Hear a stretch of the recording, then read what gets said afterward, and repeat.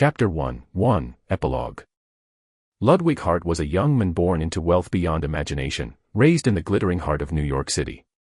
His lineage was impeccable. His father, Uri Hart, had carved out a fortune on the brutal battlefield of Wall Street, where cunning and intellect were the only weapons. His mother, the sole heir of the global motor empire known as Stonechild Industries, controlled a vast industrial network that stretched across continents. Together, they formed a powerhouse family, where success was not just expected but inevitable. Ludwig's life, from an outsider's view, seemed perfect. He was surrounded by luxury, an army of maids catered to his every whim, and the mansion he called home was more akin to a palace. His education was entrusted to the best minds in the world.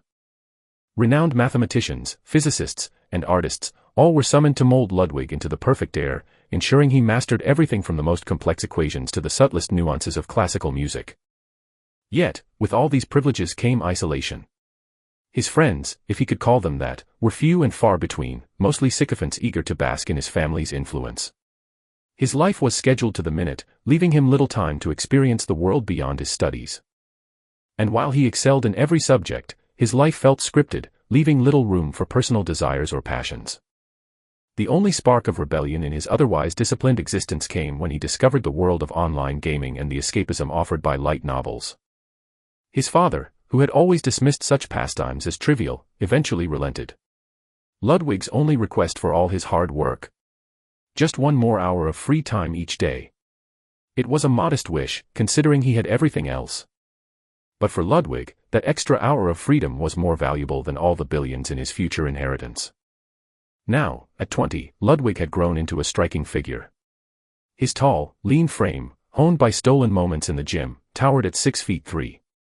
His sharp features, slick-back black hair, and a carefully groomed goatee gave him an air of refinement, though his pale skin hinted at a life spent mostly indoors. Despite his parents' disapproval, his choice to grow facial hair was one of the few personal decisions he had made, symbolizing his quiet rebellion against the expectations set upon him. However, despite his physical transformation and academic prowess, Ludwig still felt like a boy lost in a world he didn't fully belong to.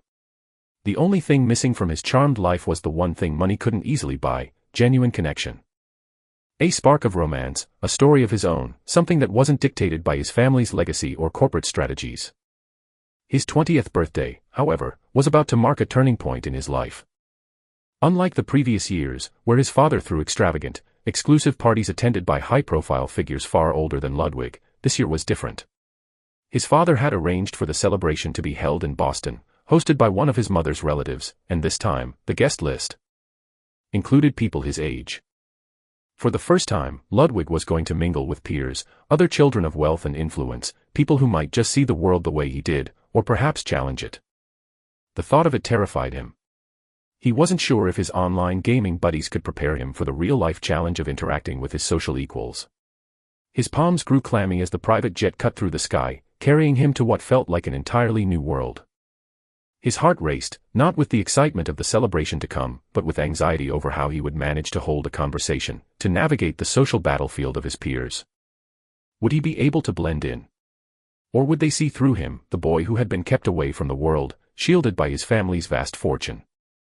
As the jet hummed along, the world beneath him shrinking into nothingness, Ludwig couldn't help but wish the flight would never end. The uncertainty gnawed at him, louder than the drone of the engines.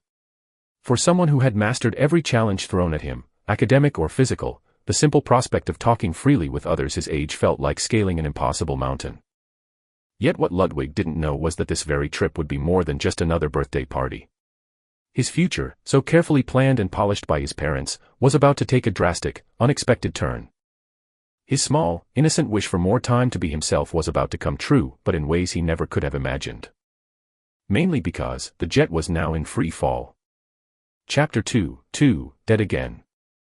Arg, it hurts. What happened? Ludwig groaned, his voice barely a whisper as he stirred. His body felt heavy, like it had been dragged through the depths of hell. His head throbbed, every pulse of pain a reminder that something had gone terribly wrong. Blinking against the oppressive darkness, he tried to piece together the fragments of his memory, but everything was jumbled, a chaotic blur of screaming, shuddering metal, and a violent, terrifying descent into nothingness. The last thing he remembered was the plane, the craft shuddering so violently it felt like it would tear apart. His father's voice, panicked for the first time in Ludwig's life, calling out to his mother. His mother's scream, raw and piercing, cutting through the chaos. Then, darkness. And now, more darkness. But something was wrong. The pain, the broken bones, the agony of the crash, none of it was there. He wasn't lying in twisted metal or engulfed in flames. There were no scattered seats, no twisted wreckage, no smell of burning fuel. Instead, he felt something cold, something hard beneath him. A stone floor. He strained his eyes, trying to make sense of the shadows around him, but the only light came from small, flickering flames in the distance, like forgotten embers scattered across a desolate plain. Dad. Mom. Ludwig's voice echoed back to him in the vast emptiness, swallowed by the oppressive silence. There was no response. Just his own ragged breathing. A chill crept up his spine. This wasn't right. His heart raced as panic clawed at his chest. Where was the plane? Where was the fire? Where was his family? Suddenly, a series of garbled sounds pierced the silence. Plus, / $. Ludwig whipped his head around, his heart pounding in his chest. The words, if they could even be called words, were unintelligible, more like static or a broken transmission. His blood ran cold. Automated translation initiated. A voice echoed in his mind, emotionless and robotic, snapping Ludwig from his confusion. The voice sounded disturbingly artificial, hollow, and devoid of any human warmth. What? Ludwig breathed, his chest tightening. No, this can't be happening. His mind raced, his thoughts spiraling into disbelief. He'd read about situations like this, isekai stories, where characters were thrown into other worlds. But that was fiction, an escape from the suffocating reality of his high society life. This was real. And it was impossible. A soft chime echoed in his head, and a glowing blue screen appeared before him, hovering in midair. Initializing transmigration, Ludwig Hart. No. Ludwig's voice rose in panic, shaking the emptiness around him. His breath came in short, frantic bursts as he took in the impossible sight before him. This isn't real. It's a dream, it has to be. But the screen remained, indifferent to his denial. Initialization complete. Welcome to the world of Ecos, Traveler Ludwig Hart. You have been transported to another world. Please read through your status screen before beginning. Ludwig's heart hammered in his chest. He didn't want to believe it, but the words on the screen burned into his mind with an eerie clarity. Another world. It felt absurd, yet the cold stone beneath him and the disorienting void around him were all too real. Before he could process what was happening, two figures emerged from the shadows, their crimson robes flowing like liquid darkness. Their faces were hidden beneath hoods, and long staffs crowned with grotesque skulls were clutched in their hands. The faint, flickering light reflected off their robes, casting them in an otherworldly glow. Seems like he woke up. Bring it, one of them said, his voice low and menacing. Ludwig's pulse quickened. The men moved with a predatory grace, their steps silent on the cold stone. One of them approached Ludwig, holding a black orb that pulsed with a sinister energy. Panic surged through him as the other man loomed closer, his breath hot on Ludwig's face. Where am I? Ludwig shouted, his voice cracking as fear overtook him. Without a word, the robed figure raised his staff and swung it. The thick wooden end crashed into Ludwig's face with brutal force, the impact echoing in the empty chamber. You have been dazed. 22 HP. A sharp pain exploded in Ludwig's skull, and his vision blurred. His knees buckled beneath him as he fought to stay conscious. What is this? His thoughts were a jumbled mess, unable to focus on anything but the searing pain and the surreal events unfolding around him. Was this some sort of kidnapping? A sick game orchestrated by lunatics? Open your hand, one of the robed men demanded. Ludwig's mind reeled, trying to make sense of the situation. Cultists? Terrorists? None of it explained the floating screens, the strange voice in his head. He tried to resist, but his body, still dazed from the blow, betrayed him. His hand shook as he extended it. The second man placed the orb in Ludwig's open palm, and suddenly, agony. Long, razor-sharp spikes shot out from the orb, piercing through his skin and muscle like molten knives. A guttural scream tore from Ludwig's throat, the pain more intense than anything he had ever felt. His body convulsed as the fiery spikes burned into his flesh. Please read through your status screen. You do not have much time. The robotic voice pierced through the pain, and Ludwig, barely able to think, willed the screen to appear. Status screen, Ludwig Hart. Health, 72/100. Stamina, 30/100. Mana, 100/100. Intelligence, 15. Strength, 15. Dexterity, 15. Vigor, 15. Luck, 15. Class, Hero. Title, Predestined Hero. One who can save the world. Possessed abilities, Hero's Starter Pack. Passives, Resolve, negate one negative effect on the bearer. Activates once a day. Overt Genius, increased proficiency in all sorts of masteries. Heroic Spirit, strong resistance to demonic temptations and mental ailments. The numbers flashed before him, but his mind could barely process them. The pain, the confusion, it was too much. Oh, we hit the jackpot. It's a hero, one of the men muttered. Really? The other responded, his voice dripping with disbelief. Ludwig's mind spun. How can they see this? He thought of the stories he had read late at night, hidden under the covers. Heroes, status screens, other worlds. None of it made sense, yet here he was, trapped in the very nightmare he used to fantasize about. The orb is glowing gold, the first man said with a twisted grin. He's the real deal. Ludwig's breath came in short, sharp gasps. What do they want from me? He thought, his heart pounding in his chest. Let him go, the second man said. For a moment, hope flickered in Ludwig's chest. Maybe they'll let me live. After all, I'm a hero now, right? Heroes are supposed to be protected, revered. But that hope was short-lived. Now kill him, the first man said, his voice cold and final. Ludwig barely had time to register the command before a dagger, gleaming in the dim light, sliced through the air and buried itself deep in his skull. The pain was blinding, a sudden flash of white-hot agony, and then... Chapter 3, You died. You died. Simple as that. Those two words echoed in the cold, empty space, lingering in the void where Ludwig's consciousness once resided. It was the last thing he saw, etched in blinding, ominous letters against the dark backdrop of his mind. Death, swift and cruel, had claimed him just moments after he arrived in the strange, fantastical world that was supposed to be his grand adventure.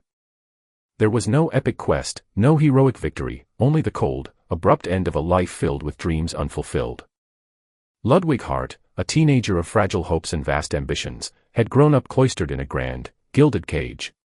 The son of a powerful family, he was surrounded by books that whispered of distant lands, mighty heroes, and impossible wonders.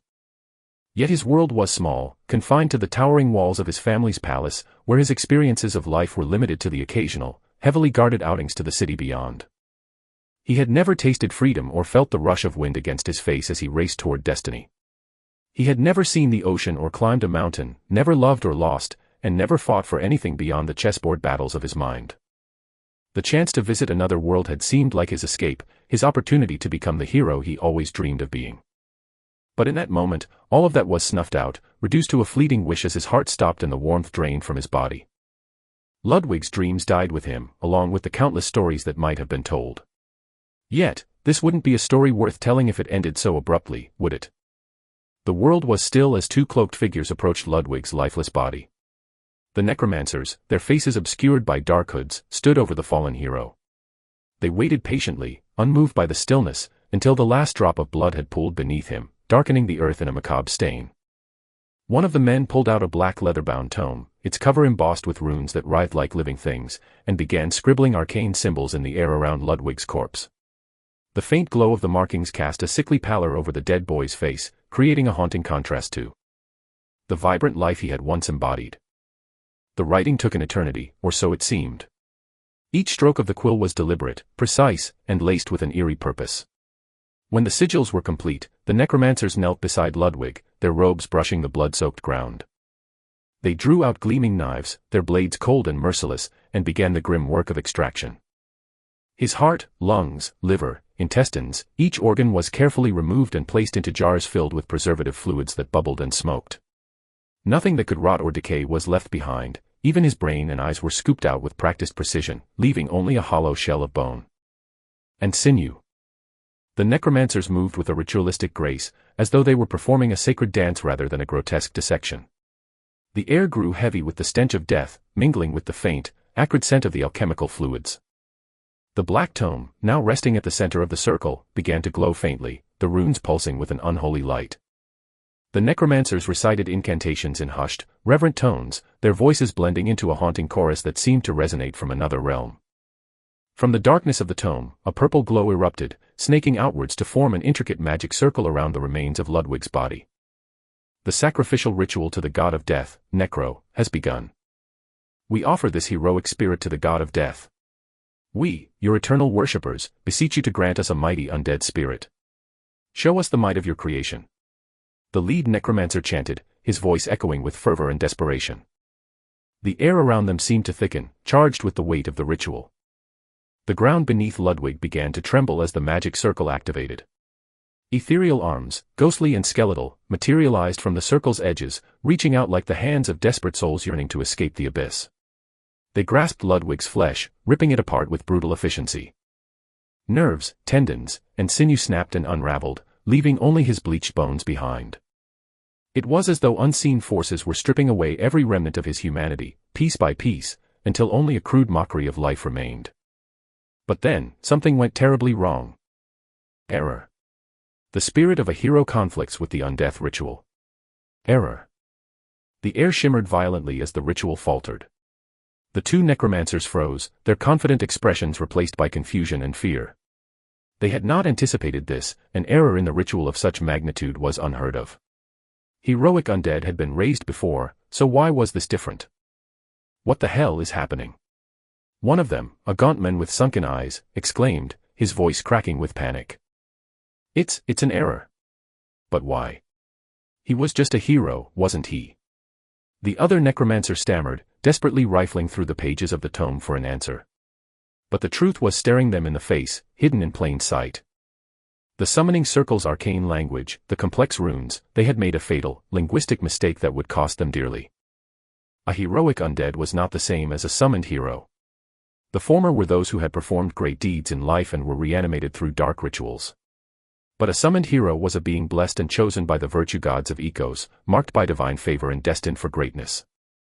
To attempt to bind such a soul to the will of death was not only an affront to the natural order but a direct insult to the gods themselves. The ground beneath them began to quake violently, as though the earth itself rejected the abomination they were attempting to create. Divine light, pure and radiant, burst forth from the altar, clashing with the sickly purple glow of the death magic. Holy and unholy forces collided, creating a cacophony of light and sound that rattled the very stones of the temple. We've offended the god of life, one of the necromancers whispered, horror dawning on his face. In a frantic bid to salvage the ritual, he attempted to smear away the runes with his sleeve, while his companion turned to flee. But their actions were in vain. Necro, the god of death, was intrigued by the powerful soul that had been offered to him, and he was not so easily denied. Divine auras clashed, swirling around the altar like a storm of conflicting wills. The gods waged a silent battle, but in the end, the dead could not return to the realm of the living. Ludwig's soul was no longer a thing of purity, it was in the domain of Necro now. A final, resounding pulse of magic settled the dispute. The holy light retreated, leaving behind only the unyielding presence of death. The ritual resumed, and Ludwig's remains began to twitch and stir. Bones, once stripped of flesh, reassembled themselves into a skeletal figure. The reanimated corpse rose, its posture hunched and awkward, a macabre puppet held together by unseen strings. Its empty eye sockets flickered with an eerie blue glow, as though staring out at the world for the first time with a hollow, unseeing gaze. The nearest necromancer gasped in awe. Oh, it worked, Seabass. It worked.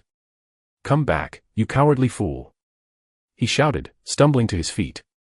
The violent clash between the divine and unholy had left him shaken, but with the ritual's completion, hope stirred anew in his heart. Seabass, the other necromancer, who had been halfway to the exit, hesitated. It's actually working. We need to tell the Black Tower Master, he mumbled, his voice trembling with a mix of fear and excitement. A sharp slap to the back of his head snapped him back to reality. Are you stupid? The first necromancer hissed. If he finds out we used a summoned hero for this, he'll kill us.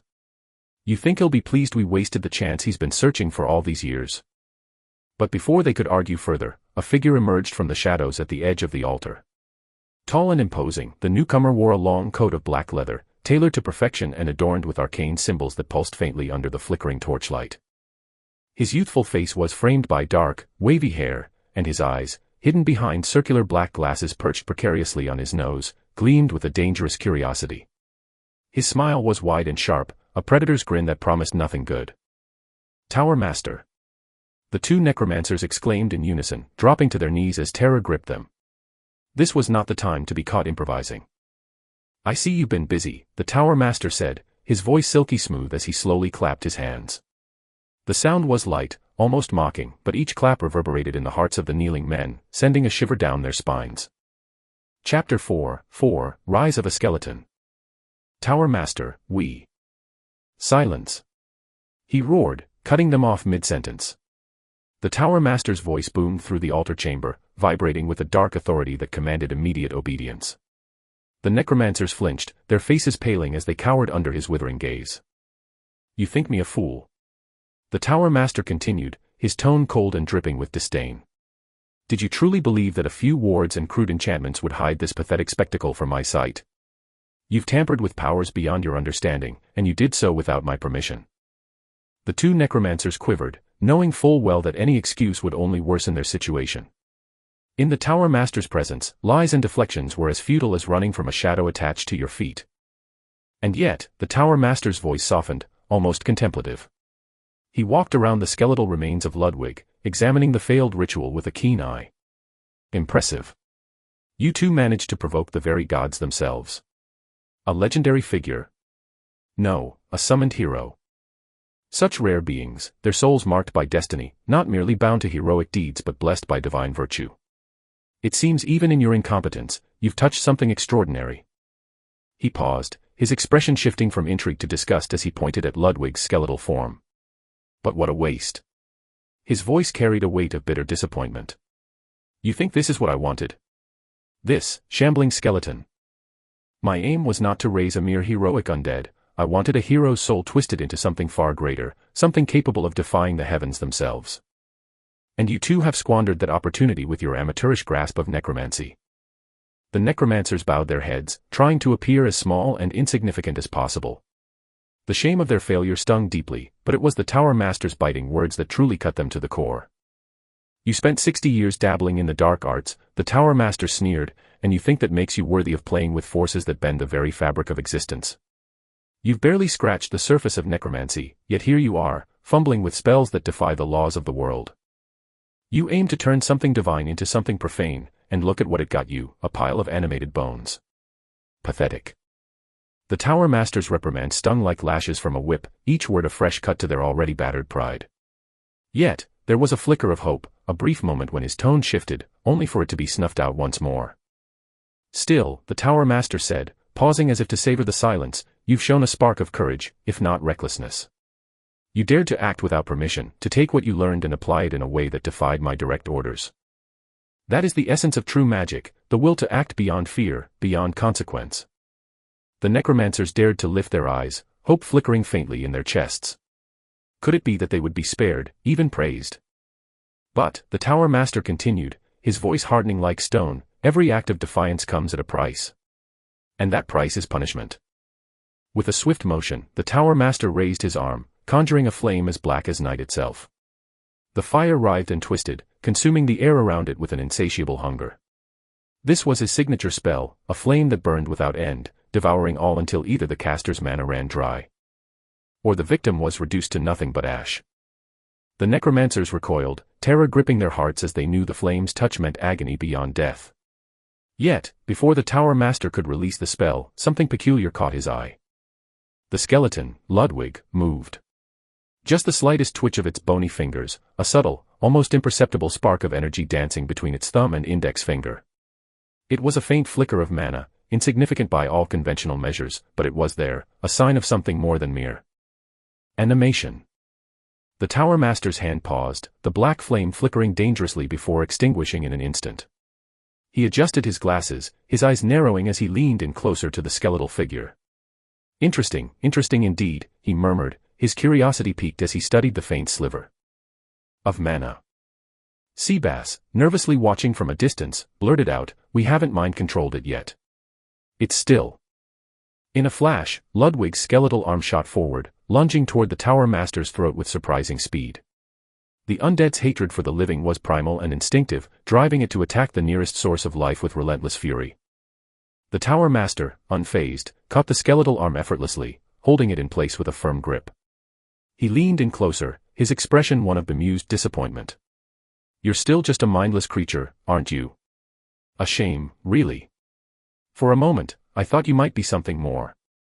He raised his other hand, pressing his palm against Ludwig's skull. A cold, binding energy pulsed outward, flooding the skeleton's body with an oppressive force. "Bind the body. Bind the mind. Bind the spirit. Fold and follow, for I am your true master." The Tower Master chanted, his voice laced with a powerful enchantment that seeped into every crevice of the skeleton's being. The blue flames in Ludwig's eye sockets flared to a vivid red, then dimmed back to blue, a signal that the binding had taken hold. The skeletal form ceased its struggle, its defiance snuffed out by the Tower Master's will. It stood motionless, awaiting its new master's command. The Tower Master released the skeleton's arm, dusting his hands off as though he had merely dealt with a bothersome pest. "I suppose I can find some use for you," he mused aloud, his tone indifferent. "Perhaps cleaning my study, fetching books, nothing grand. But you're better than nothing, I suppose." Turning to the necromancers, his smile vanished, replaced by a cold, calculating stare. "As for you two, your insolence has cost you dearly. Clean up this mess, then report to the punishment hall. I have no patience left to deal with your failures personally." The necromancers nodded, bowing deeply. As the Tower Master commands, they mumbled in unison, their voices trembling with the weight of their impending fate. As the Tower Master turned to leave, he paused, glancing over his shoulder at the skeletal figure that now followed him obediently. "You," he said, pointing at the undead. "What was your name?" Seabass hesitated, but then spoke up hesitantly. "It was Ludwig, Tower Master." "Ludwig," the Tower Master repeated, rolling the name on his tongue as though tasting it.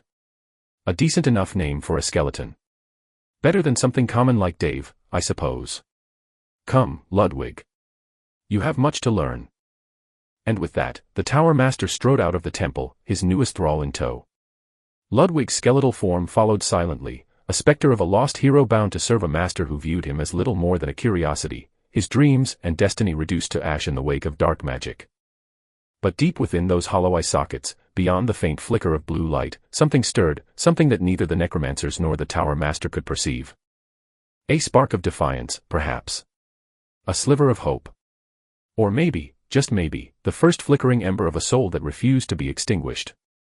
Chapter 5, Plot Twist.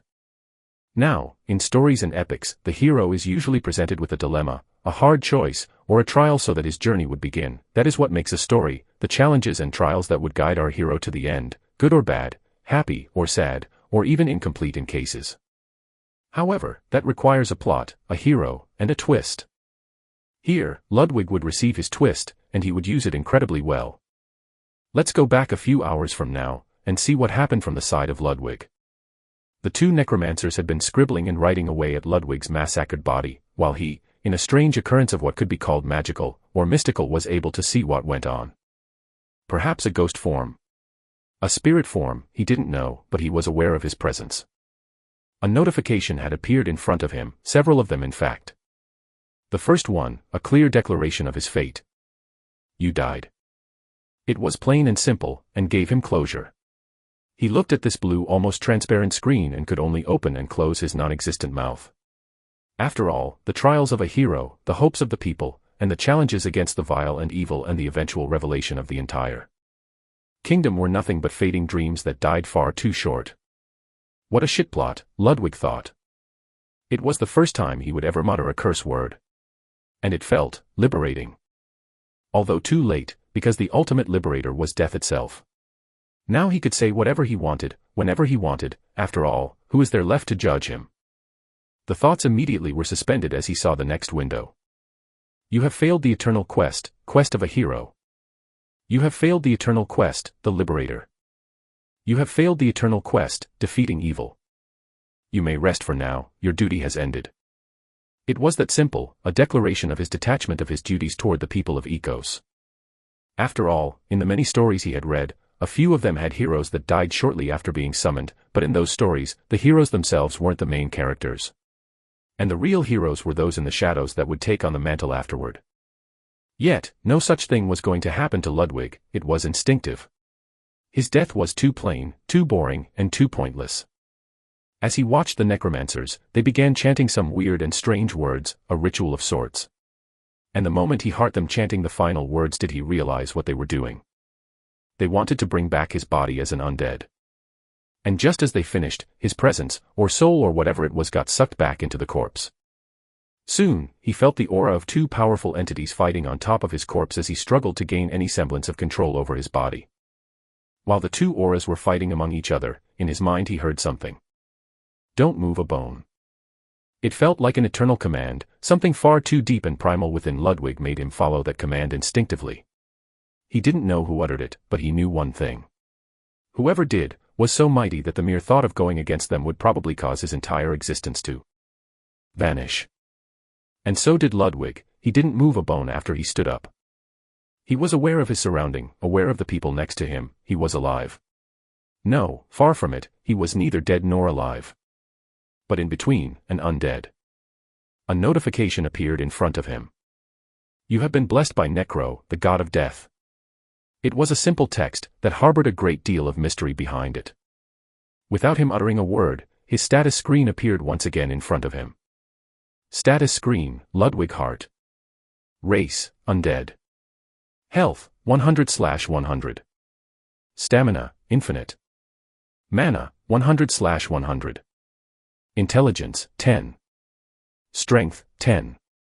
Dexterity, 10. Vigor, 10.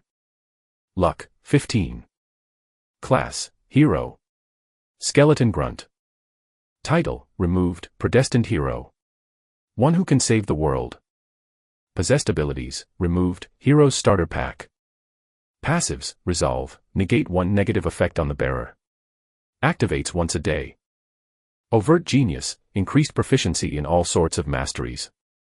Removed, Heroic Spirit, Removed, strong resistance to demonic temptations and mental ailments. Several of his abilities were scratched off, along with his former class of a hero. And the majority of his stats were reduced by third. On the other hand, his stamina was infinite. That is the price of undeath, they never tire after all. While he was occupied with his status screen, the men who would soon be revealed as the Tower Master of the Black Tower would appear. This made Ludwig tense up. Because in his blue eyes, he was able to see something far more sinister than the two necromancers that had killed him. An endless canopy of death was following him.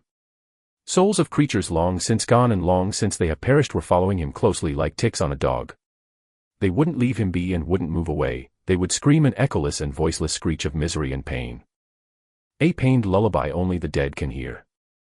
The sounds of thousands of murdered souls, souls pulled away from their eternal rest and forced into servitude under the same person who had corrupted them. The men spoke with a tongue more vicious than that of a serpent, lashing out with words that sounded far crueler than the mightiest of whips though he spoke not once out of decorum. The two necromancers had felt that their end was nigh, and Ludwig thought that they would soon come and join the endless souls attached to that man.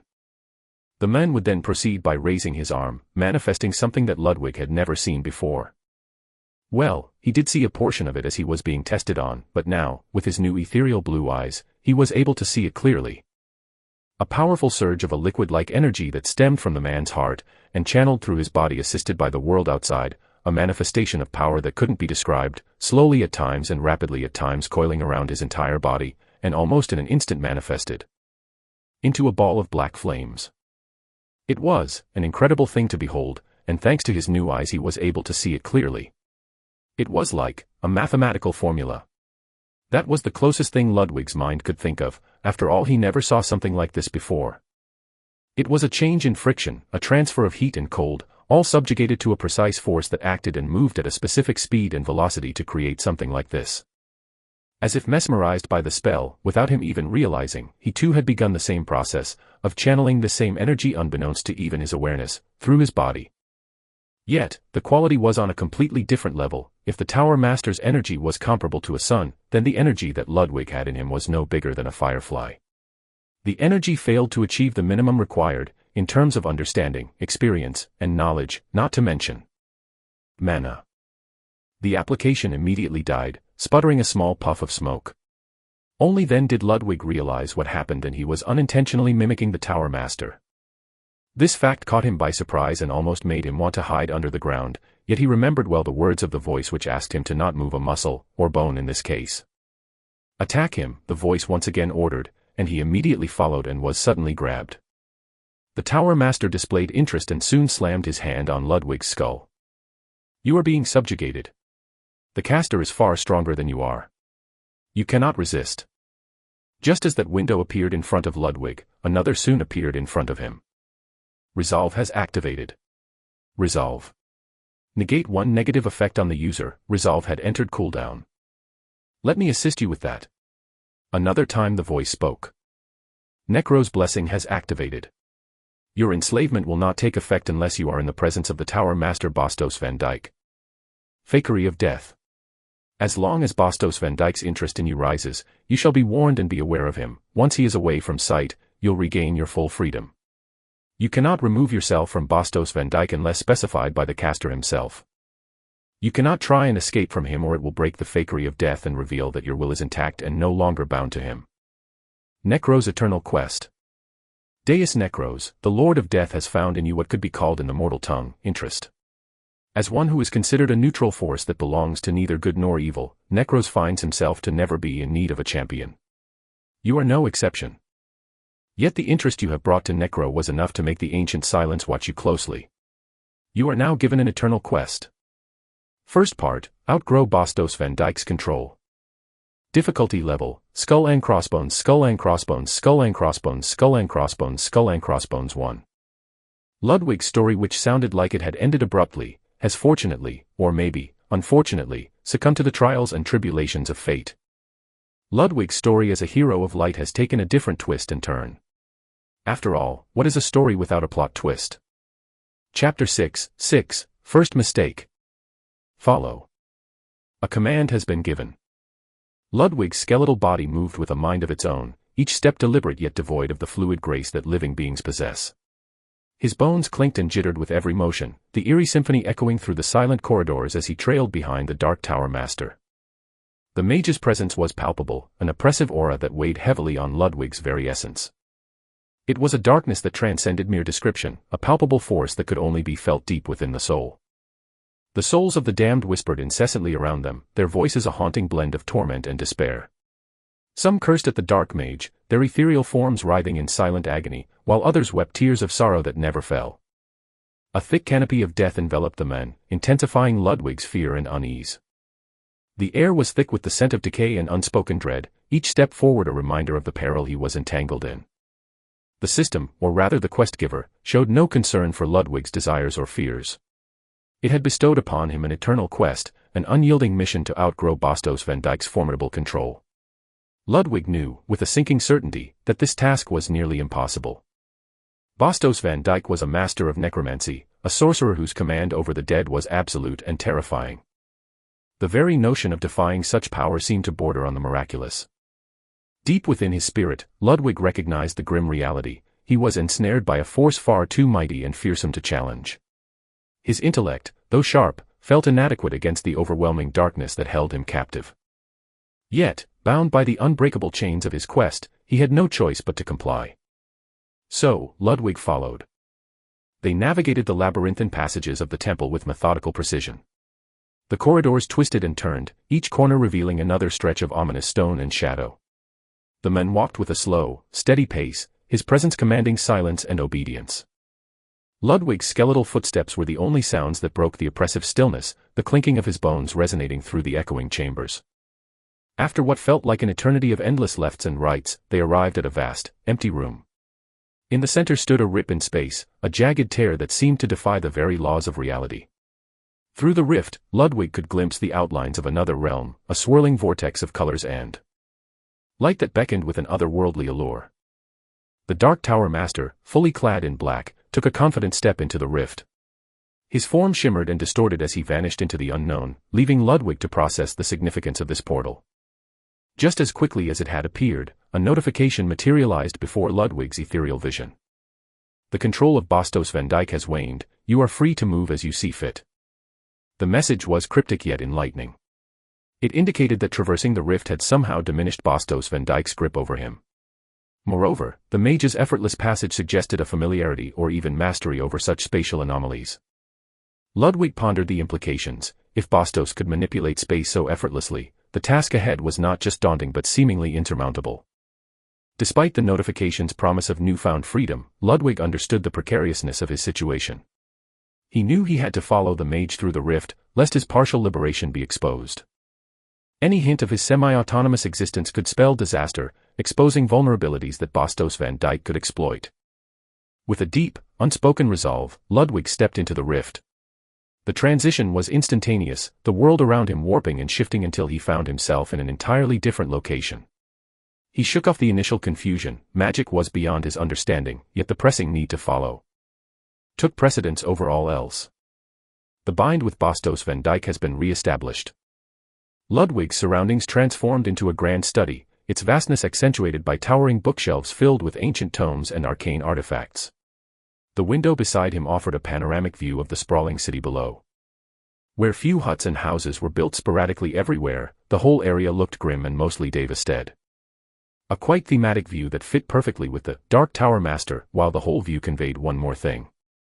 The place they were in was incredibly high.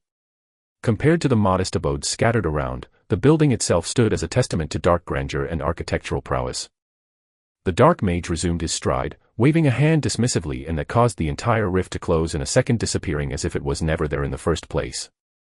Let those two walk back all the way here, this should at least teach them a lesson, or death. His clap echoed through the room, a grim proclamation of his twisted sense of justice. Without missing a beat, he adjusted his glasses and fixed his penetrating gaze on Ludwig. Now, what shall we do with you? Bastos van Dijk inquired, tilting his head thoughtfully as he rested his chin on one hand, the other arm crossed over the other. His demeanor was one of calculated authority, a master contemplating the next move in his dark game.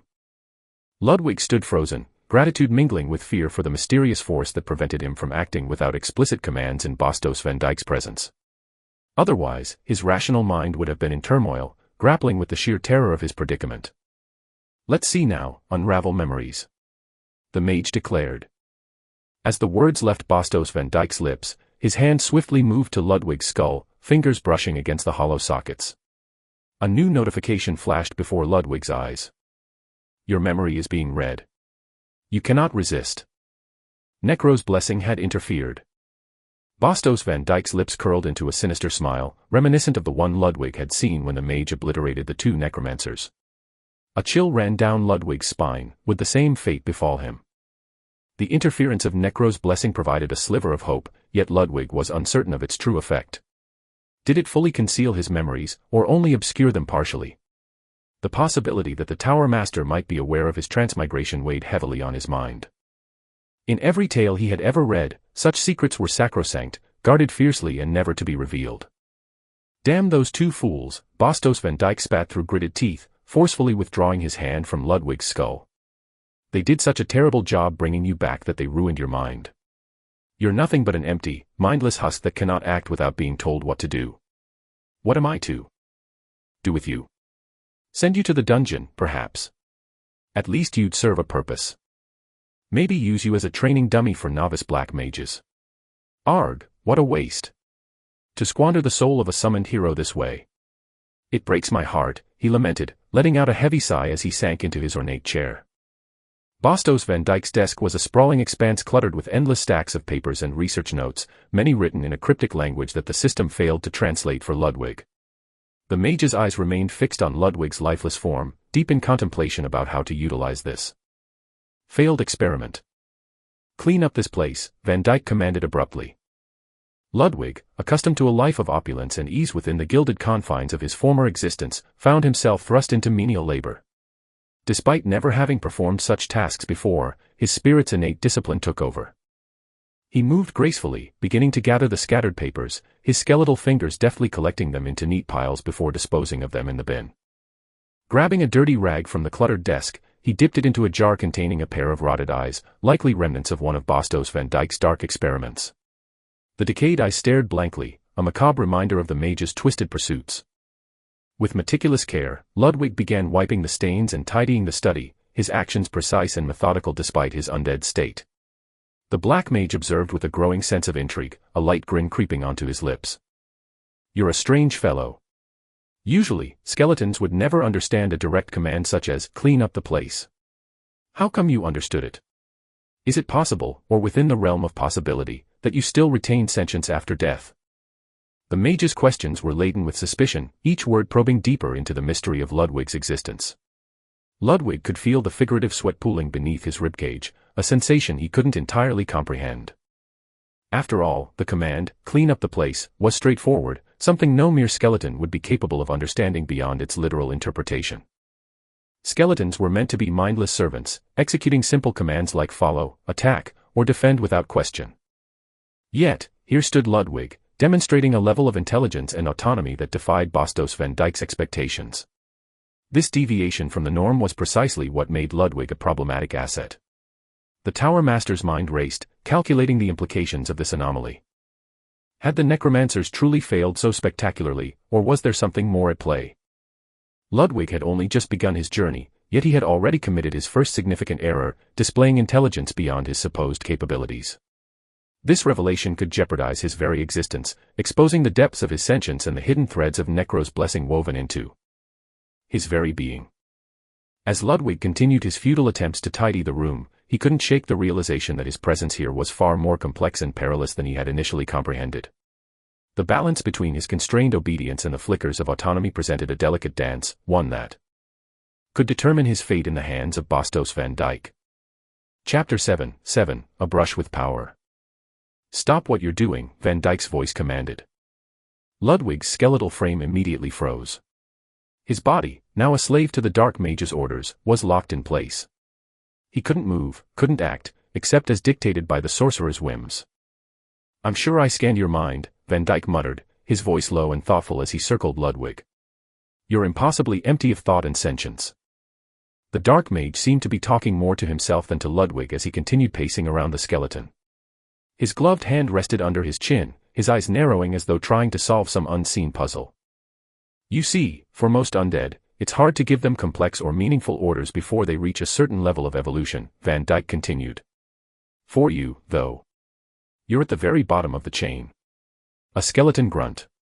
Not a warrior, not an archer, not even one of the rare skeleton mages. You are the lowest of the low, something that shouldn't even be considered a true soldier. You're nothing but a brittle test subject, barely fit for anything." He tapped Ludwig's bleached bones, as if to emphasize how fragile the skeleton truly was. "And yet," Van Dijk mused, "with each evolution, an undead grows. Through battle, through endless killing, they evolve, gaining intelligence, strength, and eventually, autonomy. A skeleton swordsman might become elite, and further beyond that, they could earn a name. Rarer still are those who ascend to become Death Knights. I've only witnessed such a transformation once or twice in my entire 600-year existence." Van Dijk's gaze turned sharper, more curious. "But you're showing signs far beyond what should be possible.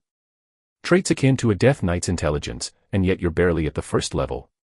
You've yet to make your first kill, haven't even honed any of your abilities, and still, you follow my orders with a level of precision no grunt should possess."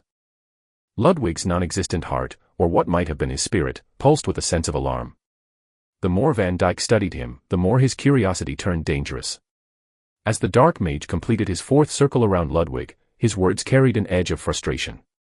"What bothers me most isn't your ability to understand me, it's those two fools who botched your resurrection. They think themselves capable Dark Mages, but they ruined you before you could even develop into something of value. If they had waited, allowed you to grow as a hero, and then killed you, you might have become an elite. A Death Knight, even. But now, look at you, just a walking pile of bones who can barely clean a room." The words were casual, dismissive, but they carried a threat that chilled Ludwig's soul. Van Dijk saw him as nothing more than a failed experiment, a wasted opportunity. And Ludwig knew too well how people like the Tower Master treated their failures. He wasn't valuable, he wasn't needed. The thought of being discarded, or worse, loomed over him like a dark cloud. But Van Dyke wasn't finished. His eyes glittered with malice, but also intrigue. "It didn't escape my notice," Van Dyke said, his voice dropping to a dangerous murmur. "You tried to mimic my spell earlier." Ludwig's mind raced. He had thought he was subtle, that his attempt to replicate the Dark Mage's magic had gone unnoticed, but clearly, nothing escaped the Tower Master's gaze. His spirit trembled as though a phantom heartbeat had suddenly thudded in his chest. "And it intrigues me," Van Dyke continued, his gaze locking onto Ludwig's empty sockets. "Don't dodge." The Tower Master's hand moved, and in an instant, the same black flame he had conjured before flickered to life. It swirled with deadly energy, hungry and wild. This time, the power behind it was palpable, raw and violent. "You are in a hostile environment. The power of the incoming spell will destroy you and send you to eternal rest. You cannot move." Ludwig's entire being froze in terror. He wanted to move, wanted to dodge, but the binding magic that held him in thrall wouldn't allow it. He was a slave to Van Dyke's command, forced to stand there and watch as the deadly magic arced toward his temple. The black flames whistled through the air, knocking over several books as they cut a blazing path toward Ludwig's skull. And then, it stopped. The deadly flames halted just millimeters away from Ludwig's bone, close enough that he could feel their heat, but still. Van Dyke's smirk widened as he observed his captive. "You truly are subservient," Van Dyke said, withdrawing his hand. "I had a thought, just for a moment, that you weren't completely under my control. But I see now that I was mistaken." The tension in the room didn't ease. If anything, it thickened as Van Dyke drew closer once again, holding the flickering black flame in front of Ludwig's face. "Do you know what this is?" Van Dyke asked, his voice silky and taunting. "This is Dark Flame, one of my most prized creations.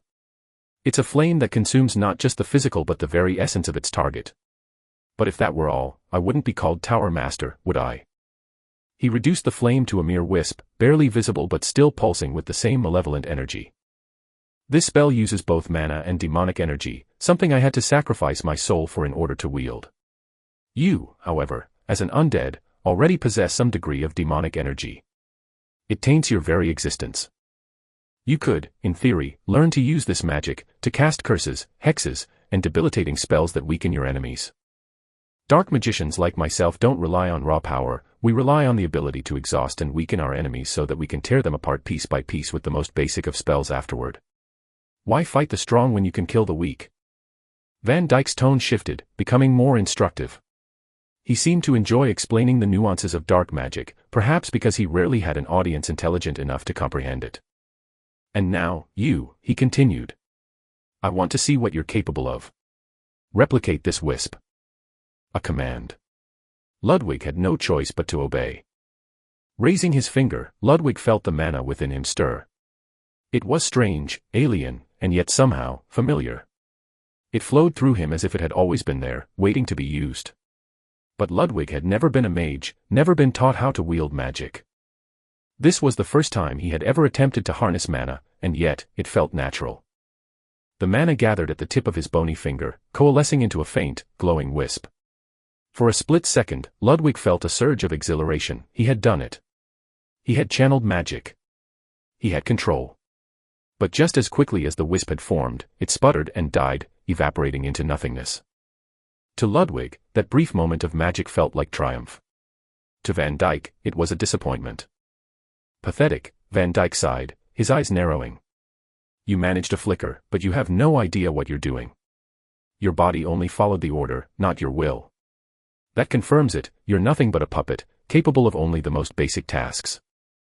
I had hoped there might be more to you, but it seems you're no better than the rest. A waste of a summoned hero's soul." He turned his back on Ludwig, walking toward the exit of the study. His movements were languid, confident. He had decided Ludwig was no longer worth his time. Stopping near a coat hanger, Van Dyke pulled a long, flowing coat over his shoulders before glancing back at Ludwig one last time. "Continue cleaning the room," he ordered. With that, he stepped out of the study, slamming the heavy door behind him. Ludwig remained motionless for a few moments, the weight of Van Dyke's words sinking in. He was alone again. Truly alone. And free. At least, for the moment. A sigh of relief escaped him, figurative, of course.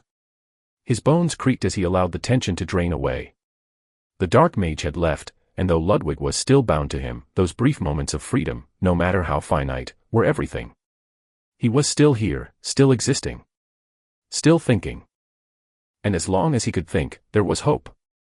Chapter 8, Bookworm. Ludwig surveyed the room, trying to find any possible means of escape. His mind raced, aware that the system had given him an impossible task: outgrow Van Dyke's control. Yet, the overwhelming presence of the Tower Master lingered in his thoughts, a constant reminder of the impossible odds stacked against him.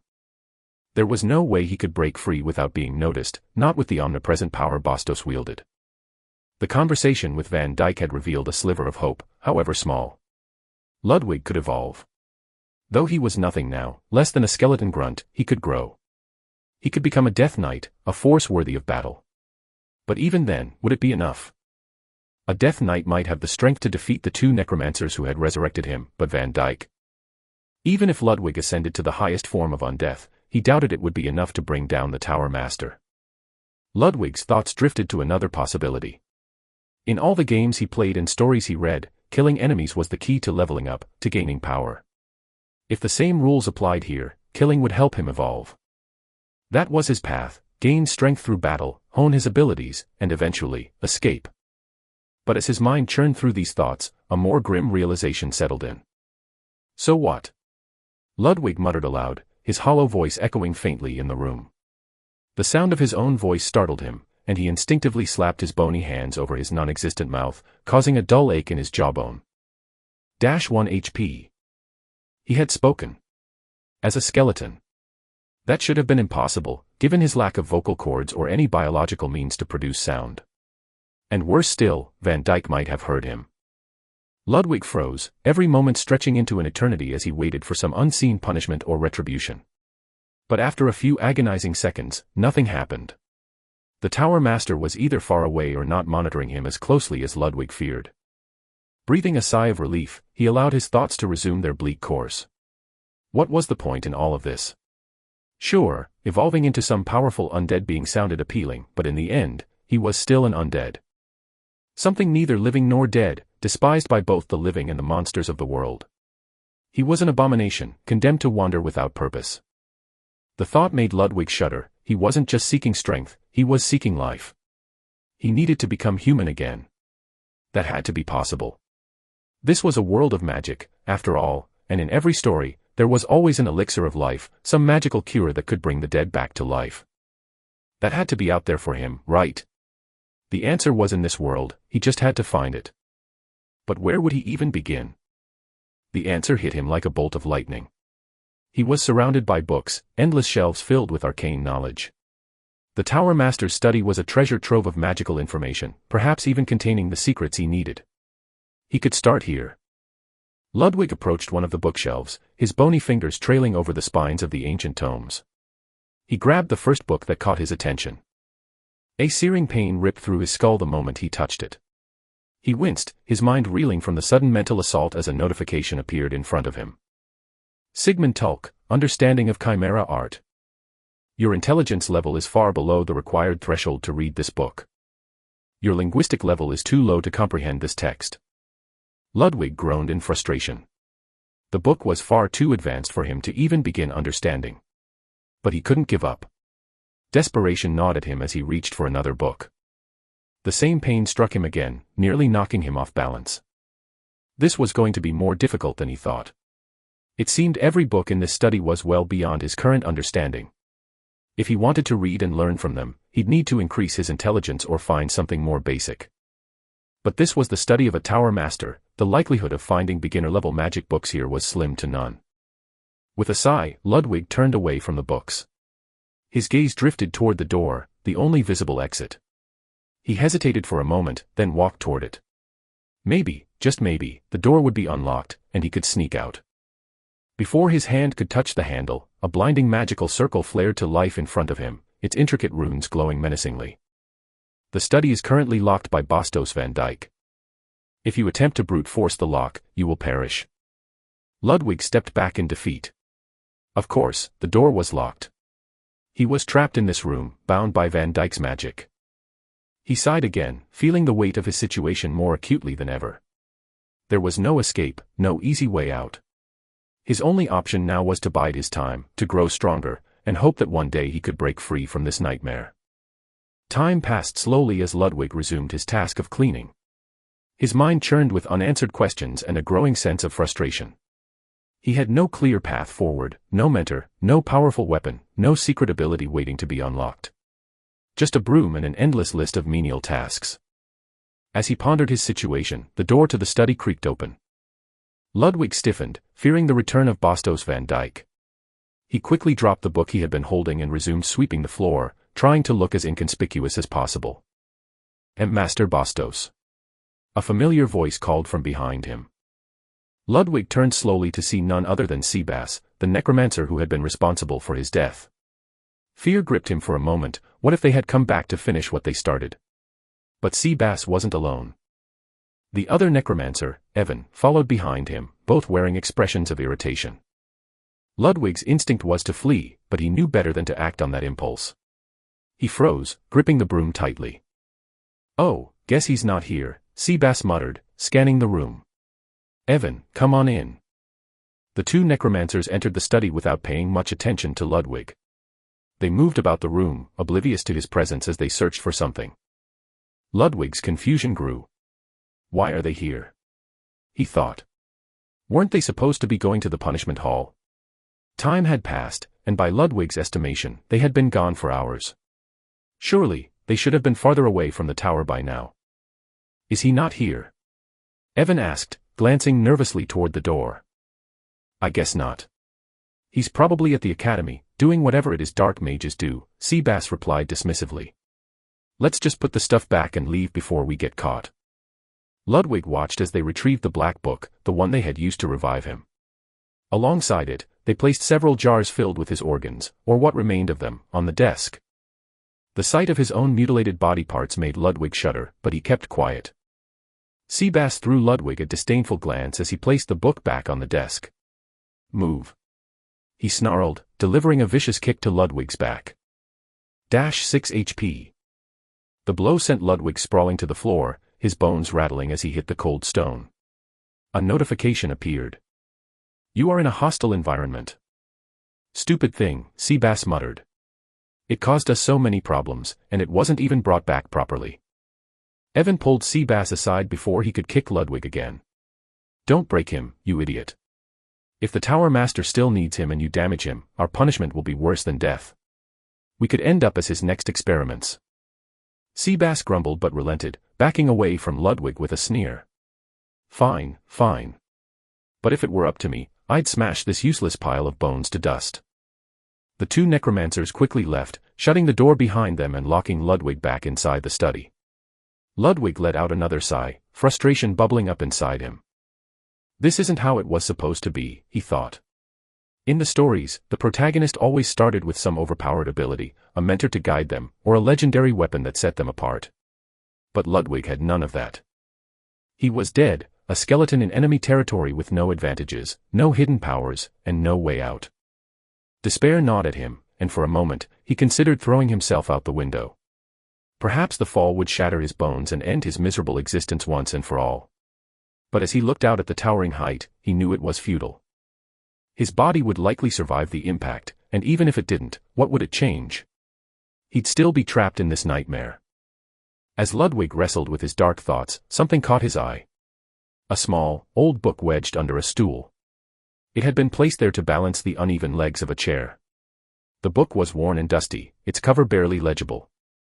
Curiosity piqued, Ludwig bent down and picked up the book.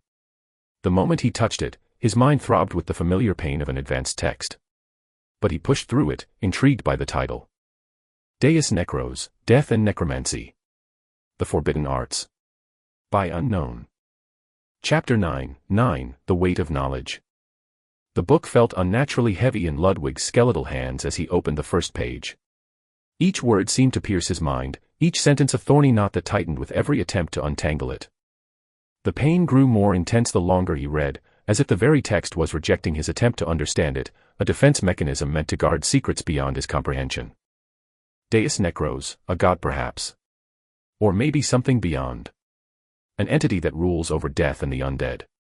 A neutral entity that seeks no control or power, nor does it have a champion. Void of all emotions, it works in mystery as it oversees the laws of death and protects them jealously from the interference of other gods. Those of the light path wish to bring back those who were once hailed as heroes and lost their lives in battle, and those of the dark path wish to bring back those of most heinous of acts. Deeds and feats simple to invoke for entities that can define reality as we know it, yet Deus Necros never agreed to the return of any of them back to life. He guarded their souls jealously, and only those that ever came back, they returned in the form of undeath. The title, Deus Necros, suggested a deity or perhaps something even greater. An entity that governed over death and the undead. According to the text, this entity operated beyond the realm of mortal understanding, overseeing the laws of death and safeguarding them against interference from other gods. Ghouls, vampires, banshees, ghosts and more, not among the living, and never among the dead, to forever walk the realm never finding peace due to having disrespected Deus Necros' eternal law of death. To die is to rest. To defy that is to forever roam without ever seeing rest. And it is a law carved in every living being. For how the undead came to be, it is a secret that Deus Necros has kept for a long time, until we dark mages managed to figure out bits and pieces of such a secret. Necromancy, the art of raising the dead, a feat that cannot simply be called miraculous but rather divine. And at the same time, an extremely delicate and difficult art to master but quite easy to begin learning. We necromancers should never consider that it is us who bring back the dead. We only open the path for them to return, but it is only by the grace of Deus Necros that they are allowed to return. And you as a catalyst must always bear it in mind, you are but a tool and he is the source. Ludwig's mind reeled as he continued reading. The more he understood, the more painful the process became. Each line felt like a hot iron brand against his consciousness, a warning that this knowledge was not meant for him. As for our lesson, let's start with raising a rat. Ludwig's mind was on the verge of splitting apart when he finally noticed something. The room was no longer empty. He turned, his movement slow and strained, to see Bastos van Dijk standing behind him, a sinister gleam in his eyes. Interesting. Quite interesting. Van Dijk's voice was like a dagger of ice stabbing through Ludwig's bones. The dark mage's face was lit with a perverse excitement, his eyes wide with a kind of manic glee. Ludwig was too stunned to respond. If he had been capable of sweating, he would have been drenched. The fact that he had been caught reading something so potentially forbidden made his non-existent heart quiver in terror. Or simply the act of reading was enough to entice Van Dijk to almost ecstasy. The fact that your head is steaming means you're struggling to comprehend what's in front of you, Van Dijk said, his tone a mixture of amusement and fascination. Not only was I wrong about you lacking sentience, but you actually show intelligence. Enough to read and even learn from the text at hand. He approached Ludwig, his gaze never leaving the skeleton. You see, he began, almost as if lecturing, only high-level undead possess the intellect necessary to understand magic. A lich, for example, must either be created by a mightier force, an archlich or an extraordinarily powerful necromancer, or must be a former human with enough magical knowledge to willingly turn to undeath. Vampires retain their memories and intellect upon turning, and death knights are already imbued with immense power and intelligence. But you're just a skeleton. You shouldn't have sentience, let alone the capacity to read and understand complex texts. So why? Why do you read? I scanned your mind, and it was empty. I searched your memories, and there was nothing. Yet here you are, learning. Quite the discovery. Ludwig slowly placed the book down, unsure of how to respond or even if he was allowed to. His mind was racing, trying to process what Van Dijk had said and what it meant for him. Continue. Van Dijk's sudden shout made Ludwig's bones rattle. You have been given a direct command. Ludwig's hands moved against his will, picking the book back up and resuming his reading. The pain intensified, but he couldn't stop. It was as if Van Dijk's command was forcing the words into his mind, burning them into his very soul. His head began to steam, literal wisps of vapor rising from his skull as the arcane knowledge took its toll. Interesting, Van Dijk mused, observing Ludwig with an almost clinical interest. Your health isn't dropping, and your pain tolerance is only temporary. You won't lose your sanity even if you read the most difficult of books, nor will you fall unconscious. A book of this level would kill a human who tried to read it. But you persist. The curse of undeath, the endless stamina given by Deus Necros to all of his pure undead. If only vampires had that, They'd rule the world, but they already possess so much strength that Deus Necros denied them the endless stamina of the undead. Ludwig's mind reeled as he read on, the text blurring as he tried to make sense of its meaning. The book spoke of necromancy in intricate detail, of the various forms of undead and their capabilities, of the delicate balance between life, death, and undeath. It was knowledge far beyond his current level, but he absorbed it, piece by painful piece. Now, Van Dyke muttered, almost to himself, should I dissect you? Perhaps I'll find out more. The word sent a jolt of fear through Ludwig. He could almost feel the icy fingers of death gripping his spine, the cold metal of surgical tools hovering over him, ready to tear him apart. But then, the mage sighed, his excitement giving way to resignation. No, it would be a waste. I'd be no different from those two fools who brought you back improperly. Speaking of which, they've returned. Van Dyke grabbed the black necromancy book that the necromancers had left behind, placing it on a shelf with a dismissive gesture. He then pulled up a chair, setting it in front of Ludwig as he continued to read. Hold on. You have been given a direct command. Ludwig stopped reading, raising his head to look at Van Dyke. If you can read, Van Dyke began, his eyes gleaming with a disturbing light, then you can understand. And if you can understand, then speak. You have been given a direct command. Under the blessing of Deus Necros, some of your words will be altered. Yes. The words slipped from Ludwig's mouth, his voice low and hollow. It was his voice, but it wasn't. It sounded foreign, detached from him. Van Dyke's eyes widened in manic delight. "It speaks," he exclaimed, nearly knocking his chair over as he stood. "Tell me. Who are you? What are you? Where do you come from? You have been given a direct command. Under the blessing of Deus Necros, some of your words will be altered." Ludwig tried to resist, but his mouth moved on its own, forming words against his will. I am. Ludwig. I am a skeleton. I do not remember. Van Dyke scrutinized him closely, his eyes narrowing as he processed the words. Interesting. This still fits with your lack of memory. I guess you're simply a mutated type. Something new. Oh, how I wish I could open that skull of yours, but you're too precious to waste. Tell me, what have you learned so far from that book? Ludwig hesitated, his mind racing for an answer that wouldn't give away too much. But the compulsion to speak was too strong.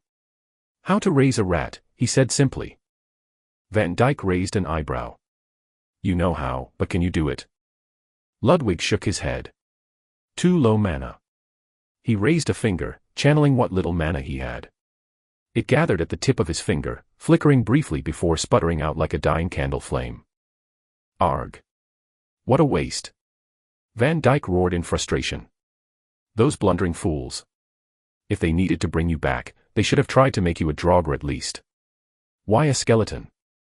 A Draugr still has internal organs, a heart even. I could have grafted a mana circle into it. Damn those idiots. The more I think about it, the more I want to rip out their livers and eat them in front of them. Van Dyke's aura flared wildly, the air around him growing heavy with a palpable, malevolent force. Even the spirits that clung to him seemed to recoil, too terrified to approach him as his rage boiled over. But just as quickly as his fury had erupted, it subsided. The dark mage sighed, adjusting his glasses with a cold, calculating calm. Fine. It'll be a hassle, but I can still fix it. Regardless, magic without knowledge is useless. And everything here, he gestured around the room, is completely beyond your scope. Let's start with the basics. Yes, I'll be your teacher. My first ever direct pupil. His smile stretched unnaturally, a grin that spoke of madness more than joy. And in that smile, Ludwig saw his own impending doom.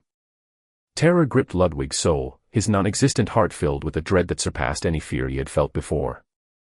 Chapter 10, Cramming. First things first.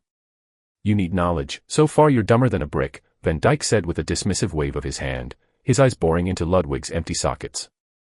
Yes, Ludwig responded mechanically, the words slipping out before he had a chance to think.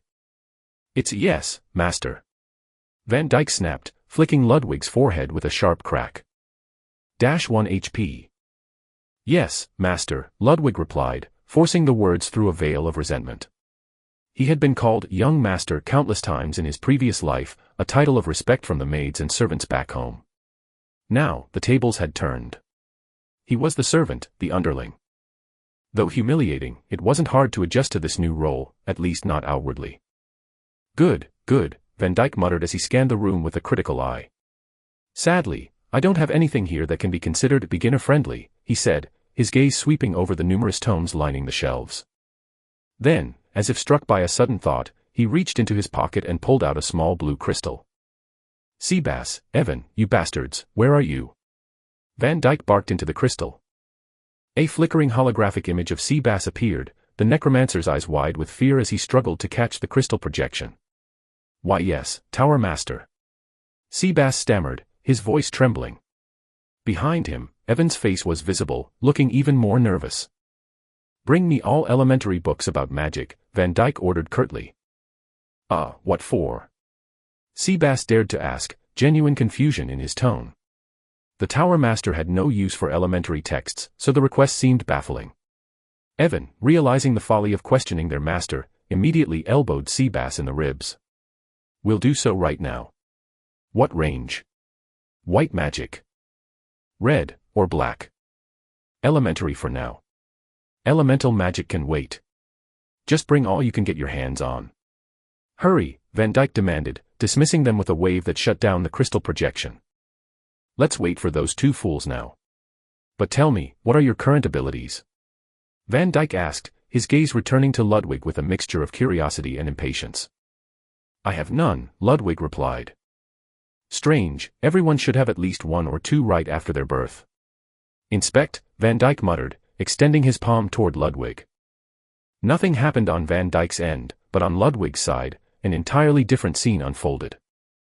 Congratulations, you have seen how Inspect works. You can now use it to inspect the world around you, including its people. Inspect, the ability to showcase another's information, including objects and materials. Inspect, Ludwig muttered, almost involuntarily. Immediately, a window appeared before him. Bastos Van Dyke. Status screen, Bastos Van Dyke. Level. Health. Stamina. Mana. Intelligence. Strength. Dexterity. Vigor. Luck. Class, Dark Archmage. Title, Black Tower Master. Your level is too low to fully showcase this person's status screen. What did you just do? Van Dyke's voice was sharp, a slight chill in the air as he fixed his gaze on Ludwig. I used Inspect, Ludwig replied, trying to sound as detached as possible. That feels awfully violating, Van Dyke said, rubbing his chin in thought. And Inspect can only be used on inanimate objects to understand their purpose. You using it on people is unheard of, regardless, tell me what you saw when you used it. Ludwig relayed the information, watching as Van Dyke's face twisted into a look of horror, disbelief mingled with fascination. What monster are you?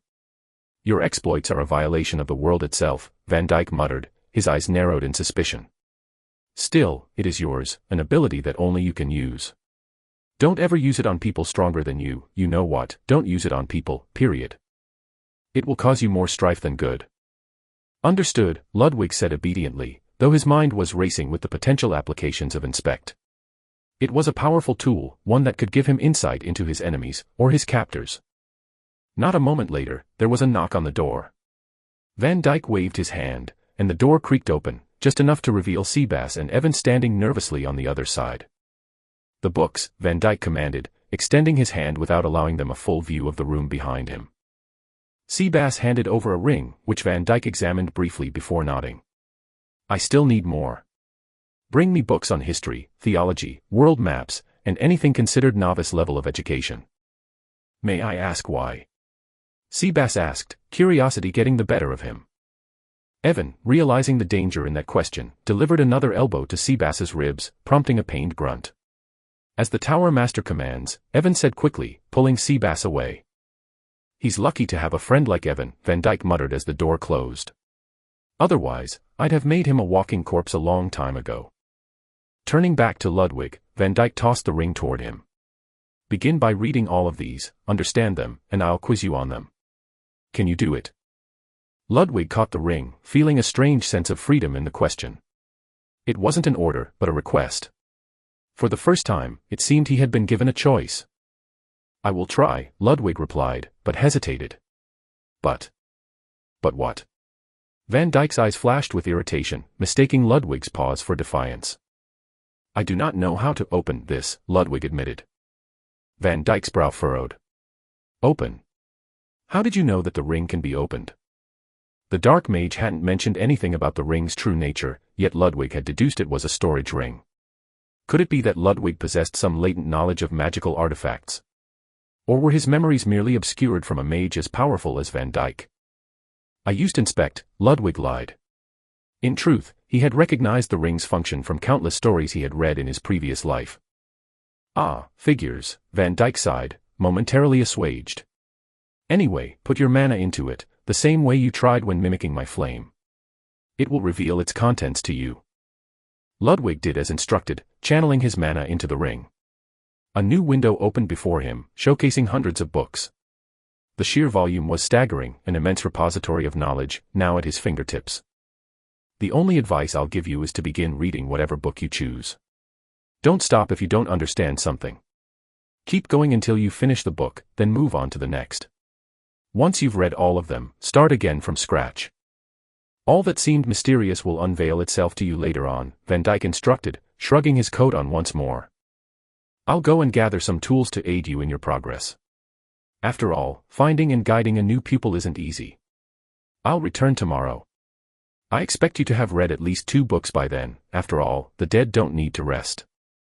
He said this with a cruel smile, leaving the room and locking the door behind him.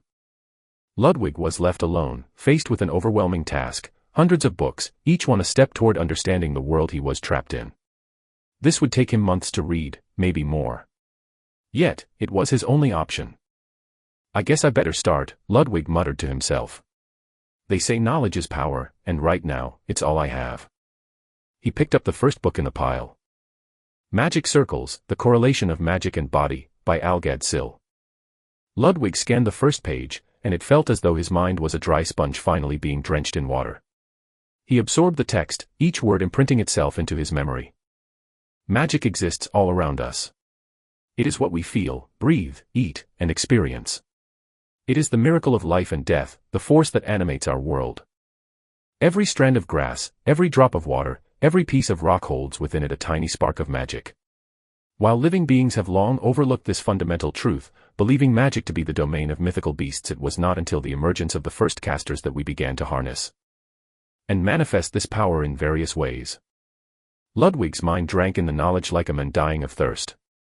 The book described the first uses of magic, to bring rain, to aid in farming, to warm hearths on cold nights. It was a tool of aid, of creation, until humanity discovered its potential for destruction and conquest. Magic evolved, and with it, so did the need to categorize and control it. Thus, we devised a system to grade magic, to comprehend its various forms and potentials. This is where the correlation of magic and the body becomes essential. First things first, magic circles, what are they, how do we create them, and what is their purpose? Chapter 11, The 5 Towers of Magic. Before you read, please be patient with me on this chapter. It may look like info dumping, but we'll need this information later on. I'll also slowly remind the reader of bits and parts of this down the road. For now, these are simply the general outlines of what is to come. Ludwig continued reading until something appeared in front of him. You have gained +1 intelligence. Wait, what? He muttered, completely surprised. I would guess that intelligence does indeed grow with reading, but how does the system even compute that? His question had no ears to fall onto, so he just sighed and resumed his study. What Algad Sil talked about was a profound and exhaustive explanation of the circles a magician can have in their hearts. But it also defined how it may only be possible for certain beings to have such a thing like magic circles. For example, creatures of magic, such as dragons and elves and druids and the sort, don't need them. They are part magic, and part, whatever they are. As for humans, they all start with a body that is pretty much detached from magic, and need to create the circles to host their magic. A heart can contain up to 9 magic circles, which is already an almost impossible feat to reach, since only 3 people have ever reached that realm. As for the first circle, it is where one is able to use the most basic of spells, such as Fireball, Wind Blade, Water Ball, Earth Spikes, and so on and so forth. The second level will allow the user to cast a higher tier, costing more mana but with more destructive powers, such as Fire Bomb, Wind Saw, Water Torrent, Earth Grasp and so on so forth. The levels would increase and so would the magic and mana cost. As for how one can create a magic circle, it is pretty simple. Once one is able to feel the mana inside them, they'll need to channel it around their hearts, creating a sturdy ring of mana that will constantly spiral around their hearts. Sounds simple at first, but this requires an incredible focus and dedication to the craft, not to mention a diagram to follow. There are several schools of thought that devised several mana circles. First, let's talk about the most common magic circle, the white circle. Born from the research of the scholars of magic, the white circle is the simplest of the bunch, and it requires one to focus up their mana into the shape of a ring around their hearts, while at the same time they'll use their remaining mana to lock it in place, and make it a permanent existence in their hearts. To be frank, that is pretty much almost all what other schools do. This is the basic start. As for how, the excess mana would act as a soldering tool to fit and lock the circle in place. It is like creating a new limb that you'll be forever conscious of. Creating the circles is the easiest part, but having the excess mana left over to bind it to remain a permanent part of you is the most difficult part, especially since the bind will be requiring incredibly more cumulative mana each level. If we give the first level, for example, let's say a specific number of 1 mana unit, then the next level would need 10 times the mana unit, while the third level will need 100 and so on so forth. Now one would think, if you already have that much mana in you, why do you even need to make circles? The answer is simple, it is because a human body cannot contain that much mana in the first place.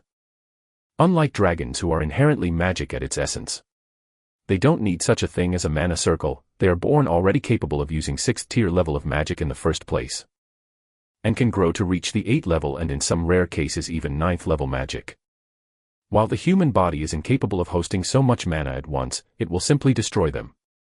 Thus, the creation of magic circles which act as permanent organs for saving mana. You have gained +1 intelligence. Another notification interrupted Ludwig's reading. He was interested in what Algad-Sil was saying. The explanation was simple and clear, and seemed to broaden his perspective of this world's power level. Now, for others that don't need such a thing as magic circles, such as sorcerers, who are beings, humans even, that are born with an aptitude and a quality to receive mana that is far above that of their brethren and peers. A sorcerer, however, has a great advantage in terms of the magic they can use, since they can be born with at least a level for magic ability and skills, and can further grow 2 or 3 tiers if lucky and talented above, but at the same time, they can never breach the 8th level, not to even think about dreaming of reaching the 9th. Then there are other beings, such as the undead, for example. Some vampires or even liches and banshees are born with a powerful ability to handle mana. The nobles of the vampire race can also build up and create circles, but that will only weaken them, as it will further endanger their hearts since it's their weak points. But a mage vampire is at all and any level a step above any other wizard or mage of the same rank, simply due to the incredible mana potential they have. Although the downside for normal vampires is they lose half of their ability when it's morning time. As for the nobles of their race, they lose up to a quarter of it. As for undead, liches for example, a rare breed of undead that is able to use death magic, they do not resort to using magic circles since they are well dead, and have no heart to host the magic circle. They save their mana circles inside what they call an eternal flask, which is their weak point, since a lich can forever regenerate and come back unless their eternal flask is destroyed. Liches can use up to 5th tier magic just by existing, and can go up 2 more ranks once they reach an arch-lich level. There are more creatures with this exemption of circles. Like we mentioned before, the closer you are to the source of magic, the less reliant you'll need to use circles to host your mana. For elves, they are attuned with nature to such an incredible degree that they can command it and that lives on it to do their bidding. Some of the nobler elves can even use the roots of the world tree Yggdrasil to foil any of their enemies. And they don't even need to have an ounce of magic in them, as they use the magic around them, which is a stage no one had ever reached before. You have gained +1 intelligence. Another notification distracted Ludwig, but he continued on. The book had a lengthy but clear explanation of magic, and it helped him understand the purpose of it, not only that he soon found himself at the last page of the book, which brought some sadness to him. He wondered, what did Van Dyke even mean by skip any parts he didn't understand? The book was clear and consistent with the theories and teachings it was saying, and he didn't find any difficulty reading it. He then opened another book, something about white magic and its uses, and finished it all in about half an hour. It talked in length about white magic and how it can be used not only for oneself but for others. It is in this book considered the highest form of selfless magic, as it creates protections and barriers, and even delves into healing magic, which is the property of the holy churches. As a matter of fact, the divine magic of the church is considered white magic, while white magic encompasses a bit more than just the divine magic, since its users don't even need to be followers of the church. More books in front of Ludwig explained about all the schools of magic, including the 5 towers of magic. The White Tower of Wisdom specializes in restorative spells, cures, protective magic, wards, shields, barriers and light magic, to dispel darkness and confusion. It focuses selflessness, guidance, knowledge, and benevolence. The Red Tower of Passion, offensive spells that do incredible damage, and not only fire, even lightning and explosions, and the sword is part of the Red Tower. It may delve into chaos and large-scale devastation, even to the point of reaching the rims of dark magic as blood magic is, although forbidden was once a part of the Red Tower's specialty. It also touches a bit upon the emotional part, which is inherently the realm of the Blue Tower, as in intensifying one's emotion and manipulating it, since magic and emotion go hand in hand. It focuses emotion, intensity, aggression, and drive. The Blue Tower of Serenity, inherently this tower is built around exploring the mind. It specializes in the creation of illusions, perception alteration, deception of the senses, and mind magic. It is a tower that was once prominent in the past for its uncanny ability to manipulate the opponents and make enemies allies. But once some of the restrictions of the Black Towers were removed, it no longer had the lead among the 5 towers. Its main focus is calmness, reflection, clarity, and subtlety. The Grey Tower of Neutrality, which is the steadiest of the towers when it comes to internal politics, and also the most mysterious, since it delves into domains far from what can be considered normal. It also acts as an arbiter in the matters of the 5 towers, maintaining the equilibrium of the 5 towers without leaning into any tower's favors. Its main studies would contain transmutation magic of all forms, alchemy, etheric formless magic, such as emotion and even time magic to a certain point. It focuses on balance, transformation, impartiality, and adaptability. Last but not least, the Black Tower of Power. The Black Tower had begun by delving into all sort of dark magic at first, including but not limited to necromancy, fear, ancient powers, soul magic and curse magic.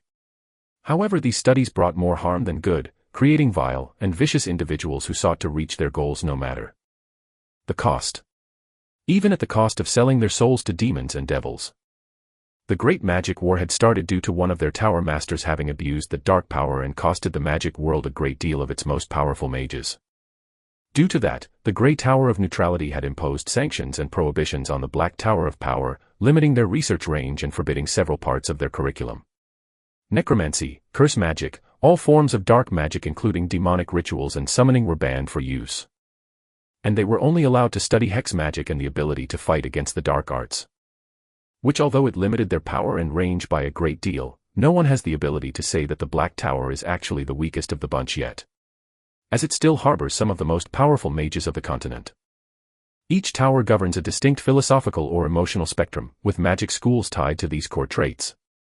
The White Tower serves the common good, the Red Tower indulges in intensity and destruction, the Blue Tower seeks harmony and subtlety, the Grey Tower pursues neutrality and change, while the Black Tower craves control and often delves into dangerous or morally questionable powers. However, something nagged at Ludwig. He was killed and resurrected by necromancers, yet the books were explicit in stating that necromancy was banned and heavily sanctioned. How then had these necromancers been allowed to bring him back? Shouldn't this have warranted an investigation or retribution? Something's rotten in Denmark, Ludwig muttered. He pondered the inconsistencies he had uncovered. The necromancers had defied the rules set by the Grey Tower of Neutrality, the very institution that had imposed strict restrictions on the use of necromancy. Yet, they had done so without fear of reprisal. This suggested either corruption or a deeper conspiracy at play within the towers. Ludwig's mind continued to churn with possibilities. Could the Black Tower still be practicing forbidden magic in secret, undermining the laws set forth by the other towers? And what role did Van Dyke play in all of this? The Tower Master had clearly defied many conventions, but to what end? His grip on the book tightened. The path ahead was fraught with danger and uncertainty, but now he had knowledge, a tool that could be as powerful as any weapon. He would continue to read, to learn, and to uncover the truths hidden in the shadows of this world.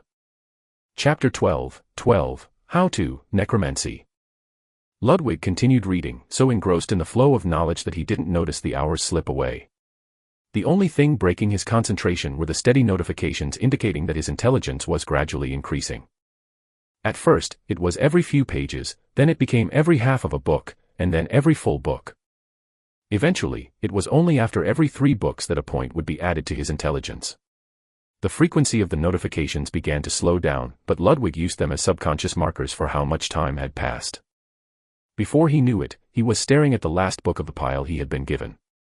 He had finished it all in less than a single day.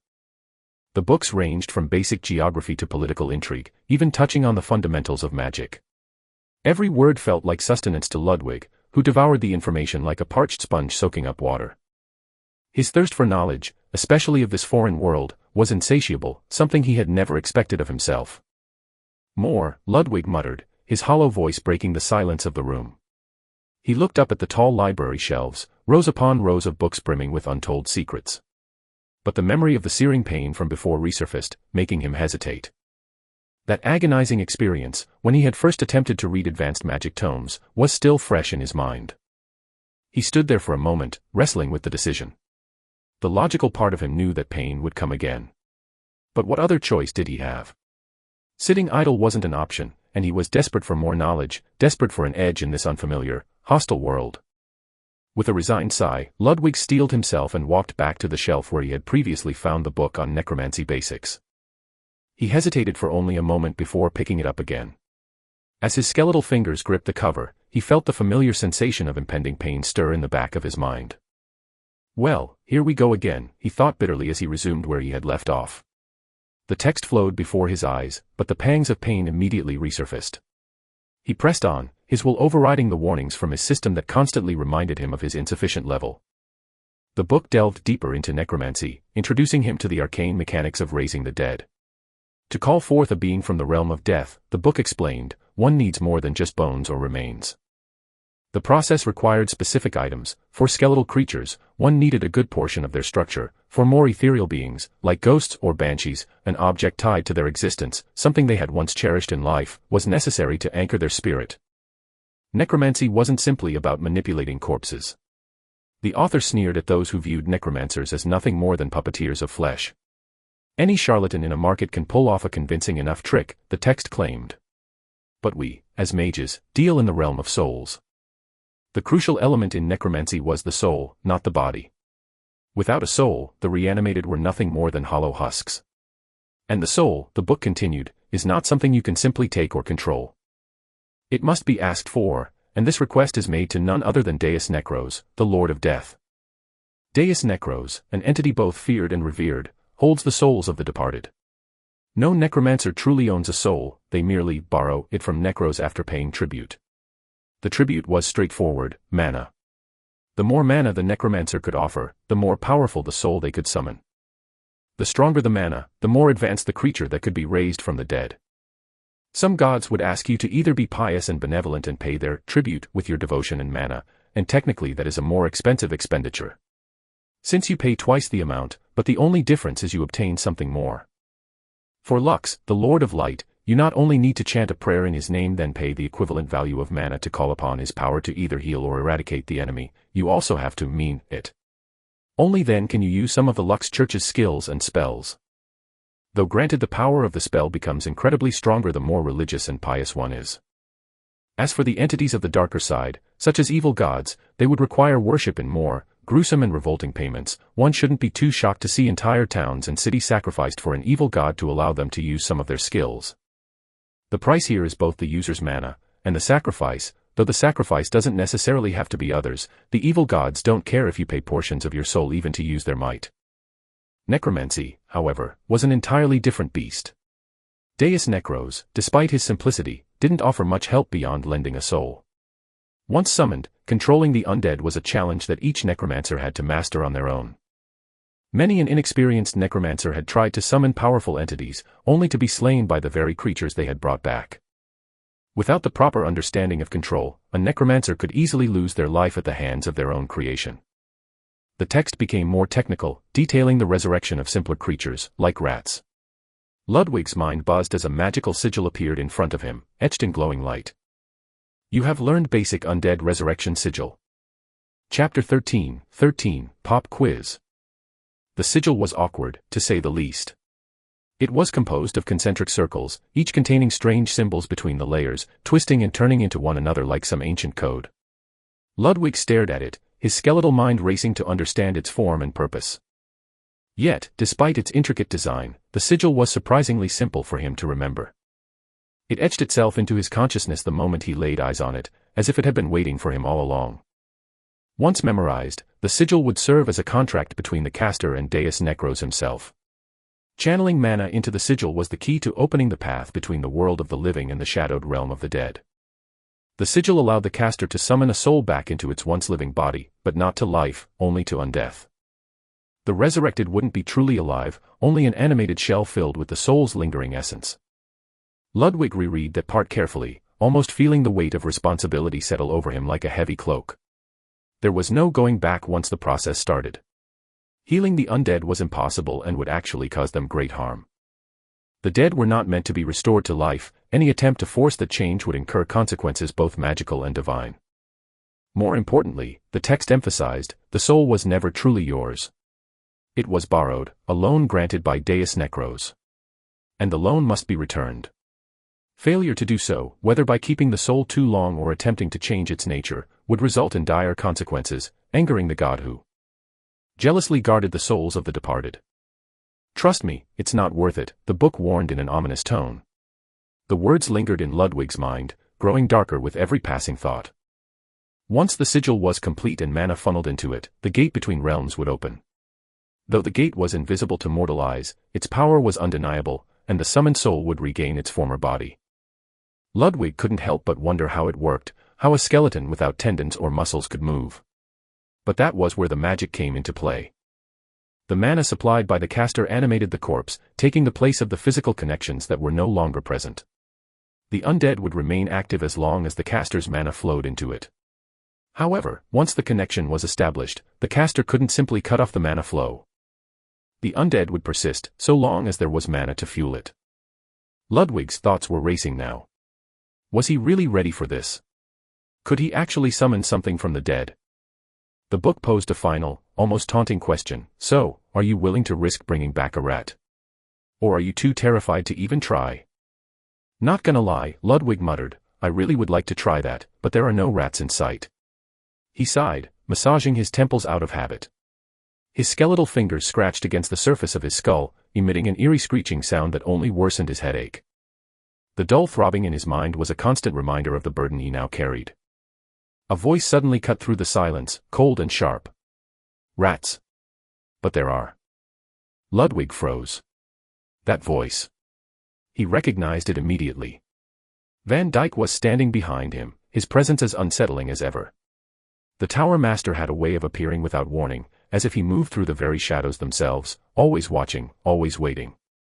Ludwig turned slowly, his hollow eyes meeting Van Dyke's gaze. There was something sinister in the man's expression, a mix of curiosity and amusement as he watched the skeleton mage struggle with the weight of his newfound knowledge. Ludwig swallowed hard, though he had nothing to swallow. A nervous tic left over from his previous life, a useless gesture in his current state. Still, the terror was real. Seems like you were busy yesterday, Van Dyke remarked casually, though his voice was lined with a predatory edge. Or perhaps you got too bored with the books I gave you and decided to read something more advanced. Only then did Ludwig realize how much time had passed. The sun had already risen, its light filtering through the high windows of the study. He had spent the entire night reading, consumed by the words and the knowledge they contained. His hunger for understanding had blinded him to the passing hours. I have already finished the books, Ludwig responded cautiously, unsure of how Van Dyke would react. Van Dyke's brows furrowed, a mixture of skepticism and intrigue crossing his face. Did you, now? Did you perhaps only pick one up? Because there are more than 100 books here, Van Dyke said, gesturing to the stacks scattered across the table. All the books, Master Van Dyke, Ludwig affirmed. Van Dyke's frown deepened as he moved closer, his long fingers tracing the spines of the books. With one hand, he picked up a random volume and flipped through it, his eyes scanning the pages. Northern Sea, he said, stopping abruptly midway through the book. What is the name of the fleshless guardian protecting the endless peak? Ludwig's bony brow furrowed in concentration. The Northern Sea has no mountains, Master. It's a cold, icy expanse of water. The endless peak lies within the territory of the Azure Eternal Dragon, though its exact location is unknown. As for the fleshless guardian, he's the strongest known knight of undeath, and his name is Mordzander. Van Dyke's expression shifted into a pleased smirk. Oh, quite the scholar, aren't we? I suppose you really did read everything, then. I was hoping for a trick question to catch you off guard. His eyes gleamed with amusement, though there was something darker lurking beneath the surface. How did you do it? He asked. Ludwig remained calm, gesturing towards the book still in Van Dyke's hand. Master, the book is upside down, and it's about proper etiquette at a Tower Academy. That's how I knew. For a moment, there was silence, then a low chuckle escaped Van Dyke's lips. His grin widened. Well, well. You're becoming more expressive, more capable of independent thought. I see I'll need to adjust my plans for you, he said, as if to himself.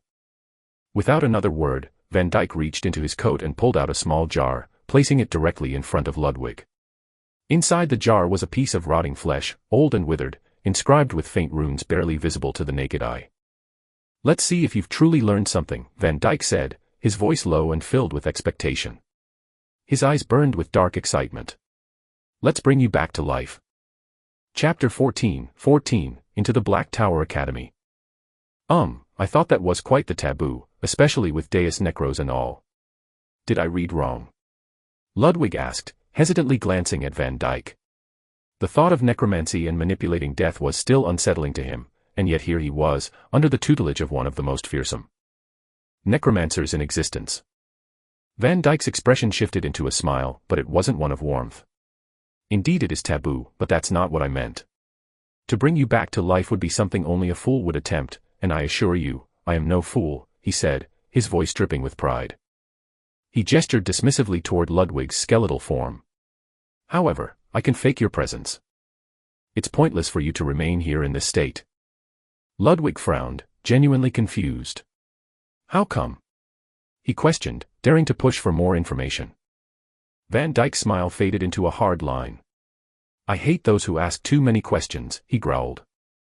I apologize, Master, Ludwig replied quickly, bowing his head slightly, his skeletal fingers clenching in anxiety.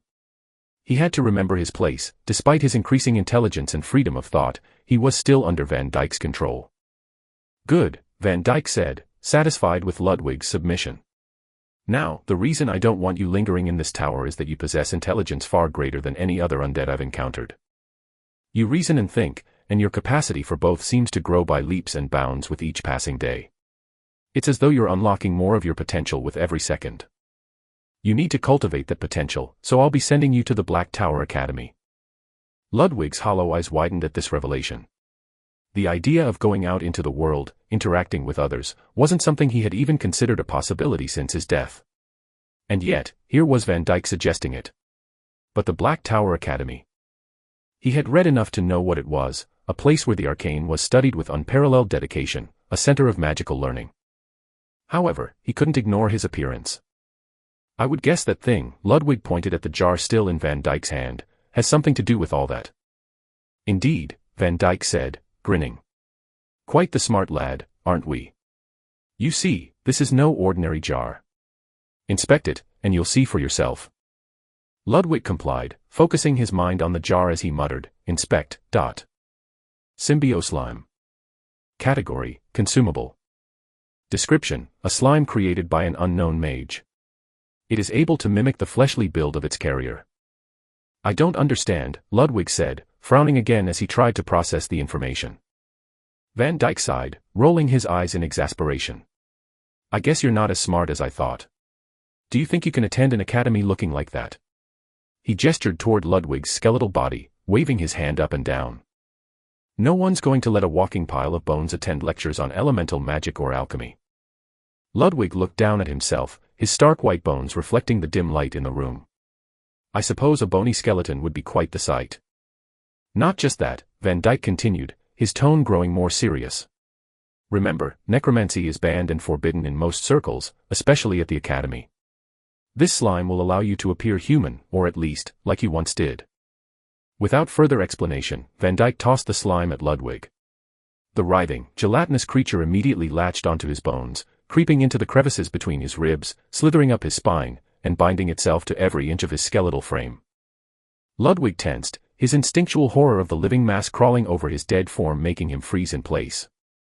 The sensation was unsettling, but soon it subsided, and when Ludwig glanced down at his hands, he gasped. Skin had appeared, his skin. His bones were now covered in flesh, pale but real, with nails, hair, and the appearance of veins. His face, reflected in a nearby mirror, looked exactly as it had before his death.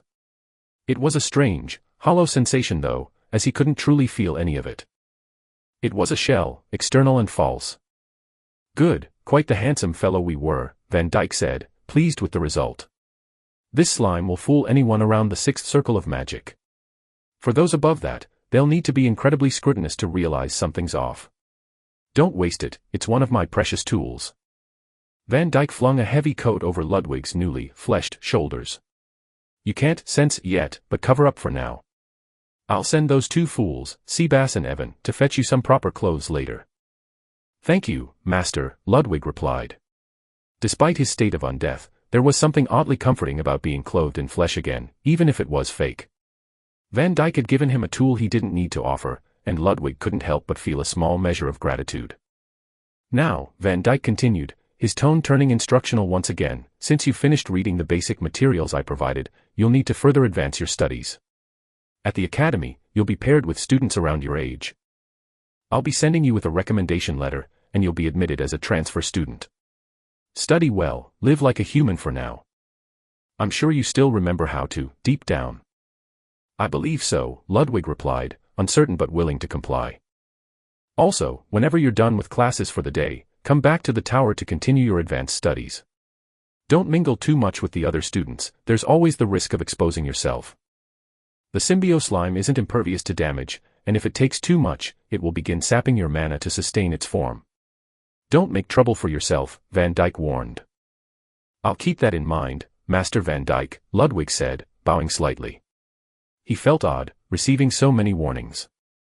The academy would likely be full of young mages, people his age, or at least, the age he had once been. Could he truly pass as one of them? Good. Now, look out that window, Van Dyke said, pointing through the narrow frame. Far in the distance, a small pyramid-shaped tower was barely visible beyond a sprawling hill. That's the Black Tower Academy. You'll be spending the next few years there, amassing knowledge. What I have in this tower is far more advanced than what you'll find there, but without a basic understanding of magic, everything in my study is meaningless to you. Keep a low profile, but excel in your studies. Destroy your peers in academics, if possible. I don't want my only pupil to be a blundering fool. A new quest has been added. Difficulty, B+. Quest, study at the Black Tower Academy. Description, you have been tasked with learning at the Black Tower Academy, where you'll have access to vast resources and knowledge. Advance your understanding of magic over the course of a minimum of 3 years. Quest rewards, reward scale based on your achievements at the academy. Final reward, class change to Skeleton Mage. Do you wish to accept this quest? Yes/no. Ludwig considered declining for a brief moment. He could just leave once outside Van Dyke's tower, complete the eternal quest of escaping Van Dyke's control. He was desperate for freedom, after all. But before he could make a decision, the system overrode his thoughts. Quest automatically accepted. Failure to comply with the quest will result in death. Failure to follow Bastos Van Dyke's instructions will result in death. Attempting to escape the academy premises without permission will result in death. Brother, Ludwig muttered under his breath as he read the endless list of death-related consequences tied to the quest. Van Dyke's sharp hearing didn't miss the muttered word, but he chose not to comment. Instead, he simply smirked. Once your clothes arrive, you'll depart for the academy. Make sure to return here every night for additional study. I've placed some materials in this ring, he said, handing Ludwig a second storage ring. Take a couple of books with you if you feel like torturing yourself with more reading, but no necromancy, no dark magic, and absolutely no curses at the academy. Even I can't save you if you're caught dabbling in those. Thank you, Master, Ludwig replied, accepting the ring. You've thanked me enough, Van Dyke said with a dismissive wave of his hand. Wait here until your clothes arrive, then leave for the academy as soon as possible. With that, Van Dyke turned and left, once again leaving Ludwig alone with his thoughts. The academy loomed in the distance, an entirely new chapter in Ludwig's strange existence, where survival would depend not on strength or combat, but on his ability to outwit his fellow students and conceal the truth of what he really was. Chapter 15, A Step Toward the Academy. Not long after Van Dyke had left, Ludwig heard a soft knock on the door. He hesitated, unsure whether to respond. If it was Van Dyke, the door would open without permission, as the necromancer always made his presence known whether desired or not. But if it was Seabass and Evan, those two loathsome necromancers, they would have no choice but to wait outside. After a moment of silence, the familiar voice of Seabass seeped through the wooden door like a creeping fog. "Master Van Dyke, we've brought the rest of the items you requested." "We'll be leaving now," he said, his voice oozing disdain even in servitude. Ludwig waited, listening as their footsteps slowly faded down the spiral staircase, their voices hushed and unintelligible. Cowards, Ludwig thought to himself, rage simmering beneath his calm surface. He wasn't fond of those two. They'd killed him, after all, and despite his current state of undeath, that was not something easily forgiven. After a while, the door creaked open on its own. Ludwig turned, finding a small pile of neatly folded black clothes resting on the stone floor, accompanied by a letter, a silver chain necklace, a modest wand, and a set of shimmering potions. Without much thought, Ludwig approached the items. He was still naked, though it no longer bothered him in the way it would have before. Even though he felt no chill, the bare bones were a stark reminder of what he had become. Dead, but not resting. "Inspect," Ludwig whispered, casting the skill Van Dyke had once taught him. Academy simple robes. Category, light clothes. Description, basic attire for students of the Black Tower Academy. Durable, but unadorned. The fabric felt strange against his bony hands. Although he couldn't physically feel the warmth of the cloth, its presence gave a vague sense of normalcy. Clothes. Something to disguise the horror of his fake skin-covered skeletal frame. Next, he picked up the necklace. Necklace of Access. Tier, rare. Description, a necklace handcrafted by Bastos Van Dyke for his only pupil, Ludwig. Grants access to the majority of the Black Tower Academy facilities, including classrooms, laboratories, and common rooms. Does not permit entry to high-security areas such as the library's third level and the administrative offices. The necklace shimmered faintly under the dim light of the study. Ludwig felt a strange sentiment bloom within him, though it quickly died as he reminded himself that this was no genuine gift, it was merely another tool Van Dyke had given to maintain control. Lastly, Ludwig inspected the potions. Minor health potion. Tier, minor potion. Description, a simple concoction brewed by an apprentice alchemist. Restores up to 300 health points. Minor mana potion. Tier, minor potion. Description, a basic magical elixir capable of restoring 300 mana points.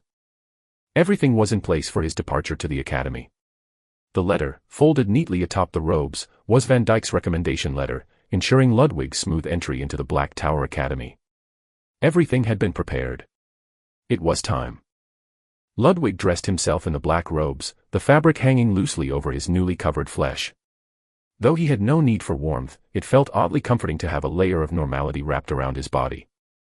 But there was no mirror in the room to check his appearance, and Ludwig found himself shrugging at the thought. He had no vanity anymore, it didn't matter how he looked. Not in this life. Steeling himself, Ludwig stepped toward the door. He cracked it open cautiously, peering down the spiraling staircase to ensure no one lingered nearby. The coast was clear. Taking a deep, unnecessary breath, he made his way down the stairs, his footfalls echoing eerily in the empty tower. As Ludwig approached the bottom floor, the grand door leading outside loomed before him. He hesitated, reaching for the handle, but before his fingers could wrap around the cold metal, someone grabbed him from behind and slammed him into the wall. "It's you, filthy thing." A familiar voice sneered, venom dripping from every word. Ludwig twisted his head to face his attacker, his hollow eyes meeting the cruel gaze of Seabass. Rage, hot and seething, surged through him, threatening to consume his every thought. His bony fingers twitched with the urge to retaliate, to destroy this man who had once taken his life. But the grip around his body tightened, and Seabass forced him harder against the wall, pressing until Ludwig's bones creaked. "Evan, check this out. The fucker's trying to fight back." Seabass laughed as if it were some sick game. His twisted smile gleamed in the dim light as he wrenched Ludwig's arm, dislocating it out of place with an audible crack. -20 HP. You are in a hostile environment.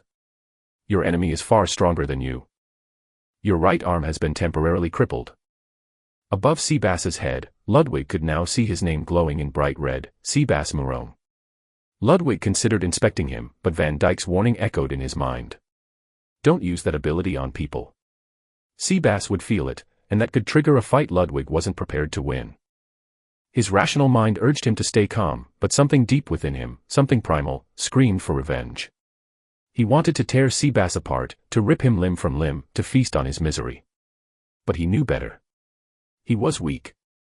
Still level 1, and barely capable of defending himself. Calm down, Seabass, came Evan's voice from behind. He stepped forward, his name glowing in a yellow hue, with question marks hovering above his status. That's the master's pet. You can't break him. Seabass sneered, his grip tightening once more before he shoved Ludwig back against the wall. This creep should have stayed dead. I guess the master keeps you around for some sick, twisted fantasy, huh? Begone. He released Ludwig, dismissing him as if he were nothing more than trash. Ludwig's anger flared once more, but he bit back his rage. He knew better than to fight. Seabass was leagues above him, probably dozens if not hundreds of levels higher. Any attempt at retaliation would be suicide. Ludwig understood this world well enough to know that levels mattered, and right now, he was nothing. Don't you go blabbering to anyone at the academy about what we do here, Seabass growled, his face inches from Ludwig's. The headmaster might know about Van Dyke's shady experiments, but if word spreads that we're dabbling in necromancy, I'll make sure you cease to exist. Understand me? I can fend off the charges, but you won't survive one of my spells. Ludwig remained silent, as was expected of an undead servant. But inwardly, he was seething. His hatred for Seabass grew with every word the necromancer spoke. Someday, Ludwig thought. Someday, you'll pay. Evan, who had been standing back and watching, finally stepped in. Seabass, you blundering idiot, he muttered, dragging his companion away. You just gave away our position. What if he does talk, even by accident? Necromancy's still banned in the academy. You've only made things worse. Seabass rolled his eyes, scoffing at the idea. We've got Bastos to back us up. Let them come with their torches and pitchforks. We'll be fine. Evan sighed heavily, face-palming in frustration. You're an idiot, Seabass. Now, he'll be thinking of ways to frame us. I'll have to inform the master. Maybe he'll warn the skeleton to keep his mouth shut. The two bickered as they left the tower, their voices fading as they walked away. Ludwig stood there, still against the wall, he propped his dislocated arm back, and it felt sickening, not the fact that the pop was disturbing, but the fact he didn't feel a thing during the entire incident. Slowly, he pushed himself up and adjusted his robe, his fury simmering beneath his calm exterior. They think I'm nothing. They treated him like garbage, like some mindless puppet. But that wouldn't last forever. He made a mental note of their conversation, their threats, and their arrogance. One day, Ludwig thought darkly, one day, they'll regret this. He turned toward the door once again, pushing it open with a renewed sense of determination. The world outside greeted him with cold air and the distant hum of life. Far in the distance, the Black Tower Academy stood like a beacon of knowledge and power, its dark spires reaching toward the sky. Ludwig took a deep breath, unnecessary but symbolic, and stepped forward. His path was set. Chapter 16, A Dangerous Introduction. Ludwig's steps were hesitant, plagued with doubt as he moved toward the academy. Several times, he considered turning back and abandoning this strange mission. The thought of simply escaping flickered in his mind like a candle, tempting him to run far away from Van Dyke and the dark, looming threat of the Black Tower Academy.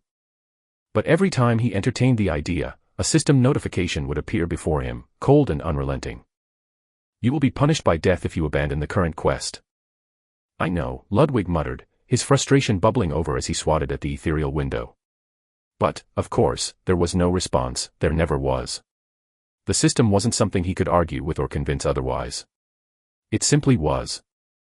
As he passed by the houses and smaller buildings scattered around the tower's perimeter, he couldn't help but marvel at the architecture. Blackened stone, ominous spires, and ancient ruins seemed to breathe an eerie life into the surroundings.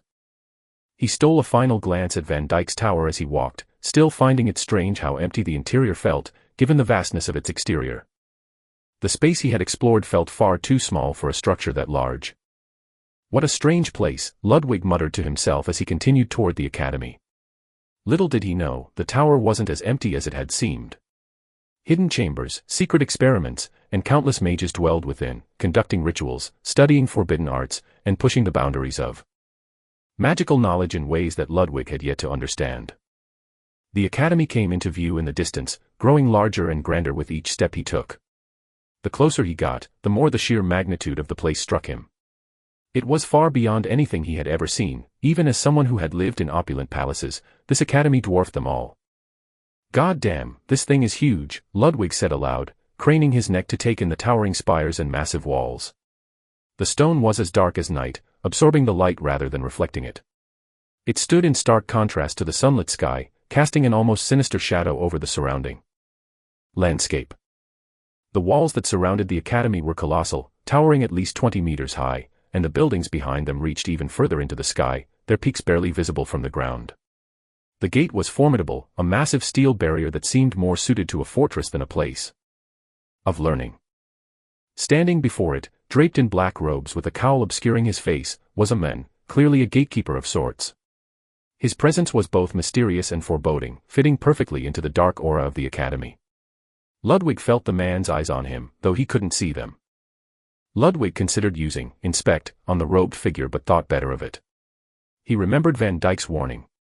"They'll feel it." The gatekeeper's voice was low, almost a growl. "You there?" He gestured toward Ludwig. "What are you doing outside the academy?" Ludwig blinked, realizing for the first time that he was already wearing the academy's robes. "I'm here by recommendation," Ludwig replied, fishing the letter out of his pocket and handing it over. The gatekeeper didn't even bother to open the letter. He simply held it in his palm for a moment before it ignited, burning to ash in seconds. Ludwig's eyes widened in shock. "What the hell are you doing?" he exclaimed. That was his only recommendation letter. Was he going to have to go all the way back to Van Dyke for another one? The man let out a grunt, clearly unimpressed by Ludwig's outburst. "The letter seems legit," he muttered. "Get in." Without another word, the steel gates creaked open, granting Ludwig entrance. Confused but relieved, Ludwig walked through the open gates, shaking his head. What the hell was that about? He muttered under his breath. This place was already strange, and he had barely set foot inside. Just as Ludwig crossed the threshold, the sound of a body being flung through the air caught his attention. He looked up just in time to see a young man, barely his age, come crashing to the ground in front of him. The student's clothes were singed with fire, smoke rising from his burnt robes, and his eyes had rolled back into his skull. He was unconscious, utterly defeated. Two more students approached the unconscious boy, their faces twisted into smug, bullying grins. They looked down on the fallen student with disdain, as though his mere existence was an inconvenience to them. "What are you looking at?" One of the bullies sneered at Ludwig, his voice dripping with contempt. Ludwig chose not to respond, his mind racing. Bullies. The academy was filled with them, just like in all the stories he had read. He kept his gaze forward and walked past them, unwilling to get involved in a fight he had no hope of winning. "Thought as much," the leader of the two bullies snorted, watching Ludwig retreat. "This place is full of spineless commoners." Ludwig's eyes narrowed, but he didn't engage. What was the point? He was at level 1, barely able to defend himself. Fighting now would only ensure his death, or worse, his exposure. As Ludwig made his way deeper into the academy grounds, he realized that chaos was the norm here. All around him, explosions of fire, lightning, and wind tore through the air as students dueled each other without a care. Destruction reigned, with debris littering the cobbled pathways. It was as though the academy existed in a state of perpetual combat, where the strong preyed upon the weak at every turn. Focus, Ludwig. He reminded himself to keep a low profile. He had no interest in these students or their petty battles. His goal was simple: get in, learn, and stay under the radar. Van Dyke had warned him, no dark magic, no necromancy, and no drawing attention. Ludwig finally reached the largest building at the center of the academy, its towering spires and dark architecture looming over him. As he approached the entrance, unsure of where to go, a raven landed on his shoulder with a caw. "The headmaster wishes to speak with you," the raven croaked, its beady eyes glinting in the dim light. It gave Ludwig a sharp peck, urging him forward. The bird guided Ludwig through winding corridors and staircases until they arrived at the top floor of the building. In front of him stood a large, locked wooden door. The raven cawed once more and flew away, leaving Ludwig standing alone. With a hesitant hand, Ludwig reached for the door, only for it to creak open on its own, revealing a darkened office. Behind a massive desk stacked high with papers, an old man in black robes sat, his face obscured by the towering stacks of parchment. Despite the clutter, the man's eyes, piercing and cold, stared at Ludwig for but a second, then back at the papers as he continued speaking. His voice was calm, yet the words he spoke were lethal. "So," he began, his tone laced with quiet authority, "as an academy that prides itself in working against the dark arts, and teaches defenses against dark magic, I must ask, what is a skeleton doing in my domain?" Ludwig froze. Well, shit. Chapter 17, The Price of Undeath. Ludwig's mouth kept opening and closing, as though searching for the right words, while the headmaster continued working, quill scratching steadily across parchment. The air between them thickened, the weight of the unspoken demand pressing down on Ludwig's chest. He could feel the headmaster's expectation, waiting for his answer, but his mind raced, stumbling over itself. There was no right answer, and Ludwig knew it. Deep down, his body trembled with the certainty that no matter what he said, the headmaster would see through him. Ludwig couldn't lie. Not to someone of this power. Van Dyke had warned him, a mere glance from anyone above the 6th rank would shatter his disguise. And this headmaster, he was leagues beyond that. The very room hummed with his presence, an invisible power that seemed to coil around Ludwig, tightening with each passing second. It was a terrifying reminder that any attempt at deception would only get him killed. His body felt frozen, bound by fear. But against his will, Ludwig's mouth moved. "Necrosa's blessing has been activated. I have not willingly sought to be what I am," Ludwig's voice came out, the words foreign and hollow, as though Necros himself had guided his tongue. "But I wish to reverse it.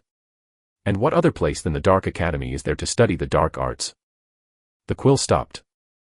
The headmaster raised an eyebrow, his fingers still on the parchment as he slowly turned his gaze toward Ludwig, locking eyes with him. "Dark Academy?" he echoed, a faint smile playing at the corners of his mouth. "It's been a long time since I've heard that term. This is the Black Tower Academy, young one." Ludwig's got twisted in embarrassment at the mistake, though not of his own but Necrosa's words, but there was no time to dwell on it before the headmaster continued. "You say you wish to reverse the curse of undeath."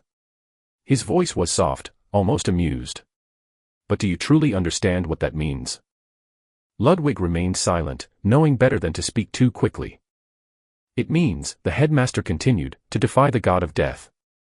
Necros does not take kindly to those who would dare reclaim what he has rightfully taken. Returning to life is not a matter of will, it is an affront to the natural order." His gaze sharpened, boring into Ludwig. "Do you understand the cost of angering a god?" Ludwig's throat felt dry, but the words still slipped out, compelled by a mixture of fear and resignation. "It isn't about will. It's about necessity. I never wanted this. This curse was forced upon me." The headmaster leaned back, considering Ludwig's words carefully. "So it was for many before you," he said, his tone turning grave. "Do you think the millions of undead wandering the earth chose this fate? Do you think they wish to return as hollow shells, lost to the world of the living?" He sighed, the weight of centuries in his voice. "No one wants this." Ludwig's eyes hardened, resolve setting in. "No one wants this," he agreed, his voice low but steady. "But I refuse to accept it. I will struggle against it. If there's even a chance to reverse this, I'll take it." The headmaster's expression softened, just slightly. There was something akin to respect in his eyes, though veiled by an air of caution. He stood, his dark robes flowing as he approached Ludwig. His hand came to rest on Ludwig's shoulder, and the touch felt heavy, almost suffocating. "You're weak," the headmaster said bluntly, "fragile, brittle. You don't have the strength to undertake something as monumental as reversing undeath. If it's even possible, you have a long way to go." "I know that," Ludwig replied. His voice was firmer now, a small flicker of determination in the face of the overwhelming odds. "But what else am I supposed to do? An undead has time, and I'd rather spend mine fighting than idling away the centuries." The headmaster's lips twitched into a faint smile. "That's the spirit." He gave Ludwig's shoulder a final pat before stepping back. I wanted to see where your end goal lies, and so far, you've spoken no lies. But make no mistake, you're still very much a novice here. With a wave of his hand, the headmaster summoned a small black raven from the shadows. The bird materialized out of thin air, its eyes glowing faintly as it fluttered to perch on Ludwig's shoulder. This is Bulgasel, the headmaster said, my assistant. He will take you to your classes. You have much to learn. The raven blinked, and in a voice that was unnervingly sharp, it cawed, follow me. I will lead the way. The headmaster raised his hand, and in it, he held a crystal, a communicator, much like the one Van Dyke had used before. The swirling mist within the crystal began to form an image, slowly solidifying into the shape of a figure. Van Dyke stood atop a pile of corpses, bloodied, fur-covered corpses. They looked like humanoid wolves. Werewolves. Van Dyke, the headmaster spoke, his voice laced with irritation. Stop slaughtering lycanthropes. At this rate, you'll exterminate the entire race. Van Dyke, whose face had been twisted into a grim mask of hatred, suddenly noticed the call and his expression shifted. The anger melted away in an instant, replaced by his usual playful, almost maddeningly smug smile. Headmaster, he purred. Did you miss me? Enough of your games, the headmaster snapped. You knew I would figure out that your pupil is undead. What are you planning, Van Dyke? Van Dyke's grin widened, his eyes gleaming with mischief. An experiment, of course. The headmaster let out a long, frustrated sigh. So, have you found him yet? Van Dyke's expression flickered, momentarily darkening. No, he admitted, his voice low with barely contained rage. He kicked at one of the corpses and it caused the entire thing to shatter into an explosion of blood and sinew. The lead was wrong. These were just third-rate lycanthropes. Nothing useful. The headmaster didn't respond immediately, his eyes shifting briefly to Ludwig. What do you intend to do with Ludwig?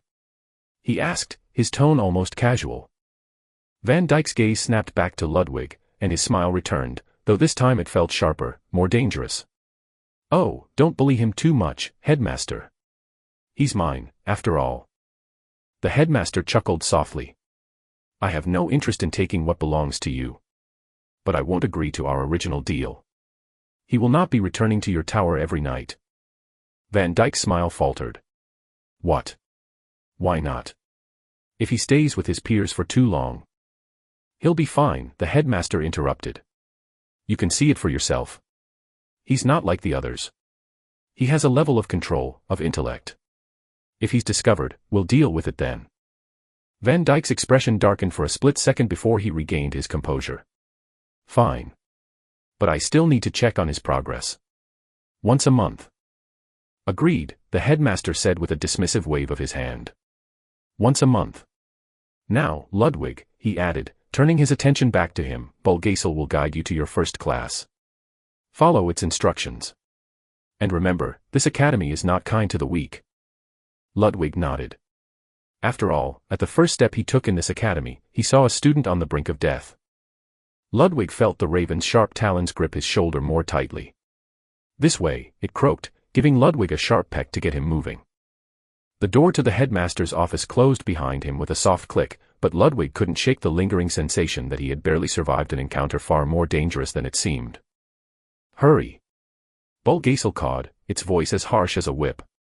Class has already started. Caw. Ludwig quickened his pace, the hallways of the Black Tower Academy looming dark and vast around him. His first class was magic theory, and judging by Bulgasel's impatience, he was already 2 hours late. They passed a wall where Bulgasel suddenly stopped, pointing a sharp beak at a list posted there. Your schedule. Memorize it. The bird demanded. Ludwig took a quick glance. His weekly schedule was filled with intimidating subjects: magic theory, dark art history, black magic reversal, alchemy and magic craftsmanship, and practical training. Each class lasted 4 hours a day, once a day, and today, he had already missed half of magic theory. He memorized the schedule in a single glance, thanks to the blessing of undeath and the sharpness of his mind, both enhanced by the cold, still clarity that came with his new form. Bulgasel fluttered impatiently, pecking him again as it led him to a large wooden door. Peck. Peck. An old man opened the door, his hunched form almost bending under the weight of his years. He squinted at Ludwig, and then at Bulgasel. New student. Headmaster recommendation. Bulgasel cawed in response. Late. It added with a sharp tone. You didn't need to remind him of that. Ludwig thought inwardly. The old man sighed, shaking his head. You really are unlucky. Exams are next week. How will you manage? Ludwig's stomach sank. Exams? A week from now. The old man gestured for him to enter. No time to dwell on it now. Get in and take a seat. And good luck. As Ludwig stepped into the massive lecture hall, the eyes of hundreds of students turned toward him. Some stared with disinterest, while others, mostly the girls, whistled softly, their gazes lingering on his sharp. After all, Ludwig didn't seem to realize that his former appearance as a human was what one would consider dashing and handsome. And the current slime disguise he has on perfectly replicated his appearance before he died. Additionally, wearing the black dress of the Black Tower Academy gave him a villainous and devilish handsomeness that seemed to be the trope with females nowadays. Quite please, the teacher said. And immediately the entire class went to silence. This earned Ludwig's respect. After all, he underestimated the old man from his appearance, but the way he handled hundreds of students was nothing but perfect, using 2 words. Go pick a seat, the old man said, and returned to the board.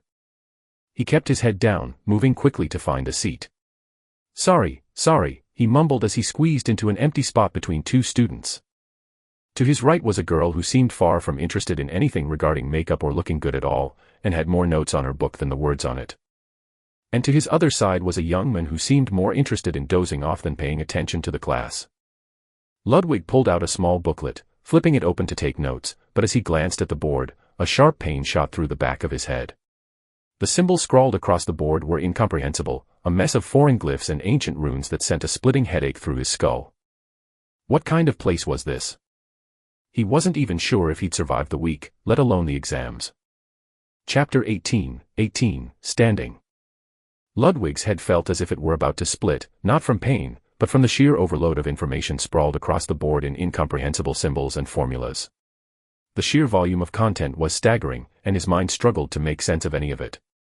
He pulled out his notebook, pen ready, hoping to at least jot something down, but the moment he prepared to write, the teacher nonchalantly began wiping the board clean. Ludwig's mouth dropped open. What the hell, man, he groaned under his breath. Shoo. The student sitting next to him hissed, her voice sharp but whispery. Ludwig turned to glance at her. She was disheveled, her hair a chaotic mess, and the bags under her eyes suggested a severe lack of sleep. Despite her exhausted appearance, her eyes were bright, sharp, and focused, scanning the material as though her life depended on it. Quiet, she muttered. If I lose focus now, I'll never catch up. Ludwig could only sigh in resignation. His hopes for the semester dwindled by the second, and after this rocky start, he couldn't imagine how he would survive, let alone succeed. He was late, confused, and, frankly, way out of his depth. The class dragged on, and when it finally ended, he realized he had even more questions than when he first walked in. Just as he packed his notebook, a group of students approached his desk. Ludwig was caught off guard by the attention. Say, Ludwig, one of the students said. She was a striking blonde, her posture regal, and a delicate insignia embroidered on her uniform hinted at noble status. Nobility, Ludwig mused internally. What family are you from? She asked, her voice dripping with polite curiosity. Ludwig hesitated. I come from a distant family, he replied, choosing his words carefully.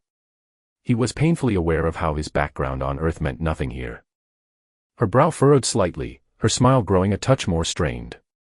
Nobility, I presume. Though his parents had wealth and influence in the human world, Ludwig's family had no ties to nobility. Feudal systems had long been abolished on Earth. He shook his head slightly, unsure of how to frame his answer. No, not nobility. I wouldn't say that, he admitted, thinking that merchants would be the closest equivalent to his family's status. Instantly, he felt the shift in the air. A few students exchanged glances, the spark of interest in their eyes dimming. One girl muttered under her breath, a commoner. What a waste of good looks, before turning on her heel and walking away. The rest followed suit, their enthusiasm fading as quickly as it had appeared. Most of the students dispersed, their curiosity gone. Only a few remained, their gazes a mix of mild interest and amusement. I suppose you've received a recommendation from the tower, then, a male student said, his tone more respectful. You must possess some remarkable magical talent, no? Ludwig shook his head again, this time more firmly. Not really, he said honestly. Another wave of disinterest swept through the remaining students. They lost whatever intrigue they had left and walked away. Soon, Ludwig was left with only one companion, the girl who had been sitting next to him during class. You're an idiot, she said flatly. Ludwig blinked in confusion. What? Why? She sighed, clearly exasperated. Why did you tell them the truth? If you had stayed mysterious, dodged their questions, or just given vague answers, you wouldn't have made yourself a target. A target? I don't understand, Ludwig began, only to stop as she waved him off. You just told them you don't come from a powerful background. You have no one to protect you. And you were recommended by the tower without having any real magical abilities. You think they're going to leave you alone? No, you've just marked yourself as the perfect candidate for ridicule. Ludwig frowned. But, how does this lead to bullying? The girl gave him a withering look before tossing a notebook onto his desk. These are my notes for the entire semester. It's your only hope of passing the exams. Ludwig looked at her in surprise. Why are you giving this to me? I've already memorized everything, she said, walking away. You'll need it more than I do. Ludwig flipped through the pages, noticing the meticulous notes, small sticky tabs, and countless scribbles that filled every available space. The amount of effort she had put into this was staggering. He glanced back at her as she moved toward the door, only to notice a group of students watching her, watching both of them, with cold, calculating eyes. Keep your head down, she warned over her shoulder. Otherwise, you'll end up in serious trouble. One of the other girls standing near the exit stuck her leg out as if to trip her, but the girl simply stepped over it, clearly used to such petty tricks. A snort came from the group as the failed attempt drew their scorn. Ludwig let out a long breath. So, this whole school runs on hierarchy, he muttered to himself. Just like all those stories. Inwardly, he shook his head. How absurd. He hadn't expected students in this magical world to act so superficial. But it was a lesson learned, and Ludwig knew that. He had made a mistake, but at least it had come early. If he was going to survive in this place, he needed to keep his head down and not make himself a target. Better to learn from these small blunders now, while the stakes were low. Ludwig tucked the notes into his ring, standing up from his seat as he prepared to leave. As he walked toward the exit, a notification suddenly appeared in front of his eyes. You're entering a hostile environment. One of the students standing by the door opened his mouth as if to say something, but before any words could leave his lips, a loud sound pierced the room.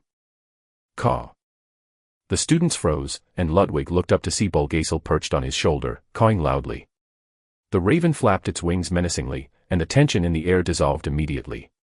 The group of students backed away, clicking their tongues in frustration, realizing that they couldn't make a move while the headmaster's pet was there.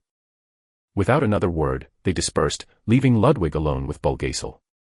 Bulgasel, Ludwig muttered, thanks for showing up. Things might have gotten ugly.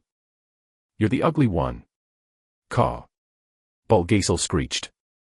I didn't mean you, Ludwig sighed, rubbing his temples. Follow me. To your dorm room. Caw. The bird ordered, pecking at Ludwig's shoulder to prod him forward. The crow led Ludwig through the winding halls of the academy, pecking incessantly whenever he slowed down. After what felt like an eternity of enduring the constant jabs, they arrived at a quieter part of the campus, the dormitory area. Bulgasel led him to an empty room with a single bed. The headmaster has granted you a private room. Keep a low profile, avoid mingling with others, and study well. Caw. The raven commanded before flying off through the window. Ludwig glanced around the room. It was simple but comfortable, with a single bed, a desk large enough for study, and a small bookshelf that contained a few familiar titles. Some of the books were straight from Bastos van Dijk's personal collection, he recognized them immediately. He sat down on the bed, deep in thought. There was so much to consider, so much to plan. He needed a clear goal. Two major quests loomed before him. First, there was Necro's eternal quest, with its primary objective, to outgrow Bastos van Dijk's control. It felt like the beginning of a long, impossible journey, an overarching mission that could span years, if not decades. It was like one of those sprawling main quests in the MMORPGs Ludwig used to play, where each step led to more challenges, more mysteries, and more danger. But that quest wasn't achievable in the near future. It was something far off, something to work toward. His second quest, however, was more immediate, to graduate from the academy. 3 years of study stood between him and the chance to advance from a grunt skeleton to a skeleton mage. Ludwig smiled faintly. It was a long road ahead, but at least now he had a clearer sense of direction. With Bulgasel's words still echoing in his mind, he resolved to keep his head down and focus on his studies. For now, that was all he could do. Chapter 19, Baby Steps. Ludwig sighed, leaning back against the simple chair in his dorm room. His mind swirled with thoughts about the quests he had been given, each of them feeling impossibly distant and difficult to achieve. None were straightforward, and certainly none were fast to complete. He needed to grow stronger, gather experience, and most importantly, he needed EXP to level up. Without leveling up, he'd remain stuck, too weak to achieve anything significant. Higher levels meant more stats meant stronger abilities, and with that, survival. It was the same principle in every MMORPG he had ever played. But in this world, it wasn't as simple as running into a forest and killing low-level monsters for experience. There were no monsters in sight. At least, not until Ludwig peered out his window. In the courtyard below, something unexpected caught his eye. Hundreds of students filled the open training area, but instead of performing magical incantations or working with arcane artifacts, they were wielding swords. They stood in rows, their blades glinting in the setting sun as they followed the commands of an instructor. Each swing of their swords was executed with precision, the sound of metal cutting through the air in unison. Ludwig furrowed his brow in confusion. Wasn't this an academy for magic? Why were they training with swords? He couldn't help but be intrigued. Something stirred deep inside him, a primal urge, one he hadn't felt in a long time. It wasn't connected to necros, or any divine influence. It was something personal, something that had always been there. Every boy grows up dreaming of wielding a sword, of fighting against impossible odds. Ludwig had once dreamed of the same thing. Without really thinking, he reached for a stick that had been left leaning against the corner of his room. He gripped it, watching the students below as they performed their drills. Slowly, he imitated their movements. Swinging the stick downward in slow, deliberate motions, he tried to follow the same pattern they used, feeling the weight of the action as though it were a real sword. He swung again. And again. Each time, he felt his focus narrowing, his body following the rhythm of the movement. Then, without warning, something appeared in his vision. Necro's blessing has activated. You have learned Trace. Trace, an ability that allows you to follow and mimic certain motions to increase your learning potential. Trace is currently at the novice level. You can only trace basic movements. Ludwig blinked in surprise as the faint outline of a blue line appeared in the air before him, stretching from above his head and down toward the floor. It was like an afterimage of the perfect sword swing, a guiding path for his movements. He immediately understood what he needed to do. With renewed determination, Ludwig swung his makeshift sword, this time making sure to follow the ethereal line exactly. Ding! Congratulations!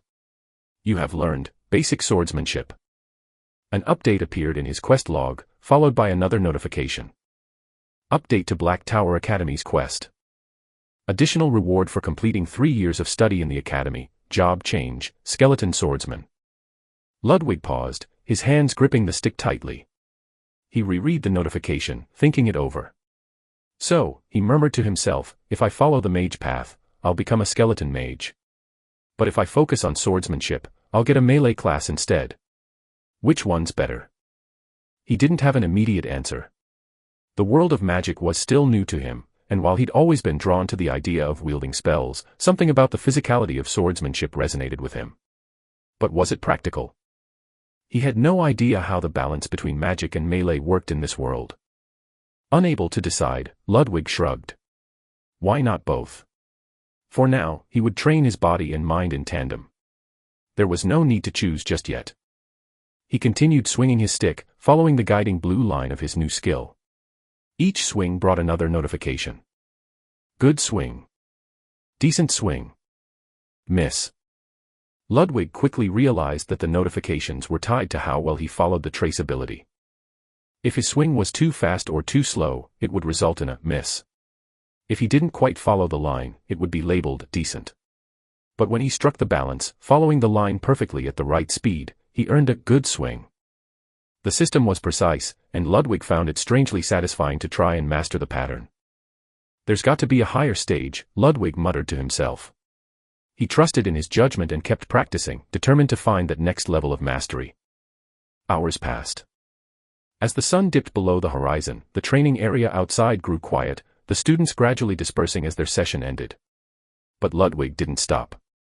Long after the last of the students had left, he remained in his room, swinging his stick in the darkness, determined to improve. Finally, after what felt like countless repetitions, a new notification appeared in front of him. +1 strength. +1 stamina. Since you're an undead class, all stamina bonus points are converted into strength. Ludwig grinned, feeling a rush of satisfaction. Despite his initial status as a level 1 skeleton, he was making real progress. His body, or rather, his bones, were becoming stronger through sheer persistence. By the time he finally stopped, Ludwig had gained a total of 5 strength points, with 5 more bonus points from the stamina conversions. He wiped the sweat from his brow out of habit, even though his body didn't produce any. Old instincts were hard to shake. He pulled up his status screen to review his progress. Status screen, Ludwig Hart. Race, skeleton. Level, 1. Health, 100/100. Stamina, infinite. Mana, 100/100. Intelligence, 23. Strength, 22. Dexterity, 10. Vigor, 10. Luck, 15. Class, Skeleton Grunt. Title. Skills, Trace, Basic Undead Summon Sigil. Passives, Basic Swordsmanship, Undead Resolve. Overt Genius, Increased Proficiency in all sorts of masteries. Ludwig studied the screen, recognizing where he stood in the grand scheme of things. He was still weak by most standards, but he was growing, little by little. The fact that he could gain stats through training, even as a skeleton, was something he hadn't expected. It was a strange realization, but one he welcomed. His gaze drifted to the book notes he had been given earlier in class. Since he didn't need to sleep, he figured there was no harm in reading. Might as well start studying, he muttered. How bad could it be? Ludwig flipped open the notes, his eyes scanning the intricate diagrams and explanations scribbled throughout the pages. At first glance, it seemed overwhelming, but he was determined to make sense of it. After all, if he wanted to keep up in this world, he'd need to excel both physically and mentally. And with that, he began his night-long study session, his mind sharp and alert. This was just the beginning. Chapter 20, Spells and Skills. If skeletons could show fatigue, Ludwig would have had deep bags under his eyes. But, thanks to the slime skin he wore over his skeletal frame, nothing showed on his face, even though his mind felt like it was about to burst. He had read through all the notes his classmate had given him, leaving no page untouched. For anyone else, the task would have required immense focus and countless hours of concentration. But Ludwig wasn't anyone else. His undead stamina, paired with his innate genius for absorbing knowledge, allowed him to read and comprehend everything in a single night without needing to rest. However, the experience wasn't as smooth as he'd hoped. The notes were chaotically organized, jumping randomly from subject to subject. One page would discuss magic theory, only to leap suddenly into alchemy, then back to dark art history, and finally, curses, all with no logical flow. Still, Ludwig's sharp mind was able to piece together a pattern, however erratic it was. This girl has extreme ADHD, Ludwig muttered under his breath as he finally closed the notebook. Despite the disorganization, he had gained valuable insights, even if they had come at the cost of a nearly shattered mind. He glanced out the window.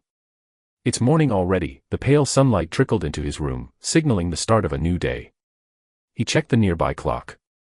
Class was about to begin. Today's lesson was in Black Magic Reversal, a course that taught students not how to use dark magic, but how to dispel or neutralize it. The academy no longer taught the black arts, but it did provide its students with the tools to counteract and survive against them, a necessity in this world where dark magic still lurked. Ludwig stood, tucking the notebook into his ring, and exited the room. He walked through the dim corridors of the academy, half expecting Bulgazel to swoop down and accompany him, but the raven was nowhere in sight. I guess he's back with the headmaster, Ludwig muttered, continuing on his way. He was aware of the mistake he had made the previous day. Exposing himself to his peers as a commoner had been a tactical error, one he wouldn't repeat. The academy was a shark tank, and nobles liked to toy with those they considered weak. Without a powerful family to back him, Ludwig was already a target. And right on cue, as soon as he stepped out of the dormitory, 3 young men appeared, blocking his path. Ludwig recognized 2 of them. They were the same students who had tormented another unfortunate commoner the moment Ludwig arrived at the academy. Well, well, sneered the leader of the group, his blonde hair shimmering in the sunlight. His voice dripped with arrogance. Another commoner. You lot really are endless, aren't you? His oversized companion grunted in agreement, while the skinnier one to his right smirked with poorly veiled contempt. All 3 of them wore robes of finer quality than Ludwig's, and the insignias on their uniforms marked them as nobility. Nobles, Ludwig thought to himself, bracing for the inevitable confrontation. Do you have business with me? Ludwig asked, his voice calm. I don't like the tone of your voice, commoner, the blonde noble spat, his eyes narrowing. He stepped forward, reaching out as if to grab Ludwig by the neck. When I speak, you're about to enter combat. Without thinking, Ludwig muttered the word, exhaust. A sickly, slithering aura spread from Ludwig's form, washing over the 3 nobles like a wave of nausea. The leader collapsed to his knees, gasping as his stamina drained away in an instant. His companions weren't spared either, both stumbled, their faces turning pale as they struggled to remain upright. The notification that appeared before Ludwig surprised him. You have applied the skill, exhaust, with decent proficiency. You have learned the spell, exhaust. You have used one of your spell slots. Remaining spell slots, 2. Exhaust, immediately drain a portion of your opponent's stamina. The percentage of exhaustion increases with proficiency and the element of surprise. Ludwig looked down at the 3 young men, who were now writhing on the ground, struggling to catch their breath. Their faces were twisted in pain, their energy completely sapped. Ludwig didn't waste a moment. He turned on his heel and made a quick escape, heading toward the study hall, his mind buzzing with thoughts. That spell from the notes. I didn't expect it to work like this. Quite powerful. The incident confirmed a suspicion he had developed while studying the notes. Last night's study session had been grueling, and he hadn't been sure whether the information would be useful. But now, after applying what he'd learned, Ludwig realized just how valuable the notebook was. This academy really was an incredible place for learning, both in magic and combat. And all it had taken was one night of study for Ludwig to cast his first spell. But as he pondered the notifications, a distinction dawned on him: he had learned a spell, not a skill. There was a key difference between the 2. Skills were things one could learn by practice, through physical repetition or from a skill book. Once learned, a skill became ingrained in both the mind and soul, requiring no further thought. It was a passive ability that could be activated with ease. Spells, however, were true magic. Spells had to be understood, learned, and deliberately applied. They required focus, knowledge, and an understanding of the inner workings of mana. It wasn't enough to just go through the motions, you had to comprehend the process from start to finish. For example, the skill, Fireball, learned from a grimoire was simple. You touched the book, absorbed the knowledge, and the skill was yours. It would cost you, say, 20 mana to cast a basic fireball. Simple, effective, but not very powerful. On the other hand, casting the spell, Fireball, involved understanding the origin of mana, shaping it into flame, creating combustion, and releasing it. It required calculation and focus, but the result was far more powerful. The spell might only cost 10 mana, and the fireball it produced would be twice as destructive as the one from a skill. That was why true mages were respected and feared in this world. And that was why Ludwig had never been able to replicate Van Dyke's black flames. He had seen the black flames in action, but he hadn't understood the process behind them. Skill books are created by mages who learned the spell by heart to an incredible degree, and were able to summarize the extent of their knowledge and condense it into an instantaneous page that can be learned by touch.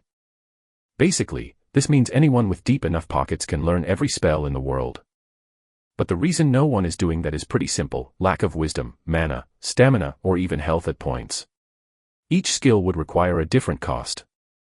For the mages, without sufficient mana one cannot simply just spam cast skills, and some would require an incredible amount of mana that normal people cannot use them. And the purpose of skills is simple, to supplement instead of being the main ability. As Ludwig hurried down the hall toward his next class, his mind raced with new realizations. He had finally begun to grasp the difference between magic circles, spells, and skills. The notebook, scattered as it was, had given him just enough knowledge to start piecing together the foundation of magic. It was an exhilarating thought. One night of study had brought him this far. What else could he learn if he dedicated more time to his studies? How much more powerful could he become? But for now, his focus needed to shift to his next class, Black Magic Reversal. He pushed open the doors to the classroom, his mind already buzzing with anticipation. He was just beginning to understand this world, and the more he learned, the more he realized there was no limit to what he could achieve. This was only the beginning. Chapter 21, Pop Quiz. Once Ludwig walked into the study hall, he scanned it and, sure enough, found the girl who had given him the notebook the day before. His presence momentarily drew the attention of the people in the room, but they quickly dismissed him, their gazes sliding away as if he were invisible. After all, Ludwig was nothing more than a commoner, devoid of the privileges or titles that made someone stand out in this place. His above-average looks were the only feature that could be considered remotely redeeming, but in a world ruled by power and prestige, appearances meant little. Fixing his eyes on the girl, Ludwig walked toward her with purpose. "Thank you for the help," he said as he handed her the notebook. She looked up from her desk, her expression flat, but a frown soon followed. Her gaze flicked over him, up and down, as though she were reassessing him, unimpressed. "Why are you returning it so soon? Did you already give up on taking the exams?" she asked, her voice carrying an edge of sarcasm. "Might be for the better if so," she added dismissively. "No," Ludwig replied, shaking his head, refusing to be rattled by her tone. "I already memorized the content. It's pretty detailed, but I managed." The girl's expression shifted to one of sheer incredulity. Her lips twisted into a mocking grin, an almost predatory look crossing her face. "At least if you want to lie, do it properly," she said with a sneer. "It's insanity to think you could even understand a fraction of this notebook in one night, not to mention fully memorize it. If you didn't appreciate the help, just say so. You don't need to lie to me." Ludwig hesitated for a moment, opening his mouth to protest, but then closed it, realizing there was no point. For anyone else, it would have been an impossible task. The notebook was chaotic, jumping from topic to topic every few pages, full of intricate details that would baffle even the brightest students. But Ludwig had managed.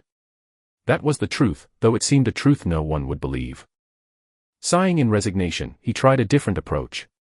"At least tell me your name," he said, hoping to shift the conversation. "I need to thank the person who helped me." "It's Cassandra," she said curtly, waving her hand as though to shoo him away, already distracted by the entrance of a new figure into the room. Ludwig turned as well, his attention caught by the imposing man now standing at the front of the study hall. The teacher who had just entered was unlike anyone Ludwig had seen before. His skin was a deep, dark brown, his tall frame clothed in the formal patterns of the Dark Academy's uniform. What caught Ludwig's attention immediately, however, were the man's long, pointed ears. A dark elf, Ludwig realized, his curiosity piqued. The man exuded authority, his presence commanding instant silence from the room. His braided hair was impeccable, and his beard was so finely groomed that Ludwig couldn't help but admire it for a moment. The man's suit was adorned with intricate designs, clearly marking him as someone of importance within the academy. Though Ludwig's instincts urged him to inspect, on the men, he hesitated. He wasn't entirely sure how the ability worked on teachers. After all, it hadn't worked on Bastos van Dijk earlier. But before he could second-guess himself, something unexpected happened. Necrosa's blessing is activating. Ludwig's heart raced. Why? Why was the blessing that robs his will activating now, of all times? Panic gripped him as his eyes briefly glowed, the familiar sensation of the spell seizing control of his senses. He hadn't even spoken the words to trigger it, yet the power surged through him, unstoppable. Inspect. Information window, Odoru Bastion. Level, 125. Alignment, Dark Magic Academy, hidden, you do not qualify to see this yet. Health, 1,200,000. Mana, 6,000. Class, Advanced Mage, 5th tier. Secondary class, hidden, you do not qualify to see this yet. Title, Shadow Weaver, hidden, you do not qualify to see this yet. Lore. A mage who seeks to advance the status of his noble house Vastion. He came to the Dark Academy to recover lost knowledge that his tribe once held. Though he holds the title of noble due to his rank as a fifth-tier mage, many nobles of the capital resist recognizing a dark elf among their ranks. Addendum: those of extreme ambition often lose sight of their path as they seek their goals, taking shortcuts and disregarding the steps they tread upon. Before Ludwig could process any further, the man's voice rang out, sharp and furious. Who was that? Odoru Vastion's shout reverberated through the study hall. Who dared use that vile magic in this class? Ludwig's stomach dropped. He could feel the magic stirring within him still, the remnants of Necros's blessing buzzing in his veins. The teacher hadn't spotted him, but he knew someone had used magic in his presence, and he was livid. Vastion's braids seemed to flare with an eerie energy, his eyes scanning the room for the culprit. No one dared to move, let alone confess. Silence hung heavy in the air, the tension almost unbearable. Then, in a swift movement, Vastion raised his arm. Fine. He barked, his voice as sharp as a blade. If you want to play games, let's play. Pop quiz time.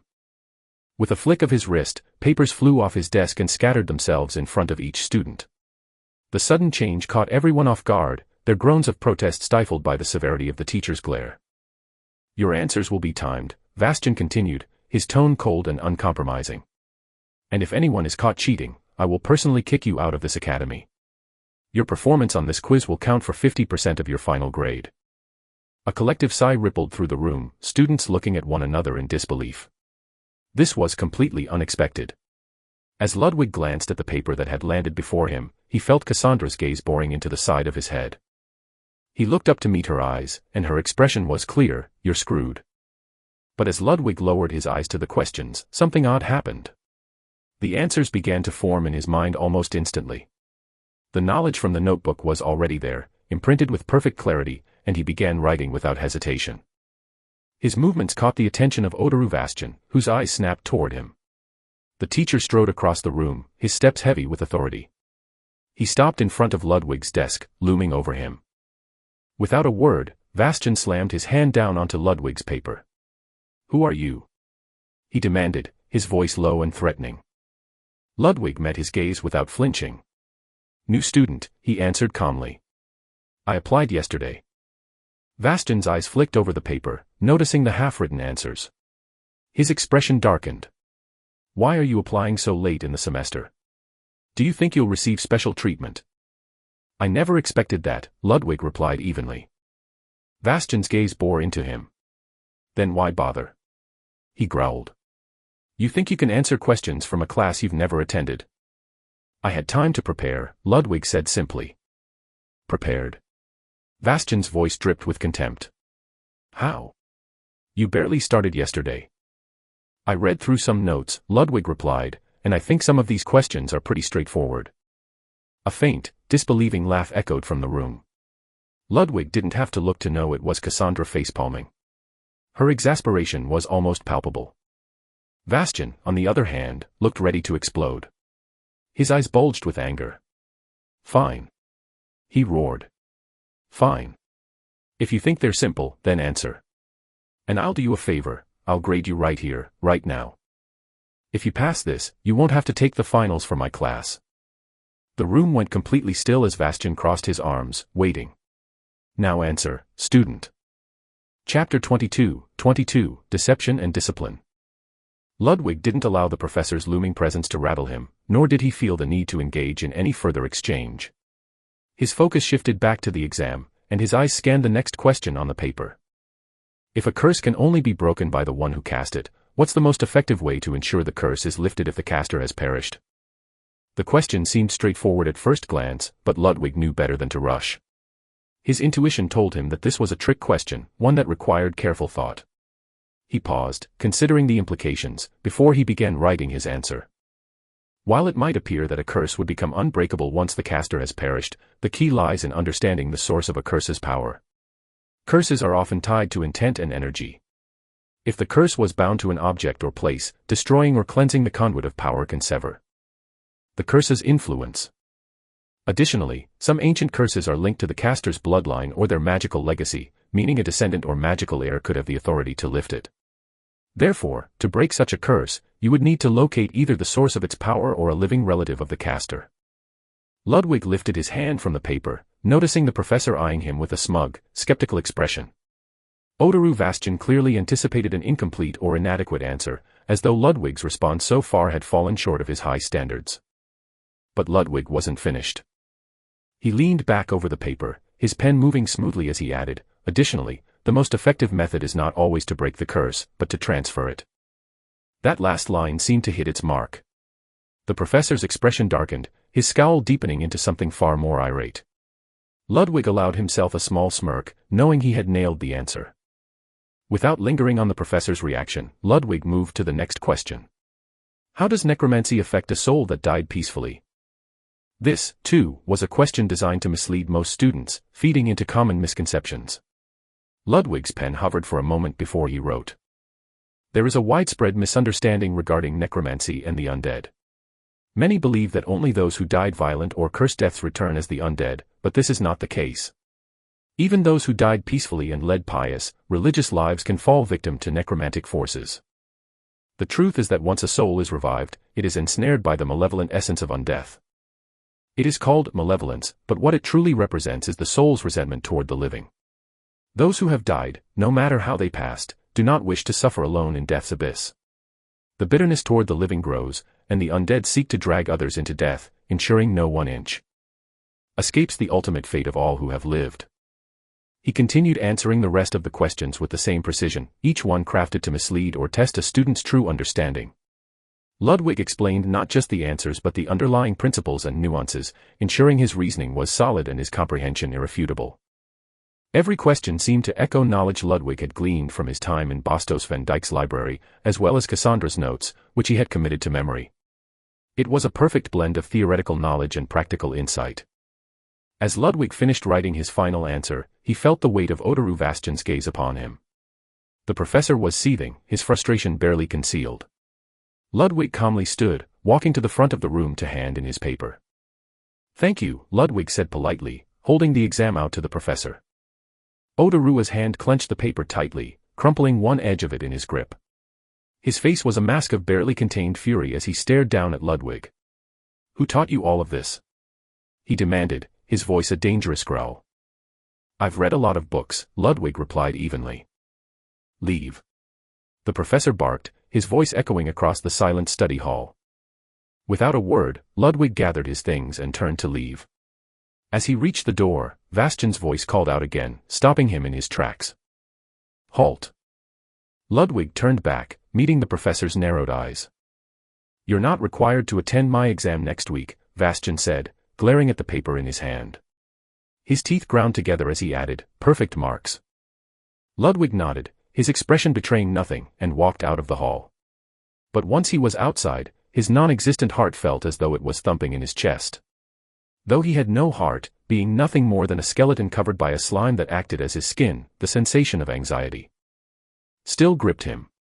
It wasn't fear exactly, but a lingering worry, a sense of having barely escaped danger. Necrosa's blessing had almost exposed him, nearly giving away his identity. Fortunately, Otoru Vastjan had not yet realized who had cast the spell. But Ludwig knew he had come perilously close to being caught. As Ludwig passed through the academy's corridors, he could feel the eyes of other students on him. They stared, confused and shocked, unable to comprehend how a student who had only arrived the day before had not only completed the professor's grueling test but had also earned a perfect score.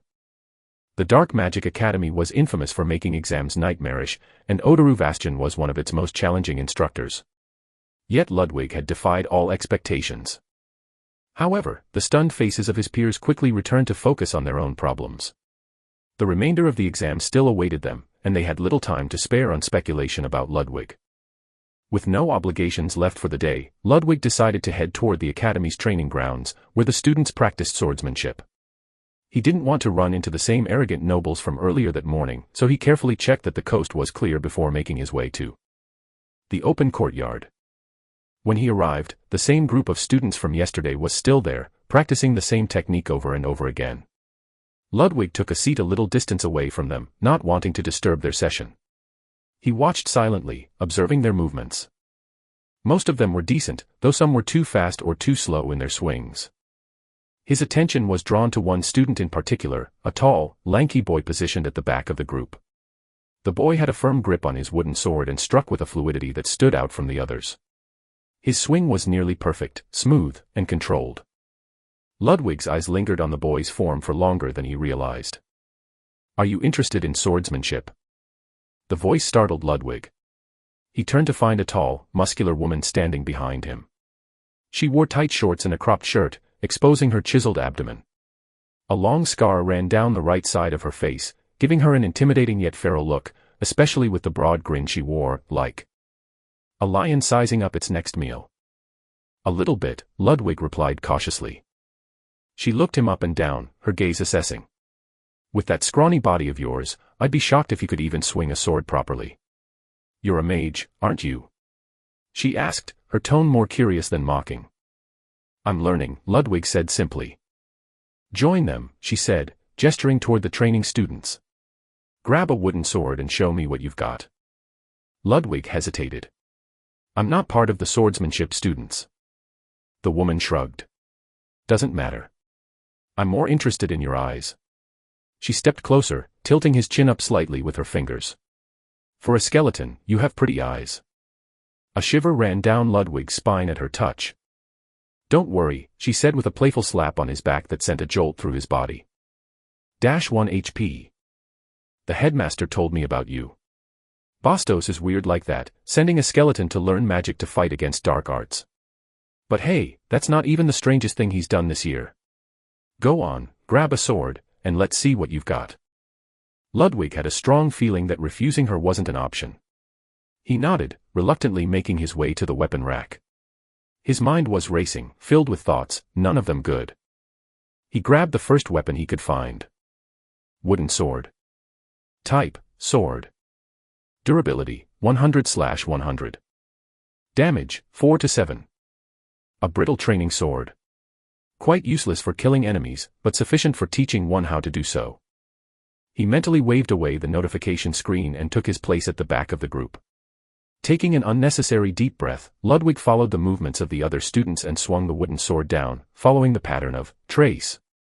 The moment he did, the teacher appeared next to him, seemingly out of nowhere. Her eyes were wide with surprise. "How?" she exclaimed, her voice sharp. "How did you do that?" Chapter 23, Imperial Style. Ludwig didn't know how to answer other than, "I just followed that guy's move," he said almost questioningly. The teacher looked at the person Ludwig was talking about. It was the same guy he was tracing earlier with his eyes, and frankly he was the best one at it among his peers for her class. "That's quite impressive," she said. She thought for a second and said, "Do it again." Ludwig followed her orders and swung once more, this time more cleanly, making the surprise in her eyes grow bigger. "A genius," she said and grabbed Ludwig by the scruff of his clothes. "Come with me," she said, dragging him even. Ludwig was helpless against the pushy attitude of this ogre-like teacher and was pulled all the way to a room inside the building. The room had no one inside it but a few training dummies and a few wooden swords laying around. "Show me if you can replicate this," she said as she slowly demonstrated to Ludwig a slow upward swing that flowed immediately into 3 consecutive slashes after a forward step. The dummy was blasted apart by the move and made Ludwig surprised to see that slow move doing so much damage. Ludwig's eyes immediately lit up, trace, activated, and he saw the pattern the teacher took. He approached the dummy, grabbed the sword and began following the patterns that trace was showing him. So far, trace could only replicate basic moves, and this one didn't seem too difficult. So he did as told, an upward starting slash, followed by 3 consecutive swings after a forceful step forward. Once he finished his moves, it was as if the time had stopped for the puppet, and immediately the puppet blasted away as if all the blows came after a delay. The teacher was stunned as she saw him execute the move perfectly. "You're a monster," she said. "Ah, wait, that was supposed to be a compliment. I'm not talking about the fact that you're a skeleton, but what the heck was that? How did you replicate the Imperial-style swordsmanship after seeing it once?" Ludwig frowned. It looked simple enough. Shouldn't anyone be able to replicate it after they see it once? He asked. "No. That's the whole damn point of the Imperial swordsmanship. It may look simple, but any newbie would fall to the ground the moment he took a step forward to allow the consecutive hits to flow. That's not something that can be replicated without years of practice." Then how about you try this? She said and showed Ludwig the second move, a follow-up, to the first stance of the imperial-style swordsmanship. It continued on with a forward body spin that slammed the sword down and then with a forceful heave, ripped it from the ground, causing the air to flow ahead like a cone.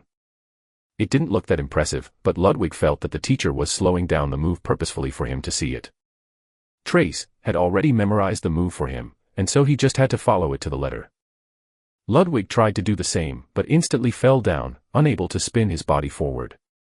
I see, I guess it's too hard for you, she said. How about you try the first stance first and try and combo it with the second stance? She asked. Ludwig nodded, and did the same. The moment he finished the first move and slashed thrice, the blue, trace, light turned yellow, and immediately after he tried to spin forward, it turned red and shattered, causing him to fall to the ground. The teacher said as she rubbed her chin, you're following with your eyes before your body. This shows how weak your foundation is. You need to learn how to walk before you try and run. Though that's mainly my fault, you're supposed to be a mage, she said.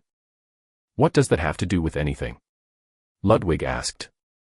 Basics, the basics are everything. Look at your hands, she said.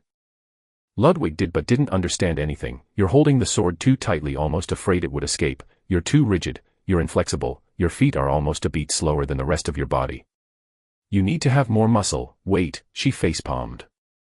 Yeah, fake body. Ludwig pointed at himself. Skeletons have no muscles, he added.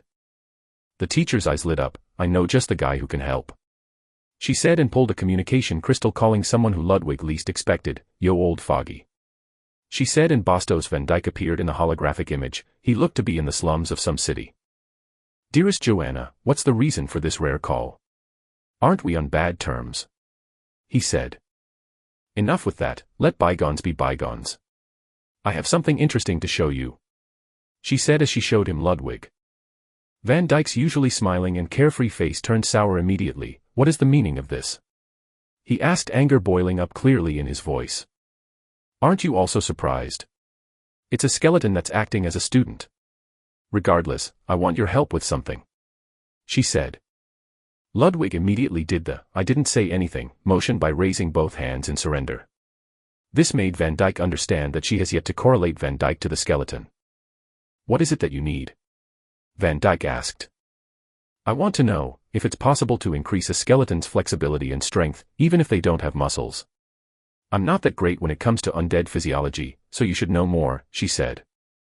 Well, they simply need to train and kill, Van Dyke shrugged. As if it was the simplest and most obvious answer in the world.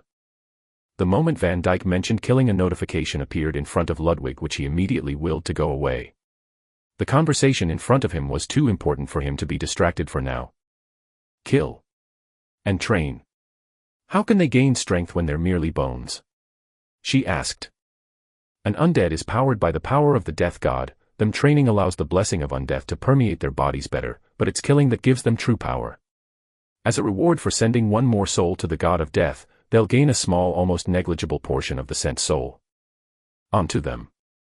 That's how you can artificially create a death knight, in theory that is, if it kills enough living beings, they'll grow stronger, and stronger, Van Dyke explained. I don't have anything for it to kill, Joanna said.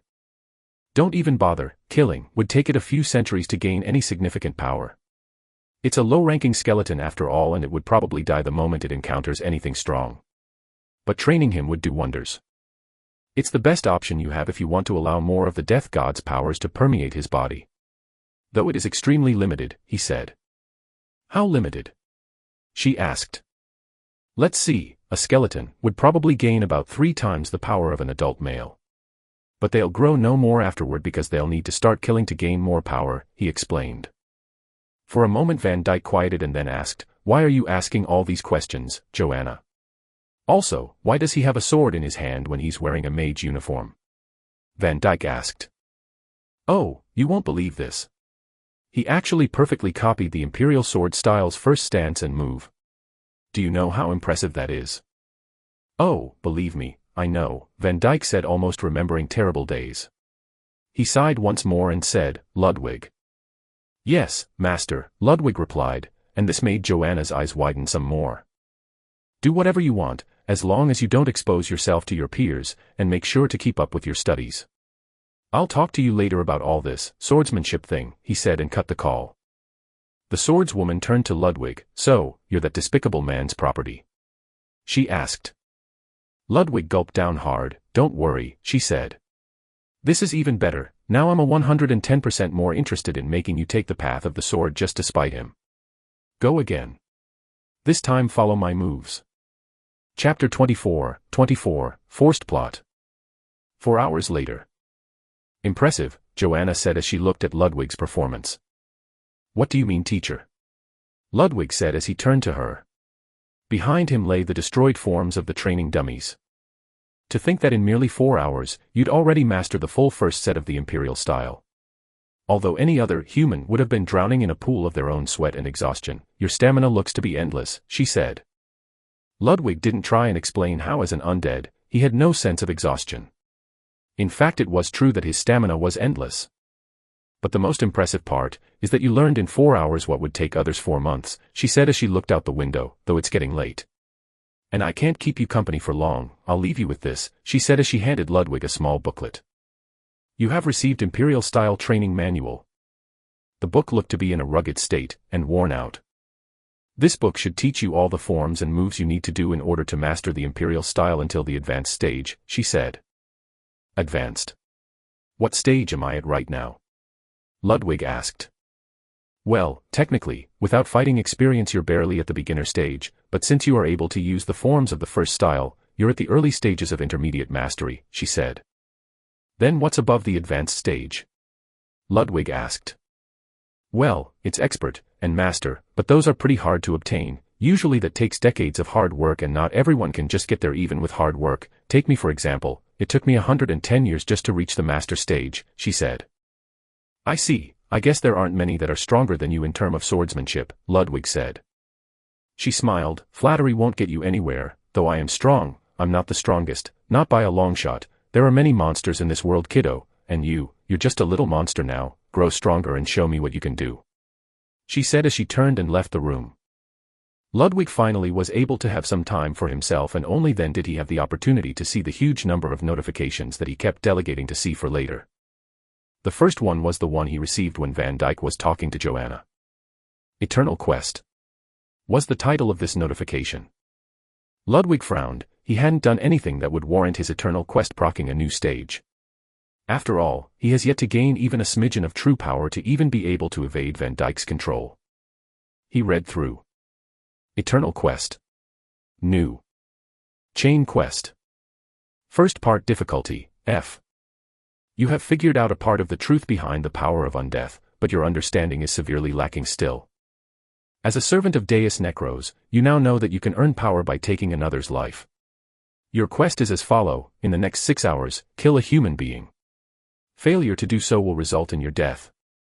Completing this quest will grant you audience with the inevitable. And you'll gain the title, Apostle of Death, upon satisfying the conditions. Remaining time 116 minutes. What?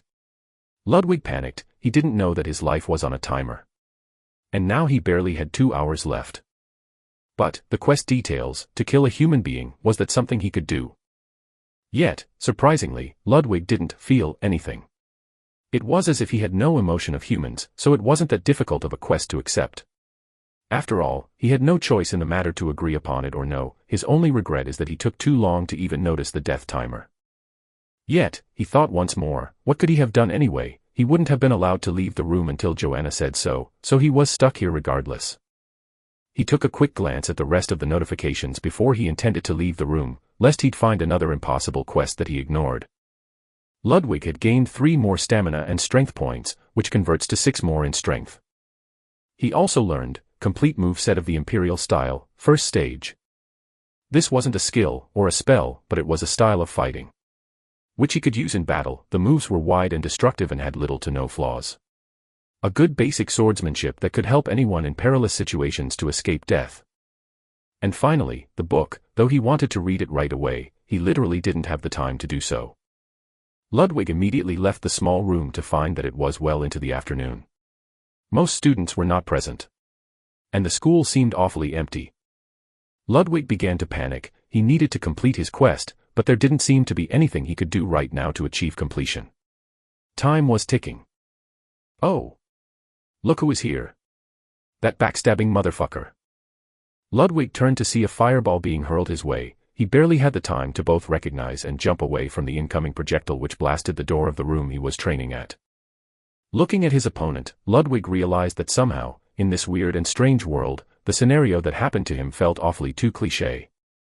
After all, he needed to kill someone, and the person that appeared in front of him was someone who Ludwig truly thought he was one of the people who deserved that fate. That's right, it was the blondie noble from yesterday.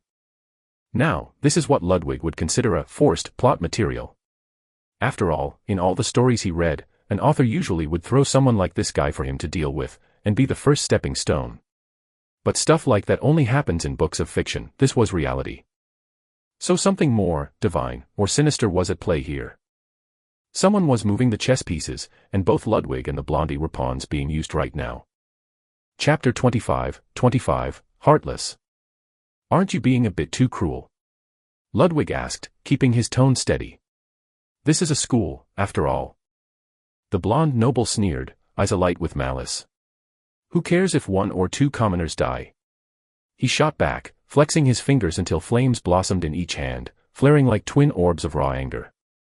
Shit. Ludwig muttered, as both fireballs hurtled toward him. He lunged sideways, barely escaping their searing heat as they exploded against the wall behind him, blasting outwards in a flaming cone that left scorch marks across the stone. -8 HP. But instead of fear, Ludwig felt a strange calm settle over him. As an undead, he realized, fear was a sensation he no longer fully possessed. What did the dead have to fear if they'd already passed from life once?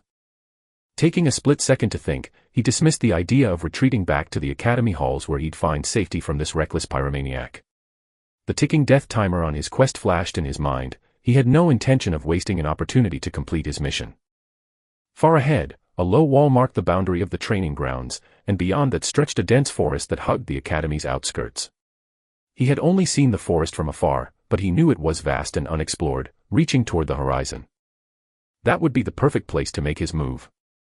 A fiery burst whizzed past his head, the heat grazing him as he ducked. Damn it. He cursed. The noble had a longer range than Ludwig anticipated, and he would have to zigzag to avoid more attacks.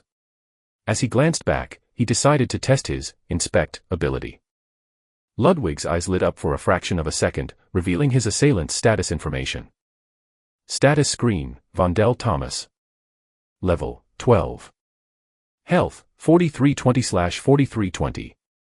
Mana, 330/600. Class, Mage Apprentice, Second Circle. Title, Low Noble. Level 12, Ludwig muttered under his breath. No way I can face him head on. He's got way more stats than me.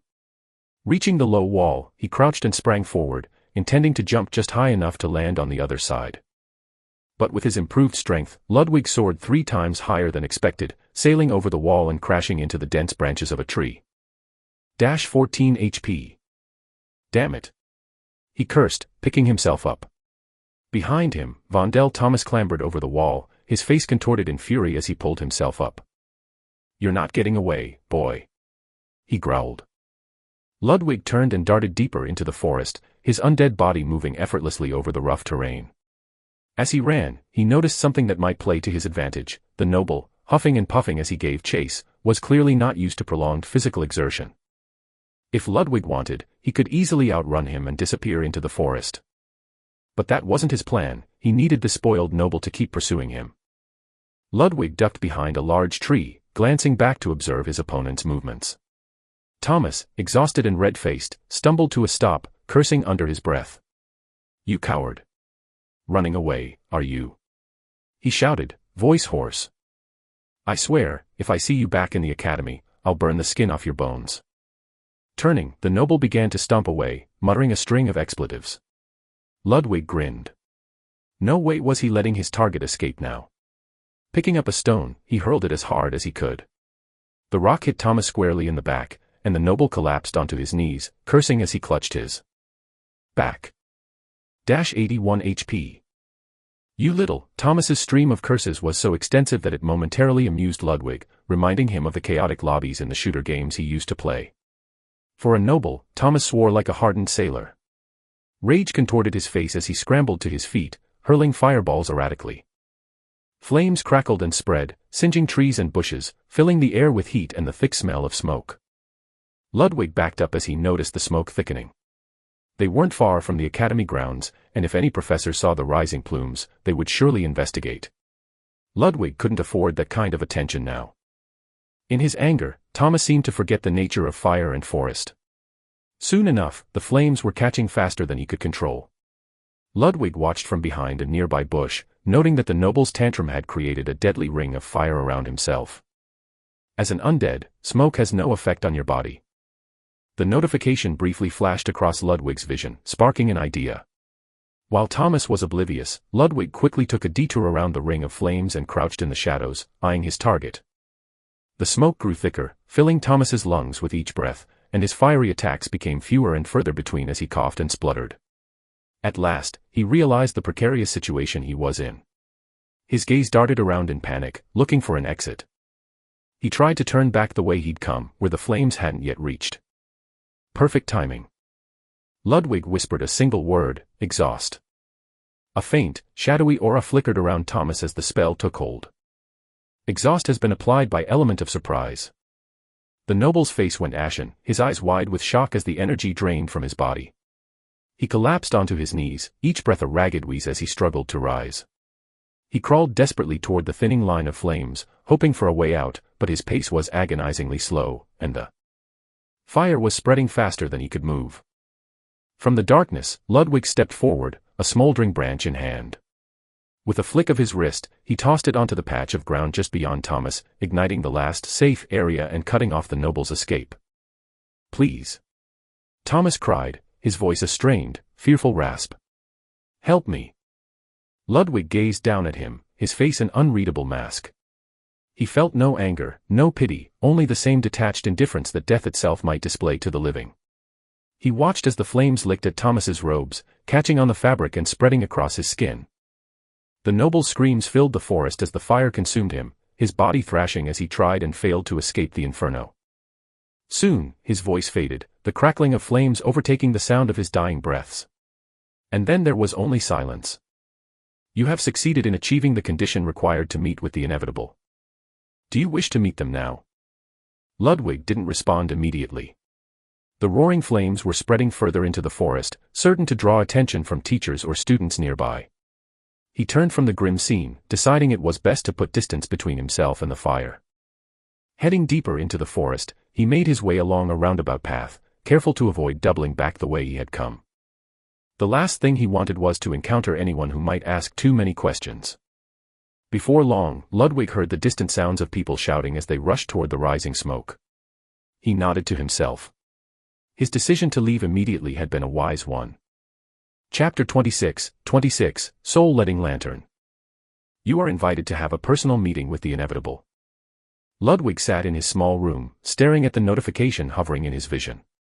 His thoughts were a whirlpool of confusion and uncertainty. Was he truly ready to face this meeting? A part of him already knew what awaited, who awaited, judging from the title alone. He sighed, steeling himself. I should meet this entity, he thought, his mind racing. And from the name, it's obvious who it is.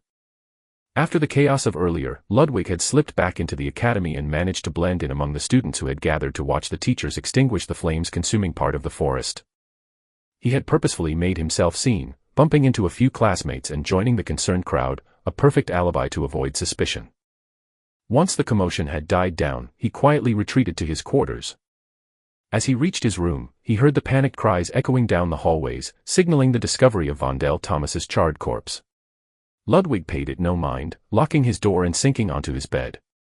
The notification was still there, as clear as ever.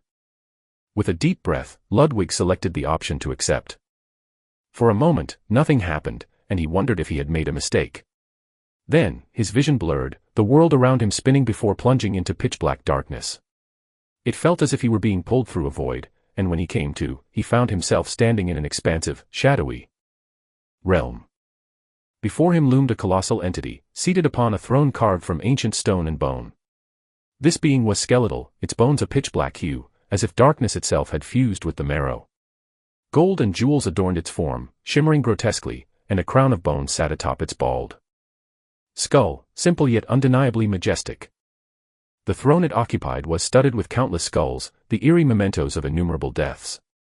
Behind the throne, an intricate network of shimmering, liquid blue streams flowed endlessly, forming rivers of spectral energy. Souls, shaped as skulls from every species imaginable, drifted within these rivulets, an eternal procession of the dead. Ludwig's eyes widened as he recognized creatures both familiar and fantastical, the sheer variety suggesting a dominion over all living beings. Above the entity, a massive scythe rested on one shoulder. Though its blade appeared simple, like a farmer's tool for cutting grass, its presence radiated pure menace. Ludwig instinctively understood that even getting close to that scythe would mean certain death. He gulped, feeling small, insignificant. The entity's eye sockets blazed with twin blue flames, as bright as the stars on a clear night. They fixed on Ludwig, as if looking straight through his essence. If Ludwig could put into words the being's presence, there would be only one. Death, Ludwig whispered, the name escaping his lips involuntarily. It is indeed so, one who has died before, came the voice, a deep resonance that emanated from every direction at once. The entity's skeletal mouth remained motionless, but Ludwig felt the words vibrating through his very soul. Wait, body. Ludwig looked down, surprised. His hands, his torso, this wasn't the slime-like shell he had become used to. This was his old human form. It felt familiar, real. This is a place for the soul and the mind, Death explained, and that is how you perceive yourself within your mind. Thus, it is how you appear here. Deus Necros, Ludwig said, naming the god he knew was behind his resurrection. The skeletal figure inclined its head slightly. I go by many names, and that is one of them. But I prefer the one you spoke first, for I am Death. Ludwig was stunned, though he tried to keep his composure. It wasn't every day one spoke to a deity, let alone death itself. You have accepted our meeting, Death continued, and I shall announce the reason for your summoning. The twin blue flames in Death's eyes flickered. You wish to return to your world? Ludwig hesitated, considering the question. Would returning change anything? He asked. My parents are already gone. Death seemed to regard him thoughtfully. Curious. Many have come before you, each one desperate to return to their world. It was their most cherished wish, even though none have ever succeeded. Yet you seem uninterested in your past life. Returning wouldn't bring my parents back, Ludwig said flatly, his voice tinged with grief. I can bring them back, Death replied, an unsettling promise uttered with perfect clarity. Ludwig's eyes widened as he looked up at Death. He knew that such a being had no need for lies. As he had read somewhere before, the strong find deceit beneath them. Indeed, Death said, as if reading Ludwig's thoughts. Lies are tools for the weak. So speak, Ludwig Hart. Do you wish to return and have your parents back? To a time before your tragedy occurred? Ludwig's heart, or the memory of one, ached at the thought. Of course, I'd want that, he admitted, his voice barely a whisper. Death's skeletal form seemed to shift, a faint aura of power crackling around the throne. Then so be it, Death intoned. Under my name, you will return, if you achieve a goal of mine. Eternal Quest Update. You have succeeded in completing the first stage of the Eternal Quest, meeting. Your reward for completing, a meeting with the inevitable, : Title, Apostle of Death. Your next mission is, hunt the 7 usurpers who have escaped death. Time limit, infinite. Reward, return to your original world, 1 day before your original death. Quest difficulty, impossible. Ludwig's jaw dropped as he read the notification. The quest details were sparse, and he couldn't make sense of what 7 usurpers even meant. Before he could ask, Death raised one massive skeletal hand and plucked a skull from the throne's armrest. With a casual flick, the skull shrank and morphed into a thumb-sized lantern, which floated over and hooked itself onto Ludwig's waist. You have received a god-level item. Congratulations. For obtaining a god-tier item, you have earned the title. He who bears the power of the gods, plus 10 points in luck status. You now have a small chance to obtain double rewards from monster drops or receive a higher-level item when crafting. Soul-letting lantern, bound. Type, cosmetic. The bearer can use souls in the lantern to empower themselves permanently. As long as at least one soul resides in the lantern, the bearer will return from death. Whenever a soul perishes by the direct or indirect involvement of the bearer, it will be absorbed into this lantern. Upon death, half of the souls in the lantern will be sent to Deus Necros, while the other half will be consumed to return the bearer to a point in time before their death, with the bearer retaining knowledge of the event. You shall always be perceived as alive by those who do not know of your death. You currently have 1 soul inside the soul-letting lantern. Ludwig glanced at the lantern, its dim light casting shadows on the floor. Inside, a familiar face pressed against the tinted glass, a tormented echo of Vondel Thomas, the blonde noble Ludwig had killed. Find the 7 usurpers of life and collect their souls, Death commanded. Each time you claim one, I shall grant you what they held most dear. Now, go, apostle of mine, and show me how well you struggle. Ludwig swallowed hard, the weight of his new quest sinking in. There would be no turning back from this path. The flames in Death's eyes burned brighter, as if daring him to falter. And with that, Ludwig's vision went black once more, the ominous presence of Death fading as he was pulled back to the mortal realm. Chapter 27, Purpose. Opening his eyes, Ludwig instantly looked to his side. The small lantern was there. It looked more like a keychain trinket, with small orange-tinted glass and metallic decorations all over it and a small skull here and there around it. And the person inside it was banging on the glass, soundlessly no matter how loud he screamed. Ludwig stared at him with dead eyes. You get what you deserve, he said, and simply ignored the lantern. Now, things have changed a bit, Ludwig said to himself as he stared at a notification that popped up in front of him. Due to your binding with the soul-letting lantern, you can no longer gain experience from slaying monsters or humans. All your quest rewards from here onward will change from EXP to their equivalent in souls. You can level up your stats using only the souls inside your lantern. Each time you level up your stats, using the soul-letting lantern, a total of 10 times, you will gain 1 character level. You can still gain stats doing quests or claiming achievements, and they will not count toward your total level. Ludwig was surprised to see the changes. They weren't little or few, and they were impactful to his future. Nothing changed in a general sense, but a lot had changed. I still need to fight and kill monsters to gain souls to level up, but only this time I have the ability to choose when to level up. This could come in handy, Ludwig thought. He'd read many times about how main characters chose to save their points they earned to level up in bulk when they're in a pinch and surprise their opponent. Which is frankly not the worst thing to do. After all, he needed to stay low-key. The protruding nail tends to get hammered in first. The next notification showed him a hint for his next ordeal. You have happened upon knowledge of one of the 7 usurpers. Personal bestiary has been unlocked and updated. Mordzander, usurper of life. The wrathful death. The world of Ecos had known the entity to be a guardian. While in reality, he has never guarded anything but his immortal body. Mordzander is a being who usurped life, refusing to return to eternal silence.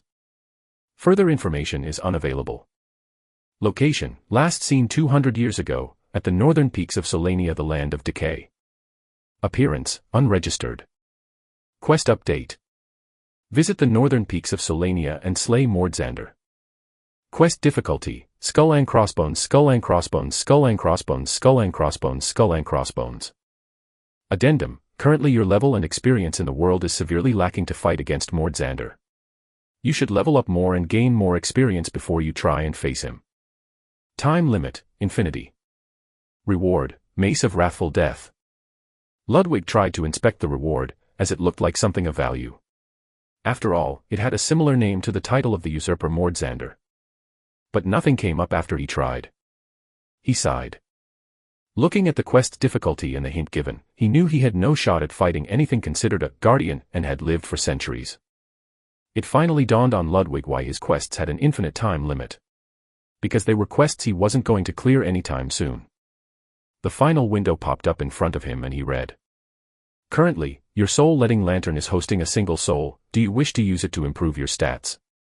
Ludwig immediately refused. It was only 1 soul, and it was all he had. If he were to use it to gain stats or any of the sorts, it would leave his lantern empty, and that makes him mortal. He thought deeply about the challenges ahead, and realized that he had a lot of potential to do many insane and crazy things. But all is in vain without proper preparation, education, and knowledge. So for now, he pulled open his inventory ring and pulled out a few of Van Dyke's books. He needed to learn more about this world. He happened upon knowledge of one of the 7 usurpers by simply reading. Who was the author? Ah yes, Silkra Algad, Ludwig muttered. And he had one more book from that author in his collection. Somewhere far away from the control of the 5 towers of magic and the empire of Lafondle, far too deep in the ground and hidden away from the sight of all living things and even the gods themselves. A massive room was currently hosting a meeting where no one was present in person. The room had been branded in an immense number of sigils and magical writings glowing intensely against the dark atmosphere of this hidden chamber. The table had 10 chairs, and some of the chairs had a person's hologram seated on it. A couple were however empty.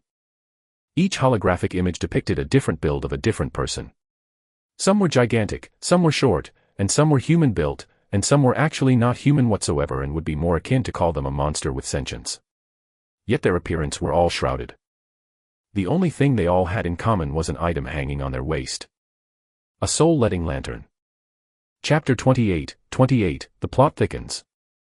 The room was dimly lit, the only light coming from a few flickering candles around the table. Shadows stretched across the stone walls, contorting the figures of the people seated around it into strange, monstrous shapes. A heavy air of foreboding filled the space, as if the very walls whispered of long-forgotten secrets and forbidden plans. "So, what are we thinking?" A gruff voice broke the silence. The speaker's hulking form loomed in the shadows, his features obscured, but his unnatural size and distorted limbs gave away the fact that he was no human. He was something more, something monstrous. A hiss of annoyance came from another figure seated at the table. The voice was cold, clipped. "Isn't it obvious? The boy has a new lantern, and unlike us, he hasn't been punished. He can still return from death. We can't let that happen. We need to capture him, confiscate all the souls he's collected, and then eliminate him." The voice dripped with finality, the weight of it hanging in the air. Another figure, whose face was obscured by a deep hood, leaned forward, his voice laced with sarcasm. "Isn't that a bit aggressive? I thought we were more about invite first, kill if they refuse, then straight up stealing their souls." A low chuckle rumbled in the room, a sound that seemed to come from the walls themselves. "We can't afford to take that kind of risk," the first voice snapped. "Whenever a new apostle appears, they bring a host of problems. They always think they're some kind of righteous hero, out to destroy the 7 usurpers. We cannot allow another fool to disrupt the balance we've worked so hard to maintain. We need the 7 usurpers alive so we too can remain immortal. If any fool tries to disturb that, we're done for." A second voice, this one more detached, added, "Indeed, though we cannot return from death like the new apostle, we must not let him hunt the usurpers, otherwise we'll lose our immortality." There was a long pause, filled only with the sound of breathing. A faint echo of ancient, gnawing hunger seemed to hang over the room, as if the shadows themselves were waiting for something to break. "We're not immortal," another voice muttered. "Not really. We can die, if we're killed." A murmur of frustration rippled through the table. "Don't be naive," the first speaker growled. "We're no longer bound by time. We don't age. We don't get sick. And most of us, we've grown far stronger than we ever were before the lanterns. There's no way I'm risking all of that for some self-righteous brat with a hero's spirit and no idea what he's up against." There was a brief moment of silence as everyone at the table processed the grim reality. Then, one voice, rough and jagged like the scraping of metal, spoke again. "All right, then. What's the plan? We can't just march up to Black Tower Academy and hope for the best. They've got the 8-circle mage dean protecting the place and that psychopath Van Dyke, and you," he turned to one of the figures, who winced. "You really had to anger him by slaughtering both his wife and daughter, didn't you?" The accused figure's eyes glinted in the dim light, but he remained silent. The others exchanged knowing looks, but no one dared challenge him. "Shut it," he muttered after a moment. "I didn't know who they were. It was a feeding frenzy. But Van Dyke. He's too preoccupied with killing my sired offspring, so he is rarely in the academy, nor do I think he'll ever care for the apostle. Soon enough, the apostle will graduate and leave the academy's walls. Then, he's fair game." A faint chuckle came from another shadowed figure. "You really think we can just wait around for that? Another 3 or 4 years?" The tone was mocking, but there was a nervous edge to it. "We have no idea how powerful he'll be by then." The first speaker leaned back in his seat, his massive form creaking. "Patience is the key. We'll let the seer keep an eye on the boy. We don't need to rush. We've waited this long. A few more years won't make a difference." Another voice spoke up, calmer this time. "Just make sure we don't overstep. If Necros realizes we're spying on his apostle, he'll sever our connection. We've been cut off before. A ripple of unease passed through the group at the mention of Necros, but the first figure dismissed it with a flick of his hand. We're in no danger. As long as the seer does his job and stays hidden, we're fine. Speaking of danger, a voice chimed in, there's a 7 usurper near the academy. The gluttonous death. Any chance we can push him or egg him on to go to the academy? He can definitely deal with this apostle, after all, they hate us with enthusiasm. The room fell silent for a moment as the implications of that question settled over the group. After a long pause, a gruff laugh filled the air. Are you mad? The first voice responded, low and menacing. None of us here could stand against one of the 7 usurper, not even close. You wouldn't find me anywhere near any of them. Though the gluttonous death could be useful. He absorbs souls, remember. If he comes across the apostle, he'll take care of things for us. We won't even need to move a muscle, so instead of us egging the gluttonous death, we'll just have to hope that the apostle mistakenly moves toward it. Other than that, I wouldn't even humor the idea of getting anywhere near it.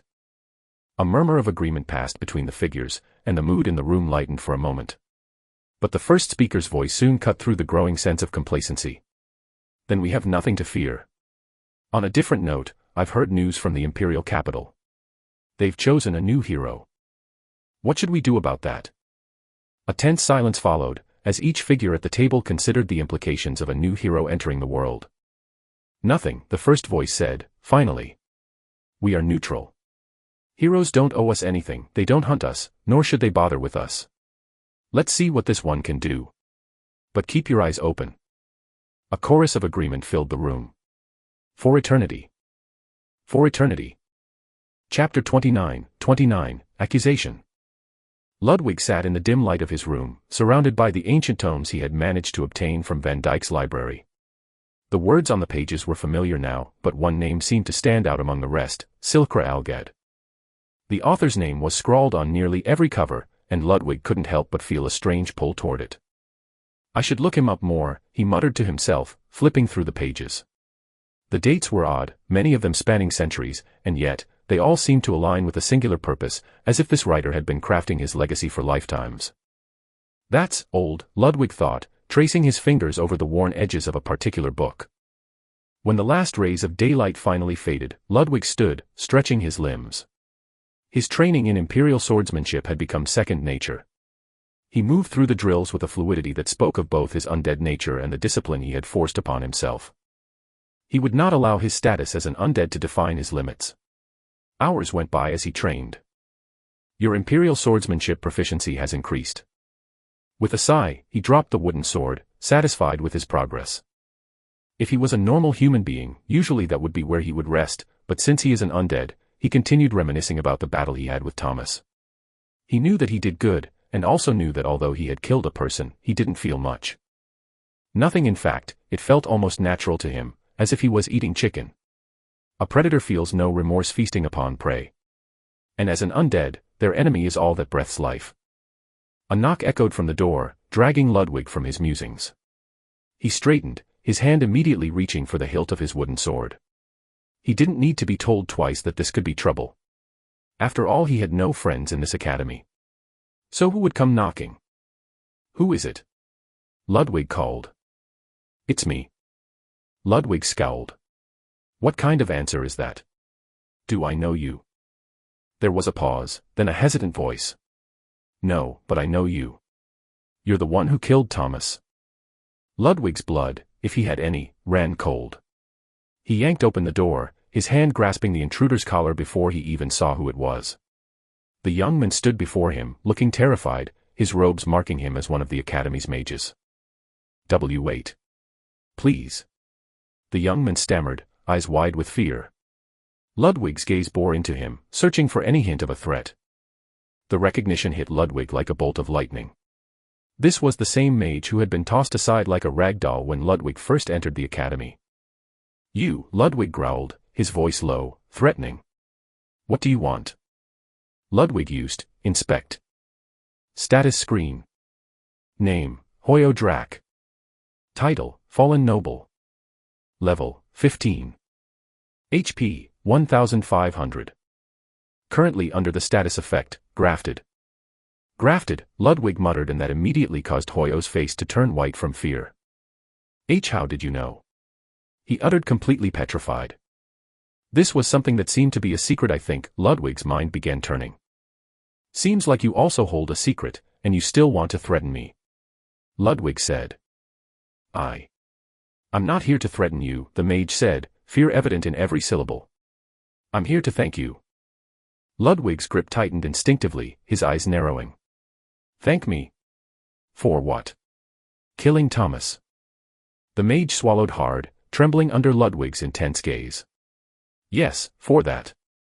Thomas was a monster, a noble who used his position to bully and torment people. He thought he could do whatever the hell he wanted just because of his family's name. Ludwig's grip on the mage's collar didn't loosen. His voice was a low, dangerous growl. And what makes you think I give a damn about your problems with him? The mage's face paled, but he held his ground, desperation in his eyes. Listen, he stammered, his voice barely above a whisper. I'm not here to blackmail you, if that's what you think. If I wanted you in trouble, I'd have gone straight to the dean the moment I found out. Hell, I wouldn't be here risking my neck if I wanted you dead. Ludwig's eyes narrowed further.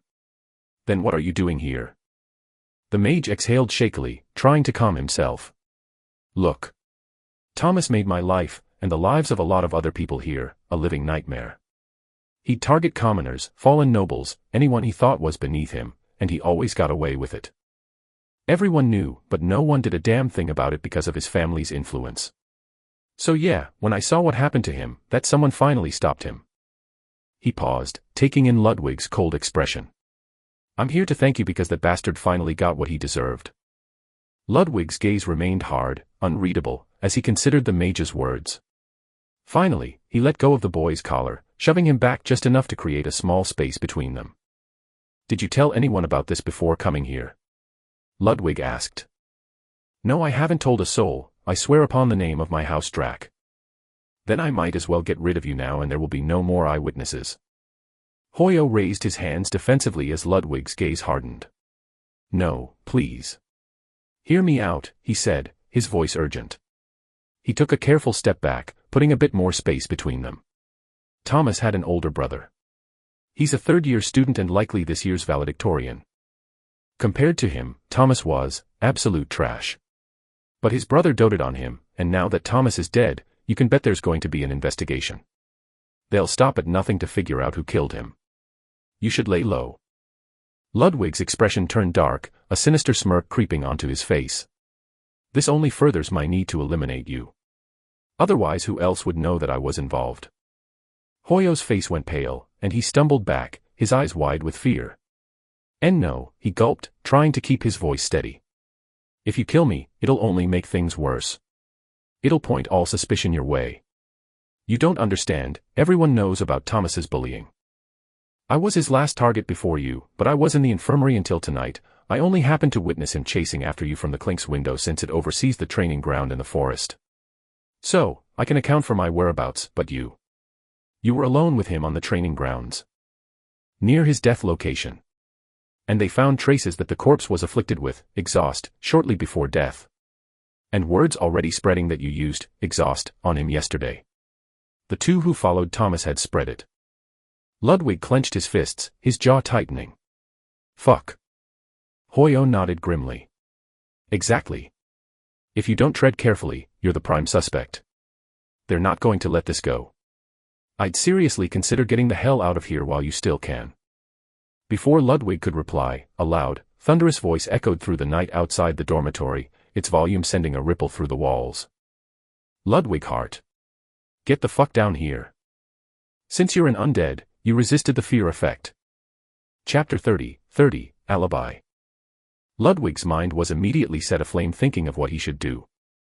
First things first, you, fuck off, go up to the upper floor. If they see you here with me we're both dead, Ludwig said.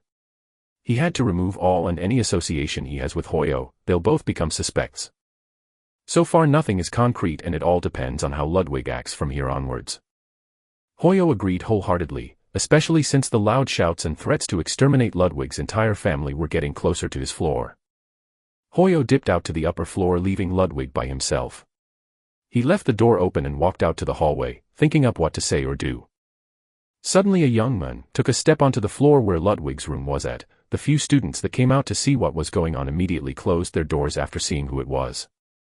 A man of great height stood forward, green of eyes and blonde of hair, and with a muscular yet not overly inflated build. He fitted perfectly in an almost military-like set of clothes, but they all had the symbols and patterns of the Black Tower Academy. He had a sword drawn and he was out for blood, you fucker. The men said and simply flew right at Ludwig in a single step. Grabbing Ludwig by the scruff of his robes and pinning him to the wall, both feet several dozen centimeters higher than the wooden floor. You entered battle. You cannot survive this fight. Hold on, man. What the fuck is going on?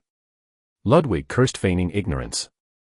Thanks to his calmer presence of mind for being an undead, he wasn't flustered in faking his panic, and due to that, he earned a few seconds before the men in front of him outright killed him. What do you mean, what's going on? The young man roared as he threw Ludwig against the floor, making him tumble several times until he smashed into a nearby wall. 26 HP. Ludwig groaned and fake coughs, but the pain was real. That blow broke some of his ribs. What the hell are you doing? Who the hell are you? Why are you doing this?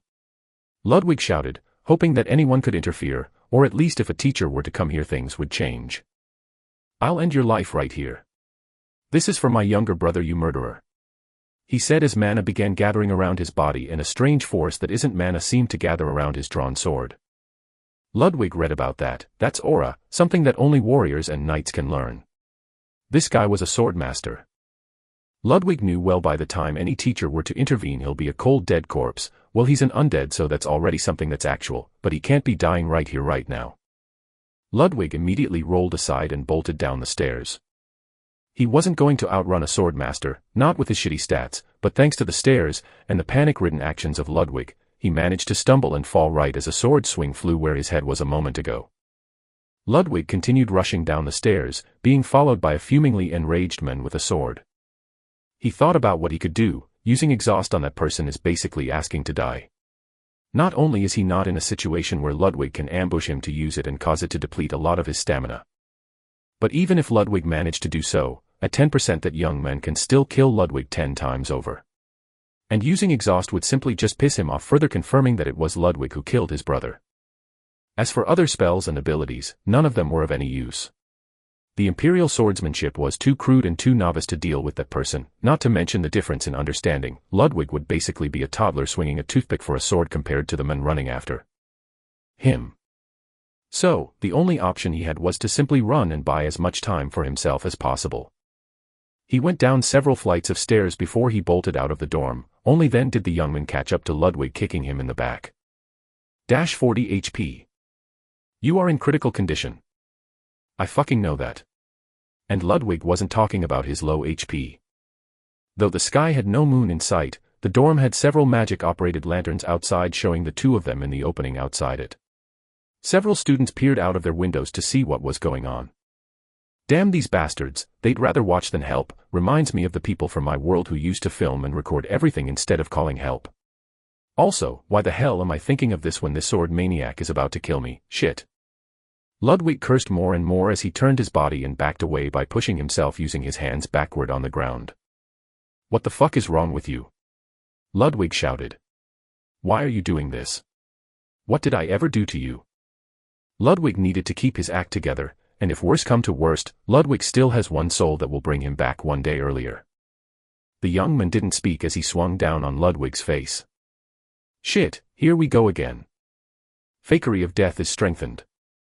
Yet, the death notification didn't rise up. Instead, a man draped in black robes and had a wide smile on his face appeared right in front of the two. His mana-coated hand simply grabbed the sword by 2 fingers as he fixed his sunglasses. What is going on in here? It was Van Dyke, a ray of hope. Though Ludwig wanted to comment on why Van Dyke was wearing sunglasses when it was nighttime, he refrained from doing so. Why are you stopping me? Teacher. The swordmaster shouted. Well, you're trying to kill a pupil of mine, should I not stop you? That response from Van Dyke made it clear that he had both identified Ludwig as a pupil, and as someone who was not going to die tonight. Or so Ludwig hoped. Regardless, Ludwig took on the hint and shouted, Master, this psychopath is trying to kill me. The moment Ludwig confirmed the disciple-master relationship, the young man's face turned red in rage. He knew his goal for the night would be foiled. All things must have a reason. Why is he trying to kill you? Van Dyke asked. I have no idea, I said. He killed my brother, the young man shouted. Without skipping a beat, Van Dyke tilted his head saying, You're Thomas Vondel's brother. He died earlier today, but that is strange. How did you come to the assumption that it was my disciple? Van Dyke asked. Because the teacher who did the autopsy on my brother's burning corpse said that he was afflicted with exhaust before he died. And I have witnesses saying that this guy used exhausted yesterday on my brother. Are you really serious? You think that that is enough proof to try and commit broad-day murder? Van Dyke's tone became more serious. It's night-time, master, not that I'll say that out loud. But. Immediately several teachers appeared right next to us, among them was the swordmaster teacher, Professor Odoro, and even the old men from my first class who taught magic theory. They all came rushing in, some even still in their sleeping clothes. What's going on in here? They asked. But Van Dyke paid them no mind as he continued his conversation with the young men, not to mention that despite having no concrete evidence, not to mention he was with me most of the afternoon. Ludwig cursed inwardly, though that would be a great cover, but teacher Joanna was here and she already spoke to Van Dyke this morning, meaning that it's impossible for what he said to be true, since he was in a faraway location. Joanna had caught on immediately, and it was visible from her eyes. Before you say anything, Van Dyke said to Joanna, I have mastery of teleportation, remember? I believe I returned Ludwig around 3 in the afternoon. If I'm correct, that was exactly the time there was a fire going on. He even asked me if I could snuff it out, but seeing Odoro going to the forest was enough for me to ignore it after placing Ludwig back in the academy's garden and me heading back to my tower. His words were final, it was all bullshit, lie upon lie. But mixed in with a few truths. Since I was actually in the garden among the students when the fire was aflame, and Professor Odoro was there to shut down the flames. But how did he see all that? I'm sure he was far away, unless he had eyes here. Suspicious, Odoro said. He did exit my class pretty early. So he should have had enough time. Which caused my heart to skip a beat, although I'm undead without a heart dash. You see. Even teacher Odoro agrees. He's a murderer. I didn't say I agree, the teacher scowled, it's just that he doesn't have an alibi between the time of death and him leaving my room. No, he did, teacher Joanna said, I was personally training him, not to mention several other students saw it. Joanna said. Just like that, everything seemed to be working out in Ludwig's favor, and the best thing he could do was stay quiet. A mage training in sword arts? Come on teacher, just say you are covering for him. The young man said. Child, I'll only forgive it once because you lost your brother, and I understand your feelings, she said, if you dare insinuate that I'm being unjust or trying to cover up someone else. Forget being a valedictorian, you'd be lucky to walk out of here with all your limbs. Her words were a threat imbued with an incredible amount of pressure, far greater than what the young man had on him. But. No buts, the kid is innocent, as a matter of fact you're the aggressor in this situation. Though it is for a great sadness that your brother had died, you must remember, this is the Black Tower Academy, deaths happen all the time, Van Dyke said, I'll be speaking with Vondel later, after all you dared harm one of mine. I'll see to it that he pays me back for you breaking my property. And just like that, the young man's rage was immediately deflated and more confusion seemed to cloud his head. If Ludwig didn't kill his brother, then who had the balls to do it? Ludwig, follow me, you'll spend the night in the Black Tower. For others this might sound like a move to protect Ludwig in case the young man were to have second thoughts, but Ludwig knew well that these words were not for his protection, he was about to get killed, or worse scolded by Van Dyke. Chapter 31, Experiment. The walk from the Black Tower Academy to the Black Tower of Magic was long, incredibly so for Ludwig. Because though he followed Van Dyke's confident strides, he felt every step the man took was a weight that kept adding onto Ludwig's mind, pressure so much of it that it was suffocating. And just as the tower was in full view did the tower master speak. Ludwig, he said. Yes, master, Ludwig replied coyly. Van Dyke turned to face Ludwig and said, Why did you kill Thomas Vondel? He asked. Ludwig couldn't tell him because he happened to be the most optimal and fastest way for him to meet with Necros. He asked for it, he came at me with eyes screaming bloody murder, Ludwig replied. Patience is a good virtue to have in a mage, could you not have solved it normally? Escaping or calling a teacher would have defused the situation instantly, Van Dyke said. Patience for humans isn't something I'm equipped with, Master Van Dyke, Ludwig said. Van Dyke smiled. You got me. I keep forgetting that you're a monster. Regardless, I'm glad you killed him, Van Dyke said as he turned around. That was strange, Ludwig thought. He believed that Van Dyke would scold him for killing a noble. That means that you have no fear for the royalty nor the nobles. I need someone like that in the future, he said as he moved ahead, urging Ludwig to follow behind him. You see, if you actually shied away from fighting back, or ran away, or even cried for help, I would have discarded you as my disciple there and then. I have no need for those who cannot defend themselves, or at least try doing so. Today I'll teach you something, personally, he said as he climbed up the tower. Ludwig followed behind him. The tower seemed empty as always. What are you thinking? Van Dyke asked. That this tower is pretty big, but there is nothing here but your room, Ludwig said. Oh, like all other towers, they're built using the magic of the Grey Tower. It has spatial temperance. The tower is far bigger than you think, Ludwig, but only when you graduate will you be able to peer into its secrets, he said as he continued going upward. Once the two of them entered Van Dyke's room, the latter turned to Ludwig and asked him a question. Ludwig Hart, how long had you spent in this world? Van Dyke asked. Today marks my 5th day, Ludwig replied. And in these 5 days you encountered a good amount of magic, I presume, and read a lot of books on theory and magic properties and even magic history. Tell me then, what is the most important thing a mage should have? Van Dyke asked. Ludwig rubbed his chin as he thought for a second. The most important thing? Well, talent for magic is obvious, but that's just too obvious. This is a tricky question.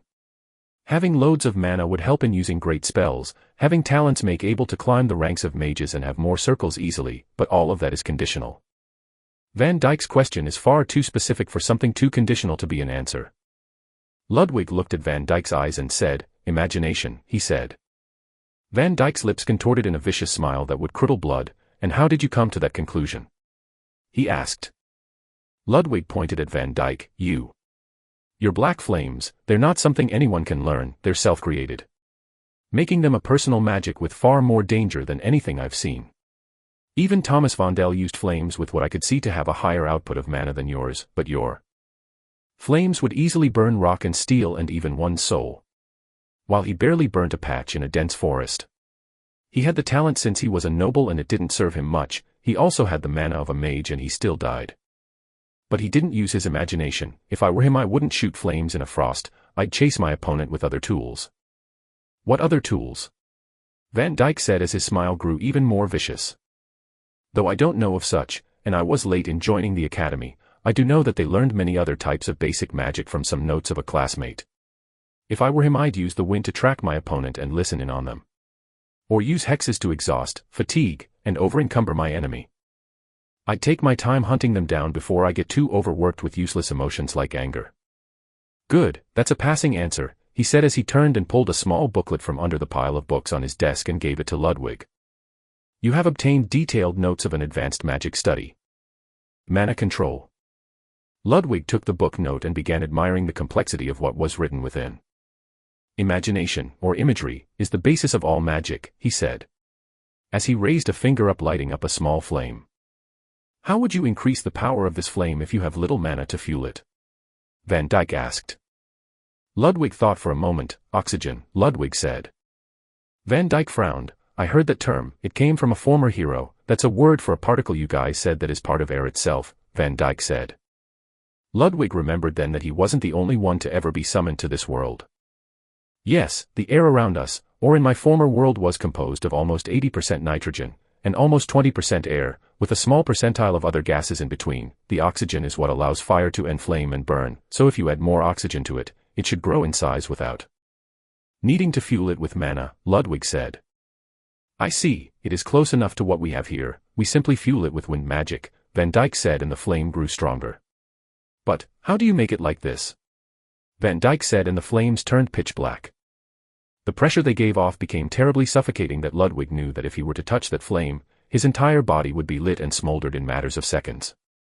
Hatred, Ludwig said. Van Dyke's smile turned to a wide grin that showed all his teeth. Yes. Indeed. Hatred. Hatred against all, rage against all, and most importantly, cruelty against all. Fueling magic with mana is mighty, but fueling it with emotion is far more superior. This flame was something I created due to my hatred against myself at the first place. It's a flame that has one goal: to consume anything it touches until nothing is left, and will never be snuffed. That is how much my hatred runs, he said, and snapped his fingers, causing the flame to extinguish. Imagination fuels creation, and emotion fuels result. But a mage needs efficiency in all to achieve success. That is the reason why I gave you that book. Though your mana is far too little compared to all former heroes, maybe because you lost your chance to be one, but with that notebook you'll be able to channel your mana far easier. Sadly, you can never create a mana circle, Van Dyke said. Ludwig frowned. Why not? He asked. Because you have no heart, Van Dyke said. I tried hard to come up with ways, even finding a replacement heart, and I even tried using your former one, but none of that worked. Oh, by the way, your remains have been cremated. Ludwig didn't really express much after hearing that, but the fact that he couldn't become a mage was still frustrating. Can I not even use skill books? Ludwig asked. Ha. A look of disgust appeared on Van Dyke's face. Skill books is magic of the weak and the pompous who use gold instead of their mind. I came up with something better than a magic circle, Van Dyke said. Ludwig frowned. What do you mean? He asked. Simple, I'll make you a personal one that no other can ever have nor dream of obtaining, a mana circuit that's grafted on your own bones, bit by painful bit. A Van Dyke special. He said as he spread his arms and laughed like a maniac. Guess it's time for me to be a guinea pig. New side quest. Survive Van Dyke's experiment. You must not try and run away, this experiment will test your mental fortitude. Great. Chapter 32, Nephilim. Inside a well-lit chamber of the Black Tower, Van Dyke stood laughing like a maniac. His voice echoed off the high, sterile walls, blending with the scrape of surgical tools and the faint hum of magical enchantments surrounding the room. This was no ordinary operation, it was the first of its kind in this world. The space was a bizarre amalgamation of science and sorcery. Shelves were lined with jars containing odd, preserved specimens, glimmering potions, and grotesque organs that seemed to pulsate faintly, as though still alive. In the center of it all was a marble table, its surface scattered with bone dust, where the skeletal form of Ludwig lay motionless. Several of Ludwig's bones bore freshly carved grooves, intricate channels that seemed to snake their way across his frame, connecting and branching in complex patterns. Each cut was deliberate, every groove a piece of some grand, meticulous design. Tools lay discarded nearby, saws dulled by the relentless work Van Dyke had performed. The marble beneath Ludwig was streaked with fine lines of dust, the byproduct of hours of carving. Van Dyke inspected his work, tilting his head as if appraising a masterpiece. Good, good. He muttered with manic glee, reaching for another saw, and dipping it into a nearby vial filled with holy water. His grin widened. You're faring nicely. You're suffering critical damage to the integrity of your skeleton body. You are being afflicted with holy damage. -1 strength. -1 strength. Every stroke of the saw sent a wave of searing agony through Ludwig. The holy water soaked into the blades, ensuring that each cut burned not just his body but his very essence. The strength that once coursed through his skeletal frame dwindled rapidly, his stats plummeting toward 0. For an undead, pain should have been a foreign concept, but this was different. The holy infused tools attacked the core of his being, bypassing the numbness that typically shielded him from such torment. Each motion of the saw was a battle against madness. Van Dyke worked with eerie calm, his focus was unwavering though sweat constantly poured down his forehead as he switched to a fresh saw. It is fortunate we're doing this before your bone density matures, he remarked. His voice was calm, clinical, as though he were lecturing a class. Once it hardens further, carving these channels would have been far more troublesome. To Ludwig, the comment was surreal, almost insulting. Troublesome. If this was his version of easy, Ludwig didn't want to imagine what harder would have been like. After 4 grueling hours, Ludwig lay still, his body barely holding itself together. His skeletal frame, once sturdy and resilient, now resembled cracked porcelain. Any movement risked shattering the brittle remains of his form. The channels carved into his bones connected seamlessly, an intricate network that converged at a small, thumb-sized hole in his forehead, a focal point for the magic yet to come. How are you feeling? Van Dyke asked, wiping bone dust from his hands as if he'd just finished a routine task. Ludwig could see that this operation wasn't taxing on only him, but the incredible focus that Van Dyke was on and stayed on for hours was something to be respected. Though he was suffering the pain, Van Dyke felt like the one feeling it. Like a corpse, Ludwig managed weakly, his voice dry and humorless. Van Dyke barked a laugh. Ha! You still have your sanity. Good. That means the easier part is done. Ludwig's non-existent stomach dropped. If this was the easy part, he dreaded to think what lay ahead. He briefly entertained thoughts of escape, anything to avoid the hell that surely awaited him. Van Dyke, noticing his expression, smirked. Relax, I'm joking, he said, though his grin suggested otherwise. Honestly, you did better than I expected. I figured the holy water alone might kill you. But you see why it was necessary, don't you? Holy water stops the undead from healing, Ludwig muttered, still reeling from the experience. Exactly, Van Dyke replied, his tone suddenly earnest. These channels need to stay precisely as they are, at least for the next few hours. Without the holy water, your body's natural restorative properties would seal them up before we're done. And all of this, he gestured broadly to the carved grooves, would be for nothing. From a nearby shelf, Van Dyke retrieved a vial of bubbling silver liquid. Now comes the real artistry, he said with a tone of reverence. Most people believe mithril to be the ultimate mana conductor, Van Dyke continued, pacing as he spoke. And it's true, mithril is versatile.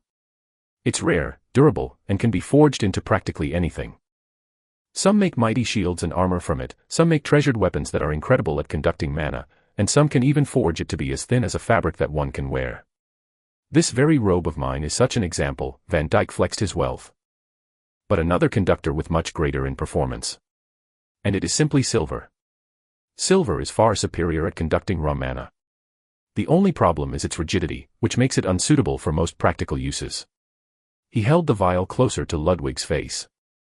This is something that is of a higher grade than mithril, and better than silver. The best of both worlds.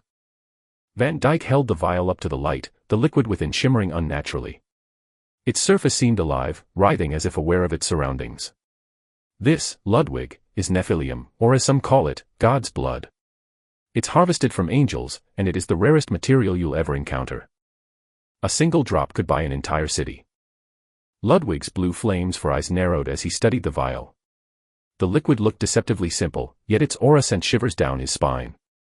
Ludwig's voice came out hoarse. If it's divine, won't it kill me? Van Dyke's grin widened. Normally, yes. But not everything that is related to gods and angels is divine, after all. Fallen angels, for example, are a different story. Their blood is no longer holy in the traditional sense. It's tainted.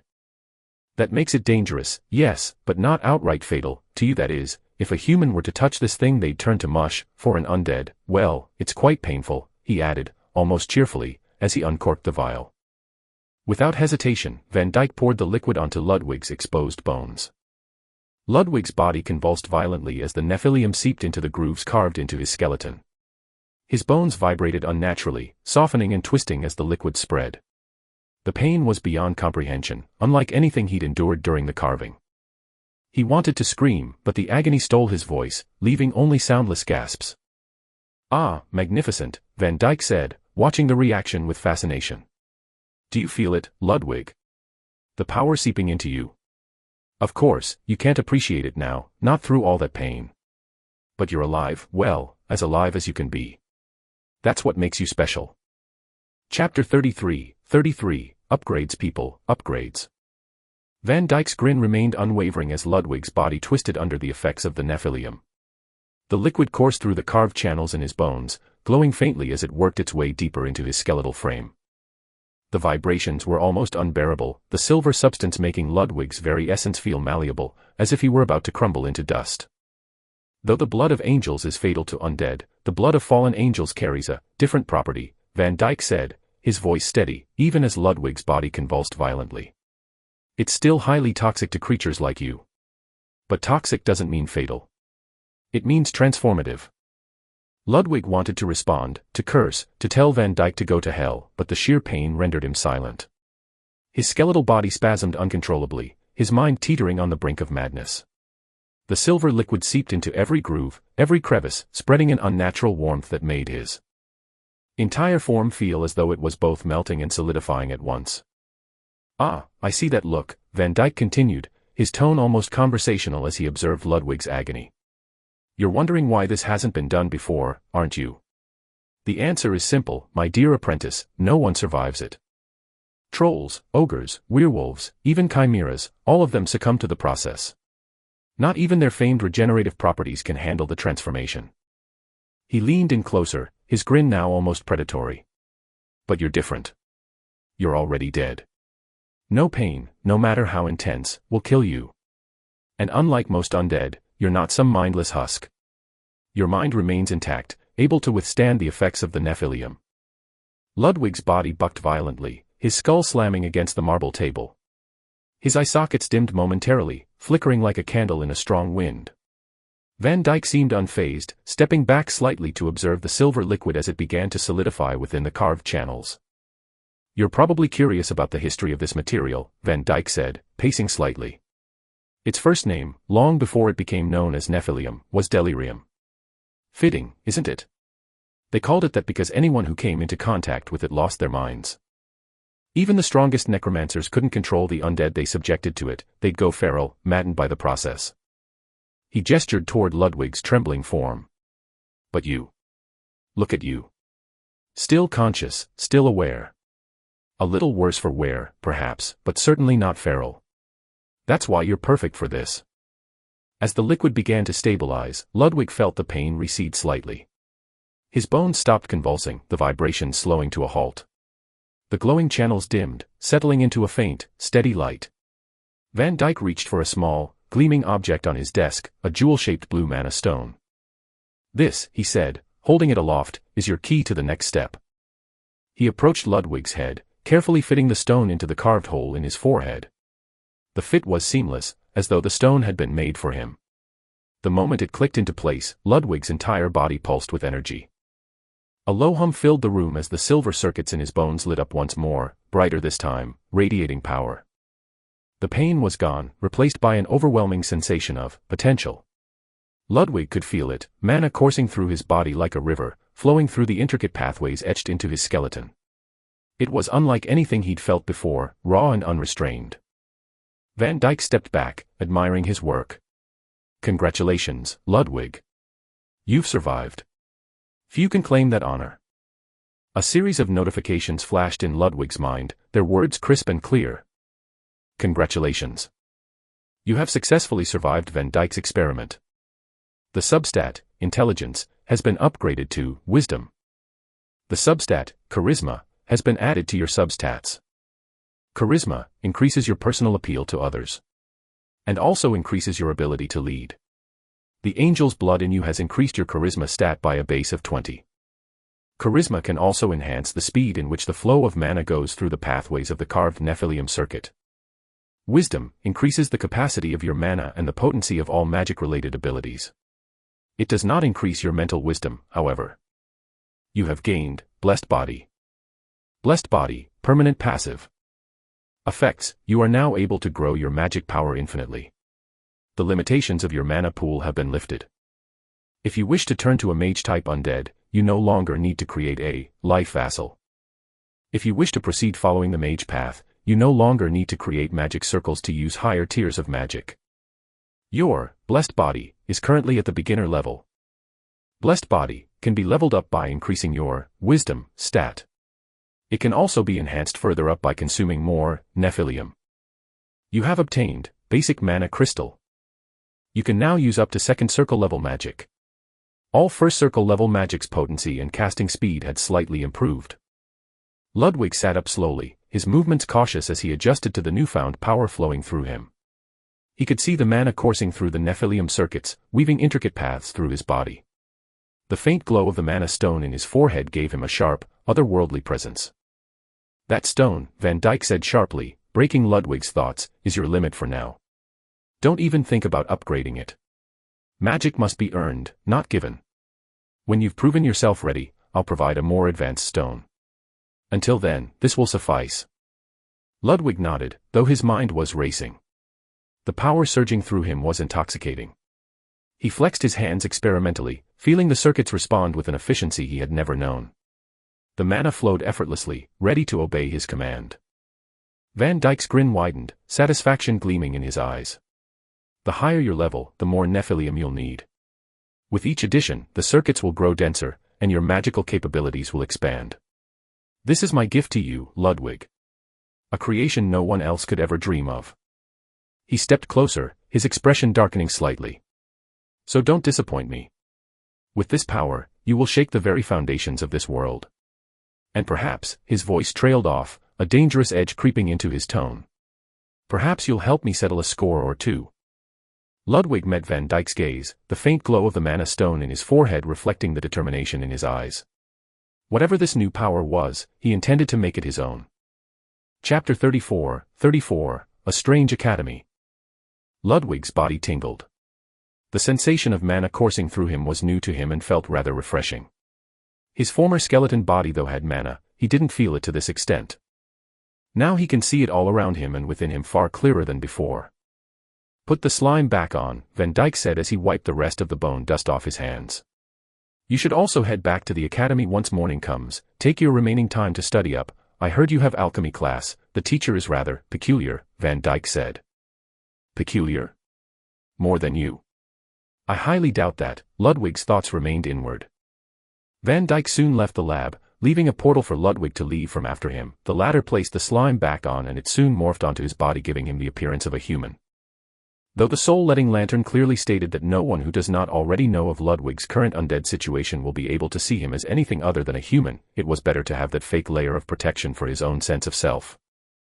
He didn't want to always look down and see nothing but bones. Once Ludwig wore his clothes, he left to Van Dyke's office. He proceeded with reading the available books to him, but once again his mind was rattled due to the difficulty of the task. Your wisdom level is far below the required needed to read through this book. Ludwig ignored the notification as he began reading with the mother of all pain racking his brain. Hours later, Ludwig ended his session when the sun began breaking. Dawn had passed and he needed to head to the academy again. After packing, he hurriedly left the tower and made it before the time for class would start. But something was different today, everyone was giving him strange looks as he passed through the halls of the academy. Did you hear? They said that he killed Thomas Vondel. Yeah, I heard, and if not for Tower Master Van Dyke, he'd be dead by now. I heard that Ravi Vondel is still looking for him. He can't do much inside the school, but I wonder what would happen if he leaves.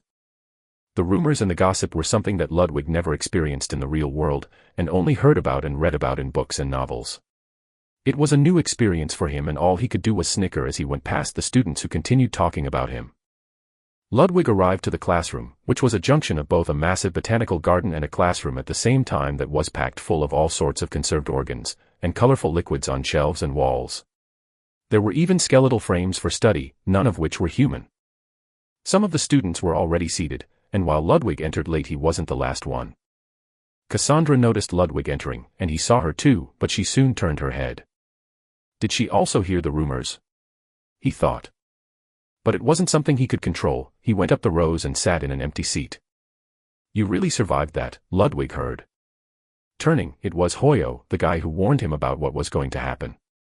Ludwig wasn't a big fan of this guy since he knew that Ludwig indeed was the cause of Thomas's death.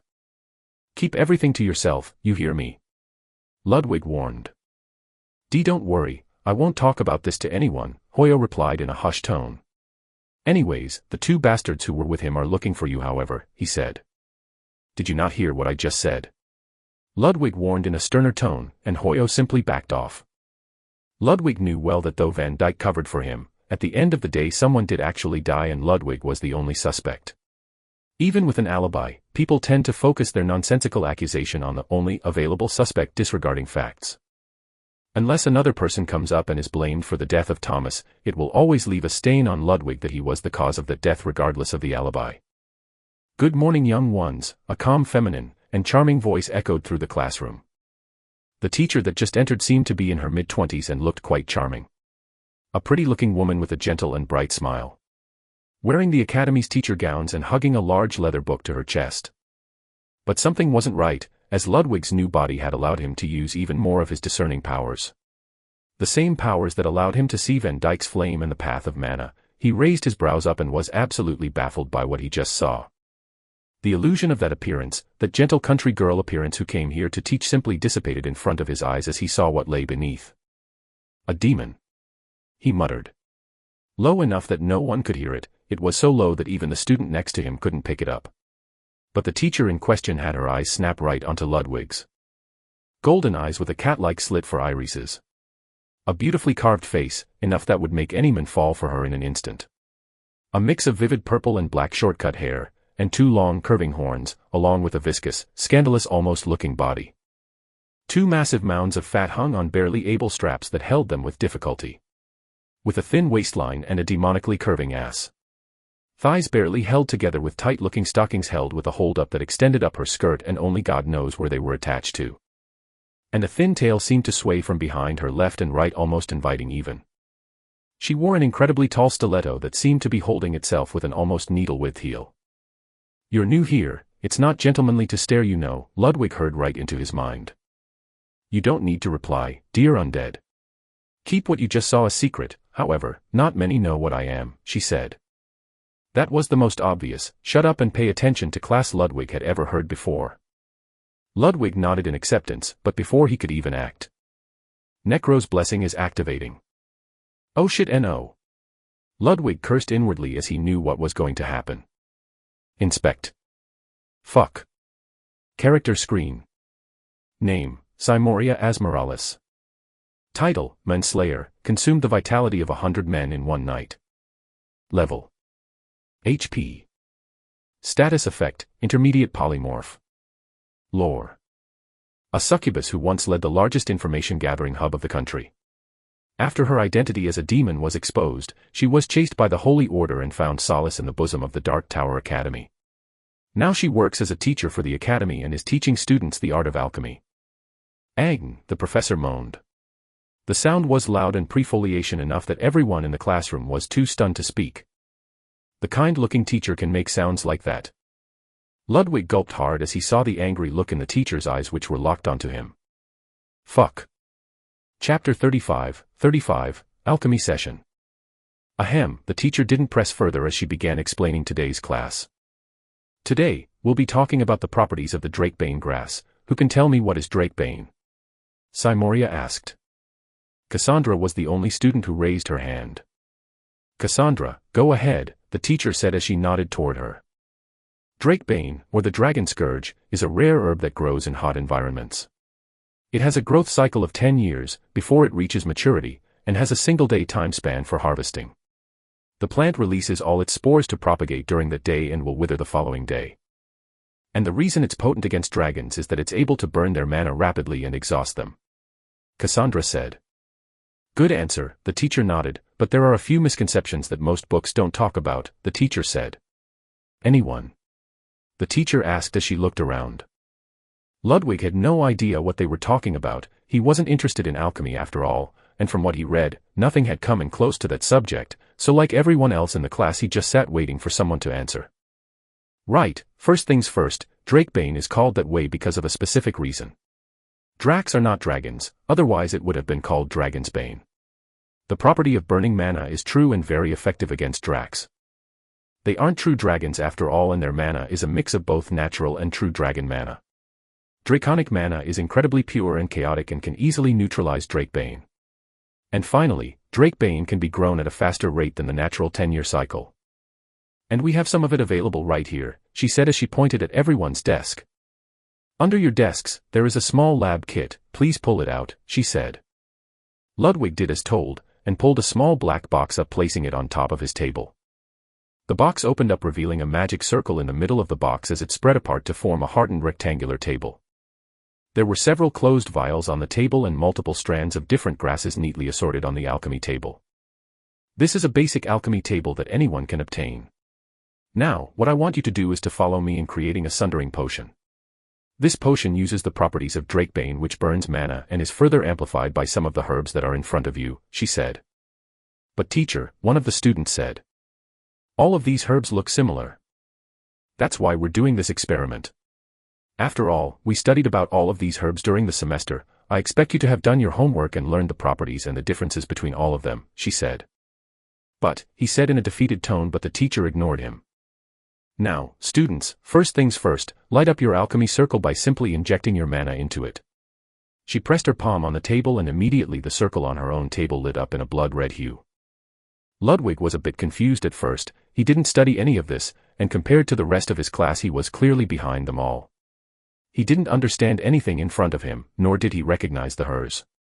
The guy who spoke earlier described Ludwig's situation pretty clearly.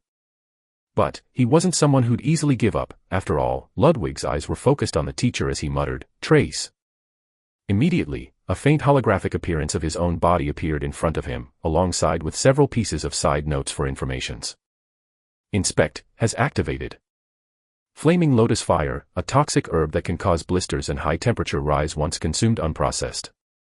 It is also an alchemically used herb that can increase the temperature of materials once alchemy is applied. Riverside grass shamrock, normal grass that can be found anywhere in the world alongside rivers. It holds no special properties. Drakebane biohazard symbol, a flower-type herb that has the properties of sundering mana. It is incredibly toxic to all sub-dragon species if directly injected into their blood. The effect is incredibly minor if only the flower part of the plant is used like what most do today. The mix of both roots and the flower part increases the potency but at the same time creates instability in the potions made. Ice pearl, a small pearl found in the stomach of glacial clams. It holds great freezing properties and can neutralize heat once it comes in contact with it. Unprocessed troll's blood, an incredibly powerful agent that can easily absorb all matters of traits into it. It has a high regenerative property and by itself can help heal wounds, though untreated it can cause many issues to a human's body. It is mainly used in creating health and mana potions, but is almost the #1 go-to when creating any type of potions. There were several other pieces of weeds and all sort of liquids, but just these caught Ludwig's attention. Because they all seemed to have a purpose. For example, the riverside grass was useless, uncompetitively so and had no properties, but it held a striking resemblance to Drakebane. And this told Ludwig that this was meant to confound and confuse the students. Along with several other herbs that looked like the flaming lotus, and a few vials of liquids of varying shades of blue that looked similar to troll's blood. The ice pearl however seemed to be there in case shit went wrong and the whole thing began to burn. The first thing she did was hold the ice pearl. In case things go wrong, throw this in your pot, it will instantly stop all the reactions. She said and placed the pearl to the side. We start by grinding the flower of the Drakebane, and since it's already dried up, you can simply crush it between your palms like this, she said as the material turned to powder and began falling on a small pot she had ready on top of the alchemy table. Everyone did the same when they began mimicking her. And so did Ludwig. He followed Trace, and grabbed the appropriate piece of grass, while many others seemed to grab the closest looking one. Then add some troll's blood, though this is unprocessed, it should still serve the same purpose, she said as she poured in an incredibly accurate amount and left a bit in the bottle. Ludwig noticed her carefully hiding away the bottle. It seems that there is a need to be specific, and thanks to Trace, he managed to get an almost exact recreation of her own action. He continued following her, and while she was adding more and more herbs, several pots began overboiling or turning stale. Some students, seeing things going ugly, immediately threw the ice pearl into their pots, making the whole thing turn to an ice sculpture in the blink of an eye. While some blew up outright, stanching up the place, but thanks to the teacher being already aware of the dangers, whenever something bad was about to happen, she'd cover the pots of the students with her own mana, enclosing the explosions or the overflows. There was nothing she could do about the smell though. Ludwig wasn't affected by the smells, after all he was an undead, but many others threw up outright or just left the room in a rush. The teacher paid them no mind as she continued adding more and more materials. Good, now if you wait for about 10 seconds, the concoction you have in front of you should turn a bright yellow if it's done correctly. The closer the color it is to red the worse the quality, and the closer it is to gold the purer the quality, she said. Everyone's who managed to follow her, or close enough, seemed to have a varying shade of red. Cassandra was the only one who had an orange color concoction. Ludwig on the other hand had a clear golden solution in front of him. You have created a potion. Incomplete weak mana sundering potion, biohazard symbol, toxic for consumption. A potion made by a novice alchemist wannabe. It is incredibly weak and serves almost no purpose. Though it is a step in the right way, if this is used on a Drake-type creature it will only enrage them. This notification was bothering Ludwig. Not only did it say that whatever he made wasn't really that good, it also didn't pop something important in front of him.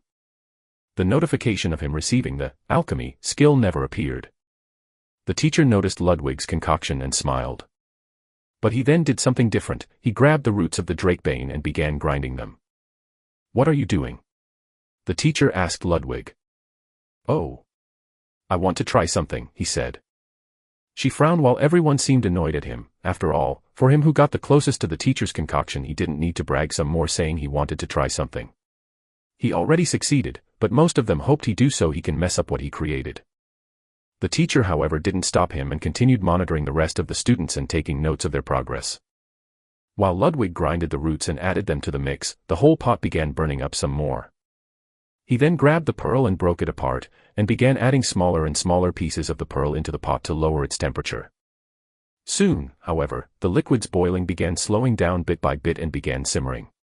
Not only that, the color itself began changing from gold to a purer and cleaner version until it became milky white. The solution seemed to stay stagnant at that point, and only then did Ludwig receive a notification. "You have created your first true alchemy potion.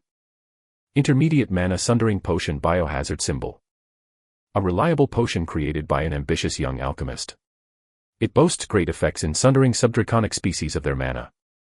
The teacher approached Ludwig and smiled. "Good job, Ludwig," she said. "But teacher," one of the students jumped up, "he didn't follow the recipe," he said. The teacher turned to him and said, "Many things in alchemy are still undiscovered. If we all followed the footsteps of someone who had done it before, we'll never learn." Ludwig understood the principle behind this alchemy. The true use of the drakebane flower is when one mixes both the roots and the flower. For it to have maximum efficiency, but that makes the solution unstable and will burn up faster. And using the ice pearl to stop that reaction will instantly freeze over the entire pot. Ludwig seemed to have realized that from watching the students who used the pearl to stop their pots from blowing up, and thus broke the pearl to pieces so he can use only bits and pieces to cool it down instead of freezing it. It takes a strong mind to do alchemy among chaos, but an even stronger mind to come up with innovative ways to succeed in creation. Good job, Ludwig. I'll make sure to add this to your final results. Keep it up, the teacher explained. Chapter 36, Learning. Hold on, Ludwig heard as he was leaving the room. Looking behind him, Ludwig saw Cassandra with a frustrated look on her face. "What is it?" Ludwig asked. "How did you do that?" she asked him. "How did you figure out the way to make that potion?" The teacher herself didn't say anything, and the herbs, they all look similar. Ludwig looked at her own potion and noticed that it was incredibly close to what the teacher had made. "Analysis," Ludwig said. "That's a really terrible way of explaining things," she replied.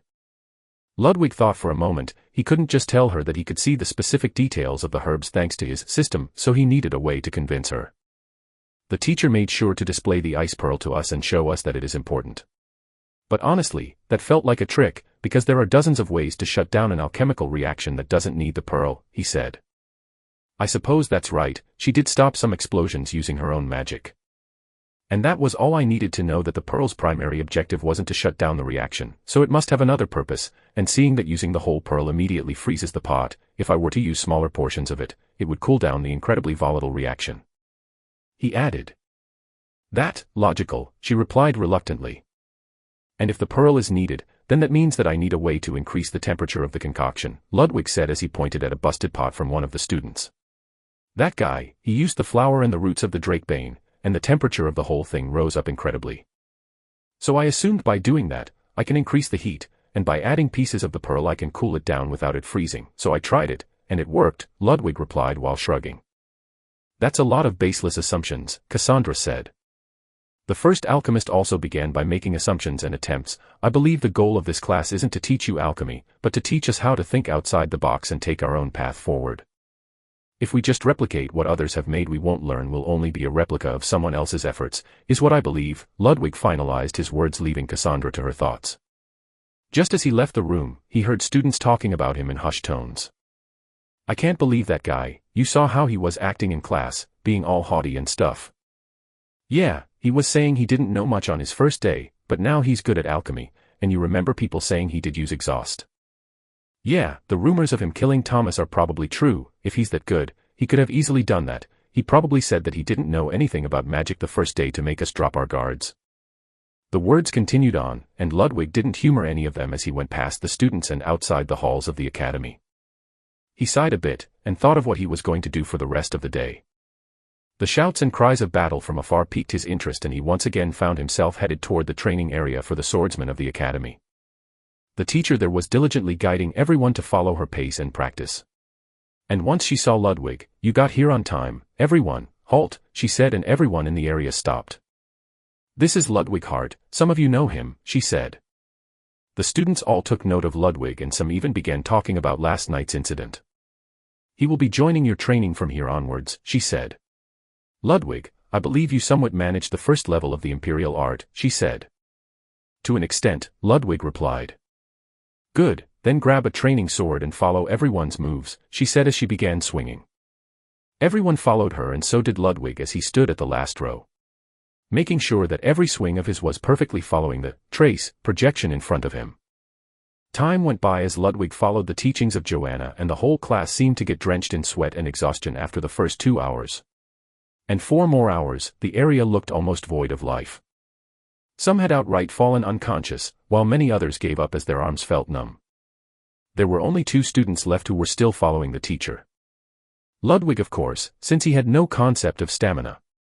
And a young man who Ludwig remembers from the first time he came to this place. "All right, kids, stop or your arms will fall off," the teacher said. Only then did the student that survived with Ludwig fall to his knee, gasping for desperate breath. The kid with blue eyes and blue hair looked at Ludwig saying, "You're a monster." "I can say the same to you," Ludwig replied. Though Ludwig was indeed an undead monster that didn't need any stamina to work and move or act, the kid next to him was practically a genius type of monster. A human kid with a stamina that rivals a monster. Good, we have promising younglings this year. Von Hubert, you have done well, you should go and rest for now." "Ludwig, I need to speak to you for a second," she said. Ludwig followed her to the same room from the last time, and was worried that she might have caught on to what happened yesterday. Just as he entered the training room, she closed it. Show me how much you learned from the imperial swordsmanship art." Ludwig began tracing the moves, succeeding in connecting the first and second stances in a single flow. This impressed the teacher enough that she held Ludwig hostage for the next 4 hours. Later that night Ludwig headed back to his room to rest, or more like to continue his mental training. Van Dyke had given Ludwig the book of mana control, and within the book were the first-tier spells of all elemental magic, not including the dark or the light type of magic. His task was simple: to understand the teachings of the book, and learn mana control, and have a good start in simple first-tier magic. Ludwig was taking his first steps in becoming a mage. Ludwig flipped the pages as he read. Unbeknownst to him that this small book may very well change his entire life and how he views this world. Chapter 37, Grafted. Ludwig closed the book while his head felt like it was throbbing from pain. The whole thing was weird for him. The book was clearly describing handling mana with magic circles, but at the same time, it didn't seem that it was bound to those very laws. Mana, after all, existed everywhere. And only humans were the ones who used magic circles to further advance their prowess. For Ludwig, who had no heart to build his circles, he had Nephilium, which served as a more advanced, denser, and far higher conductive mana circuit. It could do all that a magic circle can do, but the majority of the tips and help were focused on what magic and mana itself could do, not the circuits or circles themselves. Another part was imagination and emotion. Emotion was something that Van Dyke had already explained, as it fuels the magic you want.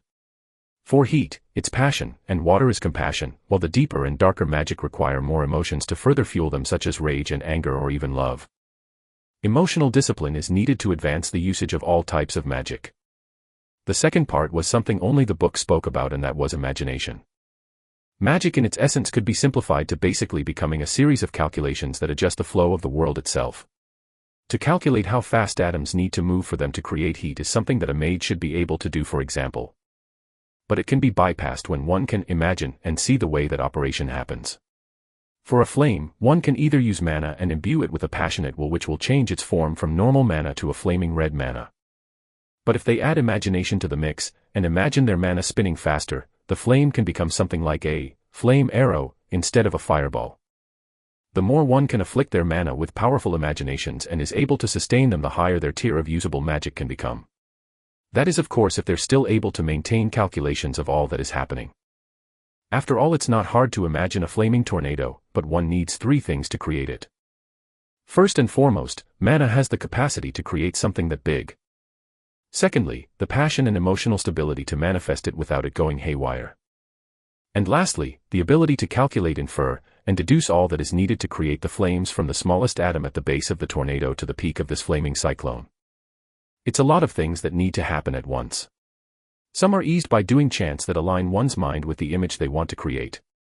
Some are able to use mediums such as wands or staffs that can ease the computable aspects of such a creation. Mana control, the book itself seemed extremely basic for Ludwig, yet from it he understood that talent alone is not enough for anyone to be great at magic. For him, however, magic capacity was something he didn't need to care about. For a body of an undead that cares for no pain or agony of the circles, and has his own circuit of Nephilim, he isn't limited to what mana amounts he can produce, he is only limited by the quality and quantity of the Nephilim inside his body. As for the imaginative and computable part, he boasts an incredible mind that was separated from the necessity of sleep and exhaustion due to him being an undead. A mind that literally has no limit but what he himself can comprehend. As for emotion, that is something that Ludwig knows he lacks a lot and has yet to fully understand them. For someone who spent most of his days sheltered in a gilded cage, with barely a few interaction with friends he never met, Ludwig's emotional growth was extremely stunted, and that would serve as a great setback for the current him. True.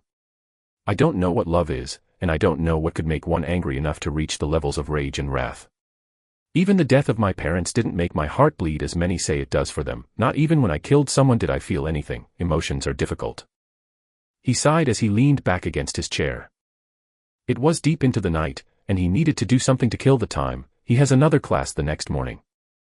Just as he was about to switch to training his swordsmanship, he heard a knock on his door. Wary and slightly alerted, Ludwig asked, "Who is it?" "It's me, Hoyo," the boy said. Ludwig sighed as he opened the door. "What is it that you want?" he said through an annoyed-looking face. "Just wanted to talk to you about something," Hoyo said as he placed his foot on the door. "I'll crush that foot if you don't move it," Ludwig replied in a serious tone. The boy held both hands up. "Okay, no feet on the door, but really, I need to talk to you about something serious." Ludwig sighed. "What is it this time? Surely not someone who wants me dead again." "Oh, no, well, the two minions of Thomas want to have their revenge, but I doubt they'll do anything overt. Regardless, this is more about me." "You? What is it? Are you the one who want me dead?" Ludwig smirked. "No, I just have a favor to ask you." "Is it about you being grafted?" "Why yeah, you haven't said or talked to anyone about that, right?" "And if I did, what will you do?" Ludwig asked. The look of despair showed on Hoyo's face was a clear indication that something was awfully wrong with this guy being found out as a grafted. "Get in," Ludwig said. Hoyo walked inside with a lowered head and sat on an empty chair. "So, about this grafted thing, tell me, why do you have the liver of a harpy grafted on your body?" Ludwig asked while his eyes were shining blue unbeknownst and invisible to Hoyo's stunned-looking face. Chapter 38, Fallen Nobility. "How much do you know about that?" Hoyo asked. "Enough to know that you don't want me to expose you, so speak, why do you have the liver of a harpy grafted onto you?" Ludwig asked back. Hoyo opened and closed his mouth, then said, "My family is a fallen noble family," he said. Ludwig waited for Hoyo to finish speaking since he seemed to have had a lot on his mind. He sighed a bit and then said, "My father and uncle are sons of a Duke of Letonia, a kingdom on the northern part of the Lefondal Empire. My grandfather died before assigning a proper heir, and that caused strife between the two of them. But thanks to my father's superior military achievements and prowess, not to mention him reaching the level of Aura Swordmaster, he managed to take control over the duchy. He didn't kill my uncle for failing the succession war, and allowed him to live as a marquis with land and forces." Ludwig nodded as he was listening in on the story. "But, greed is a nasty thing," Hoyo said. "My uncle, who didn't accept the fact that he was demoted to a mere marquis, was enraged and began dabbling in darker arts. And this is one of them," Hoyo said as he pulled up his shirt. Several massive sewed scars were visible all over Hoyo's body. "It wasn't just the liver of a harpy, there were much more parts that shouldn't have been mine to begin with, though I managed to extract them and replace them with human parts. I still can't remove the harpy liver. Since it's essential to my survival," Hoyo said. "It cleanses blood and removes all sorts of poison and lowers the risk of diseases and infections from the multiple grafting sessions that happened to me." So you were captured and tortured? Ludwig said plainly. There was hesitation in Hoyo's words before he said, why yes, something like that. Then how come your family fell? If your uncle was the one who did all of this, shouldn't it be the other way around? Or did the king simply axe both the duchy and the march? March or marquessate is what you call the territory of a marquis will be going with march for now dash. That's the thing, Hoyo said, the people who did the experiment on me were the people who belonged to our duchy. They were bribed by my uncle and I was experimented on along with several hundred others inside my father's territory. My uncle then sent word to the king that we, the duchy, were dabbling in black magic and forbidden arts, and then initiated the attack on the duchy. Ludwig frowned. I can see how things would turn that way, but you said that you initiated the attack. For a march to attack a duchy, you need significant power. I doubt that the duke just simply let them in. Yeah, under different scenarios, my father could have easily thwarted the attack of my uncle and found enough evidence to clear his name, but there was a problem that prevented that. And that is? Ludwig asked. The land we lived on was meant to be neutral ground, a shared territory between Lithonia and the Holy Order, Hoyo began, his voice trembling as if the very air around him grew colder with each word. Lithonia, though it has a king, he's nothing but a puppet. In reality it is a kingdom ruled by zealots, driven by their so-called Holy Order. Rich beyond imagination. Powerful. And merciless. Anything they deem dark or demonic, they don't just hate, they eradicate. But none of that compares to him. Hoyo's breath hitched, his eyes glassy with fear, his words faltering as though recalling the memory physically hurt. It wasn't a war. It wasn't a battle. It wasn't even a struggle. It was annihilation. Total, horrifying annihilation. And it took him, Hoyo's voice cracked, less than an hour. Ludwig's frown deepened, his curiosity beginning to feel like a mistake. An hour, Hoyo whispered. That's all it took for our territory to collapse into dust and screams. He wasn't even trying. He walked in, yawning like he was bored, like it was a chore. He couldn't have been more than 10, a child, by any measure. And yet, he choked, unable to meet Ludwig's gaze. He killed every last one of us. Soldiers, knights, warriors, my people died like insects crushed underfoot. No mercy. No hesitation. Hoyo's hand trembled as he gestured vaguely toward the past. And my father didn't even have time to beg. That boy, that thing, looked him in the eye and simply pointed at him. My father burnt in hellish flames in an instant. For him it felt like swatting a fly, my father who is an aura. Swordmaster wasn't even worth the effort for that thing. No words. No reason. Just, nothing. Ludwig's blood ran cold, if he had any that is. They call him the Holy Saint, Hoyo spat, his voice tinged with hatred but trembling with unshakable dread. But there's nothing holy about him. He's a demon in human skin. A sadistic, unfeeling monster. Moat the Deliverer, the name still makes my skin crawl. He shuddered violently, clutching at his arms as though to hold himself together. You don't talk about him. You don't even think about him if you value your sanity. Ludwig thought about this for a second and said, seems like you had it rough, but what I don't understand is, how did you manage to escape? Yeah, about that, Hoyo said, it was because I fell unconscious. Huh. Ludwig's expression was anything but understanding. Yeah, apparently, the kid, or that thing considers all who are asleep, or unconscious as dead. Basically, a bear. Ludwig tilted his head. That's a criminally severe understatement, but something along the lines of that. I was captured by the Holy Order forces, and when presented to him in my unconscious state, they decided to simply let me go. Apparently it was his order. What happened with your uncle then? Ludwig asked. What else? Since he was the one who revealed us as sinners, he was rewarded, and with his brother dead, the duchy was vacant so he simply took over. And your goal I can assume is to reclaim what was once yours. Ha, you say funny things, Ludwig. I'm not insane, I know my limits. And I can't go against my uncle, after all, though he isn't a sword user, he's a 7th circle mage, though most of it is grafted stolen goods. Wait, he grafted a circle?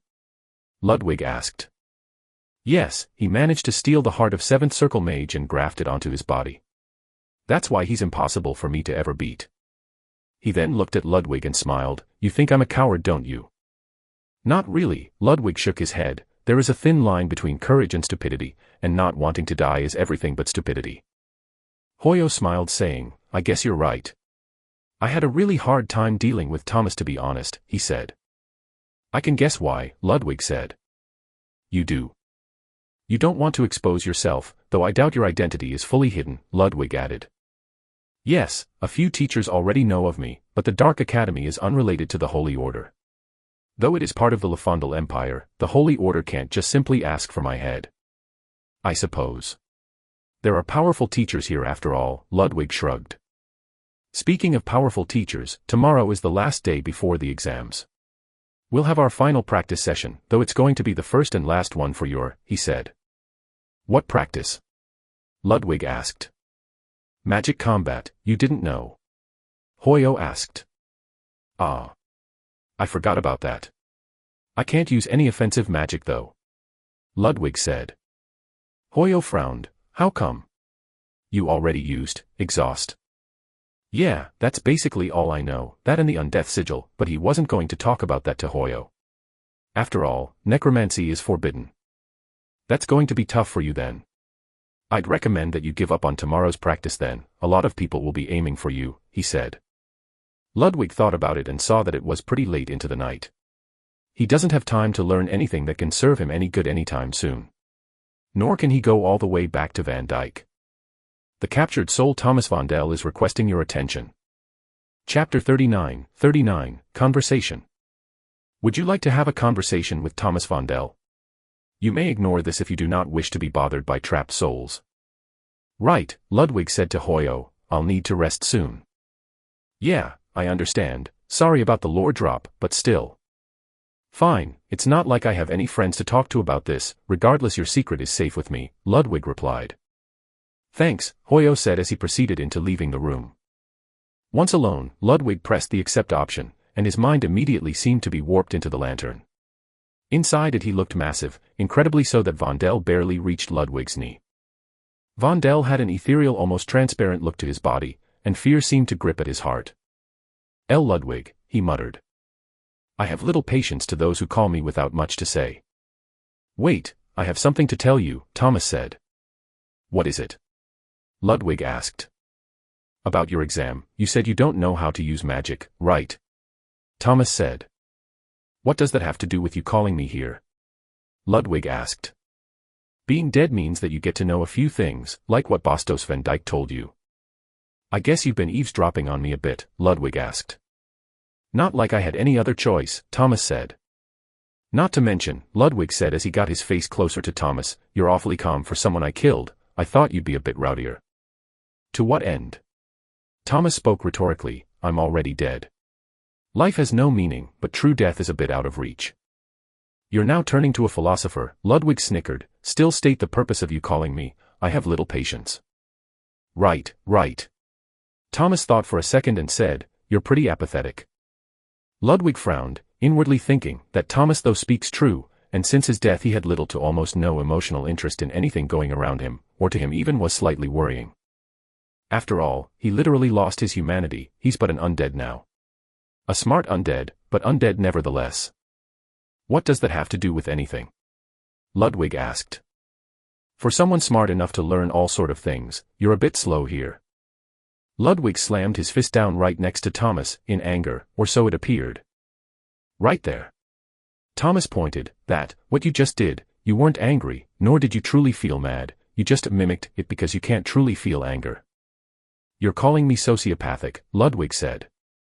Not the exact term I'd use, but pretty close, you really have no empathy and you basically mimic emotions to fit your situation and condition, but deep down you know you don't feel a thing. Ludwig's upper lip curled in disdain. I guess you can show a bit of annoyance, but that isn't helping your case, your emotional imbalance will hinder you from advancing your magic, or the learning of, Thomas explained shrugging. And what do you suppose I should do? Ludwig asked tilting his head. I have a solution for you, well basically it's something that you were probably going to figure out sooner or later, but if I tell you now I need you to do me a favor. Thomas asked. Ludwig thought for a moment and said, I can't promise you anything, but I'll hear you out. Ludwig had no intention of trusting someone he killed. Even if he was a soul. But he still was interested enough, just enough to try and comprehend what was going on. Okay, it's fine. This lantern is very special, and I've seen what you got the moment you obtained it. You can see the status screen? Ludwig asked. I can see all you see, all the souls can. But I saw a bit more. One of the hidden functions of the lantern, he added. Speak, Ludwig said in a commanding tone. Right, Thomas said, fidgeting a bit. Deus Necros is incredibly smart, he's a deity after all, and he already realized you'd be stunted by your lack of emotion, especially after turning to undeath, so he hid a function in the lantern, though there are other functions I'm forbidden from speaking about them or my entire existence will be destroyed. I'd rather go back to Necros as a dead soul than simply vanish. You talk a lot of shit, get to the fucking point, Ludwig said. Yes, I will, anyway. The thing is, though you can't use your own emotions, you can use the emotions of those in the lantern, but it depends on the method they died with, Thomas said. Ludwig thought momentarily and said, You mean I can inherit emotions from those I kill? He asked. Yes, basically the last emotion or slew of, you can inherit, and that can be used to supplement your lack of emotion to empower your spells. You can also learn from the souls you captured any sort of things, but there is a price for that. That sounds interesting, Ludwig said. Yes, for me, well, as awkward it is to say it, I died feeling 3 emotions, Thomas said.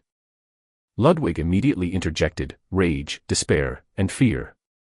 Damn, Thomas looked taken aback, you really just said that, anyway, yes, you're right, it was exactly that.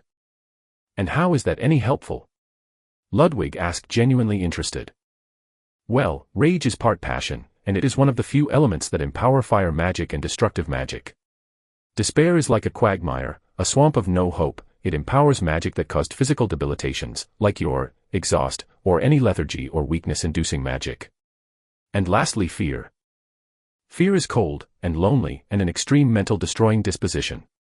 It empowers hallucination magic and all sorts of mental damaging magic. I see your point, but how can I use that? Ludwig asked. Well, I can tell you, but would you hear my favor first? Thomas asked. Chapter 40, A Deal with a Vondel. Ludwig thought for a moment and said, Tell me, what do you want then? Right, see, I have multiple siblings. Though I'm the only true heir of the Vondel house, well, former heir. And what does that have to do with your request? Ludwig asked. Among all my brothers, Ravi, though he's step-sibling, has been the kindest to me. But my mother is adamant about going against him. He made a lot of progress in his studies and did clear a couple of dungeons before he even graduated. He's smart and strong, but his mother isn't a noble, Thomas said. Let me guess, your dad had a thing for the maid? Ludwig asked. More like the red light district, madam, but yeah. And how am I going to help you help him? Ludwig asked. For us Vondels, origin is important, that's for all the nobles in fact. Brother is doing his best to become a knight of Lefondel. And that should give him a noble status, though it is the lowest. Once he achieves that, he can challenge my brothers to be the heir. If I were alive, none of this would have happened, and as soon as I got my hand on the house I would invite my brother back. Sadly, that's no longer possible, Thomas said. You want me to help your brother become a knight?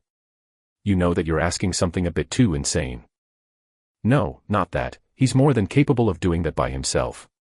But the thing is, he's missing a key part in getting the right of succession. When us Vondels are born, we're given a ring that helps identify us, and that ring is needed to proceed with the succession battle. My mother destroyed Ravi's ring when he was young, so he cannot be part of the succession anymore. But now that I'm dead, he can use mine. Don't tell me it was on your body. Ludwig asked. Because he clearly remembered Thomas turning up in flames. No, I don't keep it on me, that's the best way for me to lose my right as a successor. So I hid it, and it's now kept by a person of interest, to say the least.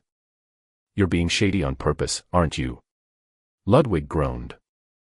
I'm just messing with you, but yeah, the person of interest is an organization, they're called White Raven. They are a big organization that organizes, sells, and buys information. And if you tell them these exact words, they'll give you the ring. The phoenix lived, but the flames died out, he said. I see, Ludwig thought. Where can I find them? Ludwig asked. The closest branch is in Mira, a city that's at the border between the Dark Academy's territory and the Titania Kingdom. All you need to look for is the symbol of a white crow on one of the inns there. They'll contact you later with the item once you give them the password, Thomas said. I see, Ludwig said, that's doable, but I cannot do it right now. I cannot leave the academy for 3 years, Ludwig said. No worries, the succession battle was supposed to happen after I graduate, so you still have 3 years to do this. Right, now that I agreed to your request, tell me, how do I use emotions form souls? That's simple, first things first, can you make a fireball? Thomas asked. No, I have no idea how to do that, all I read were things that were related to class-specific subject, the act of creating a fireball or water ball or any sort of basic magic is something I have yet to learn. Thomas thought for a second and said, I saw your status screen, it shows that you have a blessed body, that's something extremely rare in this world. Thomas said, not to mention you have wisdom. I don't understand it fully and how those stats work, but it seems that it further improves your power potency. So not only will it further enhance your magical aptitude, but using emotions will double if not triple the output. As for learning a spell, try and mimic me using trace. How do you know all that? Ludwig asked. I see what you see, also you don't really have to worry about me spilling the beans. After all, I'm dead, and once my purpose is served I'll just go to Deus Necro's side. Thomas raised his hand up, and mana began coiling around his arm, clear to Ludwig's eyes as it moved and roiled until it gathered at his palm. This is, fireball, can you replicate it? Thomas said. I don't know, I don't fully understand the process, Ludwig said as he put his hand forward. He closed his eyes, and soon mana began moving alongside his arm. He could feel his entire body heating up a bit, every carved vein of Nephilim was exuding mana and helping Ludwig use it to create a flaming ball that swirled on the palm of his hand. For Thomas, the ball was at least twice his size, but for Ludwig it felt incredibly lacking and smaller than the one that Thomas used. I'm pretty surprised that you managed to do it on your first try, Thomas said. Yeah, I'm not that surprised about that part, Ludwig said as he was looking at a notification that appeared in front of him. You have cast the spell, Fireball. Your current understanding of the skill is too lacking to use it as a spell. Seems like I'm not proficient enough, also I don't know if I should learn this. After all, I can only learn 2 spells for now. Ludwig said. 2. Thomas frowned. Yeah, just 2, I'm limited. Oh, that's the first time I heard of someone being limited in learning spells. But from what I think, you're probably limited due to your mana. It's too low, I guess if you improve your wisdom stat it would help you get more spell slots. Because usually, most mages have a lot more mana than you have. Even with Van Dyke's operation and that mana stone on your forehead, I doubt you can use Fireball more than 3 times. I see, that's going to be a problem. Though it's strange, you were casting fireballs left and right. Yeah, and a couple more fire spells in the mix too, but that's because I come from a noble family and was practicing and learning magic since young. That's why my mana channels are wider than a normal person. For you, well, first you're dead. And second, you don't have the benefit of being born in a noble house. So just work on your mana for a bit now, if things don't change, just ask Van Dyke, he's pretty smart. Then what about the emotion using part? Ludwig asked. Right, it had to come to that, Thomas said. Now, imagine yourself obliterating me. Chapter 41, Practice. For the emotion part, Ludwig asked, his voice hesitant, how do I even do that? Simple, Thomas replied, his tone unnervingly casual. Imagine yourself obliterating me. Ludwig blinked. That sounds awful. And it also sounds like you'd die from it, he said, his expression tightening at the suggestion. Not exactly, Thomas answered with a sardonic grin. It's going to hurt like hell, sure, and it'll weaken my soul's integrity, but it won't kill me, at least not outright. That's the only way for you to tap into the emotion stored in a soul. You'll get better at it once you have more souls in your lantern. For now, think of this as a test run for extraction. Ludwig hesitated, his hand hovering over the lantern. The idea of deliberately inflicting pain, even on a soul he wasn't particularly fond of, didn't sit right with him. Yet, curiosity and necessity gnawed at him. His practical class tomorrow would demand more than his current abilities, and he couldn't afford to fall short. All right, Ludwig said finally, closing his eyes. His breath slowed as he focused, forcing himself to visualize the act. He imagined himself gripping Thomas's soul with an iron will, squeezing it like a vice. At first, nothing happened, but then a spark ignited within his chest. It wasn't physical, but it felt like a seething flame, spreading from his core and roiling outward to his limbs. The sensation pressed on his mind, growing in intensity like a volcano about to erupt. Across from him, Thomas's ethereal form twisted in visible agony. His features contorted, and faint wisps of his essence seemed to dissipate, drawn toward Ludwig. Simultaneously, the fireball Ludwig had conjured began to swell. Its size and heat intensified, becoming an inferno that threatened to consume the entire room. Ludwig could feel something else creeping in alongside the power, a strange, oppressive sensation. It was cold and isolating, like standing alone in a vast, barren wasteland. His limbs grew heavy as though weighed down by chains of despair. The first sensation was rage, and the second, that's, Thomas rasped, struggling to speak through clenched teeth. That's desperation. Keep pushing, and you'll find fear. But don't overdo it. I don't think I can take much more. Ludwig opened his eyes, his focus wavering as he didn't feel right about this. It wasn't that guilt gnawed at him, it was more like futility and needless harm that served no purpose. He released the pressure, and the roaring flame sputtered out, leaving only faint embers in the air. Thomas's form slumped, his translucent appearance dimmed and flickering weakly. He looked more spectral than before, as if his very existence had thinned. Not something I can abuse, Ludwig muttered, rubbing his temples. You're already fading. Exactly, Thomas replied, his voice strained but steady. Emotions aren't some infinite well you can draw from endlessly. Every time you use a soul this way, it takes a toll on its integrity. Push too hard, and the soul could break entirely. Then it's not worth relying on for regular use. Better to save it for emergencies, Ludwig said, crossing his arms as he processed the revelation. Thomas nodded weakly, his form stabilizing as the pressure on him eased. You're catching on. Your Nephilim circuit is already doing most of the heavy lifting. Sure, your magic's slightly weaker than someone at your level, but that's just because your Nephilim blood density is low. As you collect more Nephilim, that'll balance out. Combining that with the emotions from souls will amplify your power significantly. Ludwig tilted his head, studying Thomas with a mix of curiosity and skepticism. You've been awfully helpful for someone who's supposed to be angry about dying. Thomas let out a humorless laugh. What's the point of being bitter? I'm dead. No amount of griping is going to change that. Besides, if I make things harder for you, you might just refuse my request. I'd rather stick around if it's all the same to you. Just don't forget the favor I asked for. Ludwig nodded, his expression softening slightly. He extinguished the remaining embers with a flick of his wrist and headed back to his room. There was much to think about and even more to prepare for. The rest of the night passed in quiet study. Ludwig pored over the booklet Van Dyck had given him, committing its lessons on mana control to memory. The theories clicked into place one by one, and he found himself experimenting with the techniques, making subtle adjustments to his flow of mana. By the time dawn broke, he felt more confident in his abilities, particularly in his newly acquired fireball spell. Though it isn't officially a spell since it wasn't added to his arsenal, he can use it, albeit it will take a longer time to cast than anyone else doing the same thing. As sunlight streamed through his window, Ludwig donned his uniform and left his room. Today's practical class promised to test his progress, and he was determined to prove himself. The students had gathered outside the arena where Ludwig had previously trained with Joanna's group. A golden-haired man stood at the forefront, his bright smile and animated demeanor instantly setting him apart from the academy's usual cast of cold, calculating teachers. Is everyone here? The man called out, his voice brimming with energy. He clapped his hands together, beckoning the students closer. Come, come, he said, his gaze landing on Ludwig. Ah, you're the new guy. I've heard a lot about you from Joanna. You aced Odarua's test, didn't you? Quite impressive for someone who's only been here a few days. Ludwig approached, feeling slightly awkward under the teacher's friendly scrutiny. Thank you for the kind words, he said politely. The teacher chuckled, slapping Ludwig lightly on the back. Don't mention it.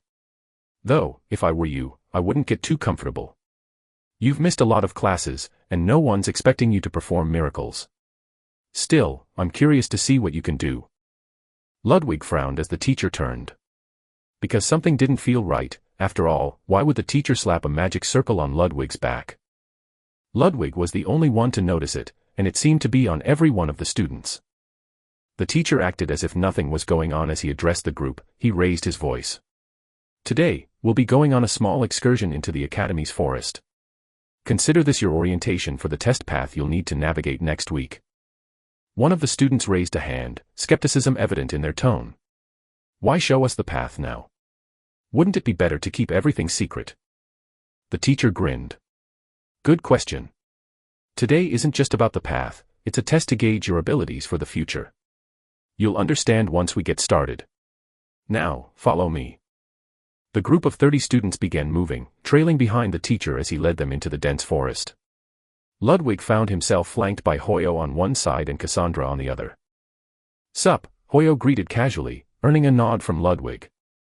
Cassandra, as usual, remained silent, her sharp eyes scanning the surroundings. What do you think we'll be doing in the forest? Hoyo asked. Ludwig shrugged. Don't ask me. I'm the new guy, remember? Probably minor traps and tests, Cassandra said flatly, her gaze still fixed ahead. As they entered the forest, a sudden notification flashed in Ludwig's vision. You have entered an instance dungeon. Ludwig's eyes widened, the implications of the message sinking in. Before he could process it, a commotion erupted at the front of the group. What's going on? Hoyo asked, craning his neck. The teacher disappeared. Someone exclaimed. Ludwig turned sharply, glancing behind him. His expression hardened. The academy, it's gone. A voice echoed from the trees, light and teasing. Good luck, students. Today isn't an orientation, it's test day. I decided to move it up a week. Gasps rippled through the group as the teacher's voice continued, his tone maddeningly cheerful. Life's trials don't wait for you to be ready, after all. Your goal is simple, find the flag hidden somewhere in the forest. But beware, this forest isn't without its dangers. Death isn't exactly uncommon during the academy's tests. Toodaloo. The forest fell silent, save for the nervous shuffling of the students. Ludwig tightened his grip. Truly, one shouldn't expect anything less than this level of education from the Black Tower Academy. Chapter 42, Segregation. The howl of beasts echoed loudly in the forest. Their voices were loud and resonated through the whole forest, causing a gripping fear to latch onto every student as they understood that this situation and this test weren't about grabbing a flag, but also about surviving the monsters and beasts in this forest. This is pretty bad, Hoyo said as he looked around. We don't know what's going to happen right now, let's stick together, he advised. Fellow students. One of the guys shouted out, please gather around. He called out. The group of students all followed in as they made a circle around him. The young man was the same age as Ludwig, and he had a noble crest on his robes making his affiliation known. He was of a tall enough height, handsome of appearance, and had a red head. Yet he seemed to be fully decked out for this dungeon. After all, he had a small wand strapped to the belt to his side. And the boots he wore were designed for long marches and hikes. Though Ludwig didn't know if it was his normal attire, this seemed awfully too coincidental with the day of the exam. Not to mention a water skin and a small bag on the other side of his waist. Right, we all understand that this test was made to catch us off guard, and Professor Olam Rambaldi got us good, but if you all listen to me well, I'm sure we'll all manage our way out of this exam with good grads. Ludwig was a bit skeptical, after all, who is he to be able to harness the attention of every student? As you all know, I'm Bronze Steelheart. Our family is of enough renown that even the Imperial family has assigned several of our family members to be mage commanders in the Imperial Army, not to mention the Kingdom of Lotastra, where we're pretty much the strongest noble force of the kingdom. With that, I would hope that my fellow students trust me to lead us out of this perilous situation, the young man said. I agree, if we have a Steelheart with us, this exam is as good as cleared, someone said. Several other students were nodding in agreement. Ludwig wasn't someone who'd personally go out of his way to contradict or ask why this man who was taking the lead was already decked out as if he expected this to happen, so for now he went with the flow and didn't interrupt. So now we'll split into two groups, one group will handle scouting and reporting, and the other group will be responsible for battle. Keep calm, Ludwig said as he noticed Hoyo about to ask something as he was raising his hand. Though Hoyo dropped his hand, it didn't skip the young man's notice. Seems like you had a question. Your name was Hoyo, right? The young man said. Though he had a smile on his face, his eyes didn't smile. Seeing that it was too late to stop the interaction, Ludwig simply sighed in defeat. Hoyo gave an apologetic look to Ludwig and answered, right, I was going to simply ask how are we going to be split up, not to mention we don't know how long this test is going to last, and most of us didn't bring any food or drinks, Hoyo said as his eyes pointed at the water skin on Bronze's side. Simple, we'll handle it based on social norms, he said shrugging. Ludwig's eyes looked as if they scowled. Social norms. That basically means that nobles get to sit down and relax while those of non-noble origin do all the work. Hoyo immediately spoke out, that's not fair though. Nothing in life is fair, the men shrugged, not to mention the nobles in our class have superior firepower, and we can't risk them exhausting themselves doing scouting. While you three, and a few behind you are all known to be pretty weak or new. This is blatant discrimination. Ludwig sighed, but he also remembered this isn't the same world he came from.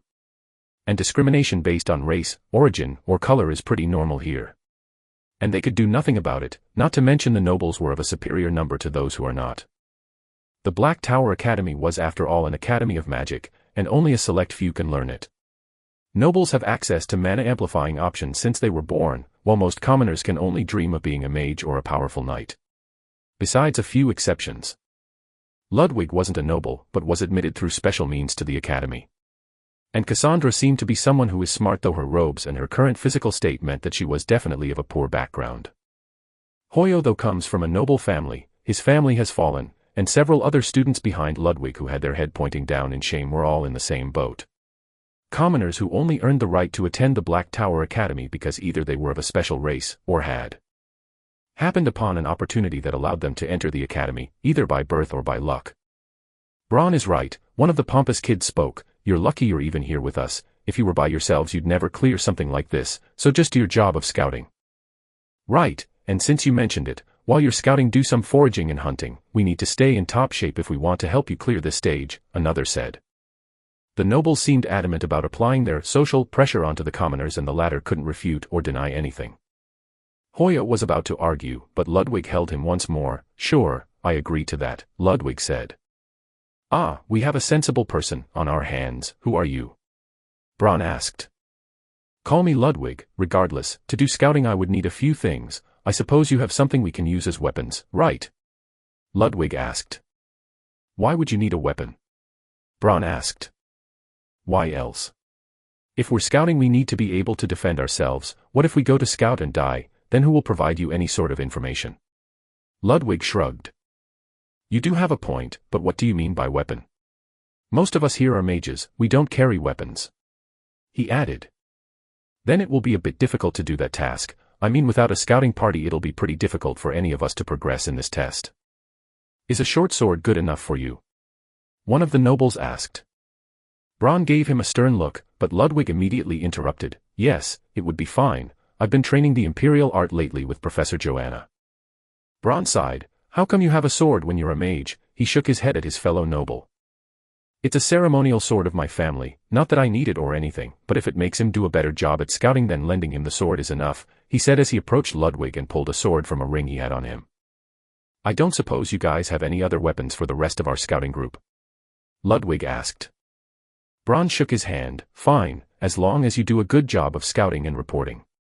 Our fellow nobles are generous enough to give you their weapons. Just don't be too lax and relaxed, we need you guys the same as you need us, he said. A few of the nobles pulled out some weapons, daggers mainly and a couple short swords. None of them looked worth using in an actual battle, but Ludwig had a plan in mind after all. I suppose you'll be leading the scouting party? Braun asked. Ludwig turned. I see no one refusing or wanting to step up, so I guess I am, Ludwig said. Good, then report to us once every 2 hours, and we'll set up camp here, Braun said as he dismissed Ludwig. Ludwig turned and saw that only 10 of the people from the whole class were actually commoners. He, Cassandra, and Hoyo included. He distributed the weapons he was given to the group and had a couple of spare daggers left that he kept for himself. What are you planning? Cassandra asked as she was looking at the dagger in her hand. Ludwig smiled at her and said, We'll clear this thing before they even realize it, Ludwig said to her smiling. After all, only he was able to see the content of this dungeon. The notification in front of his eyes was clear as day. Chapter 43, Plans within Plans. This instanced dungeon is partially artificial. To clear the dungeon you either have to defeat the boss of the area who is sealed at the northern part of the dungeon, or leave by touching the flag post at the eastern side of the dungeon. Beware, the creatures in this dungeon have been afflicted with a temporary weakness debuff. The notification was like a blessing for Ludwig because it conveyed a lot of information to him. First thing first, this whole dungeon is modified, as in it had already been in control, and it was probably teacher Rimbaldi's doing. The weakness on the creatures in the dungeon could tell that they are at the level where students can handle them to a point. As for the leaving, he could do one of two things. Either go to the north of the map, and defeat the boss of the dungeon, or head to the east and touch the pole. The first option wasn't something he was planning on doing. Ludwig had no idea what this boss monster was capable of, and he had no plan on fighting it. So, for now, they can simply group up together and head to the flag that is in the east. Let's move, Ludwig said as he began moving deeper into the forest. He made sure not to make his movement known for the rest of the group of nobles behind him. Braun noticed Ludwig and his group of ragtag moving deeper into the forest and smiled as he turned to the rest of the nobles. Good, they left. We'll give them an hour start before we head east, Braun said. East? Why? Another member of the nobles asked. Because that's where the flag is. Don't ask me how I know, he said. Then why not move right now? Because the commoners need to be a bit away from us. Although I wouldn't have minded breaking a few of their legs and go to the flag myself, the teacher forbids harming one another directly. So we'll wait a bit, at least an hour, and once they're far enough we'll move. Even if one of them comes back to report on their scouting they'll find no one, Braun said. I like your plan, but that really doesn't do much no. A female student asked. They can still find their way out later, if any of them is good at tracking and they can just leave afterward. Granted they won't get any good scores since they'll be later than us, but they'll still emerge out of the dungeon eventually, she said. That's where you're wrong, Braun waved a finger. A small bird told me that the creatures in this dungeon are weakened, and by the time they figure out what is going on, the creatures will have returned to their peak form. The teachers are forbidden from interfering with the stage, and all we need to do is just leave and make sure no one else leaves after us, Braun said. You don't think you're going too far with this? One of the lower nobles of the group asked. Braun flashed him a vicious glare. You, for someone who's the son of a baron, you're awfully chummy with those commoners. The young man stammered but kept quiet. I don't like to have filth like them mingling with us. The commoners are to obey and serve. So don't have pity on them, lest you become one of them, Braun said. No need to get angry, let's calm down for now, the same female student from earlier intervened. I agree with Braun, the commoners really did lower the level of this academy. You won't find a single commoner in any of the other towers. So we need to do our cleanup ourselves. At least there is someone sensible here. Regardless, I'll need to keep track of them, Braun said as he pulled a small mechanical bird-like creation. Whoa, a spy bird, those are really expensive, one of the students said. Braun smugly smiled. Nothing is expensive for a steel heart. This will keep track of them and tell us of their current location. I don't want them to luckily stammer their way to the flag, Braun said as he flung the mechanical bird high up. The small thing flew up and began flapping its wings and headed toward the general location of Ludwig and his company. Ludwig was making sure to be as far away as possible before changing direction to the east where the flag was. And after a good time moving, Cassandra spoke up. You seem to be moving with purpose. Do you know something we don't? Sharp, Ludwig thought. Not really, but I have a feeling that we should head east. He said. Why? Hoyo asked as he was looking around. Because that's where the sound of the beasts we heard came from. Or at least most of them, Ludwig said. A student then asked, doesn't that mean we should be as far away from that? No, that means that direction is where the test is. Regardless, it's not like we can go anywhere else, Ludwig said as he pointed forward. Looking at where he pointed, a whole new scenery revealed itself to the group of students. They were at the edge of a massive cliff. Heading anywhere but north or east meant falling down to their death.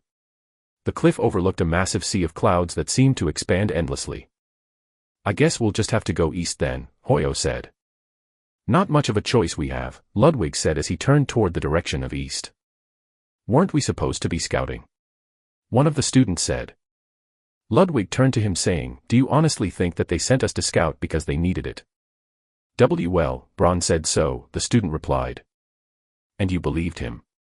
Ludwig tilted his head. Why would they even need to scout?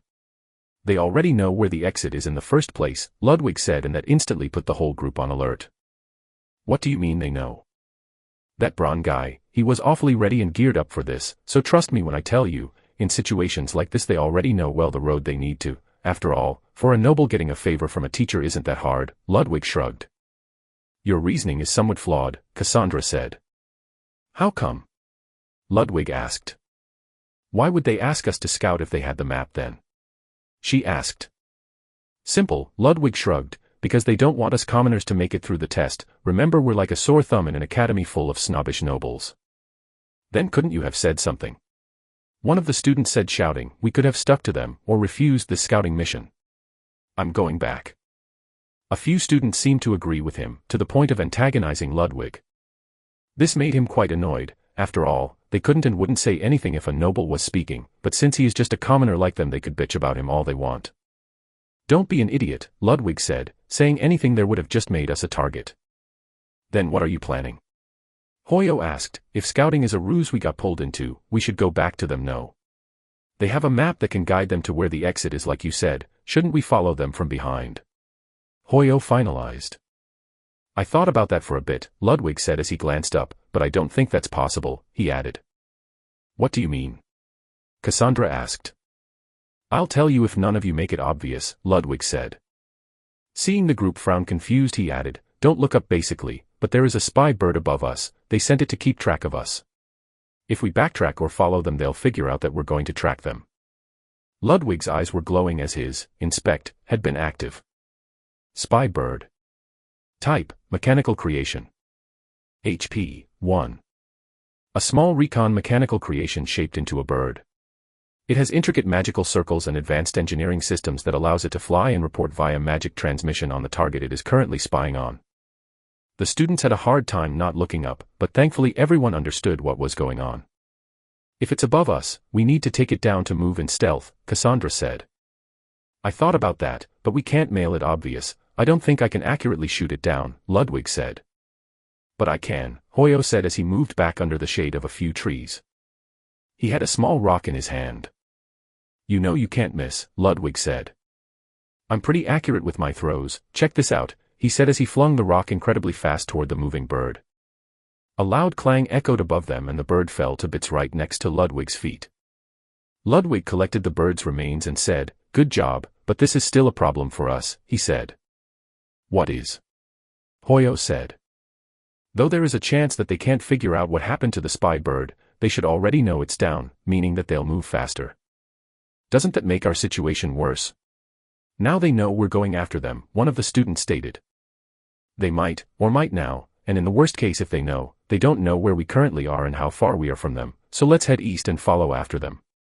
Our job was scouting anyway, so might as well do it for real this time, Ludwig said as he moved ahead. Chapter 44, Lizardman. An ugly expression twisted across Braun's face, the lines of his usually composed demeanor breaking under the strain of frustration. His strides became heavier, the soft crunch of leaves underfoot growing more aggressive with every step.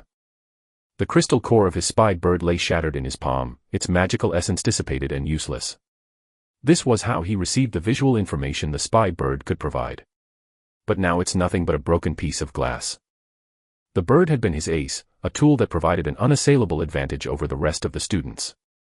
Its ability to scout ahead, silently relaying information about the dungeon's layout and potential threats, had been integral to his plan. But now, that edge was gone. How the hell did this happen? Braun muttered, his voice sharp. He ran a hand through his neatly combed hair, disrupting its pristine state. He turned the crystal over in his hand, scrutinizing it as if the shattered pieces would offer some clue. It made no sense. The commoners Ludwig led had no means of bringing the bird down. Hell, half of them wouldn't even understand what a spy bird was, let alone how to interfere with its enchantment. And yet, here he was, blindsided and increasingly agitated. Let's pick up the pace, Braun barked, his tone leaving no room for argument. A sharp intake of breath came from a female student, the golden-haired noble who had been walking at his side. She was tall and poised, her every movement exuding an air of superiority. Why? She asked, her voice dripping with skepticism. What's going on, Braun? Braun stopped abruptly, pivoting to face her. His expression hardened, the frustration in his eyes now mixed with irritation. Minerva, he said, his voice slow and deliberate, you don't need to know everything. Just follow the damn orders. Her eyebrows arched, a faint, mocking smile tugging at the corners of her lips. We'd follow orders, she said, stressing the word with dripping sarcasm, if they were worth following. But you can't expect us to march blindly through this forest without any explanation. The other nobles murmured in agreement, their voices soft but weighted. Braun clenched his jaw. Nobles were not easy to lead. Each carried their own pride, and bending them to his will required tact and the occasional concession. He inhaled sharply, forcing a more composed expression. "The spy bird is down," he admitted. "If we waste time, those peasants might stumble onto the exit by sheer dumb luck. They lucked out in many things in life before, like getting into the academy. If we hurry, we can outpace them, and ensure they don't leave before us." Minerva tilted her head, her eyes narrowing. "And how exactly do you plan to stop them?" Braun's lips curled into a thin smile. "I have a few precautions in mind," he said. "But we need to move now." The nobles exchanged uneasy glances but ultimately nodded. Braun turned on his heel, his stride more forceful as he led the group eastward. Further into the forest, Ludwig's group was visibly struggling. Hoyo stumbled to a stop, his chest heaving as he gasped for air. His hands rested on his knees, and his face was slick with sweat. "We're a bit exhausted, Ludwig," Hoyo said between breaths. "We need to slow down, man." Ludwig paused, turning to assess the group. Cassandra leaned heavily against a tree, her usually sharp eyes dulled by fatigue. The others were in similar states, their shoulders slumped and their breathing labored. "Brother," Hoyo added, his voice tinged with exasperation, "you're not even sweating." Only then did it hit Ludwig. His undead nature made him immune to exhaustion, a fact he often forgot. While he could march endlessly without pause, his companions were human, their stamina finite and quickly depleted. "My apologies," Ludwig said, his tone steady but genuinely contrite. "I didn't mean to push you so hard. We'll rest soon." Cassandra waved a hand dismissively, though her breathing was still heavy. "It's not your fault," she said. "We just don't have your stamina." She straightened slightly, her gaze sharpening. "But why rest soon? Did you see something?" Ludwig stepped closer to a nearby tree, pointing at its bark. "Look at the marks," he said. The group gathered around, their exhaustion momentarily forgotten. Deep gouges marred the tree's surface, the pale wood beneath stark against the darker bark. "What could have done that?" Hoyo asked, his brow furrowing. "Think it's a wolf," another student suggested hesitantly. Ludwig crouched, his eyes narrowing as he examined the marks more closely. His gaze flickered briefly as he activated, "Inspect." Old forest lizardman claw marks. Lizardmen are creatures that live in colonies. They have a matriarchal society and are the dominant species in this half-artificial dungeon. A knot of tension formed in Ludwig's chest. The notification confirmed his worst suspicion. "It's worse than a wolf," he said, rising to his feet. "What do you mean?" Cassandra asked, her voice laced with unease. "Lizardman," Ludwig replied flatly. The word sent a ripple of shock through the group. Cassandra's face turned pale, and several others exchanged panicked glances. "Lizardman," Cassandra repeated, her voice rising. "We can't fight those things. They'll tear us apart." Her words hit the group like a physical blow. Nervous whispers broke out, the fear in their voices unmistakable. Ludwig grimaced when she mentioned the last part. There were two reasons. The first, she caused full panic to ensue in the party, and the second reason was that she was right. Not because Ludwig knew or had any knowledge of lizardmen. After all, he barely read about a few species of this world, and the lizardmen weren't a part of that category. But from what he knew from his former world, these were basically one of the strong early mobs that all the heroes of his favorite novels fought against. To think that my start wouldn't be something like a rat, or a goblin, hell, even a kobold would have been fine, but lizardmen are more dangerous, he cursed inwardly. "Calm down," Ludwig said firmly, raising his voice to cut through the noise. "We're not royally fucked, yet." "Yet?" someone echoed, their voice trembling. Ludwig sighed, gesturing back to the claw marks. "From the looks of things, this claw mark is very old. It's probably to set up a territory of sorts. If we're to consider animalistic and territorial nature, they would need to regularly carve these marks, but since this bark is almost healed up, either the lizardmen are not here anymore, or are in hibernation." "That's just a hypothesis," Cassandra countered, crossing her arms. "It's the best I've got," Ludwig shot back. "And unless you have a better idea, we need to keep moving." He motioned for Cassandra, a word, he muttered. She followed him as they stepped away from the group. "What is it?" she asked, irritation flashing in her eyes. Ludwig rubbed the bridge of his nose. "Are you autistic?" he asked. "Autistic? What is that?" she asked. I'm not trying to insult you, or anything, but my guess about the situation is as good as yours. You speaking your mind every time causes nothing but anxiety. Sometimes it's good to keep quiet even if you know stuff beforehand. I get that you're smart, but you need to know when to hold back. Blurting out every thought isn't helping, it's scaring them. Cassandra bristled. I wasn't trying to scare anyone. I just thought. I know, I brought you here to keep this between us.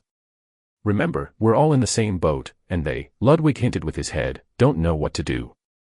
I didn't take the role of a leader because I wanted to, but if I didn't we'd all probably meet a grim end here. The least I could ask of you is to support me until we're out of this situation. So please, if you figure something out, you can simply tell me in private. Can we agree on that? She hesitated, then nodded reluctantly. Fine. But if things go south, then you're free to speak up, Ludwig assured her. Just, don't undermine me unless it's absolutely necessary. Deal. Deal, she muttered, glancing back at the group. You're more charismatic than I thought. Maybe this leadership thing suits you. With that, she rejoined the others, leaving Ludwig to exhale slowly. He drew his ceremonial sword, its dull edge offering little comfort. Lizardmen were supposed to have tough, scaly hides, and some even wielded weapons. We'll rest here for now, Ludwig announced. Then we'll keep moving east. Stay sharp. I don't think resting is an option anymore, Hoyo said, his voice trembling. Ludwig turned, his eyes widening at the sight before him. It loomed over them, an imposing figure at 4 meters tall, easily doubling the height of an average man. Its broad, muscular frame seemed carved from stone, each movement radiating a quiet, lethal power. Blue scales covered its body, catching what little light filtered through the canopy and glinting like polished armor. The rough texture of its hide hinted at years of survival and countless battles. A crude loincloth hung low around its waist, the only semblance of modesty, though it's intimidating. Presence left no room for frivolous details. A necklace of jagged fangs hung around its thick neck, each tooth worn and weathered, likely taken from prey or rivals.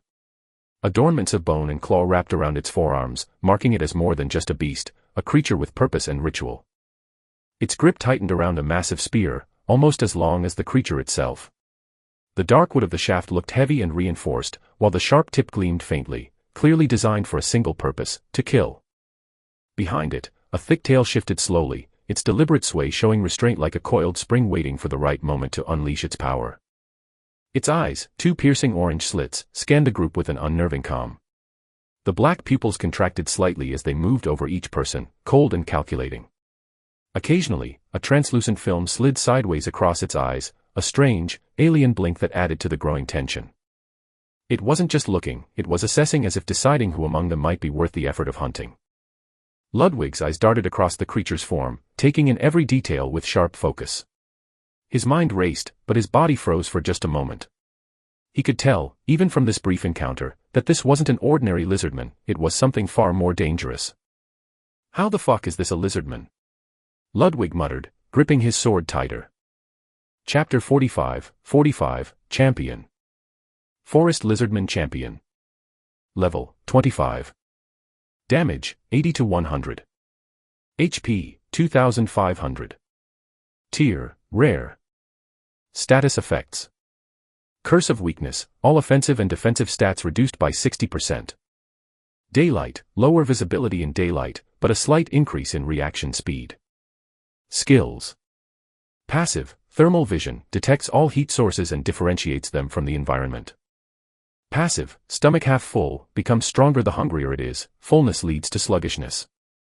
Addendum. Lizardmen are a reptilian race sharing only distant similarities with their draconic cousins. Having devolved over millennia, they lack the mystical powers of true dragons. However, as supreme hunters under the cover of darkness, they remain a formidable threat. Rarely active during daylight, they rely on thermal vision and instinct to survive. The hulking lizardman towered over Ludwig and his group, an apex predator even under the blinding disadvantage of daylight. Its massive, muscular frame rippled under its scaly blue skin, each movement exuding raw power. Its orange eyes, narrow and slitted, scanned the group with an unnerving calmness, occasionally obscured by a translucent film that slid sideways, a predator's blink, alien and efficient. It tilted its head, the sharp, predatory movements further unsettling the already terrified students. Ludwig crouched low, his mind racing as the monster sniffed the air, searching. Slowly, his hand reached for a rock. His every movement was calculated and deliberate, a stark contrast to the visible panic spreading through the group. In one fluid motion, he hurled the stone toward a tree. The impact resounded through the silent forest. The lizardman's head snapped toward the sound, its reaction lightning quick. Without hesitation, its massive claws lashed out, tearing into the tree's trunk with such force that the wood splintered and cracked. The ancient tree groaned under its weight before toppling with a thunderous crash. Birds scattered into the air, their frightened cries echoing through the dense canopy. "Don't make a sound," Ludwig hissed, his voice sharp and commanding. The group froze, snapping out of their paralysis. They moved with careful precision, following Ludwig's lead as they backed away. The lizardman snarled, sniffing the air as its head twisted erratically, searching for heat signatures. It was blind in the daylight.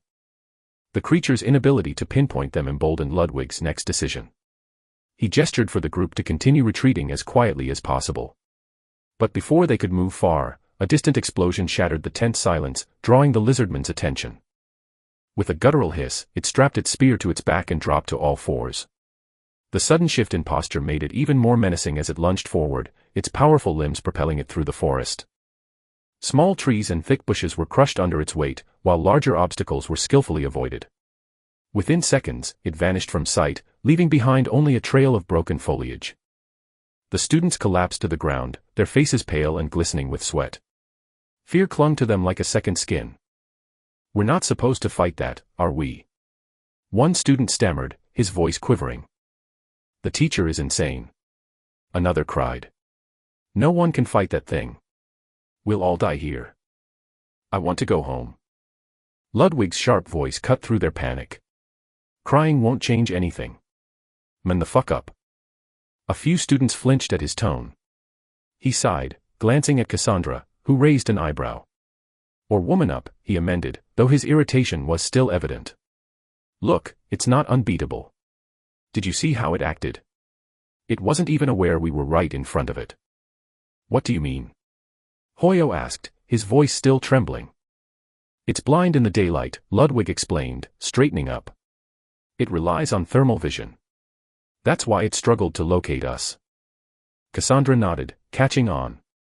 "That's why you threw the rock. You distracted it with sound." "Exactly. And I think we owe our noble friends for the explosion. It distracted it long enough for us to escape." "Wait, so there are more of those things?" another student asked, panic creeping back into their voice. Ludwig shook his head. "I doubt it, but it's not good to be careless." His head. He couldn't tell them that what they just saw now was actually a champion of lizardmen because that was information that was only available to him via the status screen. Yet he couldn't fully confirm or deny it. Ludwig wasn't sure if the tribe of lizardmen should have only one champion and a queen. Since they seemed to have met the champion first, what was the other group fighting? Perhaps other lizardmen, or another champion. But definitely not the queen, right? Because the notification at the start of this dungeon mentioned that the queen exists further north of here. "What's the plan?" Cassandra asked, her voice steady despite the tension. Ludwig's gaze shifted toward the rising smoke and dust from the explosion. "We head east. I want to see what the nobles are dealing with." "Hurry up," Braun shouted as he waved his wand, flame arrow. A long concentrated and condensed magic stream began spiraling in front of Braun's wand, but before he could cast the spell, several fist-sized rocks flew toward him. "Torrent," Minerva called, calling a powerful wind that stopped a few of the rocks but failed to fully block one that hit Braun right in the arm. With his focus disrupted, the spell broke and his eyes bulged along with his mouth spitting out a blob of blood from the backlash. Braun cursed as he drank yet again the vial as he threw the empty glass next to 3 already emptied-out vials. Several of the other students were panicking. Whenever they tried to cast magic, they'd be assaulted with hails of rocks and spears. But thankfully the spears were too slow and too weak for them to do any damage to the nobles. Most of them were either skillful enough to dodge or had good enough enchantment on their robes to protect them from any sort of fatal damage. "Why are we still here, Braun?" Minerva roared out. The nobles were all in a panic as they tried to run away. One of them had already been captured by these creatures. Braun cursed inwardly, realizing that one of his objectives wasn't going to be met if he kept on fighting here. The nobles were strong but not mentally strong enough to fight against lizardmen who were fighting back. Though these things, which were slightly taller than a human, with a sinewy frame and thin but shredded muscles, were fast, they were still lizardmen, weak during the day and were already exhausted. If the group of commoners were to meet even one of these little things, they'd die out, but apparently the unlucky ones were Braun's group as they were being chased by 3 lizardmen. "Fall back, we'll head toward the exit, this is just a waste of time," Braun shouted. "What about Maverick?" one of the nobles said. "It's not the time to argue. If you want to save him, go after him yourself." Braun roared back. After all, Maverick was nothing but a baron's son, nobility was new to him, and for the son of a duke, a baron was no better than a commoner and wasn't worth the hassle nor the reward for going out of his way to save him. The group followed after Minerva and Braun as they continued using their magic without spare against them. Minerva seemed to notice something, however. "Don't use fire magic," she shouted. "Why?" Braun asked as he was about to prepare another fireball. Whenever anyone used fire magic, he became the target. You can see that their aim is incredibly bad and only gets better when someone uses fire magic. "I think they have thermal sight," she said. This was true. After all, Braun had already been briefed before about this, but he seemed to have forgotten about that. He never thought that it would be relevant. "Right, switch to other elemental and hex magic, even if it's weaker, but keep backing away, the exit is only a bit ahead," he said as he continued moving back. The group of nobles finally found some semblance of order as they began to gather around and follow orders while defending themselves by any means. Though he couldn't obtain the special item that the teacher he bribed had left him in the forest, just leaving the dungeon by touching the flag could be considered a pass. As for Maverick, the teacher had already said that death isn't uncommon in the Black Tower Academy. Braun thought for a second about the group of students that had gone to scout, and seeing the current situation, they too had no luck. Though this might not have been a full success, at least those guys are dead by now. "Keep moving," Braun roared as he headed further and further east while the 3 lizardmen struggled to chase after the group that was wantonly throwing magic at them. "The flag. I see it," Minerva shouted as they were able to see the flag in the distance. And just as they got to the clearing where a red flag was embedded on a large boulder, something seemed to emerge from the side of the clearing, a hulking mass of murder, a lizardman that was at least twice the size of the ones that were chasing after them, and it simply bulldozed its way toward the group, crushing the flag in its wake as it lunged at Braun with a mouth open so wide it could swallow him in one bite. Chapter 46, First Blood. Ludwig glanced back at the group trudging behind him. Sweat poured down their faces, and their labored breathing echoed faintly through the forest. He had deliberately slowed his pace, yet the gap between him and the others continued to grow. "I'm really trying my best to slow down, guys," Ludwig said, exhaling sharply. Despite his best efforts, his natural stride and stamina carried him ahead effortlessly. Hoyo, lagging at the rear, bent forward with his hands on his knees, gasping for breath. "How about," he started, his words clipped by panting, "you go on ahead of us?" "I don't think that's wise," Cassandra interjected, her voice calm but firm. Her sharp eyes scanned the dense forest as they moved. "We're better off staying together." Besides, she trailed off, pointing toward the forest floor ahead. "Look over there. I think we're close to the others." The group's collective attention turned to the area she indicated. The ground was a tapestry of destruction, trees scorched and splintered, patches of earth torn apart, and a broken spear lying abandoned amidst claw marks in the dirt. The air here felt heavier, laced with a faint metallic tang that suggested blood had recently soaked the ground. "They had a fight here," muttered one of the students, a hint of fear creeping into their tone. "Looks like they fought that big guy we saw earlier."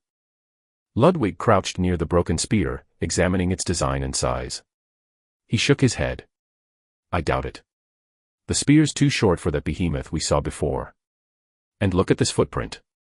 He gestured to a depression in the muddy ground. "It's lizardman, but much smaller. Definitely not that guy." "That's decent news," Cassandra said, her words carrying a cautious optimism. Hoyo groaned, throwing his hands in the air. "What's decent about knowing we've got more enemies instead of just one?" "The fact that it means not all lizardmen are like that," Cassandra replied, emphasizing her point with a nod in the direction of the smaller footprint. "That thing was an outlier, not the norm. If we were up against a horde of creatures that size, we'd already be dead."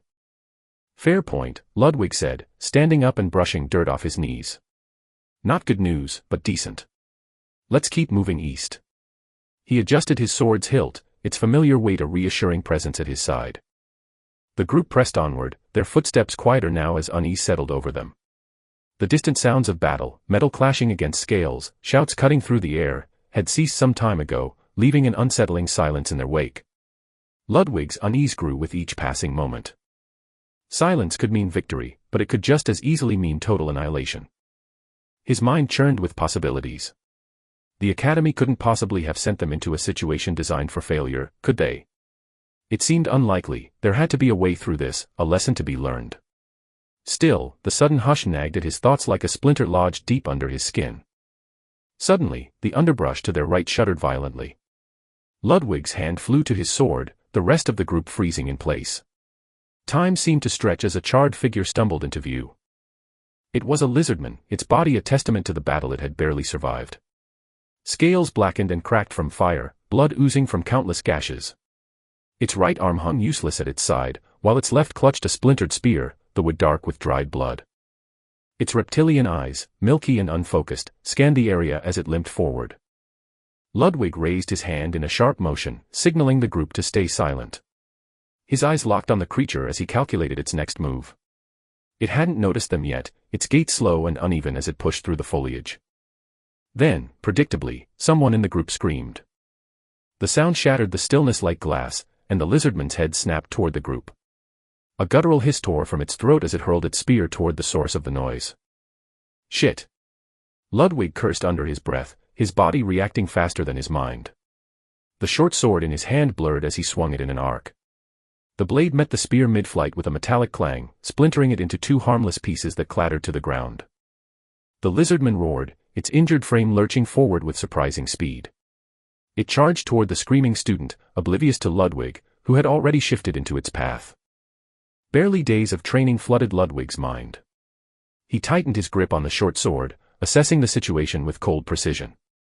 The imperial style, with its heavy, sweeping strikes, was useless here. His current weapon lacked the weight and reach to execute its techniques effectively.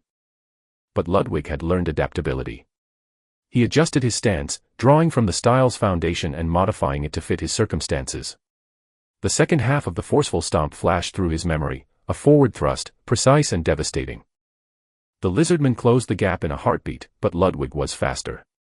His blade plunged forward, piercing its chest with a sickening crunch. Critical.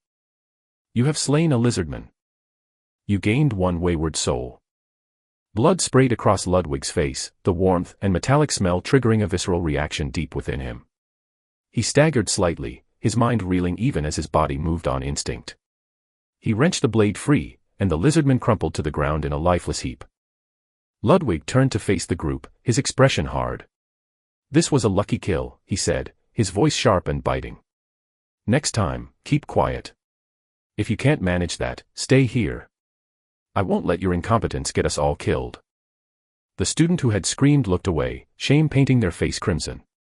No one else spoke, the tension in the air was suffocating. Without waiting for a reply, Ludwig sheathed his blade and started walking again. The blood clinging to his skin was an annoyance, but he didn't bother wiping it away.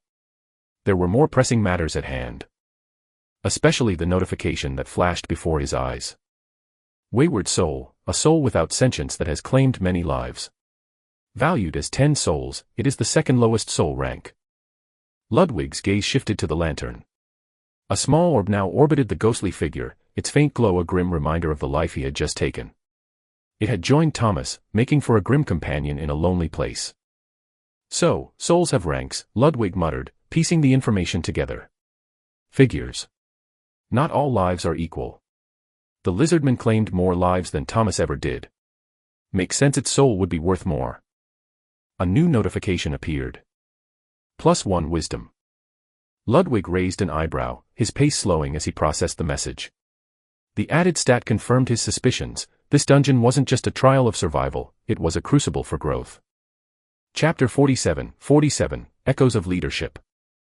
The group moved in tense silence, their footsteps crunching softly against the forest floor. The weight of Ludwig's rebuke lingered, a heavy cloud of unspoken guilt. Even Cassandra, usually quick with a quip to lighten the mood, remained quiet. Despite the grim atmosphere, Ludwig's mind raced. The lizardman's death had given him more than just a wayward soul, it had revealed the dungeon's deeper mechanics.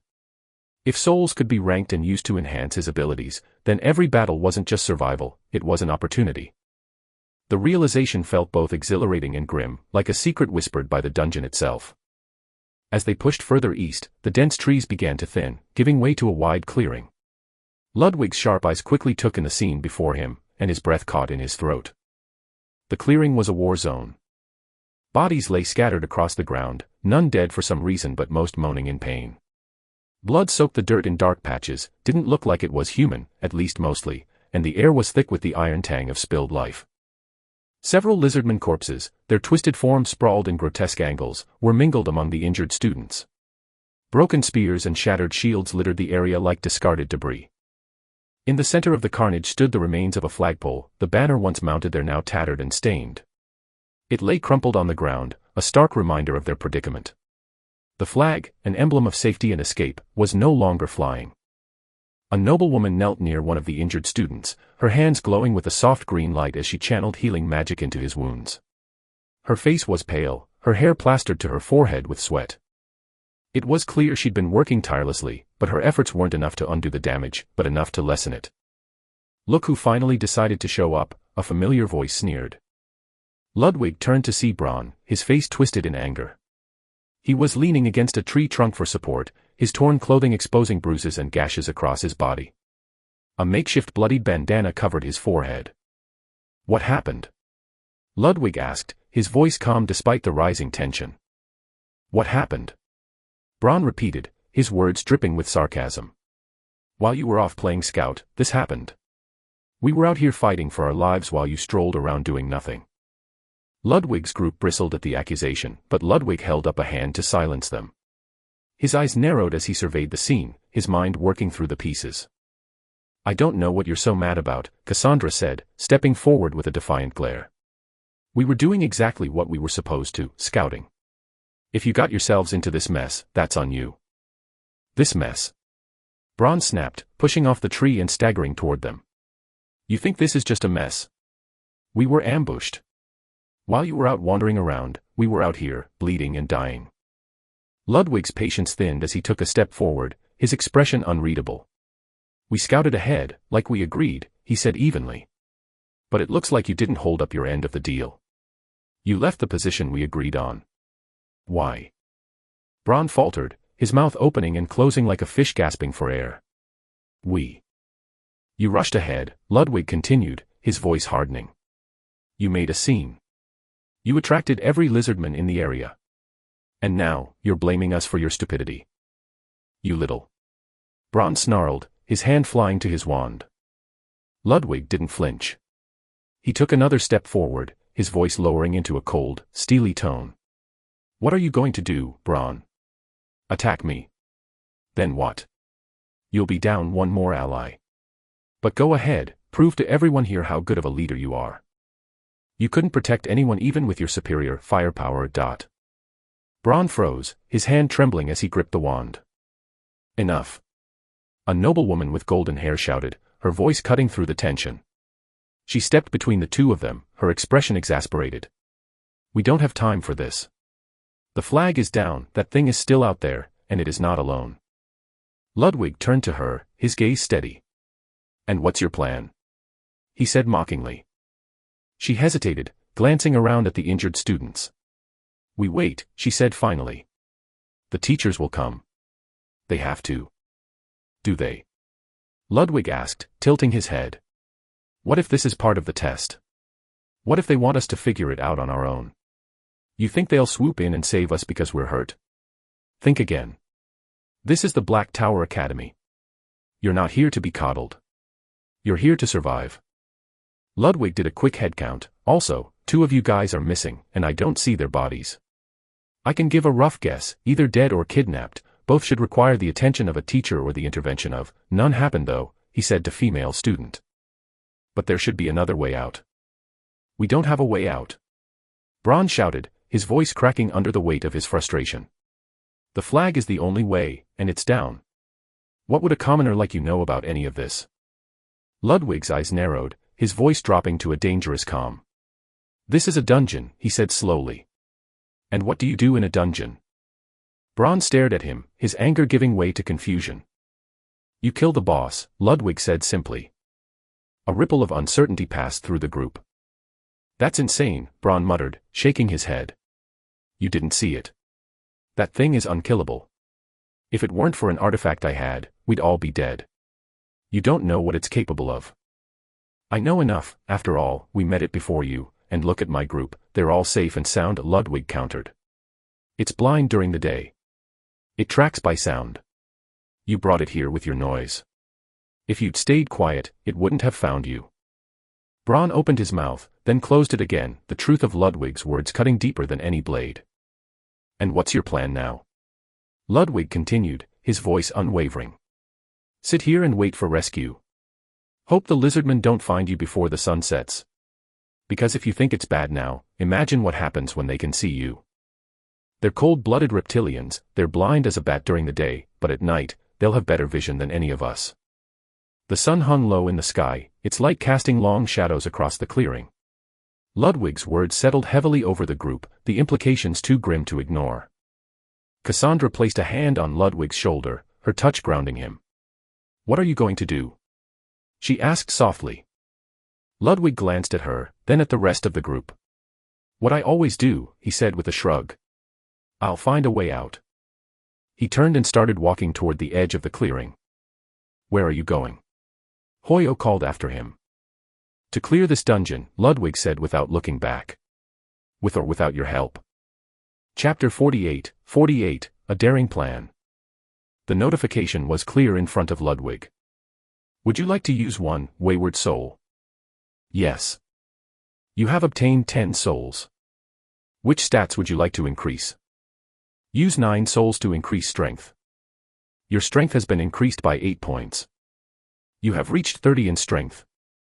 You need to use 2 souls per each level up from now on. Would you like to use X2, piece of a wayward soul, to increase your strength to 31?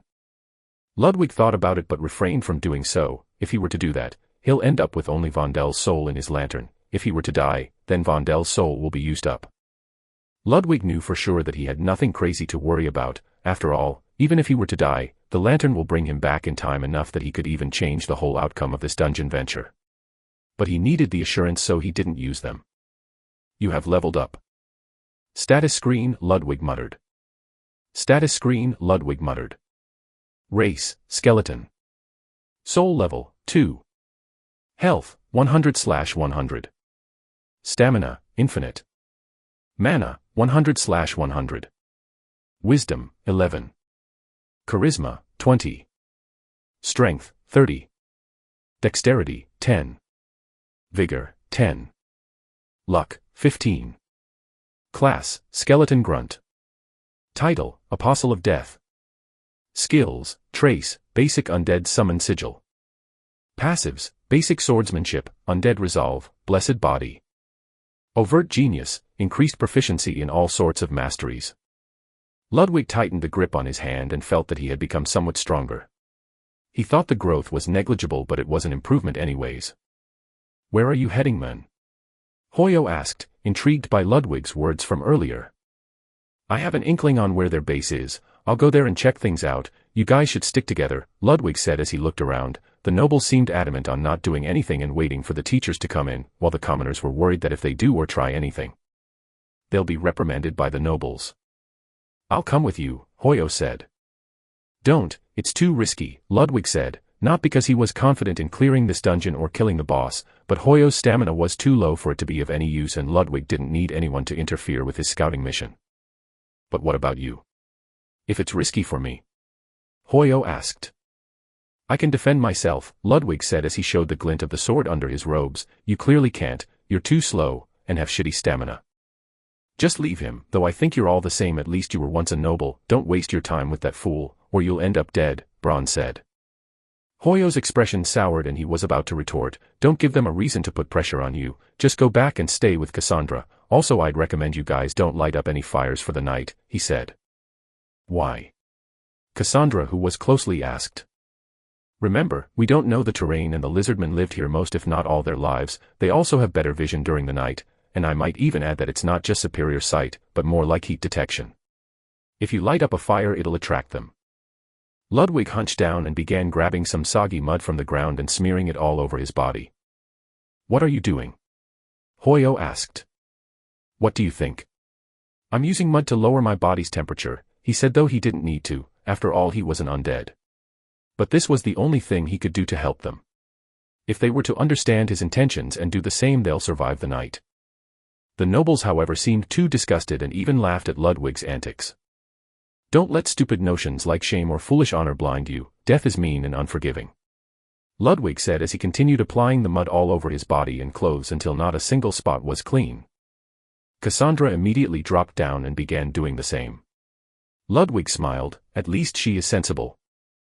Hoyo, encouraged by her, also did the same, while a few of the commoners refused. The majority also began doing the same and helping each other apply the mud. Stay close to the ground and don't get near any fires. It will be cold tonight, but mere cold won't kill you, Ludwig said as he stood up and headed down the area they were at. He soon left the clearing amidst the mockery of the nobles. Though it is a bit unfortunate, seems like these guys will serve as a great distraction for me, Ludwig thought as he began trekking his way to the north. Once the night drops, which seemed to be in less than a couple hours, the fire that the nobles were setting will look like a beacon to all the lizardmen. It will draw a good portion of them toward the camp, and Ludwig can use the time when the defenses are weak to investigate the boss if he were to find her. Time went by as Ludwig continued marching through the forest, and soon happened upon a small canyon ledge that peered over a lake surrounded by large trees and a wide and tall cave. The sky began darkening, giving an eerie atmosphere to the whole place. Ludwig immediately ducked under once he noticed the presence of lizardmen around the lake. Ludwig had only inspected the champion and didn't have the time to inspect the normal lizardmen he met earlier today. Inspect. Forest lizardman. Level 11. Damage 20 to 30. HP, 500. Tier, Common. Status effect, Curse of Weakness, all offensive stats and defensive stats have been reduced by 60%. Status effect, Nighttime, increase visibility at night, but lowers reaction speed and attention. Skills. Passive, lesser thermal vision, can detect most sources of heat and recognize bodies that emit it. Passive, stomach half full, the hungrier the lizardman race become the stronger they are, the fuller they are the lazier they get and more sluggish they become. Flavor text. Forest lizardmen are the weakest of their kind. They struggle to survive in forest biomes, though they are superior to goblins, they are far lesser in numerical power. They share the bottom of the food chain when it comes to forest monsters alongside goblins and kobolds. Ludwig noticed that the description was slightly different from that of the champion. They do have lesser health and a lower level, but also their visibility is much weaker than that of their champion. There were about 10 or so of them. 2 were resting with their back against the cave's entrance while the rest were either loitering around or swimming casually in the lake. On the far side of the lake there was a square-shaped prison made entirely of felled trees and ropes. 2 students lay unconscious there. Must be the guys that got kidnapped. They're lucky they're still alive. The ground shuddered as the champion lizardman exited the cave. It sniffed at the air and soon let out a loud hiss that gathered the attention of all of the lizardmen. Ludwig paid attention to see what's going on, and soon a smaller, softer-skinned lizardman appeared, small in comparison to the hulking 4-meter-tall champion, but she was quite bigger than the other lizardmen. Once she got out, she locked her tail with the champion as if trying to drag him back to the cave. Ludwig inspected her. Lizardman Queen. Level 20. HP, 2000.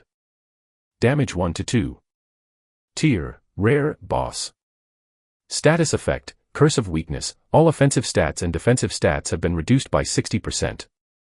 Status effect, Nighttime, increase visibility at night, but lowers reaction speed and attention.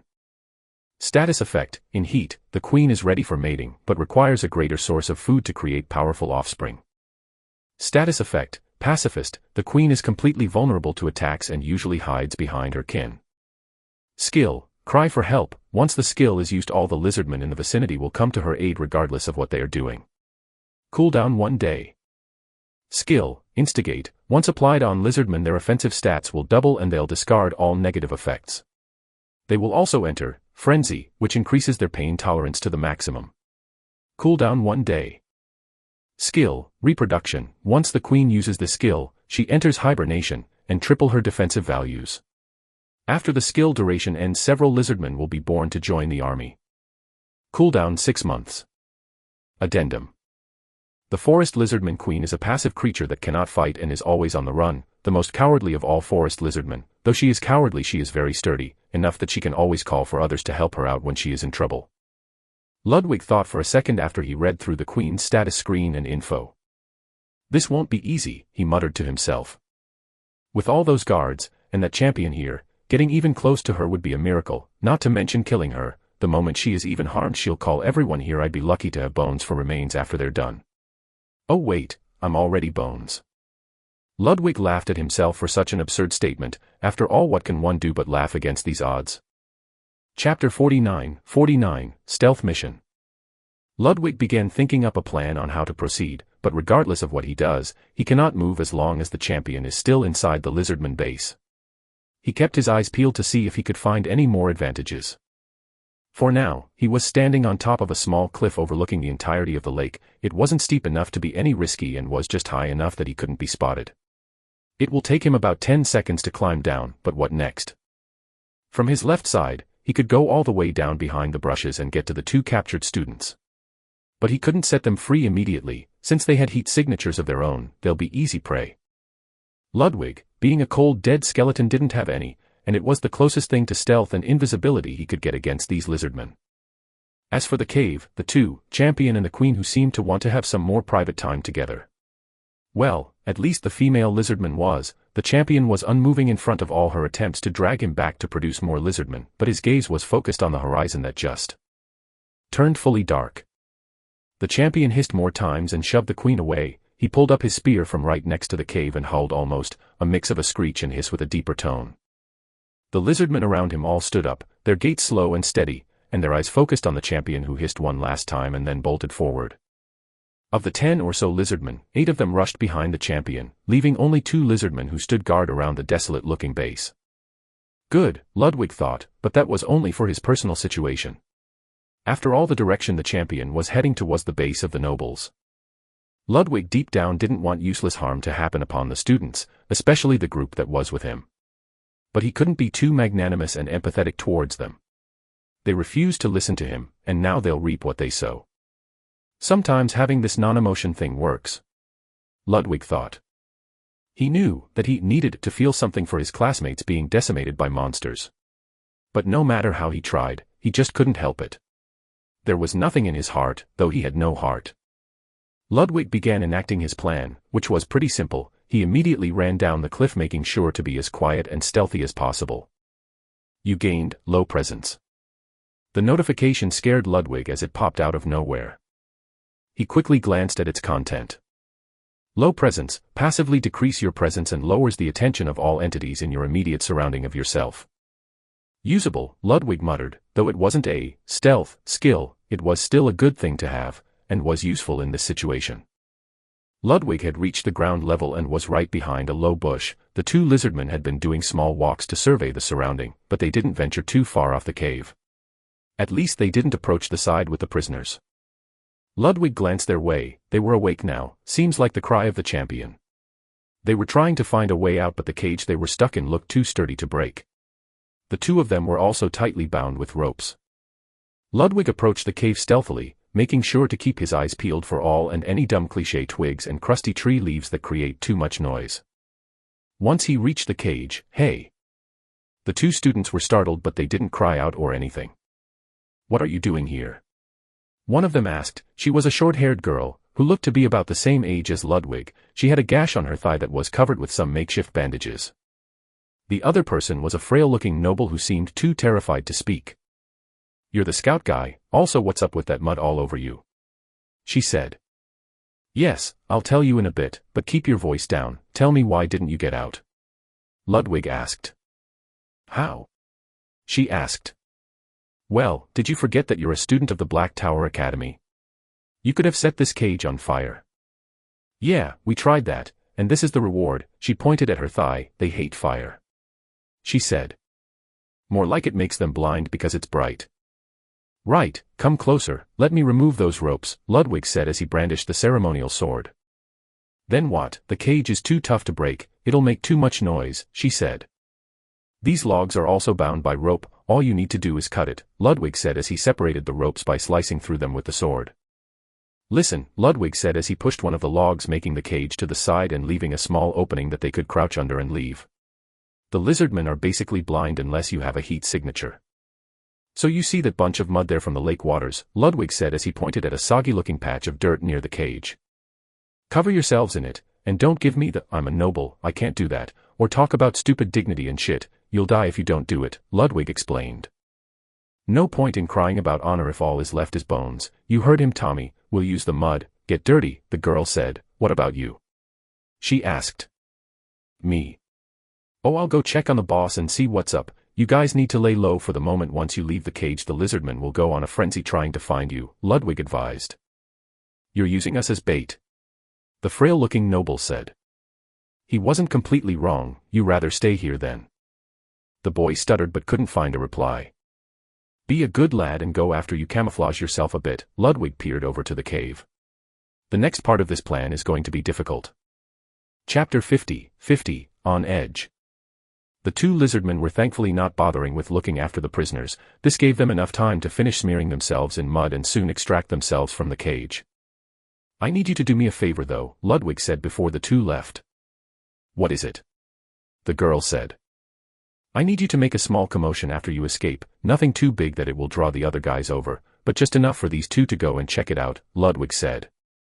I told you, this commoner is trying to use us as bait. Tommy's face twisted into a sneer. Ludwig's expression darkened. The ungrateful bastard was grating on his nerves.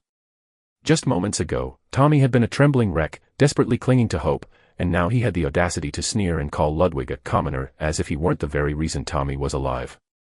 For a fleeting moment, Ludwig considered grabbing Tommy by his collar and throwing him back into the cage. Let him see how long his noble blood could fend off a hungry lizardman. But Ludwig dismissed the thought. There wasn't time for petty revenge, not yet, at least. Shut up. The girl said. Ludwig, was it? She said. I don't know about the commotion, but I have a slow-burning spell I can use. It'll blow up after half an hour.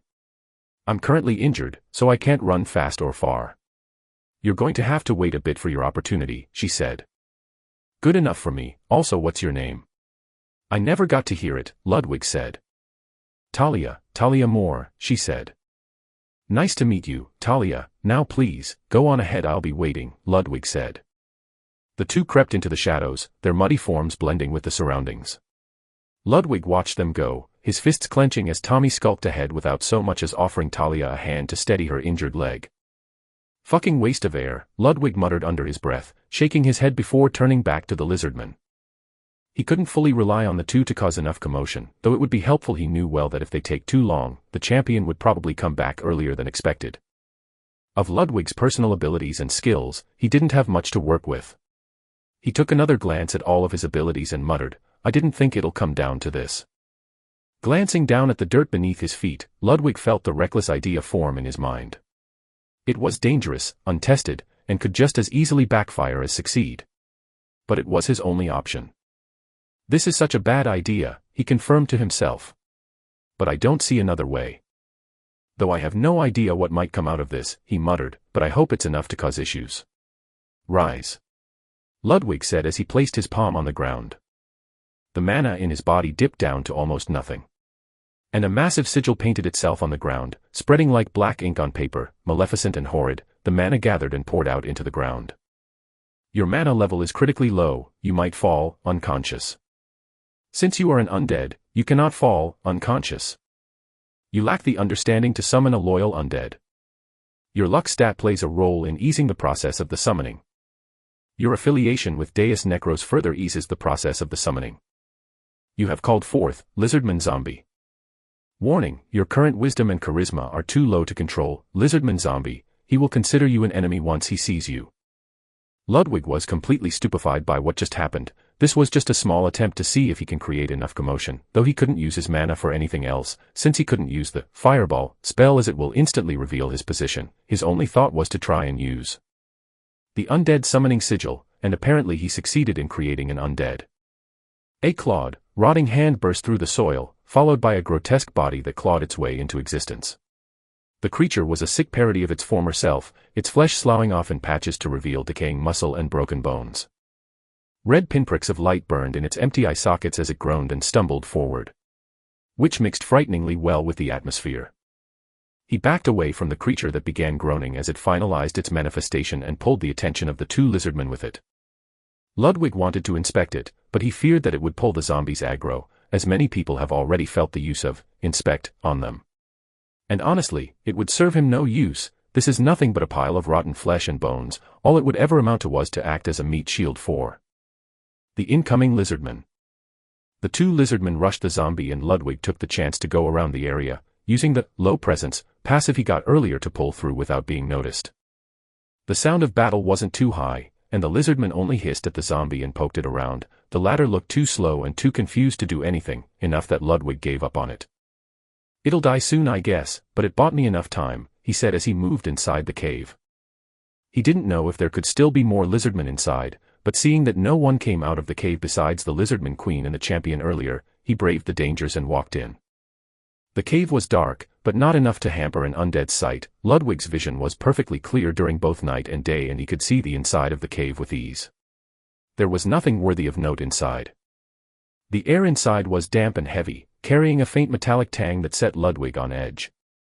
Old bones and piles of hay littered the ground, the remnants of previous meals and crude bedding. Ornaments fashioned from teeth and claws hung from the walls, crude trophies that glinted faintly in the dim light. There was a slow and constant sound of breathing coming in from deeper in the cave. It seems that the queen wasn't the least bit worried or maybe didn't even notice the skirmish happening outside. After all, she probably lived her entire life unworried about anything, as the entire tribe protected and sheltered her. Ludwig approached the deeper part of the cave slowly and just as he reached the end of the cave a notification popped up in front of him. "You gained one wayward soul." Huh. Ludwig frowned. How did that come to happen? He has yet to do anything. Then it hit him, did the zombie, that slow awkward thing, manage to kill a lizardman? Ludwig didn't have the luxury of going out and inspecting things outside. He brandished his weapon and continued on with his approach, and once he saw the queen lying on the ground he began enacting his plan. He already had an idea of what to do, and now with one lizardman gone, it should be easier. He removed his leather belt and slowly approached the sleeping queen. Once he was close enough to the ladder, he jumped on the back of her neck. The sleeping queen immediately jerked her head up, and was about to scream but Ludwig had the belt ready and instantly hooked it around her mouth and tightened it. The queen panicked and tried to use her skills, but since her mouth was closed, she couldn't cry for help, and since there were no lizardmen nearby, she couldn't use instigate. Ludwig rode on the back of the lizardman queen, pulling the belt with his left arm, and with a backhand grip on the ceremonial sword he jabbed it into her neck. Critical. You caused laceration onto forest lizardman queen. Laceration causes the target to lose 1% of maximum HP every second. The queen desperately tried to claw the leather belt away, but the moment her hand went toward it, Ludwig would yank the belt causing her arms to miss, and then send another stabbing hand onto her body. Sadly, the laceration effect only applied once. But he still did damage. Ludwig used all of his strength to hold on to the back of the queen, stabbing as fast and as forcefully as he could. Blood sprayed all over him and across the cave, as he continued to swing down his blade. More and more, and as much as he could, desperately clinging to the queen with his bony thighs. The queen, finding herself unable to get free, hurled her body toward the nearest wall. In his panic, Ludwig unlocked his legs and flung his body forward but didn't let go of the belt. The queen slammed her back into the wall meeting nothing but rocks, and the falling Ludwig, who still held the belt in his hand, yanked her back to the ground. The queen's snout was then pinned as Ludwig stammered up and stomped it down with his foot. Using all 30 points of his strength value, he stabbed once more. This time into one of her eyes, ripping it in the process. Ludwig continued stabbing at the queen. He knew he wasn't doing any real damage. The sword itself seemed to chip and crack with every swing of his sword. If she could scream, she would be causing an uproar. All she could do was suffer in silence as her remaining eye was watering both blood and tears from the agony. A notification appeared in front of Ludwig. You have obtained one wayward soul. Seeing that the queen was still breathing and mostly alive gave Ludwig a small shock. After all, that could only mean that the zombie had killed the second lizardman. Only then did Ludwig regret not inspecting that zombie. After all, it could have had some interesting perks, and if it killed 2-inch lizardmen then it's strong enough to be an issue once Ludwig leaves the cave. However, he was more worried about finishing this job. Once the queen dies, who is the boss of this dungeon, they should be able to leave the area. Suddenly, a loud crash sound echoed outside the cave, enough that the cave itself vibrated a bit, causing pebbles and some dust to fall. Ludwig had no idea what could cause such an impact, but a notification soon appeared in front of him to explain. Your summoned, lizardman zombie, has perished.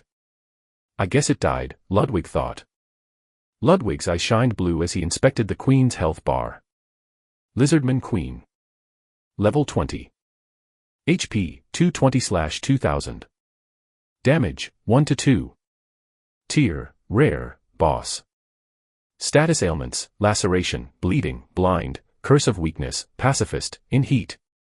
Seeing the Queen on her last breath, and her health bar almost reaching 0, he went for the final few swings, only for the ground to shake once more. With his hand raised up, foot on the Queen's snout, and his body fully covered in blood, he turned to see the champion standing tall at the entrance of the cave. The champion's whole body seemed to be riddled with wounds and injuries. There were also marks of burns on it and some wetness remained on his belt. But his eyes looked like that of a demon in rage as he saw Ludwig standing on top of his Queen with a bloodied sword in hand. Well, shit. Chapter 51, Zombie vs. Predator. Shit, Ludwig cursed as he saw the raging hulking mass of muscles fully focused on him. The forest lizardman champion was enraged, its hulking, muscular form heaving with labored breaths. Orange, slitted eyes burned with primal fury, locking onto Ludwig like a predator eyeing its prey. Its spear gleamed ominously, slick with blood and fresh ichor from the fallen zombie, and its claws flexed in a grotesque rhythm, ready to shred anything in their path. The roar it unleashed was earth-shaking. Loose stones and dirt trembled from the sheer force of its bellow, and the champion's tail lashed behind it like a whip, splintering the nearby rock. It stormed its way toward Ludwig and then lunged for him. Ludwig didn't hesitate in stabbing the sword 1 inch. Last time into her other eye and hurled himself sideways. Not good, Ludwig muttered under his breath, his hands tightening around the ceremonial sword lodged deep into the Queen's eye. He tried to pull it free, but the blade was stuck firm, and his growing panic only made his movements more frantic. The sword snapped in two in the process. Unarmed and clearly outmatched, Ludwig knew he had no way out of this. The moment the champion lays his hands on Ludwig, the "you died" screen will show up. And that was about to happen as the lizardman went for a full-body lunge at Ludwig. Its massive clawed hand swiping at Ludwig with terrifying speed. Acting on instinct, Ludwig hurled himself to the side, barely avoiding the strike as it slammed into the ground where he'd stood. The force of the impact sent chunks of stone flying and cracked the cave floor. Ludwig rolled to his feet, his mind racing. He couldn't fight this thing, not head-on. His only advantage was the Queen's prone form, which the champion hesitated to attack directly. Ludwig quickly darted around her, using her massive body as a shield to keep the champion at bay. The enraged creature hissed, frustration clear in its movements. It paced briefly, its tail lashing against the walls of the cave. Every time Ludwig moved to one side, the champion adjusted, snarling in barely contained fury.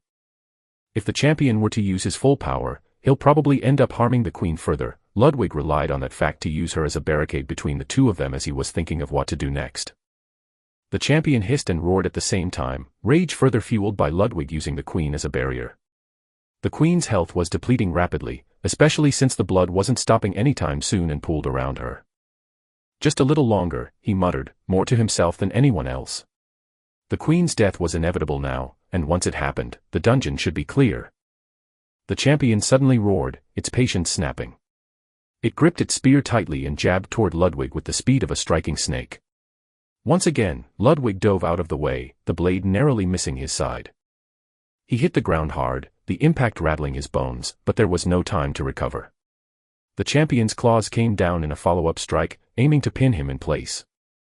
Ludwig scrambled backward, his back slamming into the cave wall.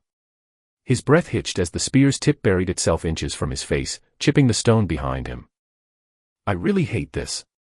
He spat, rolling to the side and using the Queen's body as cover once more. The champion growled, its frustration mounting as it circled the dying Queen. It hissed low, snapping its jaws in warning, but it still didn't dare attack Ludwig through her body. Then, with a sickening final groan, the Queen went still. Her health bar drained completely, and a notification flashed in Ludwig's vision. You have slain Forest Lizardman Queen. You have gained 1 feeble soul. Congratulations. You have activated the hidden piece of this dungeon. Skeleton key. By killing the queen before slaying the champions, the boss status is now transferred to Forest Lizardman Champion. The rewards for this dungeon have been deferred until you defeat the Forest Lizardman Champion. The quality of the reward has doubled. The Forest Lizardman Champion is enraged. Losing his queen caused him to go into a frenzy. All status ailments have been removed. One additional danger modifier, Skull and Crossbones, has been added. Ludwig didn't even have time to process the implications before the champion erupted in fury. Its roar reverberated through the cave, shaking loose chunks of stone from the ceiling. "Oh, come on!" Ludwig cursed, backing away as the champion lunged forward. The beast's movements were wild and unpredictable now, driven entirely by rage. Ludwig didn't hesitate in dipping out while the lizardman was still raging out for the loss of his queen.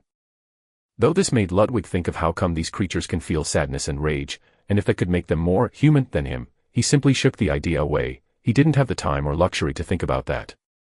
Ludwig darted out of the cave, his mind racing.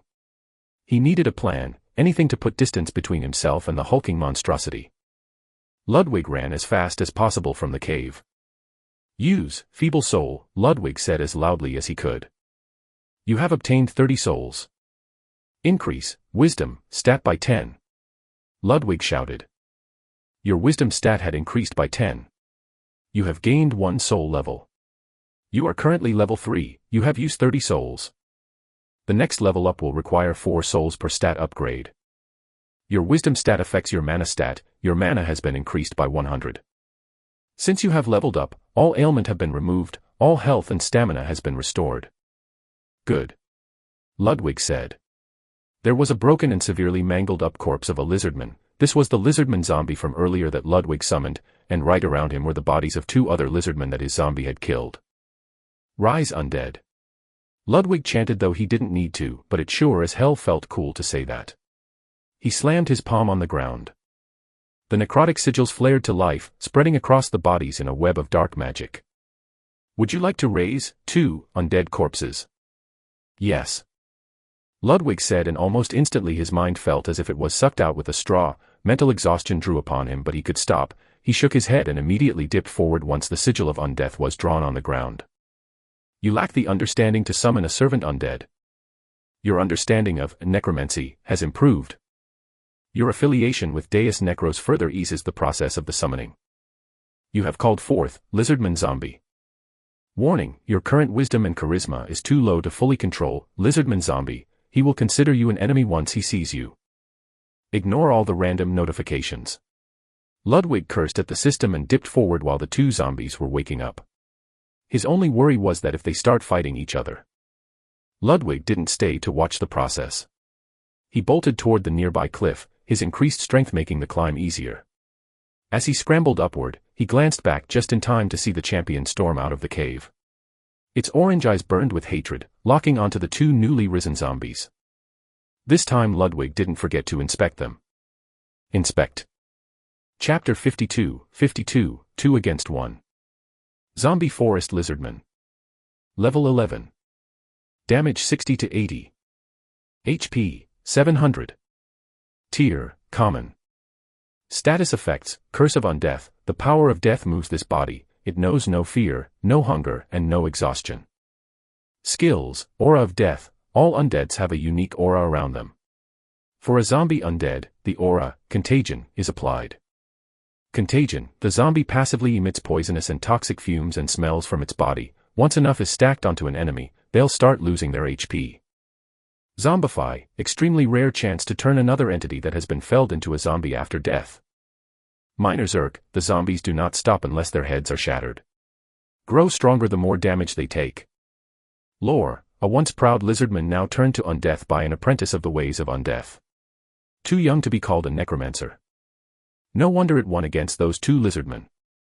The lower its HP the stronger it becomes, and since those 2 lizardmen were simply poking it around without actually killing it, they died to its stronger self later on. Ludwig spoke out loud. After all, he was right. That contagion passive, though, looks interesting, Ludwig muttered to himself, but decided against staying here. He continued moving, ran around the lake and rushed up to the edge of the cliff. He was observing everything from earlier. With the increased strength from his former level up, the almost 90-degree cliff looked like an easy climb. Just as he thought he reached relative safety, The bulldozing champion lizardman came out roaring like a dragon this time, rage clear in his voice and power thereof. The whole forest behind Ludwig shook and the birds flew up during the cold night from sheer terror. Yet, all the lizardman champion could see were his former clan members turned to undeath. It screeched once more, agony clear in its voice this time. It had been losing everything. Their rotting forms moved with jerky, unnatural precision, glowing red eyes fixed on their former leader. The humans today had come, threatened their survival, attacked their members and killed their queen. Not only that despicable human also turned his members into undead. Though the lizardman's brain is smaller than his eyeball, it still knows hatred, and knows revenge. The two zombie lizardmen rushed up the new life that appeared in front of them. And the battle begun, though calling it a battle is nothing but a mockery. It was more like a slugfest. The first zombie, its body riddled with decay and broken bones, lunged forward with surprising speed. Its claws raked at the champion's chest, but its strike glanced off the beast's thick, scaly hide. The champion responded with a brutal counter, its massive claw smashing into the zombie's torso and sending it skidding across the dirt. The hulking champion stabbed with his spear forward, piercing right through the downed lizardman's chest, causing a volatile fume cloud to burst out of its rotting innards. A faint, sickly green aura permeated the area for now. That must be contagion, but the champion seems unbothered by it, Ludwig thought as he was looking at the battle unfolding. The second zombie capitalized on the first distraction, rushing the champion from behind. It leapt onto the hulking creature's back, its claws digging into the thick scales near its shoulders. The champion roared, thrashing wildly to shake the undead off, but the zombie held firm, its jaws snapping close on the beast's neck. But as if the boss's neck was made of steel, the bite didn't do any relevant damage but drew some small blood drops. The three went on, fighting amongst each other, while the champion lizardman turned to boss was far superior in terms of reach and strength. Something gnawed at Ludwig. Ludwig's crouched form behind a rocky outcrop, was watching the battle unfold. His glowing blue eyes tracked every movement, his mind racing as he analyzed the fight. Why isn't he overpowering them? The answer came too easily to Ludwig as he saw what happened next. The champion was far stronger, faster, and more experienced. It spun in a vicious arc, its spear sweeping low to knock the first zombie who just got up back down. The creature collapsed in a heap, its legs shattered from the impact. The champion lizardman swung a straight fist at the impaled and legless lizardman, but the latter simply grabbed the fist with both arms, supporting its body with nothing but the strength of its rotting knees. What? Ludwig's eyes almost bulged out, though he had no eyes. The look was comic enough to be called absurd, as the smaller zombie was easily overpowering the massive creature and pulled it to the ground. The zombie then snapped the spear that was impaling him using his arm's strength, and then stabbed the spear blade part right onto the champion lizardman's arm and impaled it onto the ground as if crucifying him. The champion was unable to stand up since his hand was locked on the ground and could only fight with one arm pinned. He was standing on his knees as he fought the two off. The champion roared, in both pain and humiliating rage. It used its other hand to grab at the broken shaft of the spear and swung it at the mutilated zombie. Before it could strike, the legless zombie lunged forward again, despite its mangled legs.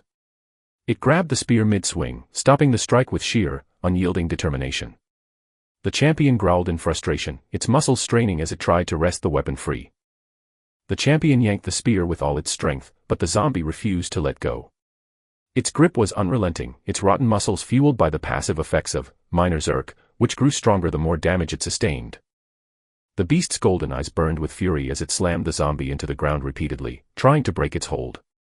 The more it slammed it onto the ground, the more of its bones and flesh would splatter all over the place, causing more contagion to spread. And just as the shaft broke, the champion finished it off with style. A forceful swing of his tree-trunk-thick tail, he caught the zombie that was pinning his arm off guard, slamming his body right against the cave's wall. A massive spray of contagion spread around the area of the cave when the zombie's entire body splattered all over the cave wall and splashed onto the ground around the cave. One of your summoned undead has perished. With one of the two undead gone, only one of them was left. Seeing it refusing to remove itself from its back, the champion simply grabbed the spear and ripped it out of his arm, then used his free hand to pull on the legs of the zombie. He ripped hard enough that both legs of the zombie tore. But the latter was still biting tightly onto his neck and grabbing hard with his claws. Ludwig noticed it then, that the bite marks that didn't seem too relevant at first became bigger and fiercer now. More rage boiled inside the champion as he grabbed what was left of the zombie latching onto him and ripped it with both arms, though one of his hands was recently penetrated by a spear. It still had enough power to simply rip the rest of the zombie's body out of him, and by body, the literal meaning, because the head refused to unlatch. Ludwig was both amazed and confused. After all, the zombie that he summoned had nothing but a head remaining, and it was stuck and refused to unlatch itself from the champion's neck. But no notification of it dying appeared. Then he remembered a zombie does not die unless its head is crushed. But with only a head, the zombie proved to be of little hindrance to the champion, who began looking around for any signs of Ludwig. Damn, he looks angry, but without any heat signature on my undead body, I doubt he'll find me. Ludwig thought to himself. But as fate would ordain, whenever someone speaks it. An explosion happened a few dozen meters behind Ludwig. His heart almost dropped, though he had none. Only then did he remember, he had requested Talia to create a distraction earlier, but why did it have to be right behind where Ludwig was? The behemoth went on all fours and stormed its way toward Ludwig in a heat of roars and vengeance promises. Chapter 53, Cooped Up. Shit, Ludwig muttered under his breath, his skeletal fingers clenching into fists as he saw the towering lizardman champion lock onto him with murderous intent. The beast roared, a sound that tore through the forest like a thunderclap, shaking the leaves and sending small creatures scattering. Its hulking form surged forward with terrifying speed, each step causing the ground to quake. Ludwig didn't wait. He spun on his heels and bolted, his undead body pushing its limits as he ducked and weaved through the dense foliage. Branches snapped against him, and leaves whipped his face, but he didn't falter. Behind him, the champion leaped from the cliff in a single bound, landing with an earth-shattering crash. The ground cracked under the creature's weight, and its claws raked through the dirt as it propelled itself forward. Each stride was a display of raw power, sending splinters of wood and clouds of soil into the air. It bulldozed through trees, smashing some to splinters and ripping others out by their roots. Boulders shattered on impact, and nothing in its path was spared. Ludwig darted to the side just in time to avoid a massive claw that swiped dangerously close to his head. The wind from the strike nearly threw him off balance, but he recovered and dove under a dense thicket. The lizardman's momentum carried it forward, causing it to slam into a tree with a deafening crunch. The ancient trunk groaned and toppled, the crash shaking the forest floor. Dust and debris rose in a thick cloud, creating a momentary screen that obscured the champion's vision. Ludwig took advantage of the chaos, crouching low and grabbing a chunk of rock from the ground. He hurled it with all his might toward a distant cluster of trees. The stone struck with a loud crack, and the champion's head snapped toward the sound. The creature snarled, its golden eyes narrowing as it charged toward the false noise. Ludwig remained still, his undead nature allowing him to suppress even the tiniest sound of breath. He watched the monstrous figure barrel into the trees, its claws raking wildly at the source of the disturbance. Only when the champion had moved far enough away did Ludwig exhale, a purely instinctual habit, and step cautiously back onto the forest path. Good, that should buy me some time, he muttered, wiping the dirt off his hands. His mind raced as he plotted his next move. The champion was too strong to face alone, especially now that it had gone into a frenzy. Its wounds, while significant, weren't enough to stop it, and Ludwig had no illusions about his odds in a direct fight. He needed help, specifically, the other students. But the thought brought a twinge of doubt. Had they survived? The bloodied state of the champion suggested they'd put up a fight, but he had no way of knowing the outcome.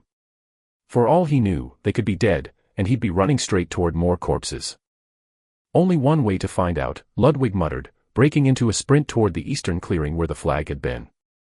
His undead body gave him an edge, endless stamina and enhanced night vision allowed him to navigate the treacherous forest with ease. He ducked under low branches, sidestepped gnarled roots, and slipped through narrow gaps between the trees, his pace relentless. As he approached the clearing, the sight that greeted him filled him with a mix of relief and unease. The area was littered with lizardman corpses, their bodies twisted and broken. Blood pooled in the grass, and the air was thick with the stench of death. But there were no human bodies among the carnage. Ludwig froze, scanning the scene for any signs of life. His ears twitched as he heard a faint rustling from the bushes nearby. He turned sharply, his glowing blue eyes locking onto a figure emerging from the foliage. "Hoyo," Ludwig called, recognizing the mud-covered student. The boy's face was grim, his expression a mixture of relief and exhaustion. "Ludwig," he said, his voice shaky. "You're alive. Thank the gods." What's the situation? Ludwig asked, stepping closer. Hoyo hesitated, glancing back toward the forest as if expecting the champion to burst through the trees at any moment. Cassandra's hurt, he said finally. And one of us didn't make it. Ludwig's jaw tightened. What about the others? The nobles took the worst of it, Hoyo continued. 3 of them are dead, and Bronn's arm is shattered. If it wasn't for you, we'd all be dead by now. Ludwig ignored the compliment, his mind already moving to the next problem. Where's our group now? Hoyo gestured toward the east. We've regrouped with the nobles. Cassandra told me to wait near the flag for you. Ludwig's brow furrowed. Why would they leave you here? Hoyo shrugged, but his discomfort was clear. Bronn thought it was a good idea. Said the cave nearby would make a good base to defend from. Everyone's holed up in there now. Ludwig's eyes widened in disbelief. A cave. Hoyo nodded. Damn it, Ludwig cursed, running a hand over his face. That idiot doesn't realize he's setting them up to be cornered. If the champion breaks through, they'll have nowhere to run. Wait, the champion. The big guy. Hoyo asked, his voice rising in alarm. We drove it off. It ran away in pain, and we killed its minions. It's over, right? As if to mock his words, a bone-chilling howl echoed through the forest. It was a sound that froze the blood, or, in Ludwig's case, whatever ichor flowed in his undead veins. He doesn't think so, Ludwig said grimly, motioning toward the source of the howl. Hoyo's face went pale. We have to warn them. Then start running, Ludwig snapped, already moving. The 2 bolted through the forest, Ludwig's steps eerily silent despite his speed, while Hoyo's frantic breathing and snapping branches marked his presence like a beacon. Ludwig didn't blame him, fear had a way of loosening one's control, and they didn't have the luxury of slowing down. The howls grew louder every second, reverberating through the trees and making the ground tremble. Ludwig risked a glance behind him but saw nothing yet. That didn't comfort him, it only meant the champion was faster than it appeared. Keep moving, Ludwig urged, his voice sharp. Don't stop, no matter what. Hoyo nodded, too winded to reply. The cave appeared like a beacon, nestled at the edge of a clearing with a narrow entrance that would have been easily defensible under normal circumstances. But Ludwig knew better. He could almost picture the inevitable disaster, a horde of enraged lizardmen or, worse, the champion barreling through the entrance like an unstoppable force. As they neared the cave, a voice called out. You're back. Ludwig skidded to a halt, eyes locking onto a boy standing guard near the entrance. His body was caked in mud, the smell of damp earth clinging to him like a shield. They put you on guard duty? Hoyo asked, his tone tinged with disbelief. The boy shrugged. They said since I was already covered in mud, I'd be less of a target. Plus, they've barricaded the entrance from the inside. Ludwig felt a vein, or whatever an undead had, throb in frustration. Barricades. Against that thing. Before the boy could answer, Bronn emerged from the cave, his arm bound in a crude splint and his face set in a scowl. His usual haughty demeanor had taken a hit, but his arrogance still clung to him like a bad smell. What the fuck are you doing back here? Bronn barked, his voice cutting through the tense air. Chapter 54, Betrayal. What's wrong with him? Ludwig asked. Oh, apparently, before Hoyo could explain, 2 more nobles came out. One of them was the golden-haired noblewoman and Talia. What's going on here? The golden-haired noblewoman asked. Minerva. Don't butt in, Bronn snapped, wanting to upkeep his persona as a leader. But from what Ludwig could see, his attempt was failing miserably. You have no right or authority to tell me what to do, Bronn, she stated and turned to Ludwig. You're the boy who went out earlier, Ludwig. Right, she said. Yes, but enough of the introductions. Why are you cooped up in a cave? You're raising your heat signature. Ludwig said. So. We already chased the lizardmen away, all we need to do is wait for the teachers, she said.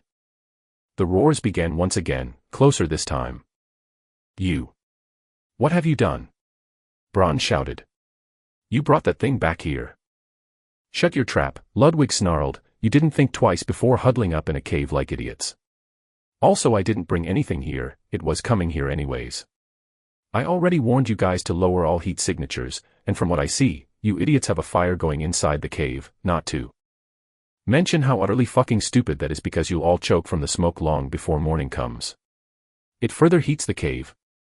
Ludwig's rage seemed completely justified, and Talia intervened. Though the gash in her leg had healed, it looked like it still hurt as she limped twice.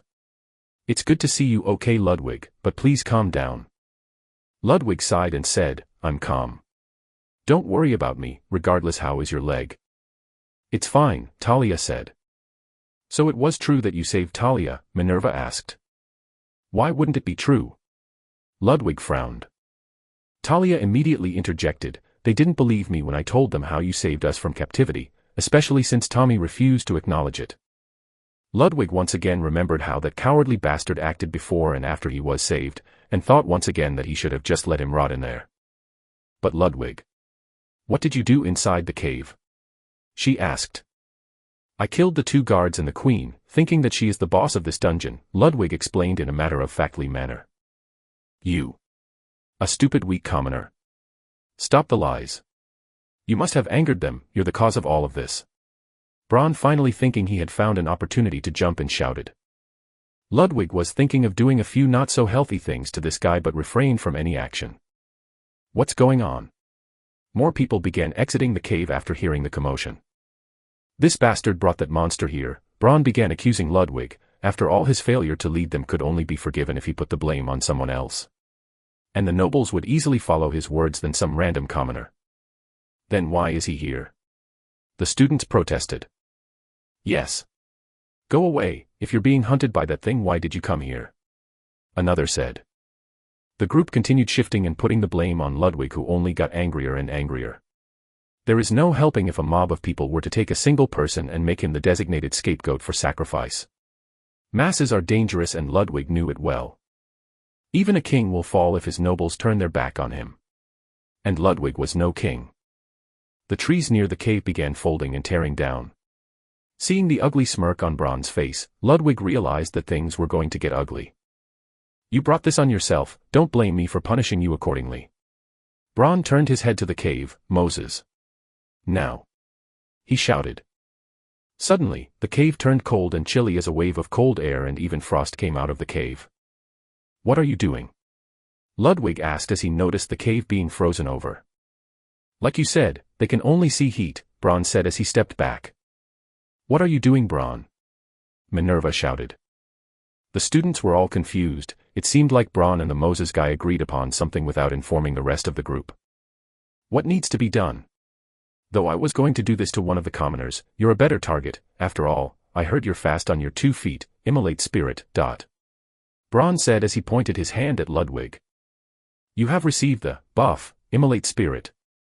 All your physical attacks will deal fire damage. Your vitality has increased by 10%, duration 3 minutes. Ludwig's body felt as if it was on fire, though it wasn't harmful. It was just in time for the last tree behind them to tear and break down. The eyes of the Lizardman champion were fully focused on Ludwig, who had a glowing orange aura around him. You son of a bitch. Ludwig cursed as the mass of muscles roared and rushed toward him. You can't get inside the cave. It'll follow you and kill off the rest of your classmates. I'm sure you don't want that. Braun laughed out as he backed away, pulling with him Minerva. Though she protested, she wasn't strong enough to resist someone from the Steel family even if he only used one arm. Ludwig's eyes scanned around him in a split second. The nobles that were protesting against Ludwig dipped inside the cold cave, while Talia looked ready to help. Her limp didn't help her much, nor was Ludwig thinking of asking her for help. Without hesitation, Ludwig turned and snatched the dagger on Hoyo's belt and simply kicked him square in the chest from the incoming behemoth that lunged with all of its body's weight where the two were just standing. Ludwig stammered to his feet. Come here, you fat fuck. He shouted and bolted away from the area. Ludwig. Hoyo shouted, but his cries fell on deaf ears as the Lizardman simply ignored the group and rushed after the most visible one. Ludwig disappeared in the foliage of the forest while the whole scenery behind him was crumbling to bits and pieces. Chapter 55, An Undead Resolve. Ludwig's frame disappeared from and through the foliage. He was thinking of how he'd have to deal with this creature. To fight it head-on would mean Ludwig's death, though he still has some souls to use in case he died to return back from death. He felt that all his progress today would be wasted. And he really didn't need to meet Deus Necros so soon anyway. The hulking beast roared as it bore through two close trees, spreading them with ease, using its arms to rupture the trees from their center. Ludwig saw that although the creature's palm was bleeding from the gaping hole in it and the undead lizardman's head was still relentlessly clinging to his neck, the champion seemed to be in so much rage that he wasn't feeling any of that. Ludwig scanned the champion's status window in that moment. Level 25. Damage 80 to 100. HP, 1100/2, 500. Tier, Rare, Boss, Skull. Status effects, bleeding, laceration, poisoned, enraged. The status elements were stacking up on the boss. The lizardman zombie head was causing it constant contagion, poison and bleeding, and the lacerated wound on its hand was also bleeding it out, but its enraged status was making it oblivious to all of that. Ludwig knew well that if he were to keep running away simply, the boss would soon fall to its knees dead. There was only one problem with that plan: a tree trunk came hurling at Ludwig's head. Ludwig flung himself to the side, desperately dodging the trunk, and at the same time rolled forward and continued running. The lizardman was bound to catch up to him. At this point, Ludwig slightly regretted not investing in agility. Strength and endless stamina are fine, but they serve no purpose when you need to be quick on your feet. Ludwig rolled to his feet and sprinted forward, finding nothing but a standing cliff in front of him. He felt like a sitting duck as the champion was running up to him head first, both arms open forward as if to hug him in a bear hug, or lizardman hug in this case. The absurdity of the situation made Ludwig respond in the same tone. Instead of moving left or right and being caught by either of the open arms of the lizardman, Ludwig decided to run up the creature and slide right under him while the latter grabbed at the empty air, since Ludwig's relatively shorter form allowed him to duck faster in a slide. The lizardman, who was sprinting at full force, couldn't stop as it stared under its crotch where Ludwig just slid from, though it tried to act fast, raising its tail and swinging it down. Its feet weren't stopping as its face met the cliffside. A loud explosive sound echoed behind Ludwig, loud enough that even he winced, and strong enough that boulders and fractures of rock formations began crumbling and cascading down the cliff edge. Ludwig saw that the lizardman, who went face first into the wall, was clearly in a stunned state, disoriented and unable to stand up properly. Had two choices. The first was to run away while the champion was stunned. But that would only buy him some time before the lizardman would catch up to him. After all, he won't be as lucky to stun it again, nor does he know if he could replicate that stupid stunt again. The second option was far riskier but had a greater chance of success. Ludwig did quick maths. Between the two options, safe now, risky later, or risky now, safe later, the latter sounded far more appealing. He rushed up the lizardman's tail and onto his back. He used the zombie's clasping head as a handhold while he raised the dagger he took from Hoyo earlier high and slammed it as powerfully as he could into the champion's left eye. A roar that would wake the dead ruptured out of the champion lizardman's mouth, and with it came a brutal retaliation. As if the dagger in its eye was enough to awaken it from its stunned state, the lizardman went for a grab on Ludwig. By sheer dumb luck, Ludwig's body was nothing but a skeleton, quite lighter than a normal human body, and since the champion tried to grab him, the mere contact between the palm of the champion was enough to send Ludwig reeling into the forest before the arm could even close its fingers. 65 HP. Your chest is fractured. You broke 3 rib bone, your skull is fractured, your right arm is fractured. Your strength has been reduced by 20%. You successfully negated concussion. Ludwig's sprawled form was enough to tell tales of his pains. Though he didn't feel any, the broken bits and pieces of his body were only held together by the slime that was making the outer layer of his skeletal frame. That almost killed me, Ludwig said as he looked at the creature, who was finally aware enough to lock eyes with Ludwig's fallen form.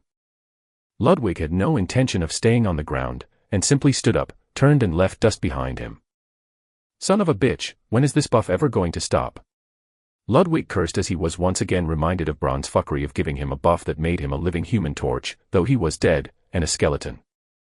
And just as the thought finished in Ludwig's mind, the aura around him began dying down, but not fast enough, as the lizardman had locked his eye on him. The champion, fueled by enough rage that even a berserker would tell him to calm down, ruptured through the forest and anything around him with only one though in mind: to bring as much pain onto the human that had caused him so much heart ach and bodily harm that its wounds would be called minor in comparison. Ludwig tried his best to run away, but the creature was gaining up on him, and fast enough that he could feel its breathing on his neck. In his panic, Ludwig didn't notice the large tree root extending in front of him. His leg got caught and he fell down on his face. The champion didn't miss the opportunity to jump up and catch Ludwig on the ground. He then rolled Ludwig forward and shoved his open jaw onto his body. With nothing but sheer will and panic, Ludwig swung his entire body to the side, but didn't manage to fully avoid the jaws that dug onto the ground. His left arm was caught in between them. With a forceful rip, as would an alligator do to an unfortunate limb, Ludwig's arm simply snapped free from the elbow. There was no pain in Ludwig's eyes as he recognized the imminent death, but though undead, no longer one with breath, something deep within him, something he didn't think he had anymore. A feeling so simply so innocent and so strange that Ludwig couldn't describe welled up inside him. Some might call it human nature to never give up and struggle till the end, and some might call it foolishness in front of death. But for Ludwig, it was simplified in 2 words. Fuck it. I'm sorry, Thomas, he said as he used Thomas's teachings, drawing from Thomas's emotion to fuel his own magic. Rage, enough rage that it was hot and blistering. His right arm flared with as much mana as his body could muster in that desperate situation. The lizardman's eyes couldn't recognize the manifesting fireball in Ludwig's arm as his hot body aura was still camouflaging it, and just as it opened its mouth to bite off Ludwig's head, the latter shot his arm forward into the gaping jaws of death. Explosion is art. Ludwig roared out. Chapter 56, Cleared. Ludwig's hand sent out all the mana in his body. Unlike what he had hoped for to create a fireball and shoot it inside the lizardman's mouth, he forgot to ask Thomas for an important thing. How do mages usually shoot out spells? Unwilling to spend time to think of the hows, Ludwig simply acted on instinct. Van Dyke had mentioned to him that magic is about one's will, imagination, and emotion. Right now, Ludwig's imagination was that of a flaming fireball that was to blow up and turn his enemy to cinders. In that regard he had things worked out. As for his emotions, he borrowed Thomas's rage. While the final and most important part, the will, was simply Ludwig's own intention of not wanting to die a dog's death, and fueled all his power and rage into his arm, disregarding any measures of safety and care. So instead of creating a fireball, Ludwig's entire arm exuded roaring and raging flames, that not only was several times stronger than what Thomas showed, but it was mighty enough that it blasted the head off the lizardman champion, while scorching Ludwig's entire arm, making the slime covering it wince away, revealing Ludwig's skeletal frame. The flames were loud, mighty and powerful enough that they shone like a beacon of light in the darkened night. The explosion, both sound and visual, was so powerful that the entire group of students heard it. Some would even say that they felt the vibration. This spell was far stronger than anything Ludwig's embedded mana crystal on his forehead could afford, and the latter simply shattered upon him using the first spell ever. Congratulations. The notification showed up in front of Ludwig like a declaration of victory. You have successfully cleared Forest Lizardman Semi-Artificial Dungeon. You have obtained Weak Soul from slaying Forest Lizardman Champion. For having fought to the last second without ever thinking of cowering away from the face of death. You have obtained the achievement, Unyielding. Achievement, Unyielding. Rarity, Rare. Increased mental resistance when lower on health. Increase in all physical and mental abilities proportional to the damage taken, up to 10%. You have learned a new spell. Available spell slots, 1/2. Self-Immolation Fire. Self-immolation, discard a part or all of your body by using it to fuel flames and mana. The power of the spell depends on how large is the part one is sacrificing. A self-created spell that would cause one to sacrifice a part or all of their body by burning mana vigorously. A spell that is rarely ever learned or practiced and is known to be a favorite of zealots and fanatics. Ludwig's left arm was flung several meters away from him. Notification of him having been amputated and having lost more bones were ignored. And his health points were at an incredibly low level of 13,300, author note, 1 inch. I need more HP, I almost died, man, he said as he pulled his body desperately with one arm barely functioning as it was scorched black. The slime on his body slowly covered the burned skeletal arm that had several marks of teeth and sharp cuts on the bones. He picked himself up and looked around the body. Usually these bosses drop something, there's not a single piece of gear dropped from them. He sighed as he found no worth or value from having risked his life so much. He then slowly limped his way toward his ripped arm and grabbed it with his other burnt arm. Ludwig looked at his waning health and the arm in his hand. He sighed, said, use Weak Soul. You have obtained 100 souls. Not bad, I guess the Lizardman boss gave a more valuable soul, because it's a boss and all that. Level up my agility, author's note, 1/10. 40 souls have been used to upgrade your agility by 10. Congratulations, your soul level has increased to level 4. Ludwig was waiting for his wounds to magically heal up as all characters would once they level up, but there was nothing like that. I guess I hope too much, man. It'll be awkward to explain this if someone were to see me like this, he said. As if he was a jinx to himself. Ludwig. The moment he heard the voice, he turned to see Talia limping forward, and next to her was a wide-eyed Minerva and Hoyo alongside Bron, who was unable to close his mouth from shock. Minerva screamed out as she saw Ludwig's arm. Only then did he realize that he was holding his arm, and it would be revealed to them all that he is an undead. Ludwig's mind was stammering to find some way to explain things. You're bleeding so much, Minerva said as her hands turned green. Come here, she shouted. I'll stem the bleeding. As an undead, receiving a heal with your current low health will undoubtedly kill you. No, Ludwig shouted as he tried to stop Minerva from coming any closer. The only problem was that he tried to stop her with his hand, which was holding his other arm. The limp skeletal arm flailed in front of her and she almost passed out. I have to heal you, can you not see how much blood you're losing? She shouted. No healing, Ludwig said. He thought for a second. If you heal my arm, it'll mend the wound and I won't be able to attach it. Just give me a rope or anything to stem the bleeding. You rather die than lose an arm? Minerva shouted back as she got closer with her glowing hands. Woman, you're gonna be the death of me if you don't get that heal away from me. But he couldn't say that out loud. The dungeon is already cleared. The teacher should be here any second, he added. Who told you that? Bron said, just because you killed this lizard which we already wounded enough for you, you think that the dungeon is clear. There is still a boss here, you dumbass, Bron added with a sneer. Yet just as he finished his words, the whole sky turned bright white as day, and suddenly a golden-haired man showed up right in front of the group, smiles and all. What wonderful students I have, you actually survived, he added. For the health, I forgot to mention that the main character's health will increase by a base of 100 per level up and 10 per vigor point. Agility was missing from the main character's status screen. Agility assists one in their speed and maneuverability. Chapter 57, Caught. It was the same person who had sent them into this hellhole. The men who had casually thrown them into their very first trial, a survival challenge where life and death blurred like oil on water. The person they were supposed to trust, to look to for guidance and protection. The teacher. Professor Olim. Ludwig could barely suppress the venom in his tone as he rasped the name, his skeletal hand still clutching his detached arm. Oh my, look what we have here, Olim said, his voice a smooth blend of amusement and mockery. His sharp eyes scanned Ludwig's mangled form. That arm of yours is in pretty bad shape. TSK. What a shame. But, I must say, this is a delightful scene. Olim's lips curled into a grin, sharp as a knife. The teacher's gaze shifted, taking in the battered, mud-smeared students who had gathered around him. You've all done splendidly. Watching you run around like headless chickens, now that was entertainment. But, he turned to Bron, who was visibly fuming, some of you did better than others. Bron's face flushed red, his jaw clenched tight. Olim ignored him and clapped his hands together.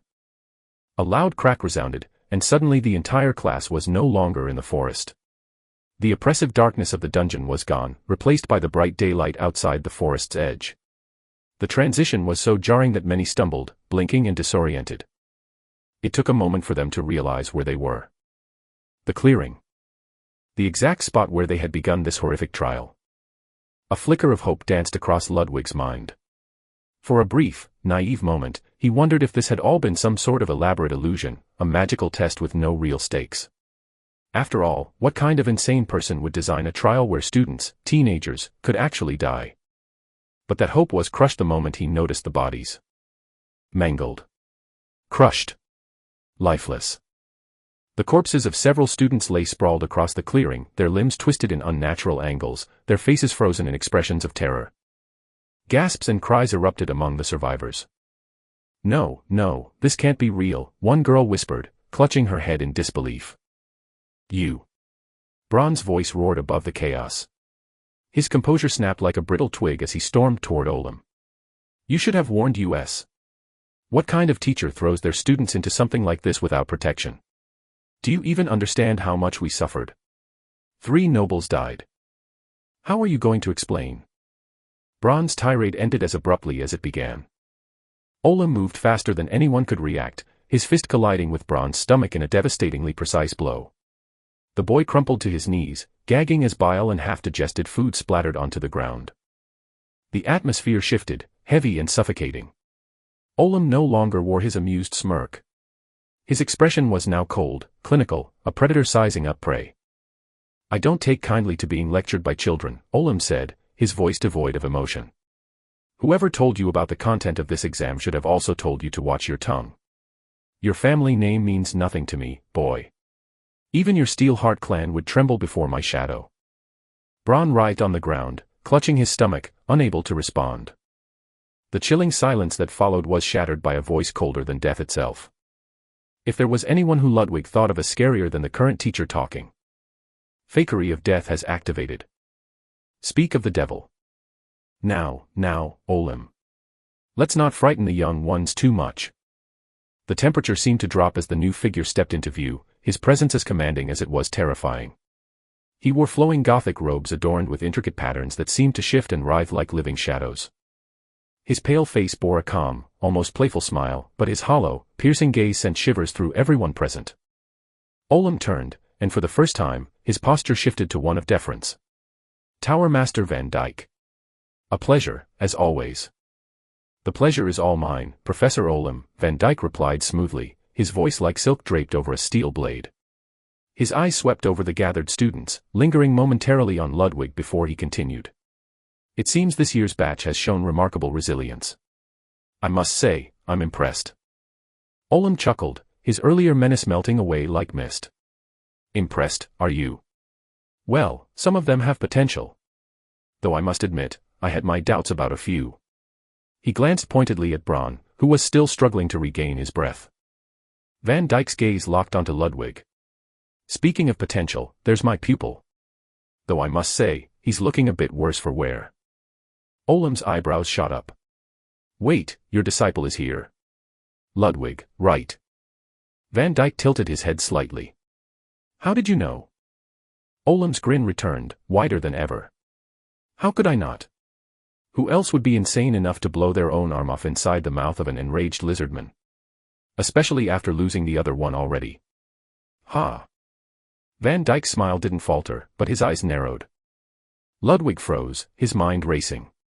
The lantern embedded in his body had always cloaked his undead nature, making him appear human to anyone who didn't know otherwise. But Olam's sharp observation felt like it had come dangerously close to piercing that veil.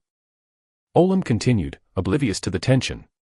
Not to mention, he added, he refused healing from his classmates, insisting on reattaching his arm instead. The kid's got guts, or sheer madness. Either way, I like him. Van Dyke chuckled softly. Indeed.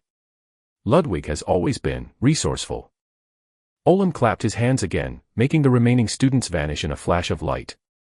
Only Ludwig and Van Dyke remained. Let's get you to the infirmary, Van Dyke said, his tone unusually gentle. Yes, that would be best, Olam agreed. The nobles might not complain if their kids die during a test, but if they survive only to perish afterward, well, let's just say I'd rather avoid the paperwork. Besides, there's something I need to discuss with your student. Van Dyke raised an eyebrow. Oh. Olam turned to Ludwig, his gaze sharp as a dagger. Tell me, Ludwig, how is it that you know how to use necromancy? Chapter 58, Conversation. Van Dyke's calculating gaze lingered on Ludwig before flicking back to Olam. Interesting things must have happened in the trial grounds, he remarked, his voice calm but laced with intrigue. Olam smirked. Oh, you could say that. I have a complete recording of everything that transpired. It's a monitored dungeon, after all. His expression turned slightly more serious as he looked at Ludwig. But your actions beg a clear question, Ludwig. You used necromancy, a practice considered foul and forbidden by the Empire's laws. Yet, you did so to save others, an act that commands respect. A morally just use of an immoral art. Olam crossed his arms, his tone shifting to a mix of authority and begrudging approval. Seeing the state of your arm, however, I'll refrain from chewing you out for now. Get yourself fixed up. Once you're done, I want a detailed written report on my desk. Explain why you chose to use necromancy and justify its application in this scenario. Understood. Yes, Professor, Ludwig replied, his tone flat and resigned. Come with me, Ludwig, Van Dyke said, his words more of a command than an invitation.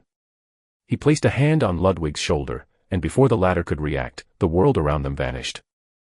The two of them reappeared at the pinnacle of the Black Tower, the Tower Master's sanctum. Ludwig instantly recognized the circular room, a space that seemed to defy logic and time. Walls were lined with towering shelves crammed with ancient tomes, forbidden manuscripts, and curiosities of the arcane. Jars containing preserved organs and creatures of grotesque anatomy lined the darker corners, while alchemical tools and strange artifacts were scattered across workbenches.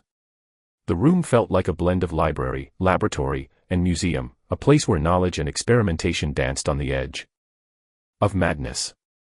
Van Dyck closed the portal with a wave of his hand and moved to his ornate chair, sitting with the poise of someone used to authority. He steepled his fingers beneath his nose, his gaze sharpening as it settled on Ludwig. "Now," he began, his voice carrying a weight that silenced even the ambient hum of the room, "do you have anything you'd like to say to me?" Ludwig stood silently for a moment, his skeletal arm hanging awkwardly at his side. "I do not," he replied flatly. Van Dyck's lips curved into a slight smile, though it carried no warmth. "I have little patience for those who hide things from me, especially when they do it poorly. Tell me, Ludwig, how did you manage to convince a six-tier mage like Olam that you're human?" The question was a dagger aimed at Ludwig's carefully constructed facade. Before he could form a response, a cold sensation swept through his body. A familiar notification appeared in his mind. Necro's blessing has activated. Ludwig's limbs went limp, his entire frame slumping as if life itself had drained out of him. His grip on his severed arm faltered, and it fell to the ground with a dull clatter. Van Dyck immediately sensed the change. His instinct screamed of danger. He leapt from his chair, his hands moving in a blur as he chanted a rapid string of incantations. Ensnare, bounds of Latvia, anchor dead, vow of silence. Four spells burst forth almost simultaneously, their energies intertwining as they enveloped Ludwig. Invisible chains of magic wrapped around his form, rooting him to the spot and immobilizing his limbs. A glowing sigil formed beneath him, anchoring him in place and suppressing any chance of teleportation. Finally, a veil of silence wrapped around him, sealing his ability to cast or speak incantations. Van Dyck's aura shifted dramatically. The calm, collected mage was gone, replaced by a man radiating pure, controlled hostility. His crimson eyes narrowed as he studied Ludwig, whose body was now unnaturally still. But then Ludwig spoke. His voice was not his own. The arrogance of mortals, to wield magic so freely upon the very source that grants it. No wonder you lack true piety. The words were laced with an otherworldly resonance, echoing as if spoken from the depths of eternity. Van Dyck's eyes widened in alarm. "How are you speaking? You shouldn't be able to move, let alone talk. Breaking these spells would require the power of an 8th-tier mage." And yet, his voice trailed off as realization dawned. "No, this isn't Ludwig. Who are you?" A chuckle emanated from Ludwig's lips, though it was laced with something far more sinister. "A smart one, I see. You're correct, who you're speaking to is not the one who stood before you moments ago." Van Dyck's mind raced, formulating contingencies and escape plans. Whatever force now occupied Ludwig's body had obliterated his restraints in a fraction of a second, a feat that no mortal should be capable of. "I'm certain I was speaking to my student earlier," Van Dyck said cautiously, testing the waters. "You were," the voice replied. "But now, you face another. I am the inevitable. The one whom all shall meet, without exception. The same as your dearest Melania." The mention of that name froze Van Dyck in his tracks. His entire body stiffened, his eyes blazing crimson as raw fury surged through him. The temperature in the room plummeted, frost forming on the edges of the bookshelves as his aura darkened. "Calm yourself, vampire," the voice commanded, its tone sharp and unyielding. The words were enough to douse Van Dyck's raging anger, though his expression remained tense. How do you know that name?" he whispered, his voice trembling. He was more interested of the fact that this thing knew of Melania more than his hidden identity as a vampire. "If we continue this pointless exchange of emotions, you'll gain nothing of value. I suggest you focus." Ludwig's possessed form shifted slightly, its eerie gaze locking onto Van Dyck. "I will grant you 3 questions. Use them wisely, for once they are asked, I shall depart." Van Dyck took a moment to collect himself, though his mind raced. He had countless questions, but he knew he had to prioritize. "Where is my wife?" he asked, his voice steady but heavy with grief. "She is dead," came the flat reply. Van Dyck closed his eyes, suppressing the wave of anguish that threatened to consume him. He had known this truth deep down, but hearing it spoken aloud shattered any lingering hope. "What is your purpose in using Ludwig?" "To achieve a goal of mine," the voice replied, devoid of elaboration. Van Dyke's frustration mounted. The answers were painfully vague, and he only had one question left. He needed something concrete, something actionable. He took a deep breath. "Where can I find the Bloodhound?" Chapter 59, Forgotten Memories. "That isn't a question I can answer," the voice said coldly. "It would break the rules." Van Dyke stiffened. Rules? He didn't know if this was a bluff or some cosmic law binding this entity, but the cryptic response left him no choice. He needed to ask wisely. "Ask again," the voice commanded. Van Dyke's thoughts churned as he sought clarity, but the black tower groaned ominously, the very walls trembling as if some colossal weight bore down upon its foundations. His domain, his sanctuary, was under assault, not by any physical force, but by a power so profound it seeped into the fabric of reality itself. Van Dyke's gaze flickered to Ludwig, or rather, the being inhabiting his student's body. The boy's expression remained eerily calm despite the tremors, a stillness that sent a chill down the tower master's spine. "What's causing this disturbance?" Van Dyke demanded. The entity's face betrayed no emotion, but its lips twisted into a faint, mocking smile. "You already know the answer to that. You fear it, as all mortals do." Van Dyke's fists clenched at his sides, nails biting into his palms as his mind reeled. The pressure in the room grew heavier, making it difficult to breathe, yet Ludwig, or the thing pretending to be him, remained unaffected. The tower master inhaled deeply, forcing his thoughts to align. He shifted tactics, abandoning questions of the unknown. "You wouldn't protect Ludwig if he weren't significant to your purpose," he said. "But he's inexperienced. A child in this dangerous game. If he's so important, then let me take on his duty instead. I am far better equipped." For the first time, the entity's expression shifted, a faint smile, enigmatic and unsettling. "An interesting proposal. But I do not trust mortals. Your ambition is too fickle, your resolve too easily swayed." Van Dyke's jaw tightened. "Then what purpose does he serve that I cannot fulfill?" Instead of answering directly, the entity leaned forward slightly, as if to deliver a secret meant only for Van Dyke. "I shall leave you with a gift, a tip, if you will, since you have proven yourself a worthy mentor to this child. The revenge you so desperately crave will never be yours by your own hands. You lack the power, and your enemies know this. However." The room seemed to darken further, the shadows deepening around the entity as its tone dropped to a whisper. "This child will grow capable of achieving what you cannot. Aid his growth, and the vengeance you seek may one day be in your grasp. But mark my words, Van Dyke, when the cost of your desire is laid bare, you may find it heavier than you can bear." Van Dyke froze, the weight of the words sinking in like lead. Then, to Ludwig's surprise, the tower master threw his head back and began to laugh, a cold, manic cackle that reverberated through the chamber like shattered glass. "The cost?" Van Dyke roared, his crimson eyes gleaming with unholy fervor. "I would pay my very life. My soul, if need be, to have his heart in my hands. No price is too great." The smile on Ludwig's face, if it could be called Ludwig's, widened ever so slightly. "Then nurture this child, and your wish shall be fulfilled. That is all I will say." The entity's voice faded, and with it, the oppressive atmosphere in the room began to lift. Ludwig's body shuddered violently as the unearthly presence withdrew, leaving him to slump to the ground. Van Dyke's reaction was immediate. "Dispel bindings," he muttered, releasing the spells he had cast earlier. Ludwig groaned as his limbs regained motion, blinking rapidly as he took in his surroundings. He noticed the shattered remains of an ink vial on the desk, the scattered books, and the faint glow of dissipating magical seals. What happened?" he asked, his voice hoarse. Van Dyke loomed over him, his piercing gaze betraying none of his inner turmoil. "You don't remember?" Ludwig shook his head. "I just walked in, and then everything went blank." Van Dyke leaned back, crossing his arms as he regarded the boy with a mixture of suspicion and curiosity.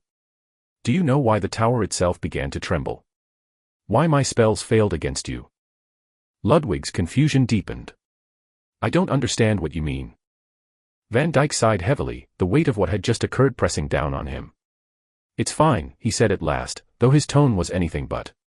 "For now, we'll let this be. But tell me, how is it that you came to use necromancy?" I'm certain I never taught you that. Ludwig hesitated. I found it in one of the books here, Silkra Algad's treatise on the arcane. It had a sigil for necromancy in the margins.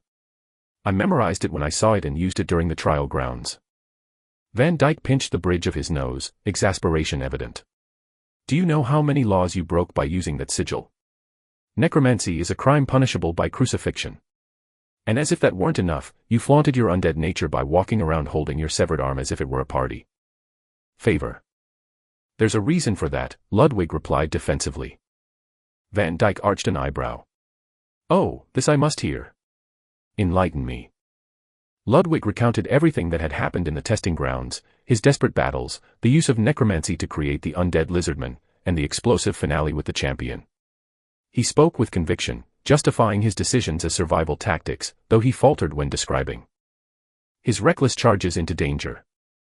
Van Dyke listened intently, nodding occasionally but making no comment. When Ludwig finished, the tower master tapped his chin thoughtfully. I can see your reasoning. Still, using necromancy is never justifiable, even in desperate circumstances. You could have stayed with the group instead of foolishly rushing into the boss room. A teacher would have intervened if the test dragged on or enough students died. I didn't know that, Ludwig admitted. None of us did.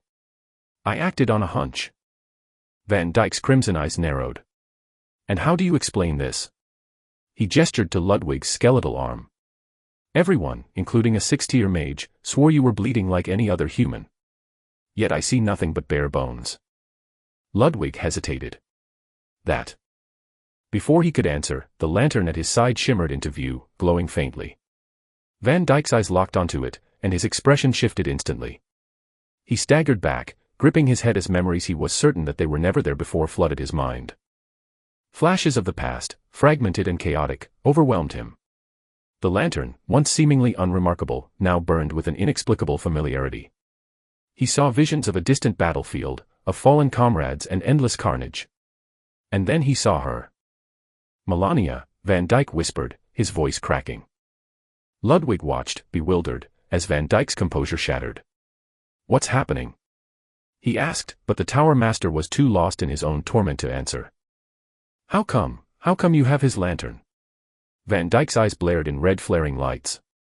The lantern's glow intensified, casting long, eerie shadows across the chamber.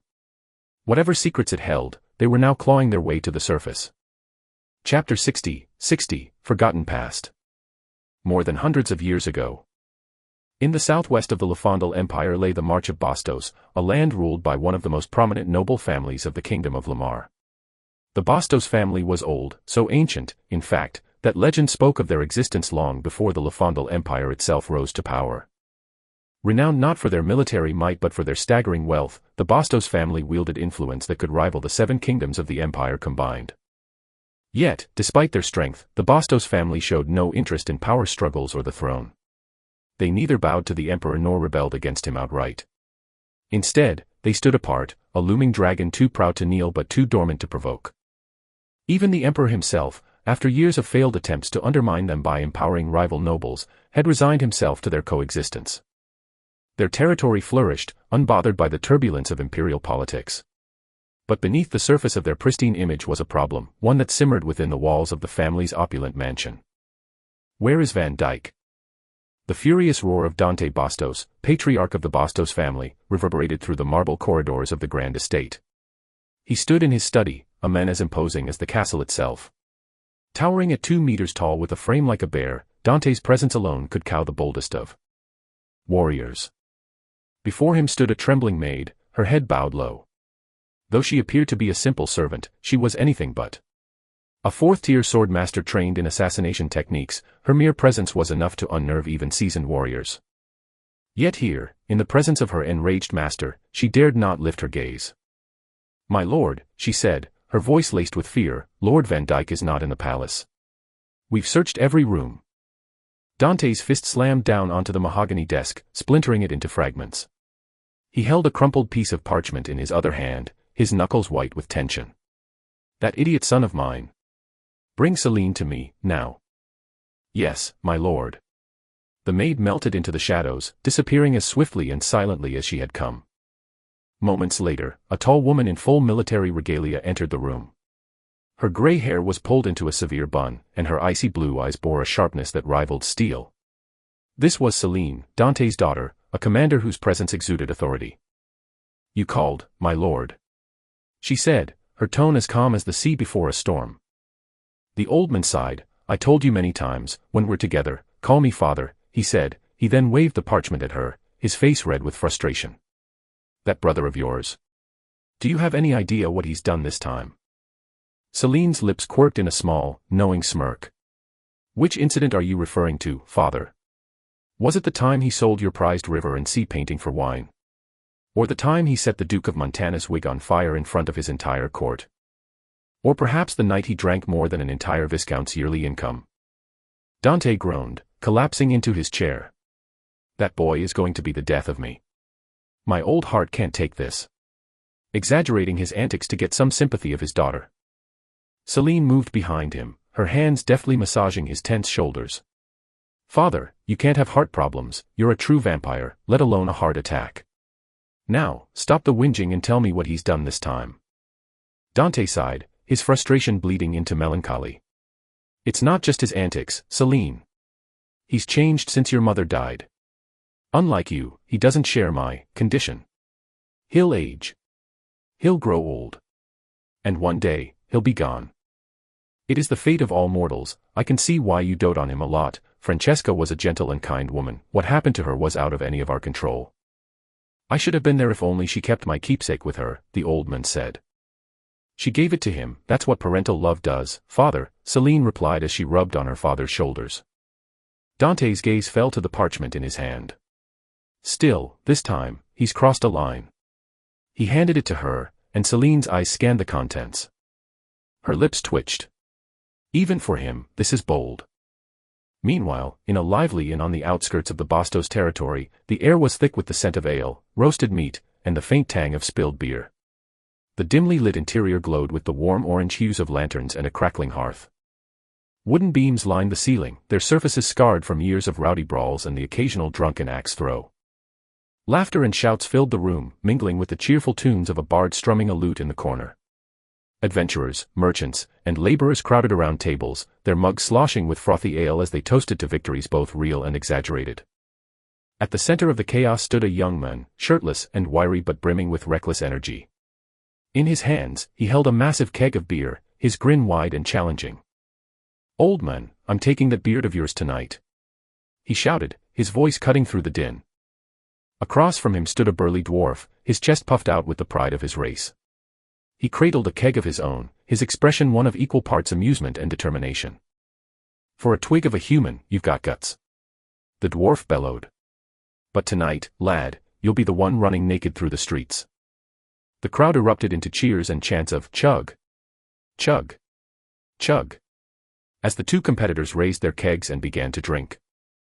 The young man tilted his head back, gulping the frothy liquid with abandon. The keg was almost half his size, but he didn't falter, his determination fueled by both pride and the sheer joy of the moment. Around him, the tavern roared with excitement, the patrons slamming their mugs against the tables in rhythm with the chants. The dwarf matched him gulp for gulp, his beard dripping with beer as he grinned through the challenge. "You're good, lad," he said between swigs. "But you've met your match tonight." The young man wobbled slightly, the weight of the keg and the sheer volume of alcohol beginning to take their toll.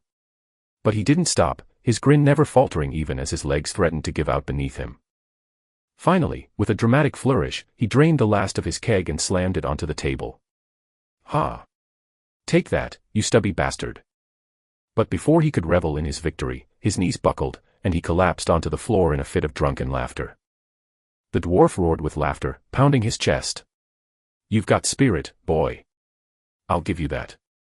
But you're no match for a dwarf's liver." The tavern exploded into cheers and laughter, the patrons raising their mugs in salute to the two competitors. The bard struck up a lively tune, and the room seemed to come alive with renewed energy. Chapter 61, The Lout of the Bastos Family. The sound of laughter echoed all through the streets of the city. The tavern had erupted into cheers as the young man and the dwarf concluded their drinking match in a spectacularly unsophisticated fashion. The once proud competitors now clung to the table for dear life, their faces pale and stomachs revolting in unison. Ha! You dare compete with a dwarf, you lanky TW, blurg. The dwarf doubled over, unable to finish his sentence, a stream of partially digested ale escaping his lips. Serves you right. The young man sputtered before succumbing to the same fate, vomiting so violently that the surrounding patrons erupted into a chorus of laughter. The tavern's patrons clapped and jeered as the two drinkers leaned against each other for support, their earlier bravado now reduced to groans and grumbles.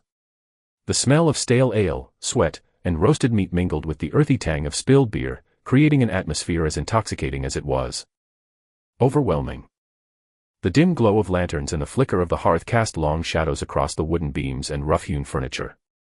Adventurers, merchants, and locals alike raised their mugs in mock toast to the two champions who had proven themselves equally adept at drinking and failing. After some time, the young man wiped his mouth with the back of his hand and staggered to his feet, leaning heavily on the table for support. His shirtless frame glistened with sweat, and his usually confident smirk was replaced by a sheepish grin. "What are you doing?" the dwarf asked, watching as young man began unbuttoning his pants.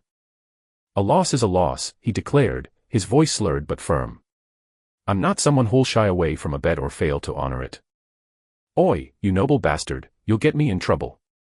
The dwarf tried to intervene, but his arms were too short to reach the young man in time. "Your pops will rip my beard out if he hears about this. I only wanted to teach you a lesson, not have you streak naked through the streets." The young man laughed, the sound hearty despite his intoxication. "Nah, I'm a man of my word." Besides, he yanked his pants down, standing proudly in his full glory. "It's not like I have anything to be ashamed of." "Ha!" The tavern exploded into whistles, cheers, and laughter as he strutted toward the door. Women giggled behind raised hands, while men clapped him on the back as he passed. "See you all later," he called out, throwing the tavern door open and stepping into the cool night air, but naked and utterly unapologetic. The streets of the Bastos March were quiet, the bustling crowds of the day replaced by a smattering of night owls and wandering drunks. Lanterns hanging from wrought iron poles cast golden circles of light on the cobblestone streets, while the shadows between them seemed to stretch endlessly into the darkness. His bare feet slapped against the cold stones as he jogged through the city, his breath visible in the crisp air. Pedestrians stopped in their tracks, their expressions a mixture of shock, amusement, and confusion as they watched the young nobleman streak past them. "Is that Lord Van Dyke?" one man whispered to his companion. "By the gods, what is he doing?" "Making a fool of himself, as always," another muttered with a chuckle. Van Dyke paid them no mind, his laughter echoing through the empty streets. The alcohol in his veins kept the cold at bay, but as the minutes passed, a sense of clarity began to return to him. He slowed to a walk, his breath coming in puffs of steam, and made his way toward a small public garden. The garden was serene, bathed in the soft silver light of the moon. Neatly trimmed hedges bordered winding paths, and clusters of flowers swayed gently in the breeze. A single bench sat beneath a sprawling oak tree, its branches bare and skeletal in the winter chill. Van Dyke plopped down onto the bench, his naked form illuminated by the moonlight. He leaned back, staring up at the stars as he sighed. "Maybe that dwarf was right," he muttered to himself. "I do need to learn when to quit." His musings were interrupted by the sound of hurried footsteps. A young woman darted into view, her thin wool coat wrapped tightly around her to ward off the cold. Her hair was disheveled, her shoes worn and muddied, but her striking azure eyes shone with a light that seemed to pierce the darkness. Van Dyke froze, his breath catching in his throat. For all her apparent poverty, there was an unassuming grace about her that left him spellbound. "What are you doing naked here?" she asked, her tone equal parts concern and disbelief. Van Dyke smirked, the roguish grin returning to his face. "Waiting for you." The woman blinked, taken aback. "I'm sorry, but I really must be going," she said, turning to leave. As she walked away, Van Dyke's heart ached with an intensity that surprised even him. He wanted to call out to her, to stop her, but his tongue felt heavy and useless. To his astonishment, the woman paused after a few steps. She turned back and approached him, her expression softening as she shrugged off her coat and draped it over his shoulders. "Keep yourself warm," she said simply. "You'll fall ill." And with that, she disappeared into the night, her figure swallowed by the shadows. Van Dyke sat there, clutching the coat to his chest as if it were a priceless treasure. Despite its tattered state, it was the warmest, most precious gift he had ever received. "She didn't even ask for anything in return," he murmured, his voice barely audible. Who is she? Driven by a sudden surge of determination, Van Dyke stood and wrapped the coat around his waist before setting off in the direction she had gone. But no matter how far he searched, she was nowhere to be found. Just as he was about to give up, a heavy hand clamped down on his shoulder. "Finally found you," a familiar voice growled. Van Dyke turned, only to be met with the stern, disapproving glare of his sister, Celine. "Ha!" he yelped in surprise, earning himself a swift knuckle to the head. "Is that how you greet your sister? One would think you saw a monster," she snapped. "More like a gorilla," Van Dyke muttered under his breath, earning himself another whack. "You'll turn me into an idiot at this rate," he protested. "You already are one, Van Dyke," she retorted, crossing her arms. Her eyes scanned him from head to toe, taking in his disheveled appearance. "And what, pray tell, is this rag you're wearing? And why are you naked?" Van Dyke scratched the back of his head sheepishly. "It's a long story." "Save it," she said, grabbing him by the ear and dragging him along. "Father is ready to rip you in two as it is." Van Dyke cast one last glance over his shoulder, his heart still yearning for the mysterious woman. But with Celine's iron grip on his ear, he had little choice but to follow her lead. Chapter 62, 10.4, Skeledwig. "Where did you obtain that lantern?" Van Dyke asked, his piercing gaze locking onto Ludwig like a predator assessing its prey. "You can see it," Ludwig replied, frowning in confusion. The lantern, with its faint otherworldly glow, hung innocuously at his side. "Of course," Van Dyke said, leaning back in his chair. "It's something that has ill-fated memories with me, something that belonged to someone I swore I'd end with my own hands one day." Ludwig hesitated. How could he explain something he barely understood himself? But ill-fated item. And someone else had it before. Was there another lantern wielder present before Ludwig? Before he could muster a reply, Van Dyke continued, his tone grave. "That lantern belonged to Necros." He steepled his fingers in a pyramid, his expression unreadable but heavy with contemplation. Ludwig felt a chill run through him. He knew Van Dyke wasn't a simple man, but this confirmed his suspicions. Van Dyke was far scarier than anything Ludwig had encountered. The way he pieced together the connection between the lantern and Necros so effortlessly unnerved him. "Regardless," Van Dyke said, breaking the tense silence, "you're mine. Be it a god, a deity, or a demon, you belong to me now. And I will achieve my goals, no matter the cost, no matter the obstacles, no matter the years. Even 700 of them," he declared. The sheer conviction in his voice left no room for doubt. Van Dyke snapped his fingers, summoning a small flame atop his index finger. The fire morphed into the shape of a bat, its black flames flickering ominously. Without so much as a ripple, it flew through the closed window, leaving behind no trace of its passage. "Follow me," Van Dyke commanded, standing abruptly. Ludwig followed reluctantly as Van Dyke opened the door to the room.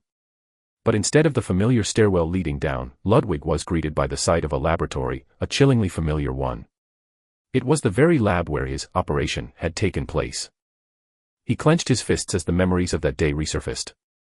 Van Dyke motioned to the table in the center of the room. "Remove that ruined dress and sit." Ludwig hesitated but complied. He stripped off his torn and bloodied robes and sat on the cold surface of the table. "This slime," Van Dyke said, gesturing to the translucent layer coating Ludwig's skeletal frame, "is no longer useful for you, I presume." "No," Ludwig replied, glancing at his own hand. "The lantern allows me to be perceived as human by those who don't know my true nature." Van Dyke raised an eyebrow at this revelation. It was new information, even for him. That Ludwig volunteered it so freely was a testament to Van Dyke's subtle manipulation. 700 years of experience made coaxing secrets from someone as easy as plucking fruit from a low-hanging branch. Though no fault of Ludwig, after all, Van Dyke was truly a monster. "Don't speak of this to anyone else," Van Dyke said, his voice stern. "Some things are better kept hidden, and from what I have seen, that lantern only allowed a select few to see it." Ludwig was once again amazed. The fact he could deduce something like that is already impressive. How did he do that? He extended his hand. "Give me that arm of yours." Ludwig handed over his severed arm without protest. Van Dyke inspected it with a critical eye, running his fingers along the jagged edges of bone and the faint traces of slime. Satisfied, he propped the arm against Ludwig's shoulder. "Funnel your mana into your detached arm as if you were casting a spell," Van Dyke instructed. Ludwig frowned. He couldn't feel the arm, it was as if it were no longer part of him. How was he supposed to cast a spell? Despite his doubts, he trusted Van Dyke and focused, attempting to summon a fireball, or even the more reckless, self-immolation. To his astonishment, he felt the mana circuits in his arm reconnect with a faint spark. "You can stop now," Van Dyke said, removing his hand. Ludwig flexed his newly reattached arm, marveling at the seamless restoration. "Impressive healing," Van Dyke remarked. "Now, I need to see what truly happened." "I don't think I skipped anything," Ludwig said cautiously. Van Dyke smirked, his crimson eyes gleaming. The same story can have different interpretations depending on the person who tells it. He extended his finger, and the black flame bat returned, perching momentarily before transforming into a small, dark marble. Van Dyke held the marble aloft and infused it with mana. The air shimmered, and scenes from the dungeon trial played out in vivid detail. Ludwig watched alongside Van Dyke as the events unfolded from multiple perspectives. The chaos, the fear, the triumphs, it was all laid bare. "There is so much to scorn and criticize here," Van Dyke said, shaking his head. "Your classmates were a mess, and your own actions, though brave, were reckless." Ludwig's shoulders sagged. He had expected praise but instead felt the weight of his mistakes. "But," Van Dyke added, "you did good. Take pride in that, I rarely praise anyone." He pointed to specific moments in the projection, narrating his assessment. "Here, you recognized the flaw in the lizardman's sight and used it to your advantage. +1 point. Here, you led the group and helped them avoid detection. Plus another point. And here," Van Dyke's tone softened, "you solved problems without relying on external powers. +10 points. Here," he pointed, "you recognized that you were not leaving without beating the boss. +1 point." Ludwig perked up slightly, but Van Dyke wasn't finished. "However," Van Dyke said, his voice growing icy, "here," he pointed to the scene of Ludwig fighting the lizardman champion alone, "you recklessly endangered yourself by fighting a superior enemy without a clear plan. -100 points." Ludwig winced. He had no defense for that decision, it had been pure desperation. "For a necromancer wannabe, you're a failure." Chapter 63, A Teacher. "I didn't see any corpses," Ludwig said, his voice tinged with confusion and a lingering hint of exhaustion. Van Dyke sighed deeply, the kind of sigh that spoke of centuries of experience weighed down by the naivety of youth. "The sigil of summon undead isn't limited to the corpses lying on the ground," he began, pacing slowly around the room with his hands clasped behind his back. His crimson eyes glinted under the flickering light of the lanterns in his lab. "It is an ancient and dangerous craft. The sigil can harness the residual essence of anything that has died in the vicinity, even those long faded into dust." Ludwig stiffened at the explanation. He had understood necromancy to be a means of calling the dead back into service, but this was something altogether more profound, and far more horrifying. Van Dyke continued, his voice sharp, each word laced with warning. "You're not guaranteed to summon a simple lizardman. You could inadvertently call forth something ancient, a being whose death left echoes so potent they've never truly faded. A banshee, perhaps. Or worse," he paused, his gaze locking onto Ludwig's, his tone dropping to a chilling whisper. "A demon." Ludwig's heart skipped a beat, though he didn't have any. A bead of figurative cold sweat traced its way down his temple. Van Dyke turned away, his tone now one of restrained frustration. "This is why that sigil is forbidden. It breaks not only the rules of mortal magic but the fabric of reality itself. Used recklessly, it can summon entities too mighty, too malevolent for you, or anyone, to control." He faced Ludwig once more, his expression now stern. "You tried to fight alone when you had access to this power. Such foolishness is unacceptable." The rebuke stung, but Ludwig held his ground. He didn't defend himself because, deep down, he knew Van Dyke was right. The battle had been reckless, the cost would have been his life. Something he already lost twice before. Van Dyke's expression softened, just slightly, as he gestured to one of the shimmering memories still playing in the air before them. "But here, this is where you gained my favor." He pointed to the scene where Ludwig refused treatment. "You realized that healing spell would kill you." Ludwig nodded, his voice steady but laced with uncertainty. "Yes.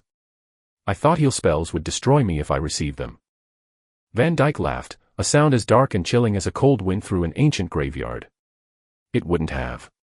He shook his head, amusement fading into explanation. The spell your classmate was using wasn't a holy spell, it was a basic heal. Healing magic is rooted in the natural regeneration of the body, applicable to both the living and the undead. Ludwig blinked in confusion. I didn't know that. Van Dyke's eyes gleamed with the light of a teacher about to impart a harsh truth. Holy heal is entirely different. It cleanses before it regenerates, removing all curses, ailments, and undead corruption. That cleansing would erase your very existence before the healing could begin. But basic heal. That would have simply restored your arm, no divine purification involved. He smirked. Still, your prudence spared you this time. For that, I'll overlook your mistake. Ludwig exhaled, unsure whether to feel relieved or embarrassed. Van Dyke, however, wasn't done. What worries me most, Van Dyke said, his tone growing sharper, is that throughout the entire ordeal, you used only one spell. One stupid spell that nearly cost you your arm. Ludwig shifted uncomfortably. That's the only spell I know, he admitted. Well, more like the only spell I learned right then and there. Van Dyke arched an eyebrow, a smirk creeping across his face. Let me get this straight. You improvised a spell on the spot. In the middle of a life-or-death battle. He shook his head, muttering to himself. If nothing else, you're bold. Ludwig's cheeks flushed, not that his skeletal features could show it. I was trying to use fireball. Van Dyke laughed heartily, the sound echoing ominously off the lab's stone walls. You're trying to run before you've learned to crawl. Fireball. A Tier 1 mage spell, and you've barely grasped the fundamentals of mana control. I read your mana control notes, Ludwig said quickly. I already finished them. Van Dyke's laughter abruptly stopped. Finished? As in, read them. Or understood them? His piercing gaze bore into Ludwig. To a decent extent, Ludwig replied, feeling less confident under Van Dyke's scrutiny. Van Dyke let out another sigh, shaking his head. So be it. Though I doubt you fully grasped something that deep in such a short time, I'll allow you to take a few basic spellbooks. They'll give you tools better suited to your current level. I can only learn 2 spells, though, Ludwig admitted, his voice tinged with frustration. Van Dyke frowned. Why? He studied Ludwig for a moment, piecing together the puzzle. Ah, your circle level, yes. Remember, Ludwig, you're not human. You're not bound by the same constraints they are. Ludwig hesitated, unwilling to explain his limitation of 2 spell slots. Van Dyke continued, his tone contemplative. You've probably read that mages must expand their mana pool through circles to learn more spells. And that's true, to an extent. But you forget the deeper truth. Once your understanding of a spell reaches mastery, it ceases to be a mere spell. It becomes a part of you, something innate. That's why mages read constantly, striving for deeper comprehension. You must do the same. A notification appeared before Ludwig, startling him. You have received a clue on how to remove the limitation of spell slots. Sudden quest. Spell mastery. Objective, learn 3 different spells within 1 week. Difficulty level, E. Reward, achievement, spell mastery. Ludwig's eyes widened at the implications. He'd been struggling with the decision of which spells to learn, but this was a chance to transcend that limitation. Van Dyke noticed Ludwig's distracted expression. What's wrong? Nothing, Ludwig replied quickly, a spark of determination igniting within him. He had more flexibility now, more potential than he'd thought possible. He just needed to seize it. Van Dyke smirked knowingly. Good. Now get to work. And remember, recklessness will not be tolerated. Ludwig nodded, resolve solidifying in his mind. He was ready to embrace this next challenge, whatever it might bring. Chapter 64, Breaking the Limits. Now that your body is working properly, let's get you acclimated to more spells you can learn, Van Dyke said, his voice crisp as he led Ludwig back toward his study. The winding corridors of the Black Tower felt eerily quiet, the walls lined with bookshelves that seemed to stretch endlessly toward the vaulted ceiling. Occasional whispers of mana could be felt, residual traces of ancient spells that had once been cast in this arcane haven. Ludwig followed closely, his mind spinning with questions about his newfound abilities and the enigmatic man guiding him. Van Dyke's study, as always, was a blend of chaos and methodical precision. The scent of old parchment and ink mixed with the faint tang of alchemical reagents. Various tomes were stacked in precarious towers around the room, while the centerpiece, a grand ebony desk, remained immaculately organized. Van Dyke moved with purpose, scanning the shelves and muttering to himself as he selected several books. "For now, start with these," he said, handing Ludwig 5 worn volumes. The covers were unadorned, save for faint markings that suggested age and importance. They should align with your current level of understanding. Perhaps they'll also assist with your other hobby. Ludwig's curiosity was piqued as he took the books, examining them closely. "Are these skill books?" he asked. Van Dyke gave him a look that was equal parts disdain and amusement. "No self-respecting mage would ever rely on skill books," he said, his tone sharp. "Skill books are the fast food of magic, degraded spells stripped of their essence and compressed into a hollow form for the lazy and desperate. These," he tapped the stack of books with a finger, "are true spells, recorded by those who understand their craft." Ludwig nodded, understanding the gravity of the gift but still caught off guard by Van Dyke's vehemence. Van Dyke continued, his voice softening slightly. "If you can grasp the concepts within these tomes, you'll gain more than just spells. You'll gain insight into the art itself. However," he added, his tone turning serious, "don't overfill your cup. Learn what you need, what you deem necessary, and, just as importantly, learn what you can discard when the time comes." The cryptic remark left Ludwig puzzled, but he didn't question it further. The allure of 5 potential spells was too great, and he quickly stored the books in the enchanted ring Van Dyke had given him. "Go back to your dorm," Van Dyke said, returning to his desk and pulling a much older, more tattered book from a hidden drawer. "If Olam inquires about your arm, tell him I fixed it." There was no need for the infirmary. Ludwig lingered for a moment, his gaze drawn to the ancient book in Van Dyke's hands. Unlike the polished volumes on the shelves, this one was frayed, its leather cover cracked and its edges weathered. Yet it seemed to emanate an almost magnetic pull. Van Dyke noticed his hesitation and shot him a sharp look. "What are you still doing here?" "Ah, my bad," Ludwig stammered, turning on his heel and scurrying out of the room. Some time later, Ludwig returned to his dormitory, the 5 books spread out on the small, creaky desk before him. Their titles glinted faintly in the dim light. Enfeeble, Galvanize, Taint, Flame Bringer, Frenzied Spirits. The lack of authorship intrigued him. Each book had a similar style of writing, as though penned by the same person. Could they be Van Dyke's personal creations? The thought sent a thrill through him. He decided to start with Enfeeble. Enfeeble, Sigil.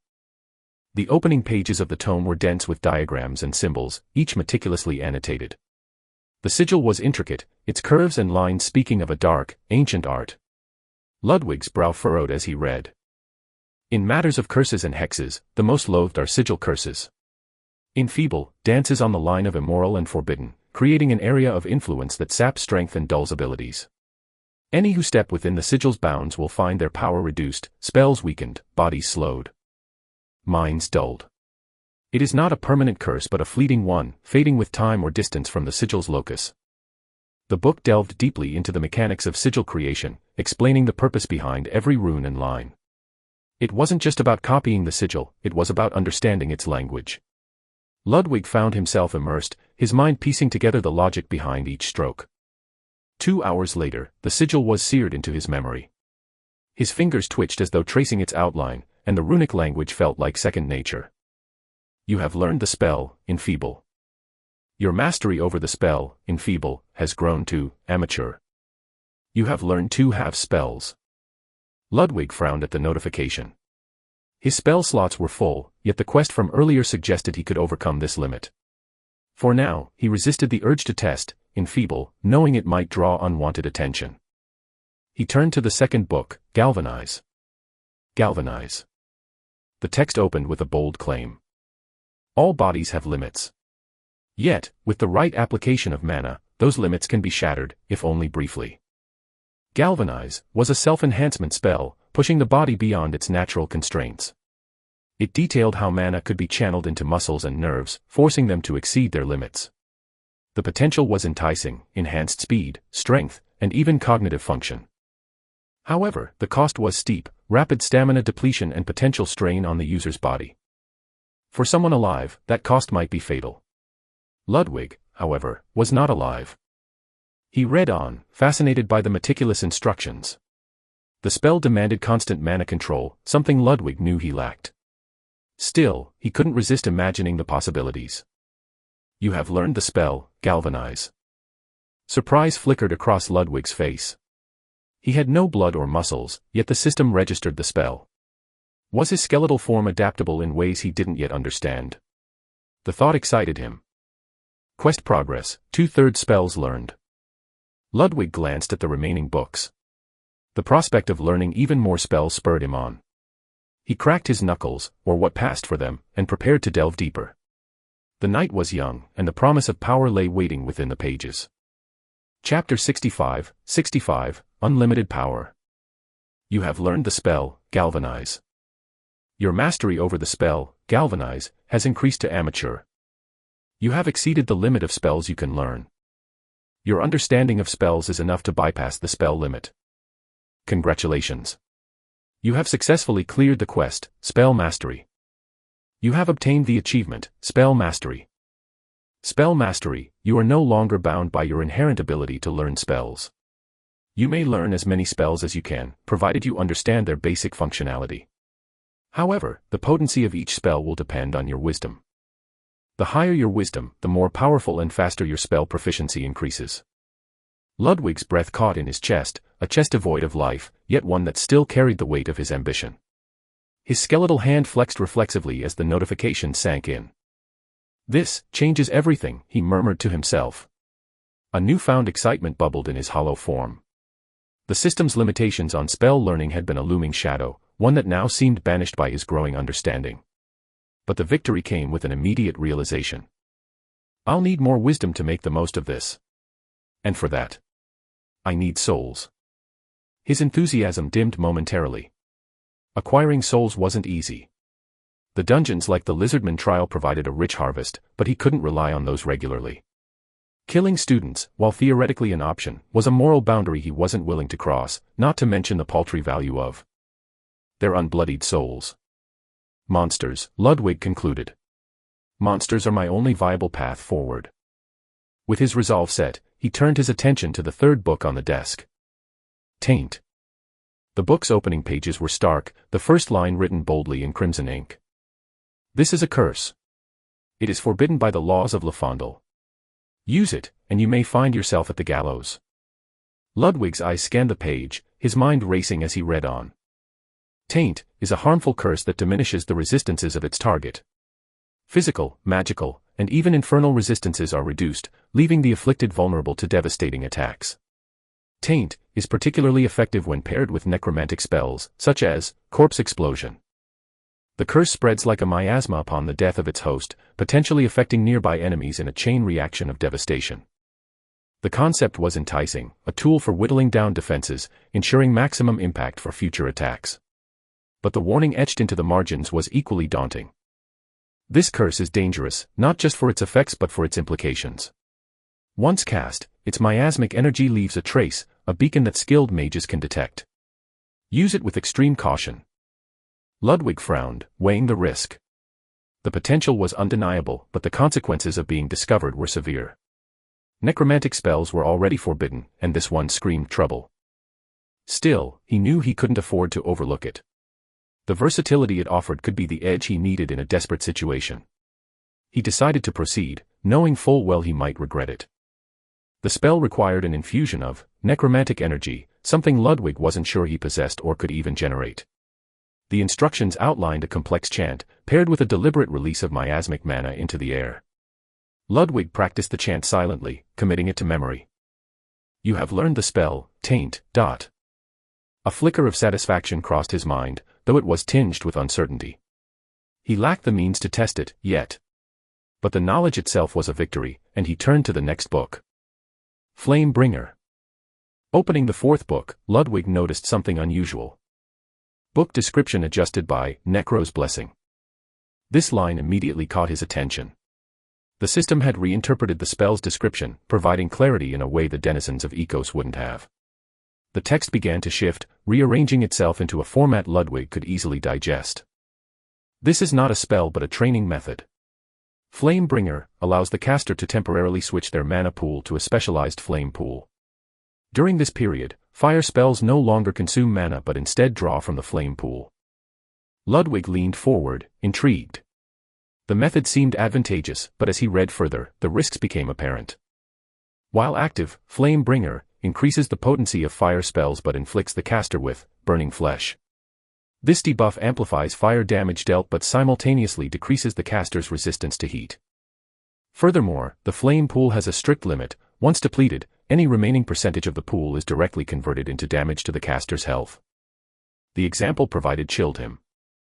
If a caster depletes 80% of the flame pool, the remaining 20% is taken as damage to maximum health once the spell ends. This risk makes Flame Bringer a double-edged sword. Ludwig whistled softly.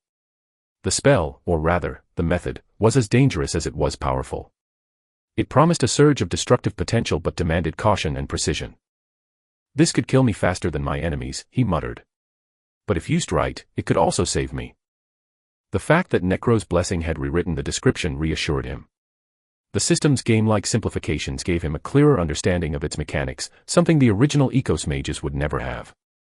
He decided to hold off practicing it for now. The risks were too great without a controlled environment. Frenzied Spirits. The final book seemed even older than the others, its pages yellowed and its text faded. The air around it seemed to hum faintly, as if the knowledge within was alive.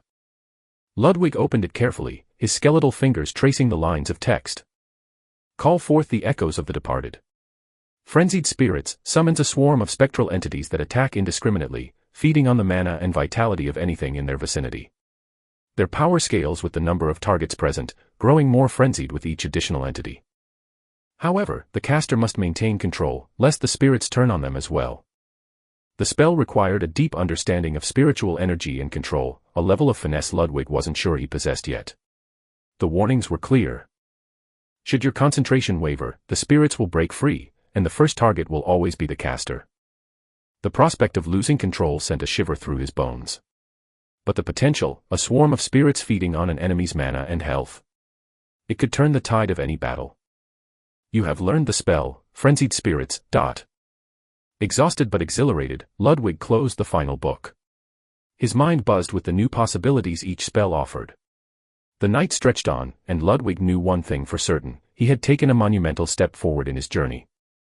I'll need more souls, he whispered, his hands resting on the books. And soon. Chapter 66, Ludwig the Undead. Ludwig nodded to himself. Having learned all 5 spells in less than one day was bound to make even Van Dyke proud. Or maybe even surprised. Having finished learning the skills, Ludwig was hesitant between trying them and not to, but held from doing so. He didn't want to get pulled into more problems so soon. He then remembered the assignment Olam had given him, a report on necessity versus morality in the use of necromancy. Pulling out a notebook, he began jotting down his thoughts, drawing on his understanding of his former world. His ideas focused on the balance between morality and legality, and the concept of fighting evil with evil, subjects his homeschool teachers had drilled into him relentlessly. After all, Ludwig came from a corporate family that had certainly dirtied its hands more than a few times. His father had been preparing him to take over the company one day, needing him to possess a heart strong enough to make tough decisions. Yet, he also didn't want Ludwig to become so consumed by ruthlessness that he lost his humanity entirely. It was a delicate balance his father hoped he would master. Morality is your shield, Ludwig, his father would say. Even if it's hollow, the world needs to believe in your righteousness while you do what needs to be done. The contrast wasn't lost on him. His current situation demanded the same razor-thin balance. Satisfied with his effort and writing, Ludwig raised his head up, looking at the time. He realized that it was well in the morning. Today was the weekend, a day off from all the events of the academy. Seeing that he had nothing else to do for the rest of the day, Ludwig felt slightly bored. I should check on those too, he said to himself, not much out of camaraderie, but more of a need to prove his humanity and compassion, though he cared less for that. Something inside him seemed to be pushing him toward needing to socialize. Ludwig placed the books inside his ring and walked out of his dorm room, only to find a new set of clothes on his door. Looking at his right and left arm, he finally realized that his clothes had been burnt on one side and were missing an entire sleeve on the other. He quickly grabbed and donned the clothes, then proceeded into leaving the room. His destination was the infirmary. Some short time later, Ludwig arrived to the doors of the infirmary, which seemed to be open for all. the academy's infirmary buzzed with subdued activity. Rows of beds stretched along the walls, each occupied by a student recovering from injuries sustained during the dungeon trial. A faint antiseptic scent hung in the air, mingling with the muffled groans of the injured. There were a few students in it, all of them bedridden, and all of them from the last dungeon run the group had went to. Ludwig took a quick glance at the group and saw Hoyo sitting next to the resting Cassandra. "Oh, Ludwig. Come, come," Hoyo said. Just as the words left his mouth, everyone in the infirmary turned their heads to look at the newcomer. Ludwig's eyes quickly scanned the area before he moved closer to the two. But the eyes of the students never left him, especially now that they all began talking to each other under their breath, probably about Ludwig. "That's him, the one who fought the champion." "Undead. More like insane. I heard he didn't even flinch when they tore his arm off." Ludwig felt their stares prickling at his back as he approached Hoyo and Cassandra. He leaned in slightly, his voice low. "What's up with those guys?" Hoyo laughed as he looked at Cassandra. "He really is clueless." "It's strange, isn't it?" Cassandra replied with a smirk. "You're either a brilliant student, brave and capable of fighting things that would wipe out half a classroom, or completely oblivious to everything happening around you. Sometimes, you're both at the same time." Ludwig had no idea what was going on truly, and his confusion lasted enough that Hoyo explained. Hoyo leaned back, folding his arms with a grin. "Well, let's just say you've become the talk of the academy." Braun, on the other hand, got a massive earful from Olim. Hoyo said, he had apparently managed to get the info about the next dungeon by external means, outside Olim Rimbaldi's knowledge. Which makes him a cheater. Even then the academy doesn't care much about that and cares more about the fact that he took the mantle of leadership and failed miserably. The teacher shared with us some of the contents of the test, and guess what? Hoyo said. "What?" Ludwig asked innocently. He was slightly afraid that Olim might have exposed him. "Olim already graded your result only. You actually got full marks for the test. A lot of students didn't like that though, especially the nobles. But, who among all of us actually thought of going and fighting the boss and the mini-boss by themselves? Most of us actually hid and cowered in fear, some even died and some captured, but you rescued captured students, led others, and helped others save their lives. In comparison you did all that Braun should have, which further made Braun's situation more dire," Hoyo said. "I guess," Ludwig said as he processed the information. "I think he is still missing the point," Cassandra said. "Your actions were actions that the nobles should have taken. If you didn't move, the nobles wouldn't have been blamed, and they'll push everything under the rug as the test being too difficult and the commoners have actually dragged them down, but since you acted and they didn't, none of the nobles could even find an excuse to themselves. Which by the way isn't that great for you," Cassandra said. "Cassandra, I don't think he'll need to hear that part." Hoyo tried to quiet her down, but she was as bold as one can get. "Explain," Ludwig said. "I hate to use this term, but, you made the nobles lose face," she said. "Face? Like the skin?" Ludwig looked even more confused. "I mean, by acting in a way befitting of a noble, and they didn't, they were embarrassed, and embarrassed nobles are dangerous. Be careful around them, Ludwig." Ludwig sighed. More random problems seemed to come after him. "Enough about that. How's your body?" Ludwig asked. "Just a couple of broken ribs," Cassandra said. "Getting struck in the chest by that champion's tail was not fun. But once the healer comes, I should be good to go," Cassandra said as she looked at Ludwig. "Speaking of which, what the hell happened to you?" Hoyo jumped in. "Yeah, instead of asking about others, what about you? If it was me who had lost an entire arm and had the other blown, I'd probably be dead by now. Also that's one of the reasons that everyone is talking about you, Mr. Undead." Ludwig's heart skipped a beat, though he had no heart. Did the academy know of his nature? "Stop it," Cassandra interrupted, rolling her eyes. "It's a stupid nickname, don't bother with it," she said. "What nickname?" Ludwig asked. Hoyo coughed, proudly claiming, "Seeing you had sustained injuries that would make the bravest men wince and cry in pain, while not uttering a single sound of complaint or agony, the whole freshman class is calling you Ludwig the Undead. Since you can't feel pain that would make the living cry." Ludwig sighed inwardly, too close for comfort. Chapter 67, The Elusive Dean. Ludwig nodded politely to Hoyo, though his mind was racing. His interactions with the academy students were few and far between, and while he wasn't particularly eager to change that, he recognized that he couldn't exist in complete isolation. The conversation drifted into a lull, but Hoyo, ever the chatterbox, seemed determined to keep things lively. What are you planning on doing this weekend? Hoyo asked, his grin wide and inviting, his enthusiasm radiating like sunlight. I don't really have anything planned, Ludwig admitted, leaning against the wall of the infirmary. Exams are right around the corner, so I figure most people are busy studying. Hoyo laughed, shaking his head. Nah, this is the last weekend before the exams. Trust me, if anyone needed to cram, they'd have started already. I'm heading to Rima. There's a festival going on, it's not something you want to miss. Rima? Ludwig asked, frowning slightly. The name didn't ring any bells. It's the closest city to the Black Tower, Hoyo explained, tilting his head. You've been here for a bit and you don't know Rima. How? I'm not from around here, Ludwig replied with a casual shrug. He wasn't about to dive into the convoluted tale of his origins with someone who'd probably laugh it off as a bad joke. Hoyo's eyes lit up with mischief. In that case, you have to come. Rima's Mage Masquerade is legendary. It's an annual event, lights, magic, performances, rare items for sale, and food that'll ruin you for anything else. It's everything you imagine a magical festival to be. Ludwig was about to dismiss the idea, the words forming on his lips, but he hesitated. He didn't know much about this world's culture, and there was a part of him, buried deep under layers of pragmatism, that was curious. He still hadn't tested the limits of his eternal quest restrictions, but before he could spiral into worry, a familiar notification flickered into his vision. You are allowed to leave the academy if you are planning on returning soon. Abandoning the academy entirely will result in failing the eternal quest. Well, Ludwig muttered to himself, the corners of his lips twitching upward.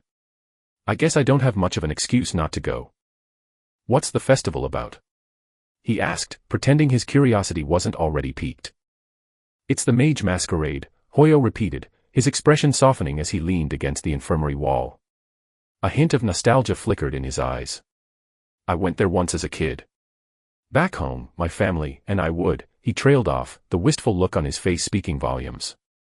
I see, Ludwig said, his tone neutral, though he made a mental note of Hoyo's brief melancholy. Sensing Ludwig's lack of enthusiasm, Hoyo straightened up, his grin returning. They sell rare magical materials there. I mean, the kind you won't find anywhere else unless you're willing to spend a fortune.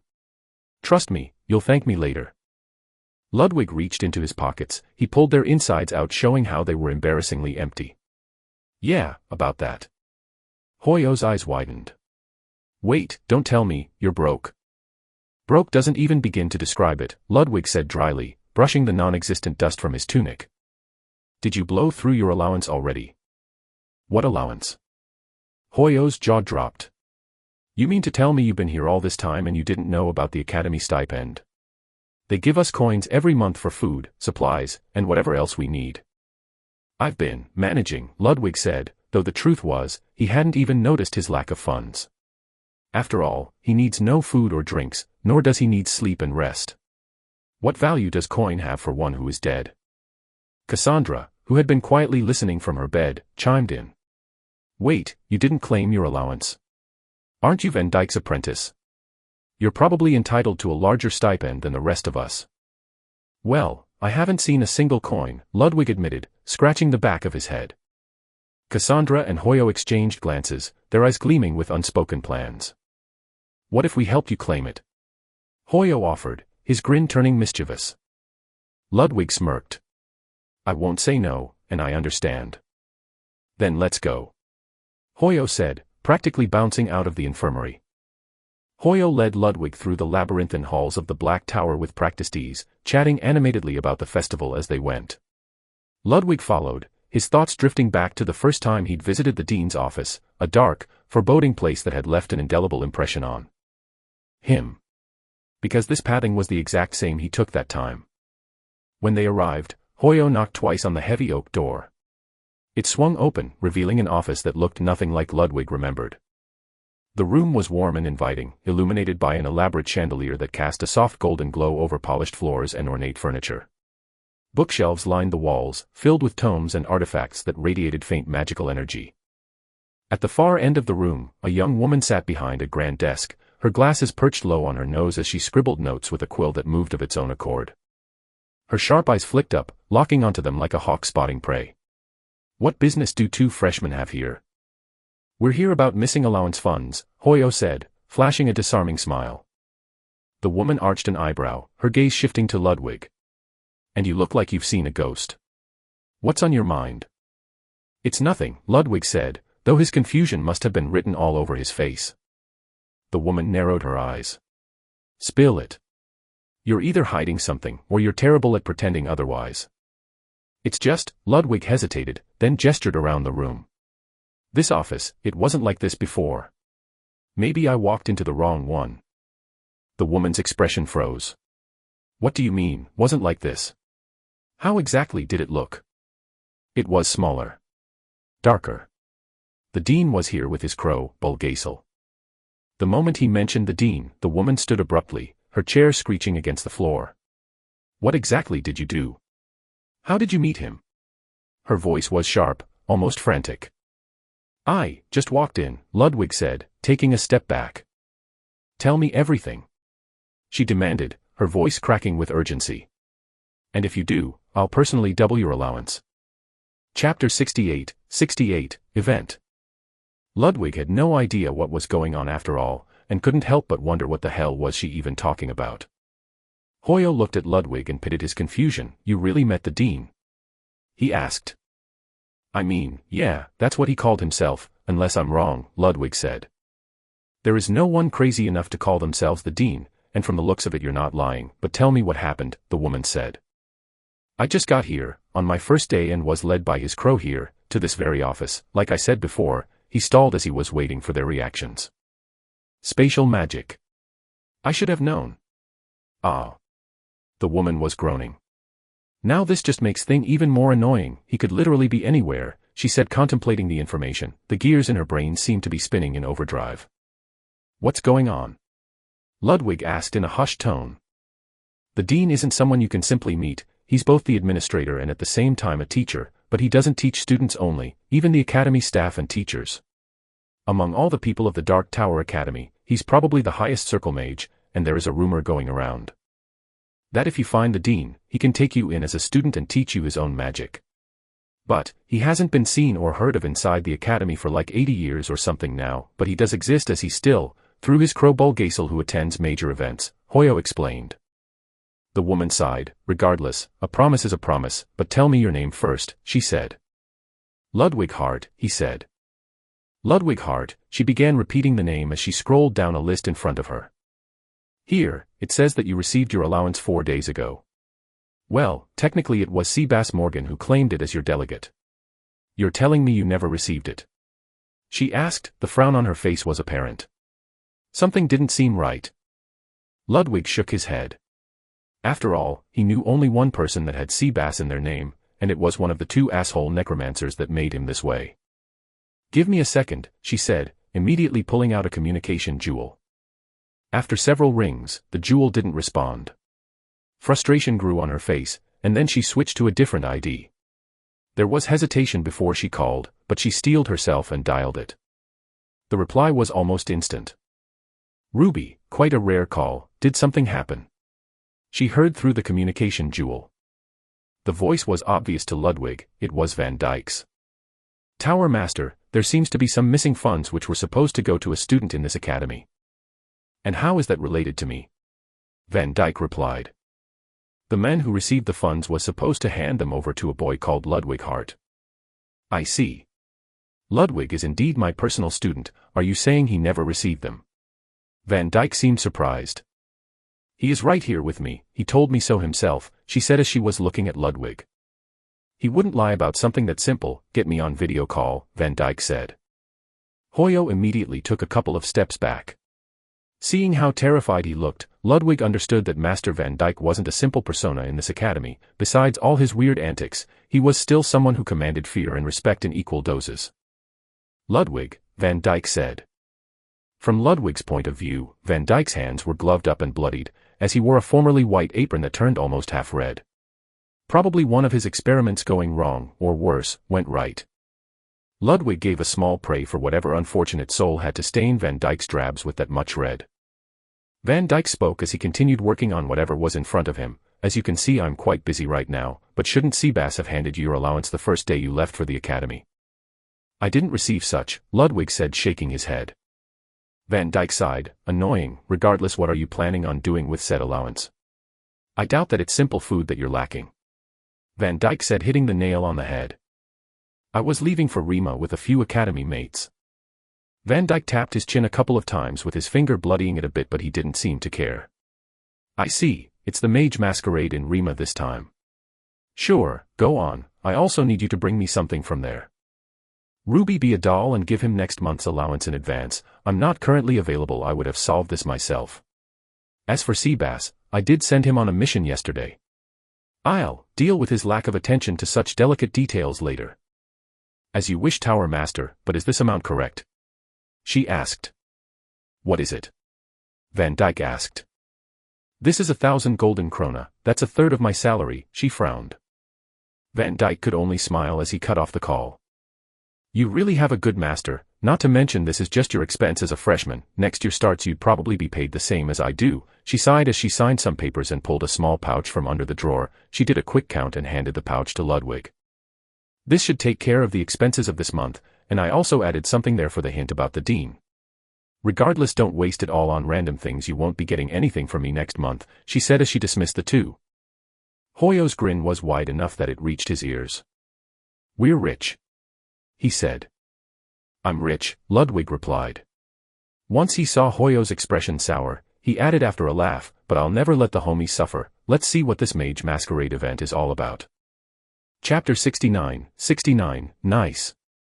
The two soon returned to the infirmary, finding Cassandra seated on the edge of her bed, her expression a mixture of annoyance and relief as a staff member handed her a discharge note. Her hair, still faintly matted with traces of mud, betrayed her recent trials. How are you feeling? Ludwig asked. Like the dead, Cassandra quipped, though a smirk tugged at her lips. Everything hurts, but I've had worse. So, when are you two leaving for Rima? We were about to head there now, Hoyo said, nudging Ludwig playfully. But this guy said we should wait for you. Me? Why? Cassandra raised an eyebrow, her tone skeptical. Ludwig shrugged. You looked like you wanted to go earlier. Cassandra blinked, caught off guard.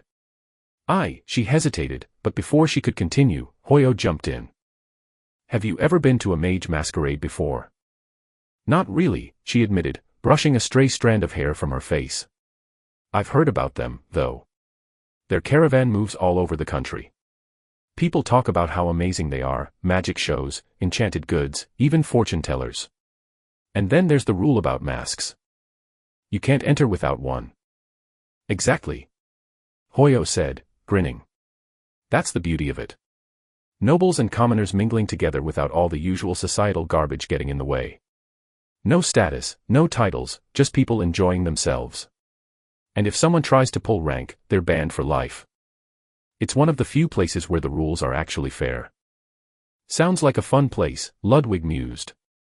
But how far is Rima from here? We don't exactly have carriages waiting for us. Just follow me, Hoyo said with an air of confidence. We'll get there in less than 5 minutes. Ludwig frowned. Nothing near the academy was that close, not even the Black Tower, which was nearly an hour's walk. But he decided to keep his concerns to himself for now and followed Hoyo. Cassandra, meanwhile, grimaced and glanced at her reflection in the infirmary window. Can you guys do me a favor? Head out without me for now. I need to clean up first. I think I still have mud in my hair from the dungeon, and they didn't let me return to the dorms after we got back. Sure, Hoyo said with a resigned sigh. We'll wait for you at the last adventure inn. Don't take too long, though. I'll be there in an hour, Cassandra promised, already heading toward the infirmary's small washroom. Hoyo groaned the moment she was out of earshot. An hour? More like 4. You realize this, right? It's just an hour, Ludwig said, shrugging off Hoyo's theatrics. Oh, Ludwig, Hoyo said, clapping a hand on his shoulder. You sweet, naive soul. When a girl says an hour, what she means is, I'll show up eventually. He laughed, leading Ludwig toward the central building of the academy. The central building's first floor was abuzz with activity, a steady flow of students streaming through a massive arched doorway that pulsed faintly with magic. Ludwig noticed most of them moved in pairs or small groups, their chatter filling the air with excitement. As they stepped through the doorway, Ludwig's breath hitched. The chamber beyond was enormous, easily the size of the Academy's entire dining hall. 12 grand portals, each radiating distinct magical auras, stood arranged in a circle around a central orb of shimmering light. The orb pulsed rhythmically, sending waves of energy rippling through the air. Runes and glyphs swirled around the orb, shifting and rotating in intricate patterns that seemed to defy logic. Ludwig found himself drawn to the spectacle, his eyes tracing the arcane symbols as they flowed seamlessly into one another.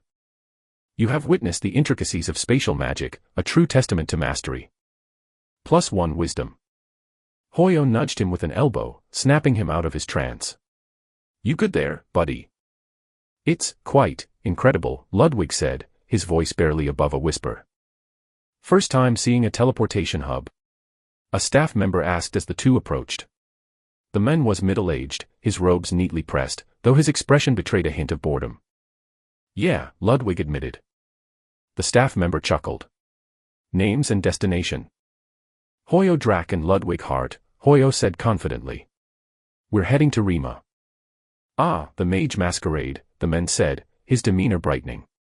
A fine choice. Not many students are heading there this year. Most of the nobles are returning to their estates for the weekend. Good riddance, Hoyo muttered under his breath, earning a laugh from the staff member. Gate number 7, the man said, pointing to a glowing portal on the far side of the chamber. Enjoy the festival. The two walked through the gate, and in an instant, the world around Ludwig shifted. Ludwig stumbled slightly as they emerged into a sunlit city square. The contrast to the dark, somber halls of the Academy was staggering. The square was alive with energy, vendors shouting their wares, children darting between stalls, and a cacophony of smells wafting through the air. Spices, roasted meats, and sweet confections mingled into an intoxicating aroma that made Ludwig's stomach rumble. The buildings surrounding the square were a mix of stone and timber, their brightly painted facades adorned with banners and lanterns. Magic was everywhere, floating candles lit the pathways, illusionary creatures danced above the crowds, and enchanted instruments played lively tunes without visible musicians. Welcome to Rima, Hoyo said, throwing his arms wide. The heart of life outside the Academy. Take it all in. Ludwig's eyes darted from one spectacle to another. A fire breather exhaled a plume of green flames, earning cheers from a gathered crowd. At another stall, a vendor sold shimmering crystals that changed color when held. A pair of short-statured, definitely not human men with long beards and burly muscles argued good-naturedly over the price of a potion, their voices rising above the din. It's overwhelming, Ludwig admitted. Hoyo laughed. Give it a minute. You'll get used to it. As they moved deeper into the square, Ludwig couldn't shake the feeling that the city held more secrets than it let on. Rima was alive, vibrant, and utterly captivating. He allowed himself to be swept up in the moment, following Hoyo as they made their way toward the last adventure inn. Chapter 70, The Last Adventure Inn. You look quite surprised, Hoyo said. Ludwig's eyes were looking at a girl who was moving ahead of 3 other men who wore hoods that covered their entire bodies but their faces. The girl seemed to be about the age of Ludwig, and had an incredibly beautiful face. A sharp jawline to match and green as emerald eyes, her hair was a mix of gold and silver, and her hood seemed to have slightly fallen enough that her ear was visible to Ludwig to see. The ears was long and pointy, and this brought memories of stories and novels that Ludwig had grown up reading. Yeah, also, is that an elf? Ludwig asked. As if the world went silent, the people around Ludwig and Hoyo's horrified expression was enough of a tell to Ludwig that something bad just happened. He's just joking. Ha. Hoyo said, stifling an awkward expression and laugh. He's here for the first time, don't mind him, he doesn't know anything. He said as he patted Ludwig on the back. The group of people that paid attention to Ludwig soon began losing interest, and the rowdiness of the square returned to how it was. However, you're in a hostile environment. Ludwig noticed that one of the 3 men placed his palm on the pommel of his sword, perhaps out of habit, but another person soon lightly nudged him, stopping any and all aggression. You really are clueless, Hoyo said as he led Ludwig out of the square. Why? What's up with elves? Ludwig said. First off, there is no way there is an elf in this empire. Lefondel is extremely hostile to them, Hoyo said. Ludwig frowned as he turned his head to once again look at the elven group. The girl who Ludwig was talking about had locked gaze with Ludwig's eyes. Second, if there was an elf here, All hell would break loose, the country's imperial knights would come rushing here and literally kill any and all that are associated with elves even if they simply look at them. Last, if there was truly an elf there, we'd all be dead by now, Hoyo said as he dragged Ludwig all the way to a nearby inn. Out of curiosity, before Ludwig's eyes could no longer see the girl as the crowd was getting bigger. Inspect, he muttered. Status screen. Name, Larina Ules. Race, High Elf. Title, Tragic Princess. Level. HP. Currently under the status effect, Light Spirit's Blessing. The spirits of light are bending light around the bearer of this blessing, changing the perspective of those who look at them. Necro's blessing is neutralizing this minor effect. Ludwig knew it, there were elves in this world, and his eyes didn't lie to him. This was the same that happened with the succubus teacher Simoria Asmoralis. What did the elves do for the relationship between Lefondel and them to be this bad? Ludwig asked. What didn't they do, Hoyo said, besides the fact that they planned a full-on rebellion against the former emperor, killed 2 of the royal princes of the last generations, basically the uncles of the current emperor. Created havoc through the land, arson, murder, rape, kidnappings, and more. They're a hostile race that even the spirits don't want to associate with them. They're a race comparable to demons. Even halflings are considered utter and complete dregs of society because they share similarities with elves. Something caught Ludwig's attention in Hoyo's words. That the spirits wouldn't want to associate with elves, but didn't that girl have the blessing of a light spirit? Ludwig moved alongside Hoyo until they an inn. It looked like a simple inn where adventurers gathered in and around. Several people moved about, carrying their weapons in the forms of swords strapped to their belts and armor drawn down, while others had bows and spears nearby, though even with all these weapons visible in broad daylight, there was no sign of any form of hostility or aggressiveness from the people here. There was an amicable air of venture and passion visible on the faces of everyone near the inn. The plank on top of the door displayed the inn's name in a fashionable and quite interesting way. The name Last Adventure was written in bold letters, and next to it was a mug of ale with a skull sitting right next to it, where some cobwebs seemed to cover parts of it. Truly fitting the name of Last Adventure, Ludwig muttered. Yeah, this is a place famed for serving adventurers who have quite the job or on the fences. It's actually the best place for newer adventurers to come in and learn the craft from old and veterans. And they're very friendly toward the 5 towers. All 5? Ludwig asked. You'll see, Hoyo said as the 2 of them entered the inn. The inside was massively different compared to the outside simple look, as there were dozens of tables all over the place where several adventurers were chatting with each other. Some displayed their muscles boldly and flexed them to flex on other adventurers and garner some appeal of laughing. Female adventurers. While other tables had an eerie calm to them, as the people who were sitting there seemed to want to drink their ale without uttering a word. The air around those people was slightly suffocating as they seemed to be worn and torn adventurers, either missing limbs from old battles or scarred and burned beyond what's humanly tolerable. Yet they still couldn't lower the ambience of the inn itself. Ludwig's eyes scanned the crowd until it landed on a group of people roughly their age sitting at a corner. The people were wearing similar clothes to Ludwig and Hoyo, the only difference was that their clothes were white in color. Damn. I didn't want to meet those guys this early, Hoyo groaned. Just as Ludwig was about to ask Hoyo on why he was so annoyed with meeting other people. Ah, the crows are here. No wonder the beer tastes like shit, the voice of a rude and arrogant-looking brat sounded from their table. It's the White Tower Academy, Hoyo muttered for Ludwig's ears only. Chapter 71, Trouble. Is this the inn event? Usually a rude person would talk shit and then get his ass handed to him by someone. Ludwig was interested in this interaction. After all, he only read about events like these, though he always considered them cliché that only served to undermine other people to enhance the appeal of a main character. But there was one thing missing here, he was no main character. Because those guys are usually heroes hailed from either famous families, or the opposite, an underdog that would climb his way to the top. Ludwig was neither, on the contrary, he was an undead and he knew it. As an undead, he had only one role in a story if this was something like that, to be the cannon fodder for the hero. And he wasn't about to fall in that trap. Quiet down, Rudolph, one of the people in that group spoke up. Looking at her, unlike all the students next to her, she was the only one not drinking beer, and seemed to have had a cup of coffee next to her, though it looked untouched. She turned her head to look at Ludwig and Hoyo. Ludwig took a long look at her, almost to the point of staring. She was what you can call a rare beauty, almost comparable to the elf from earlier. Blonde long hair braided in some parts and left cascading down on others.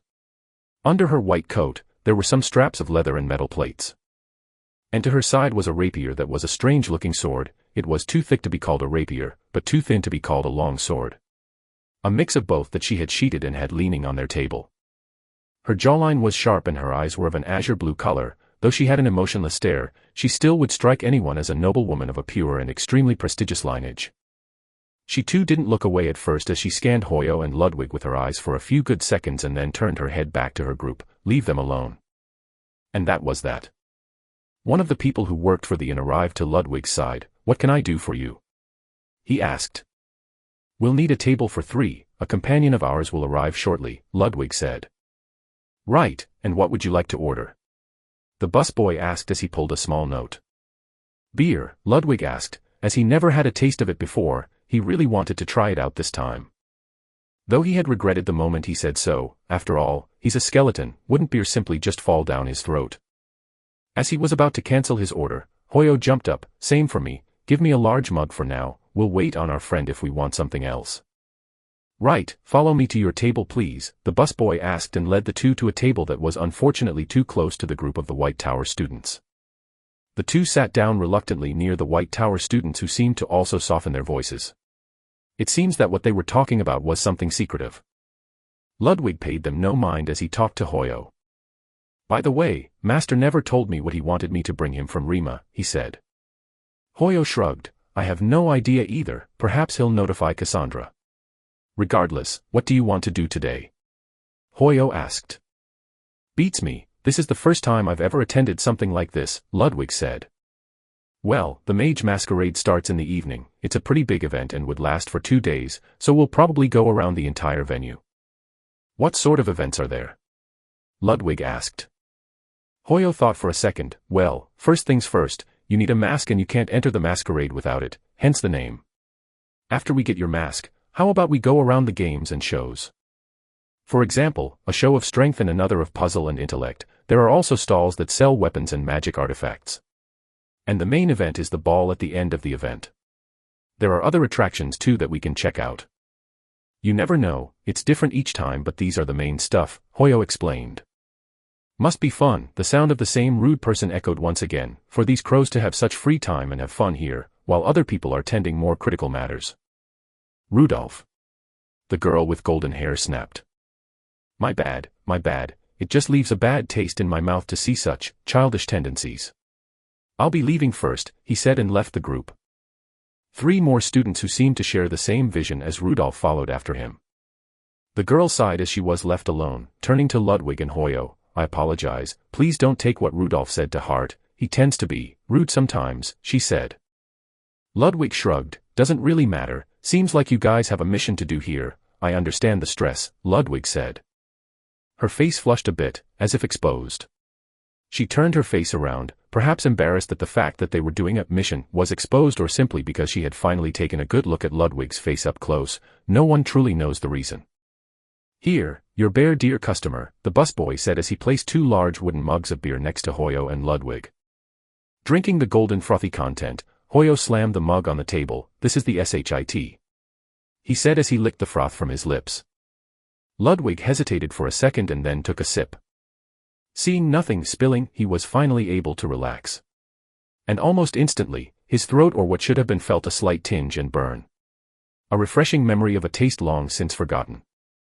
Ludwig gulped another then another. You are poisoned. Minor, alcoholic affliction. As an undead poison isn't affecting you. Ludwig was surprised, perhaps the system considers alcohol as a poison and warned him about it. But seeing that he was able to neutralize it, Ludwig drank some more and soon finished his mug. It didn't take much for Ludwig to finish his mug and he was already ordering another one. The girl who was left sitting by herself soon stood up and left after leaving the money needed to pay for the table. Once again, Ludwig noticed that her coffee cup was left untouched. He didn't pay it any mind then and just continued drinking with Hoyo. The two enjoyed each other's company talking about matters of school and prior exams and all that would happen in tonight's gala, enough that Cassandra had the time to appear at the inn. One large please. Cassandra said as she moved skillfully through the tables and sat next to the 2 students slamming a book right in front of them. We don't have much time. she said. What's wrong? Ludwig asked. We're in trouble. Chapter 72, King's Gambit. What sort of trouble? Hoyo asked. Tower Master gave us an assignment, she said. But I honestly think he's just messing with us, she said. Can you explain some more? I really have no idea what you're talking about, Ludwig asked. Cassandra gathered her thoughts and then said, remember that you said Master Van Dyke had asked you to bring an item from the Mage Masquerade? Yes, but that was it. He didn't say what to bring, Ludwig replied. Well, he said he wanted the Artificer's Orb. That. I don't think we have enough money for that, Hoyo said. Even with all that gold, we can't afford that, Hoyo added as he gestured to Ludwig's side pouch. The busboy soon came with a frothy mug of beer that Cassandra grabbed and gulped half of it in one go, surprising both Ludwig and Hoyo. Ah, that hits the spot. Been a while too. Never mind, the reason why we have to do this is because Master Van Dyke promised us full passing marks on next week's exams. Basically, this is a mission that if we succeed and we can skip the entire next week's exams and pass. I want this so bad. But why does it have to be like this? She said and ruffled her own hair. I can see why she always has unkempt hair, Ludwig thought inwardly. You'll grow bald at this rate, he said as he pointed at her hair, which she rapidly tried to straighten with her own hand, not that it did much. And like Hoyo said, if that thing is expensive, then what's the point of sweating about it? That's the thing, it's obtainable, for free even, she said. But I doubt I can earn it. I should have studied more about the King's Gambit. I never thought I'd be needing to play a noble's game to pass my exams. Slow down, Cassandra, and get to the point. It's frustrating to talk to you this way, Ludwig said. He inwardly thought that she might have a severe case of ADHD, but he didn't want to point it out. They probably have no idea what that is in this world anyway. Yes, the point. Anyways, the Mage Masquerade are planning several events. One of them is the King's Gambit game. All is welcome to join, but only the nobles win that game every time. Good, now that we know what's going on, tell me, what's this Artificer's Orb? Ludwig asked. Hoyo was the one to answer. Basically, it's a core that can be used to create a golem. The Artificer's Orb is a valuable object that people wouldn't mind spending hundreds of thousands of golden krona to obtain. Okay, then, what's this King's Gambit? Ludwig asked. After all, the name was quite familiar. Almost too familiar. Since you don't know, there is no point in explaining it. I'll be participating. I have some experience playing it a few years ago, and I still remember some strategies. This book, she said as she pointed at the large book in front of her, is something I grabbed from the academy. It harbors the history of King's Gambit and how it came to be, and even the plays and strategies that the creator had made, which still hold strong to this day. Ludwig was more and more intrigued. Humor me, and show me the book's content, Ludwig said. She sighed and opened the book. See this, she said as she showed an 8x8 black and white square-shaped platform with symbols on it. Ludwig's upper lip twitched, both in annoyance at the fact that Cassandra completely underestimated his understanding and the fact that she insinuated that he was ignorant, and at the fact that he fully knew this game. After all, he came from a wealthy family, incredibly wealthy in fact that this was a game that he hated with all his being. For a simple fact, that he showed incredible genius playing it when he was young. Freaking chess is haunting me even in a different world. You look surprised. It's fine, it happened to me the first time I saw this. It looks complex. It's an easy game to learn, but incredibly hard to master, she said. I see. Ludwig stalled as he looked with amusement at Cassandra trying to explain a game where he reached the status of Grandmaster in just so he can get his father off his back about playing online games. These are pawns, they move on square forward and she began explaining the notions and all possible moves of each and every piece. And this is the queen, the most powerful piece on the board. She can move diagonally and in straight lines, Hoyo added. I read about this game before, he said, feeling proud that he finally knew something that Ludwig had no idea about. Right, Ludwig said. The creator of this game was a genius, she said. He apparently was awarded by the former emperor of Lafondal a seat in the council, though he was later called a madman since he kept saying that he came from another world and all. Regardless, this game remains the most strategically complex game of the current world, and I need to study up on some strategies that we can use later tonight. Her words explained something Ludwig was wondering about. How did chess even come to exist in this world, especially with the exact rules that were created on Earth? But the fact that someone got ice skate here like him was enough to explain it. Van Dyke had already mentioned that several people had come to this world from another place, heroes they call them. This guy was probably one of them, though taking credit for creating chess was a bit too disingenuous. He couldn't blame the guy, since he got a seat on the imperial table. Resources and knowledge should be used to achieve maximum efficiency and profit. When is the event happening? Ludwig asked. In 1 hour. She said as she began skimming through the book. Chapter 73, Mask of the Blind Witness. Ludwig looked at Hoyo and said, then wouldn't it be better for you to sign up there and study there? You never know, we might get delayed or something unexpected could happen that might delay us. You're right, I was too absorbed. Let's go, she said as she downed the mug. Ludwig left 1 gold coin to the busboy, who thanked him a dozen times over. That was a fat tip you gave him, Hoyo said as the 3 left.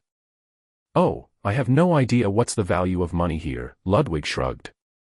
You really did come from under a rock, or form a faraway mountain. The fact that you don't know many basic things. Hoyo shook his head. The 3 kept weaving and moving through the bustling city streets until they reached an incredibly massive square that had a dozen or so stalls lined up next to the entrance. The stalls were all selling 1 item and 1 item only. Masks. We need to grab a mask before we enter the Mage Masquerade Carnival area, Hoyo reminded. He then proceeded on scanning through the merchandise. There were many masks there, from wood to iron, to some that were adorned with gold and jewels. Ludwig groaned. What's wrong? Cassandra asked as she grabbed a white mask with bunny ears. The fact that his is supposed to be an anonymous masquerade is simply dumb. I mean, look at the prices. Wouldn't the nobles just grab the most shiny and most eye-catching mask to show off their status? Ludwig asked.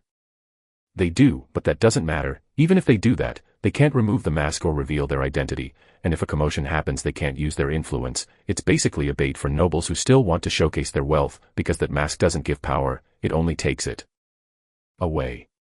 She explained. Ludwig sighed and began looking at the masks. There were a lot actually, some that were quite familiar too. Some had long noses like a creature from Earth-Eastern folklore, the Tengu, and some were like a pumpkin, reminding him of the jack-o'-lantern. Some were simple wooden masks that hid the face, and some were extremely ornate to the point of extravagance. Hoyo grabbed a simple eye-covering mask that revealed the rest of his face and covered his face, while Cassandra grabbed a black butterfly mask that also did the same. Ludwig didn't find anything interesting from all the stalls and was about to grab a simply pure white mask that only had eye slits for sight. Yet something glowed in his vision. Turning, there was a stall at the far end of the line. It looked far too shabby compared to the rest of the stalls, and didn't have many options to choose from. And all the masks that the stall had were, well, weird. They were all placed on mannequin-like heads that looked a bit too real, to show how they'll look like once worn. But that only made it creepier. The stuff you'd see people wearing in Halloween, bloodied, gory and some outright unwearable as they had spikes and thorns inside the mask. But the shiny object among them was a face mask that covered one's eyes with hands. The mask was strange to say the least. It was 2 hands that looked pretty worn and thin. They had several runic tattoos all over the fingers and back of the hand, and they cradled the mannequin's head while the fingers acted like spikes on a crown. Ludwig looked at the old man who was smoking a pipe, not even caring about his exotic merchandise being sold or ogled. How much is this? Ludwig asked. Simply out of curiosity. That mask looked awkward as hell, but he was intrigued nonetheless. The old man said, and then said, you can take it for free if you can wear it, he said, and then took another puff of his pipe. Ludwig grabbed the mask and used inspect on it. Mask of the Blind Witness. Type, headgear. Rarity, unique, cursed. Growth type, growth condition. Condition of use, 1 stamina. Attributes. +5 charm.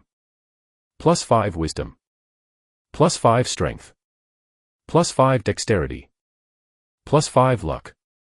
+5 agility. -200 stamina. Abilities. Echoes of Truth grants the wearer the ability to pierce all illusions, magical disguises, and invisibility. Deception in any form falters before the mask's unyielding gaze. Mark of the Witness, the wearer can mark a target, be it an object, creature, or person. The mark persists until the target moves beyond a specific range. If the marked target re-enters the mask's range, it will immediately be revealed to the wearer. Mask of the Blind, for every second the mask is used, the wearer will experience blindness for an equal duration once the mask is removed. Truths and lies, the mask occasionally reveals glimpses of a possible future, an unpredictable mix of truths and falsehoods. These fleeting visions are often vivid, but interpreting them correctly is a challenge, as they may lead the wearer astray as often as they guide them to success. Lore. The mask of the blind witness is said to be forged from the hands of a cursed seer who, in their final moments, was forced to foresee their own death. Their last act of clairvoyance became an eternal imprint, embedding fragments of divine foresight and the seer's own curse into the mask. It is an artifact steeped in contradiction, a tool of revelation that obscures, a window to the future that confounds the present. Legends tell of users who wielded its powers to uncover secrets and foresee peril but fell victim to its insidious influence. The unrelenting cycle of blindness, paranoia, and glimpses of uncertain futures left many of its wearers descending into madness, unable to discern reality from illusion. The mask offers power, but at a terrible cost. Each use brings clarity to others' lives while planting seeds of doubt in the wearer's mind. Few who have donned it have escaped its grasp intact, for the mask consumes not the body, but the spirit. Chapter 74, Visions. Ludwig hesitated for a moment, staring at the mask in his hands. The carved wooden face, twisted into a haunting, sorrowful expression, bore an unsettling warmth. It was as if the hands that had shaped it were still alive, their essence lingering within. Finally, steeling himself, he placed it on his head. The moment the mask settled over his face, his vision warped. The colors around him swirled and bled together, creating a kaleidoscope of hues before everything snapped back into sharp focus. Except now, there was an added clarity, as if a layer of fog had been lifted from the world. "So, you can wear it," the old man at the stall said, a puff of smoke escaping his pipe as his face split into a knowing grin. Before Ludwig could respond, a familiar voice called out. "Ludwig." Turning, he saw Hoyo and Cassandra weaving through the crowd toward him. "Wow," Hoyo said, taking in Ludwig's appearance. "Interesting choice. Creepy, but kind of suits you." "Definitely eerie," Cassandra added, tilting her head to get a better look. "But there's something oddly charming about it." Hoyo squinted at the mask, his curiosity piqued. "Wait a second. That doesn't look like an ordinary mask. Is that an artifact?" "An artifact?" Ludwig echoed, confused. "Yeah," Hoyo replied. "Artifacts are old tools or gear that grant the wearer special abilities. They're usually super rare and crazy expensive." "Well," Ludwig began, pointing at the stall, "the owner said if I could wear it, I could have it for free." "Wait, what owner?" Hoyo asked, frowning. "That old man right over." Ludwig turned to point at the stall, only to find it gone. There was nothing left but an empty wall where the vendor had been moments ago. He froze, confusion knotting his thoughts. "I swear he was right here," Ludwig said, scanning the surroundings.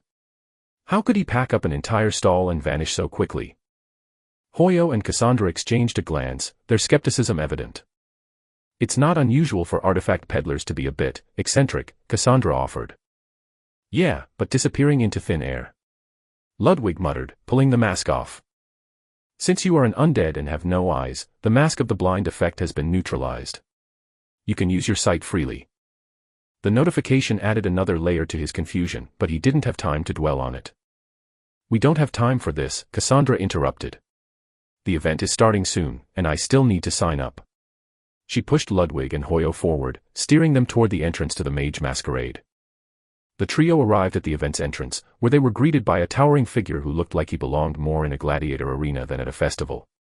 His muscles strained against his clothes, and his mask, a laughing rabbit, looked comically small on his broad face. "Put on your mask," Hoyo said as he nudged Ludwig. The latter hastily placed it back on his face. "Lovely masks," the giant rumbled in a surprisingly gentle tone. "Please enjoy yourselves. And remember, do not remove your masks." The warning carried an odd weight, enough to make Ludwig glance at his companions. "Got it," Hoyo said, leading the way past the hulking figure. Stepping through the entrance felt like entering another world. The vibrant chaos of the masquerade unfolded before them. Magical performers were everywhere. Some ate fire and exhaled frost, while others juggled orbs of flame that burst into fireworks. Tightrope walkers balanced impossibly on hair-thin ropes, their assistants tossing heavy morning stars back and forth. Stalls lined the pathways, selling everything from enchanted trinkets to strange, glowing foods. The air was thick with the mingling scents of exotic spices, roasted meats, and sweet confections. Ludwig noticed the stark difference between the attendees. Nobles, identifiable by their extravagant masks and meticulously pristine attire, navigated the muddy paths with haughty care. Commoners, in simpler but no less creative masks, threw themselves into the festivities with abandon. "This is insane," Hoyo said, wide-eyed. "Even better than I remember." Cassandra nodded, her gaze darting from one performance to the next. "I don't even know where to start." Ludwig, however, was distracted by something far stranger. Amid the revelry, a spectral figure wandered. It moved hesitantly, its translucent form almost blending with the crowd. But Ludwig saw it clearly, a lost soul, its face obscured by a simple mask. The soul seemed desperate, its hands outstretched as it tried to touch the living. But no one noticed. People walked through it without a second glance. Suddenly, chains erupted from the air. Rusted and bloodied, they snaked through the crowd, wrapping around the soul's limbs and neck. The specter struggled, its silent pleas growing frantic. Finally, it locked eyes with Ludwig. "Help!" It screamed, its voice cutting through the din of the festival. Before Ludwig could react, the chains wrenched tight and dragged the soul away. It disappeared into the shadows, its screams echoing in Ludwig's ears. He instinctively reached for his mask, thinking it might be the cause of the strange vision. But the rabbit-masked giant from the entrance was suddenly beside him, his massive hand covering Ludwig's. "What are you doing, dear visitor?" the man asked, his tone polite but firm. Ludwig hesitated, his fingers freezing on the mask's edge. "I thought I saw something." The giant's gaze hardened. "A word of advice, the masks reveal as much as they conceal. And here, they are your bastion and your barrier, they serve to protect you and those around you. By removing it you'll make yourself a target of the mage masquerade. Please keep your mask on at all times, lest you wish to be escorted out." Ludwig let out a slow breath, his mind racing. Whatever this mask was, it wasn't just an artifact.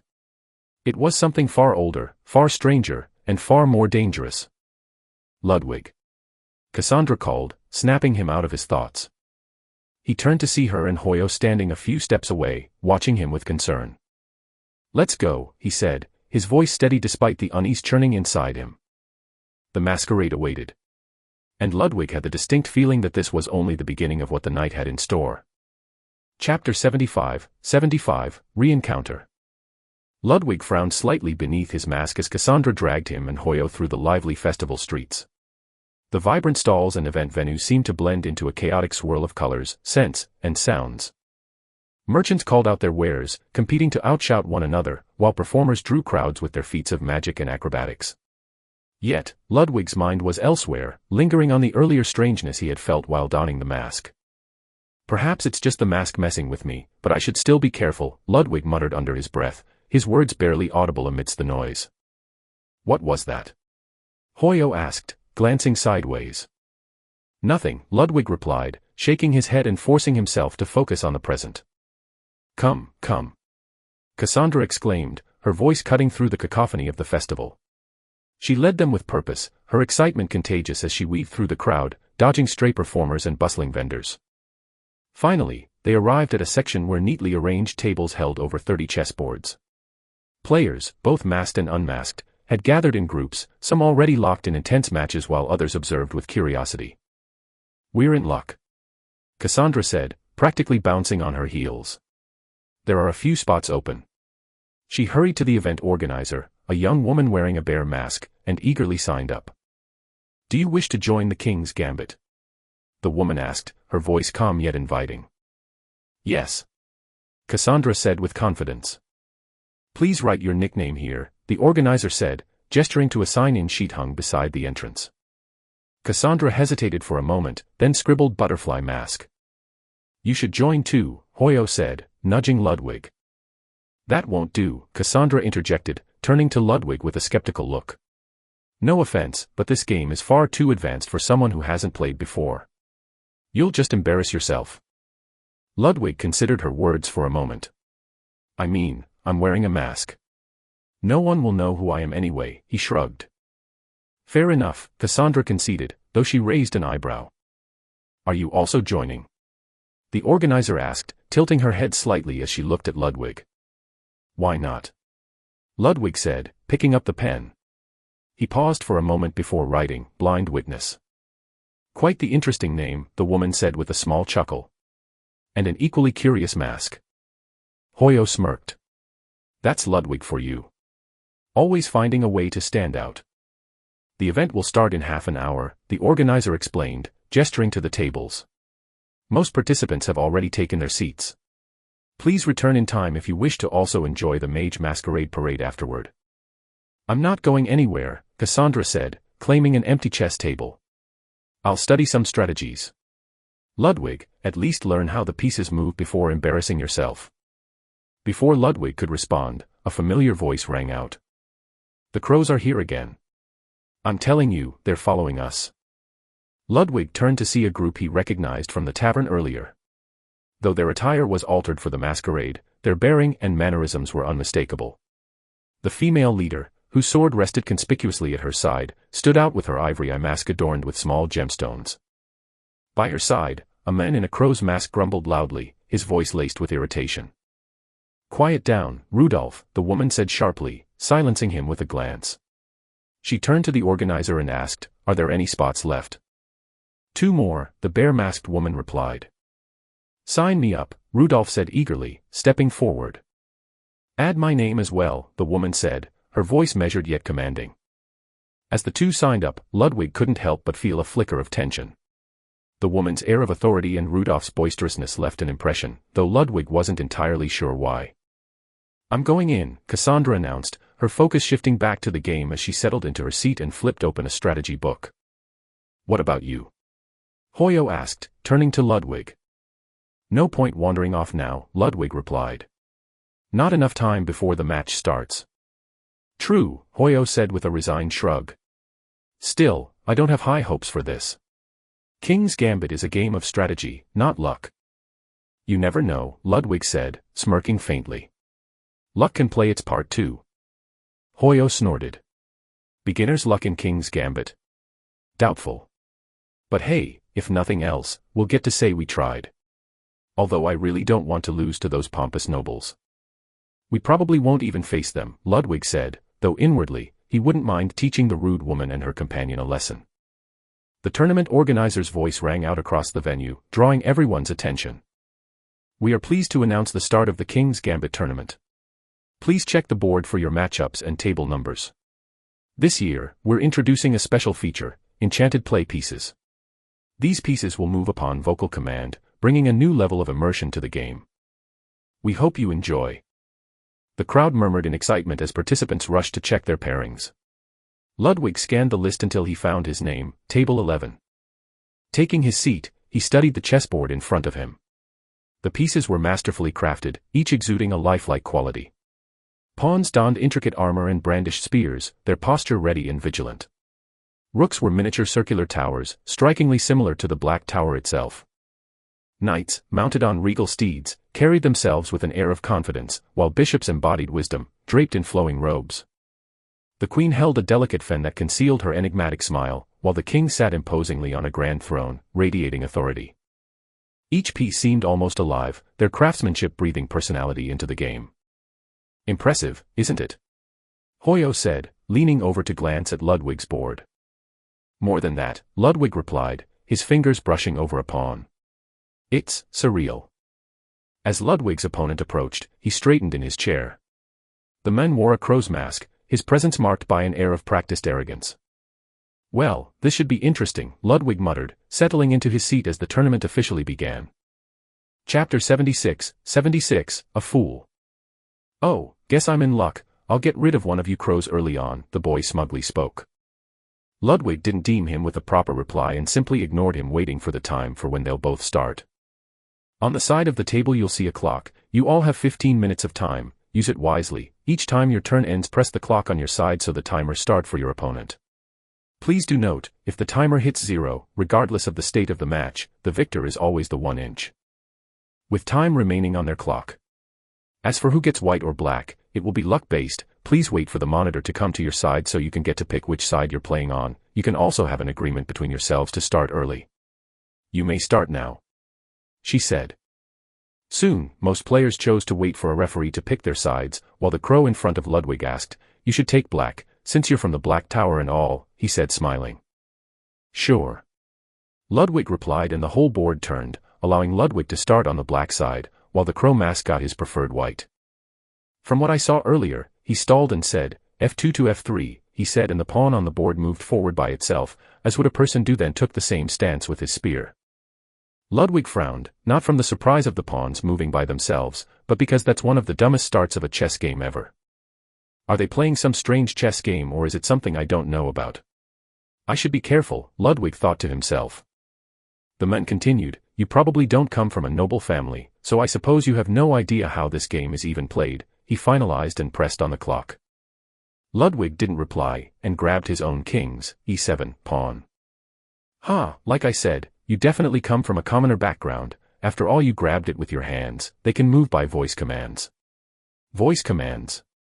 He said, articulating it. What a vulgar way to move, he added as he shook his head. Ludwig ignored him and placed his pawn gently 2 squares forward, E5, and pressed the clock, giving the turn back to the crow mask. Classic move. I guess you must have saw someone moving from around you and decided to copy them. He shook his head once again. You see, I've been trying to do this fancy play, but it would be difficult to set up against actual players, but I doubt you can see it. Once I'm set up, I can assure you I'll mate your king in 5 moves. He said and called, pawn G2 to G4. Ludwig was completely flabbergasted as he saw what just transpired.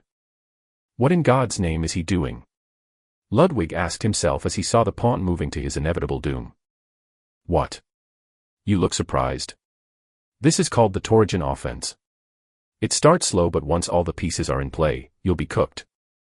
Offense my ass, Ludwig said as he couldn't help but wonder how idiotic this level of gameplay was. Queen to H4, checkmate, Ludwig said as he stood up from his place. Are you an idiot? You can't mate me in 2 moves, why is the queen moving? The boy said as he saw the queen moving all the way to the corner.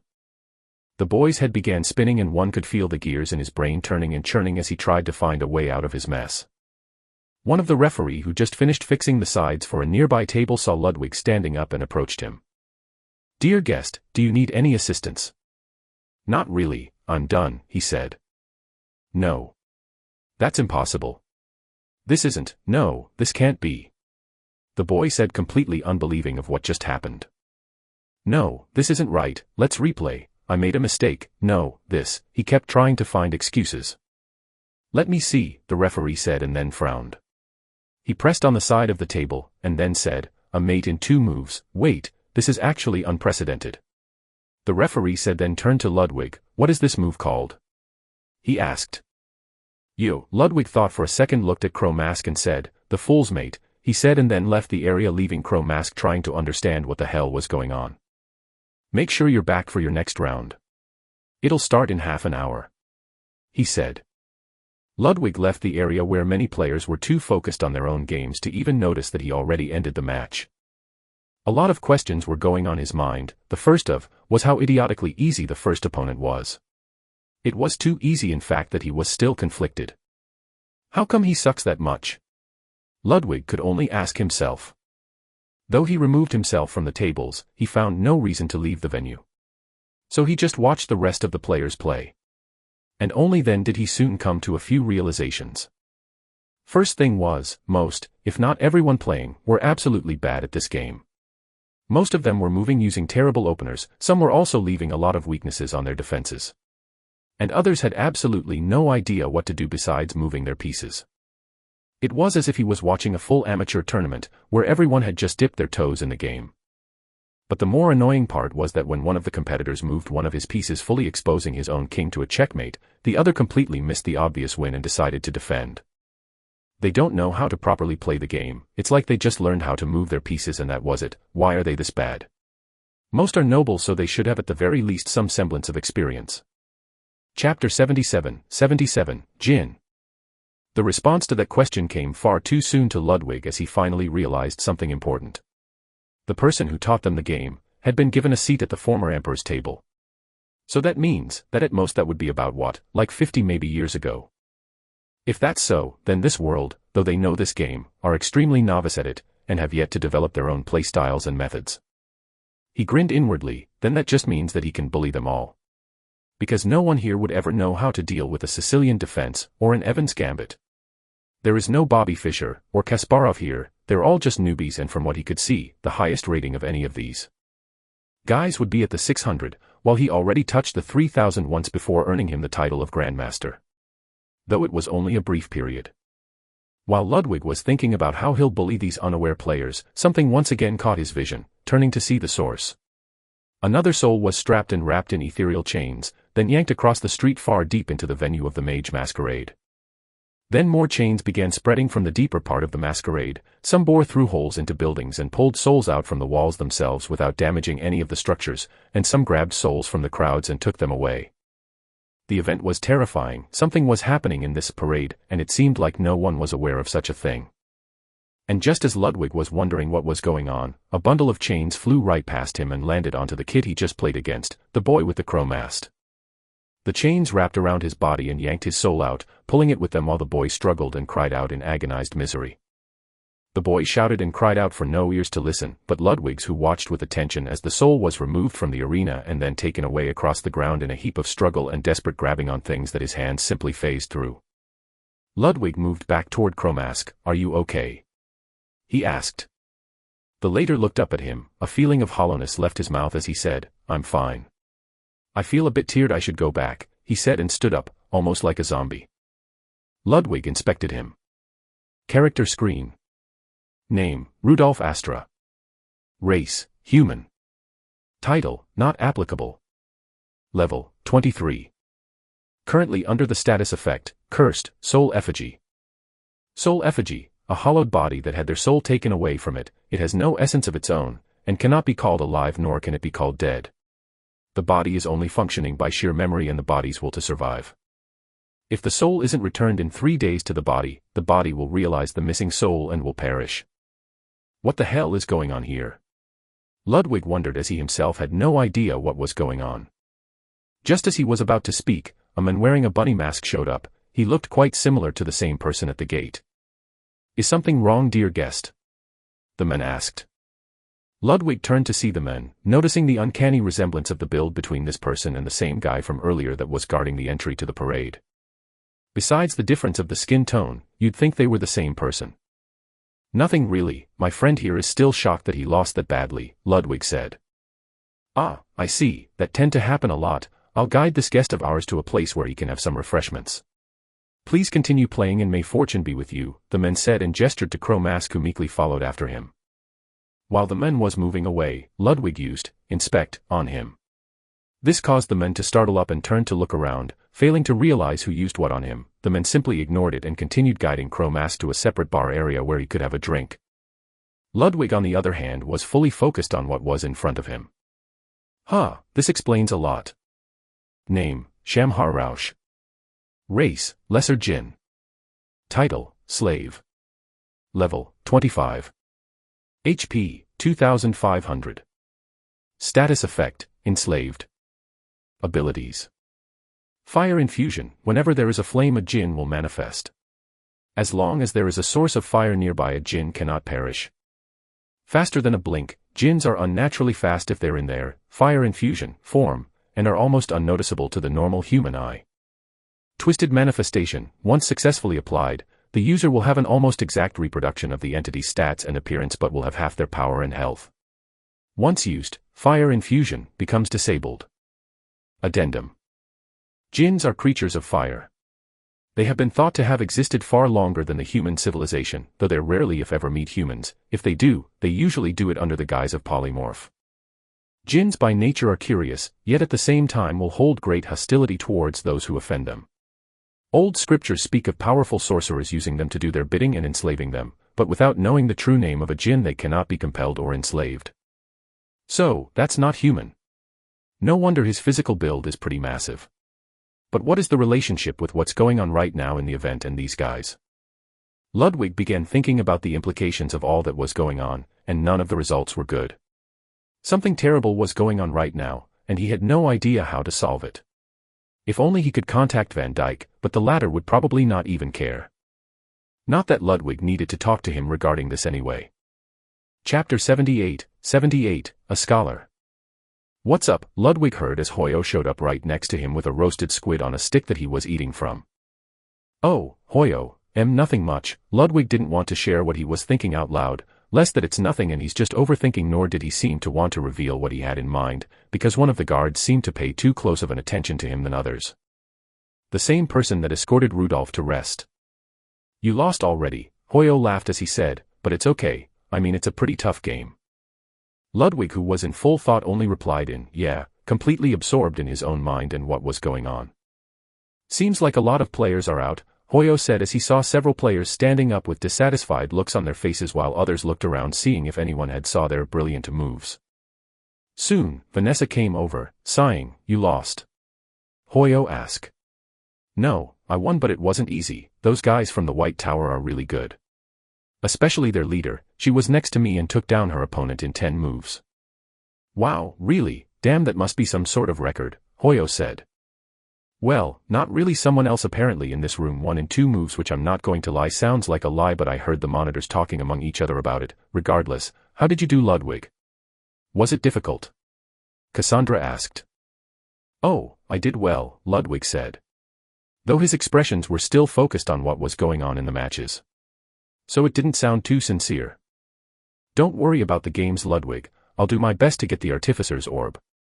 I also don't want to do these exams, some teachers are fickle.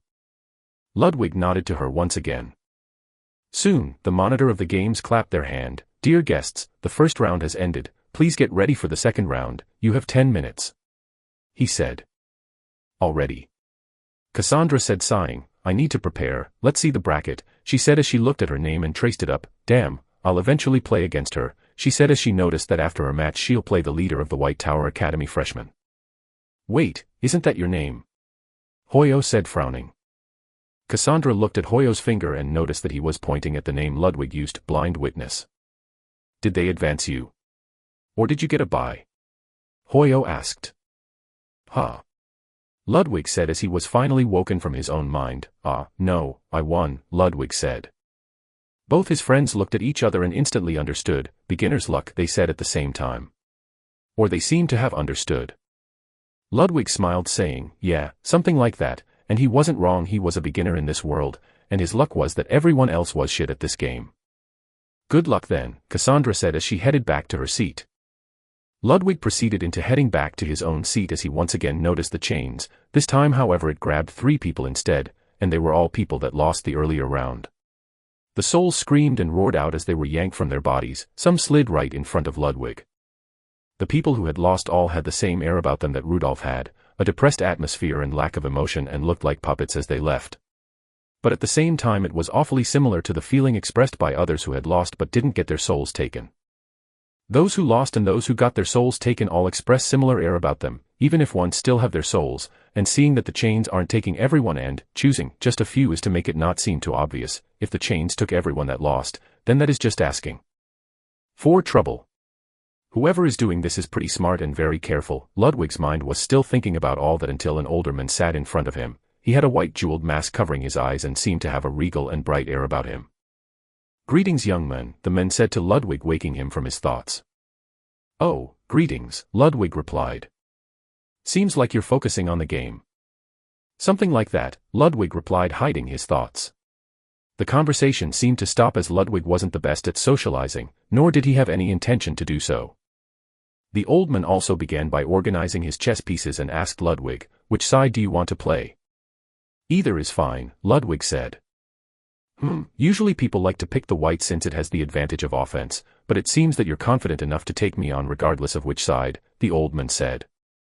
It's just a game, also the one who goes first doesn't have to always be the victor, in a siege the one that defends always has an advantage, Ludwig said. Ah, spoken like a true commander, then I will take you up on your kindness, I'll take the white side, he said. He then proceeded by a basic opening as the game started. Ludwig slowly played the man, this time a bit more carefully. He didn't have any intentions of doing him like Rudolph. After all, not everyone is as terrible as Rudolph. But the match proceeded exactly as Ludwig didn't want to. Since the old man's opening was basic and allowed Ludwig to open the path of both his queen and bishop, he soon found himself compelled to play another quick mate game. The old man forgot, or perhaps didn't even seem to realize that his knight had been badly positioned while Ludwig advanced his queen forward. And then after the old man tried to chase her away with a pawn, Ludwig took a stronger position than advanced his bishop. You're playing your stronger pieces already, the old man said.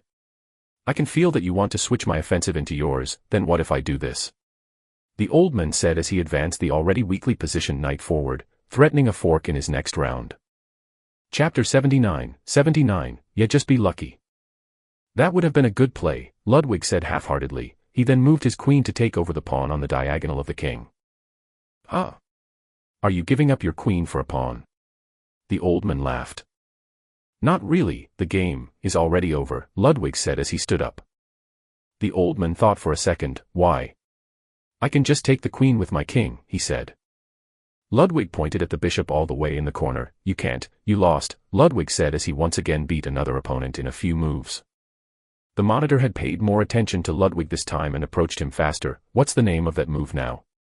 It's quite different from the fool's mate you played last time, the monitor said. The old man was still frowning, but regardless he stood up and said, You beat someone else doing this. I feel rather embarrassed to be called a fool, the old man's aide. Not really, this is called the scholar's mate, it requires a bit more advanced play. Ludwig said. Though he lied, after all that was one of the basic ways to take on a new player, but he didn't want to embarrass the old man who wasn't rude like Rudolph. Interesting, the monitor said as he noted down the moves. Please take a seat and wait for the next round. Just as the three were talking, the chains once again sprang out and were about to grab the old man, but almost instantly they slammed against something invisible and coiled back almost afraid, then soon disappeared under the ground. The old man seemed to have noticed what happened and turned to the direction of the chains, but ignored it after not seeing anything. I'll have to excuse myself, young man, I hope we can play some more, you have quite the interesting play style. Sure, if the opportunity ever presents itself, Ludwig said. After the formalities, Ludwig once again peeled his eyes for the strange occurrences in the area. More chains came up and grabbed a couple more people but didn't go too greedy. And once again the two it captured from the chess game were both people who lost their last game. So apparently there is a condition for these chains, and it only hit people who lost. What is this though? Who's planning all this and why here? Ludwig continued thinking and formulating ideas. If they want the souls, maybe for a reason, a ritual of sorts. He thought, though he knew all the ideas he had were simply him hypothesizing. For all he knew, he could just be talking out of his ass without any good rhyme or reason, and this could all be something completely different, but that doesn't mean it's not dangerous. The people who are managing this event seem to be aware, or at least parts of them, as Ludwig inspected one of the people overseeing the chess games. And it turned out that he is just a simple human without any afflictions or enslavement applied to him. You're done already? Don't tell me, you won again. Hoyo asked as he arrived next to him, still munching on the last part of the roasted squid. Yeah, Ludwig shrugged. Damn, are you maybe a genius? Hoyo asked. Ludwig smiled, letting Hoyo have his own misunderstandings. It wasn't that Ludwig was insanely good at chess, he was a great player, and had already reached grandmaster status once before, but it was just that the people in this event were just bad. After some time the players began leaving, those who lost, and some remained to watch the rest of the games. Cassandra came to the two's company looking completely worn out. What's wrong? Hoyo asked. My brain is fried, the one I played against really used some sneaky moves, regardless I won. But I'm up against her next, Cassandra said. She won her second game in 20 moves. The direction she gestured was where the girl in white robes was, the leader of the White Tower Academy. Just as Cassandra was talking, the person she was talking about stood up, turned, noticed the three and moved toward them. She's coming over, Hoyo said. What's up with you two? You're acting like you're terrified of her, Ludwig said. Oh, you don't know about it, the competition between the 5 towers is pretty damn fierce, the only problem is that we're ranked last, Hoyo said. No wonder, the Black Tower Academy is pretty much in a nerfed state, where they can't use any of their powerful magic such as necromancy and curses. You, the girl said as she stood in front of Ludwig, completely disregarding the other two next to him. What is it? Ludwig asked. What did you do to Rudolph? He's acting strange, she said. I don't know what you're talking about, Ludwig said as one of the Jin guards moved past the event venue. Ludwig could almost feel the burning gaze of scrutiny of that entity from behind the mask watching him. He's been acting strange since he lost to you. Maybe he just hates losing to the Black Tower Academy and is depressed, Hoyo said as he swallowed the last of his squid. No, I'm being serious, not only him, she said, a few others are also acting strange. I just thought you might know something, she said addressing Ludwig. I honestly have no idea, Ludwig replied. Maybe they ate something strange, or have something in common. Ludwig threw her a hint. He wasn't about to expose the fact that he knew something and wanted her to act by herself. After all, so far nothing of what was going on here bothered or even was by any relation something that affected him. The girl nodded, though Ludwig didn't know if she understood his intentions or not. He did the bare minimum for someone who seemed worried about their companions. She left the group and instantly Hoyo said, "I've never seen her act like that," he said. "You know her?" Ludwig asked. "Well, she's a pretty big shot in the White Tower Academy, well more like her older brother. He's the youngest commander-grade swordmaster to achieve aura mastery at the age of 22. He was praised by the King of Tulmud, the Kingdom of the East. The rumors were thought to be exaggerated until the Emperor of Lafondal asked him to come and showcase his aura. And after showing it, he received endless praise.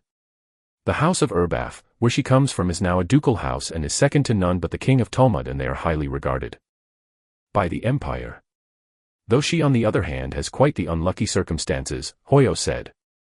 "How is that unlucky? To have the favor of an emperor and a king, she would be praised and honored wherever she goes," Ludwig said.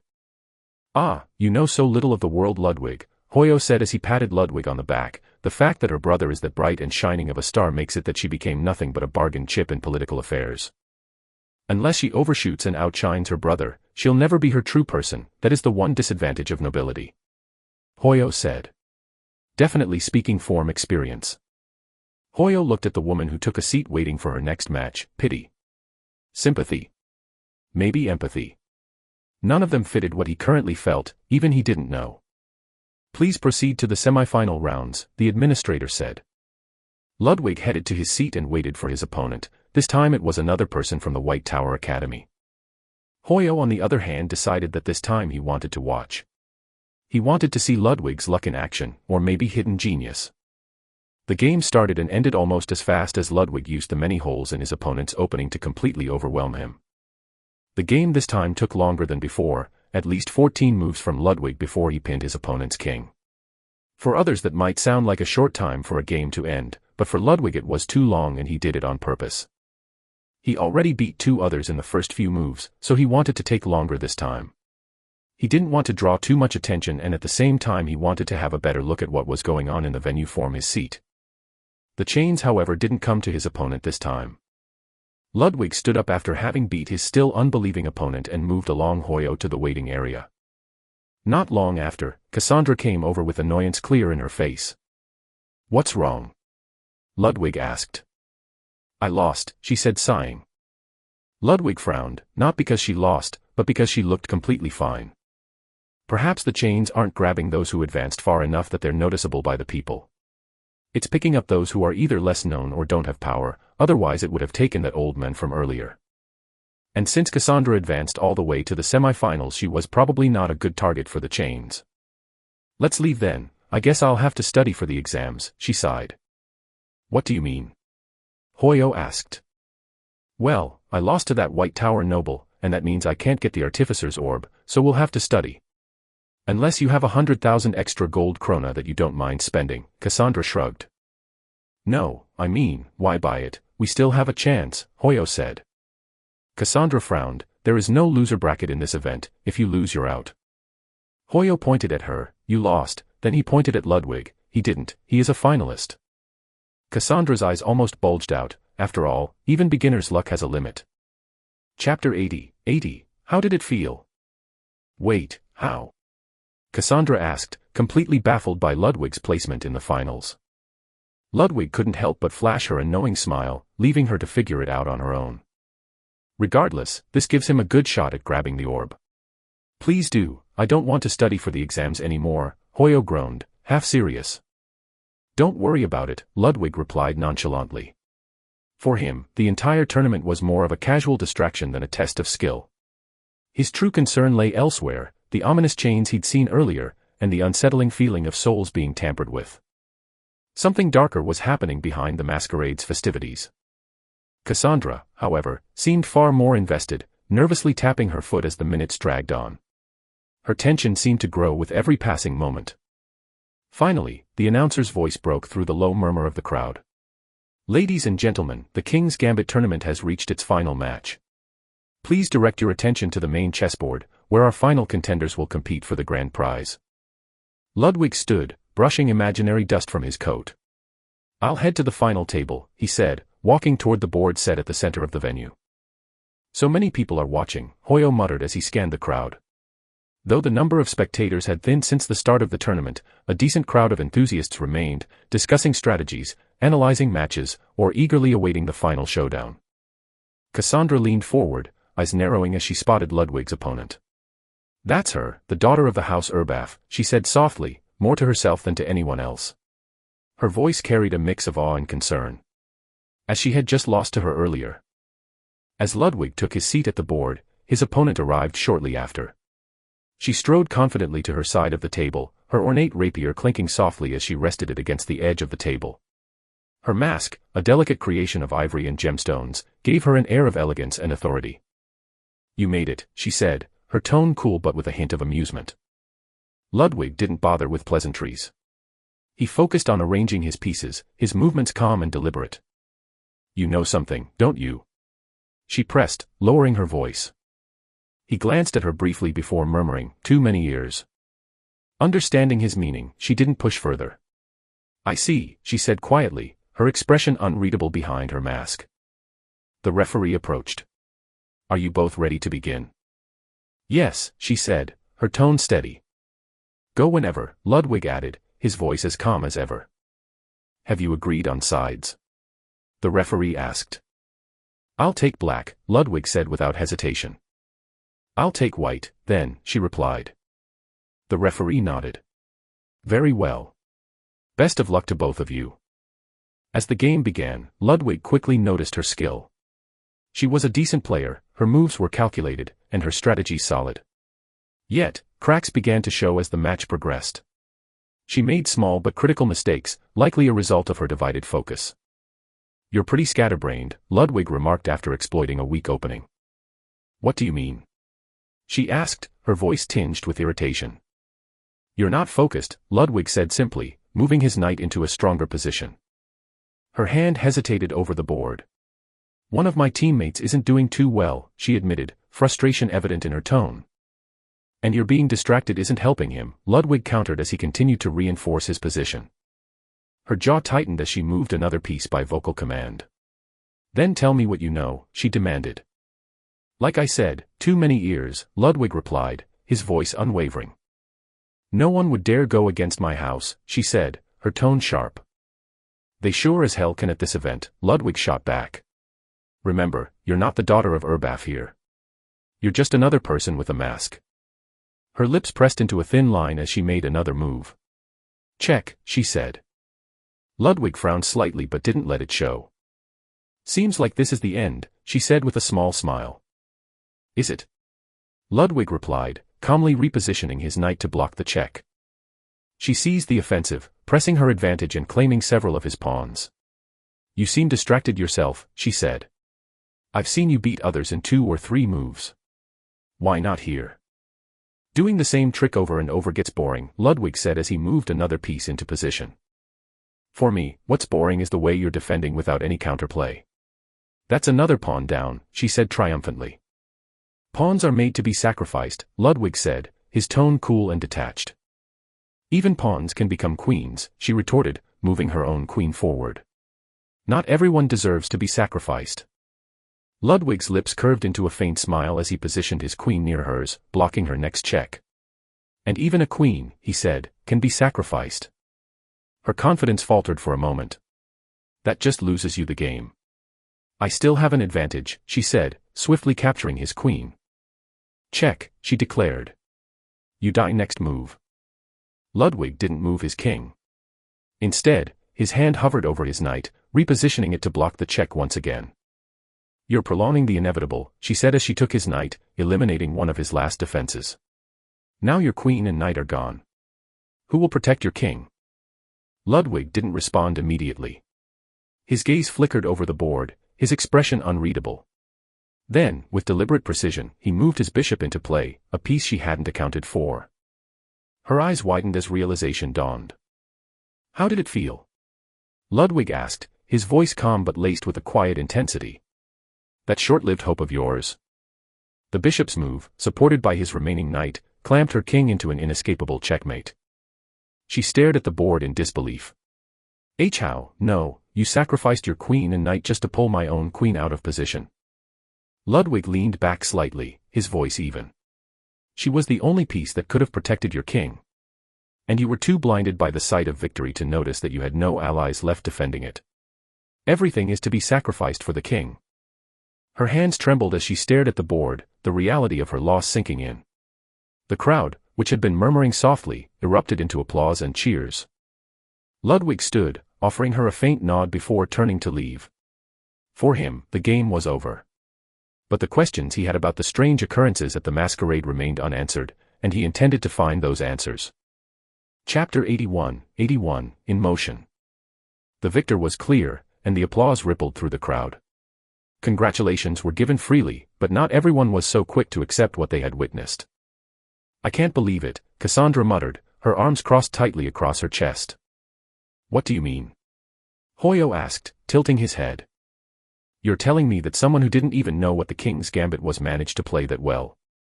She demanded. Not only did he execute moves perfectly, but he also led his opponent into traps several moves ahead. That doesn't just happen. He must have known the game. Does it matter? Hoyo countered with a grin. We get to skip the exams thanks to him. Trust me, if someone tricks me, but I get to pass an exam, they can fool me as often as they want. He clapped loudly for Ludwig, a grin stretching from ear to ear.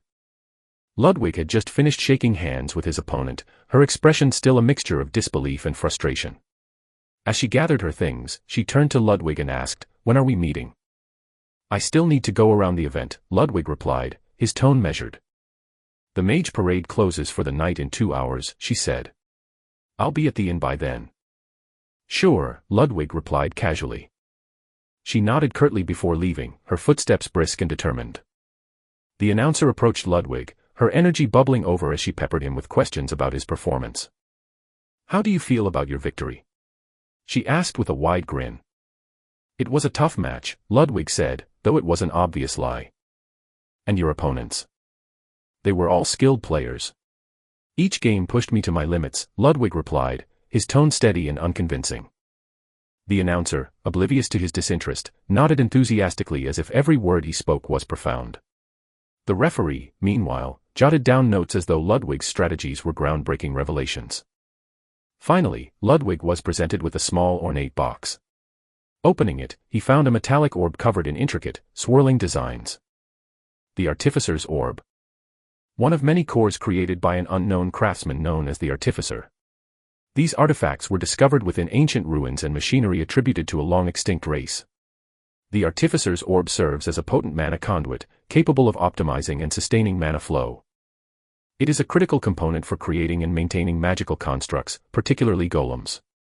So this is what he wants, Ludwig thought, tucking the orb into his storage ring without a second glance. As he walked back toward Cassandra and Hoyo, he noticed their expressions, a mixture of admiration and amusement. "What?" Ludwig asked, already dreading their response. "What do you mean, what?" Hoyo replied, still grinning. "We get to skip the exams. If this is what victory feels like, then let me bask in it. Buddy, we're practically royalty now," he added, laughing. Ludwig rolled his eyes, shaking his head. "How did you do it?" Cassandra asked, her tone sharp. "Do what? How did you understand the game so well and pull off strategies like that when you said you've never played before?" "I don't know," Ludwig shrugged. "The game seemed simple enough." Cassandra's jaw tightened. "Simple?" she echoed, her voice tinged with disbelief. "I guess this is what they call genius," Hoyo interjected with a chuckle. "I had a cousin who was brilliant with numbers but terrible at everything else. Couldn't even hold a proper conversation, but give him an abacus and he'd work miracles." "Are you implying Ludwig's slow?" Cassandra asked, raising an eyebrow. Hoyo grinned. "Sometimes he's a little clueless about the basics." "You know," Ludwig said, narrowing his eyes, "I could ask Van Dyke to leave you out of this Artificer Orb business." Immediately, Hoyo dropped to his knees, clutching Ludwig's legs dramatically. "Please, anything but that. Stand up. You're embarrassing us." Ludwig snapped, trying to shake him off. please. Fine. Just get up, Ludwig said, exasperation clear in his voice. Anyway, about chess, or King's Gambit, or whatever, it's not that hard if you just pay attention. It doesn't take much to figure out.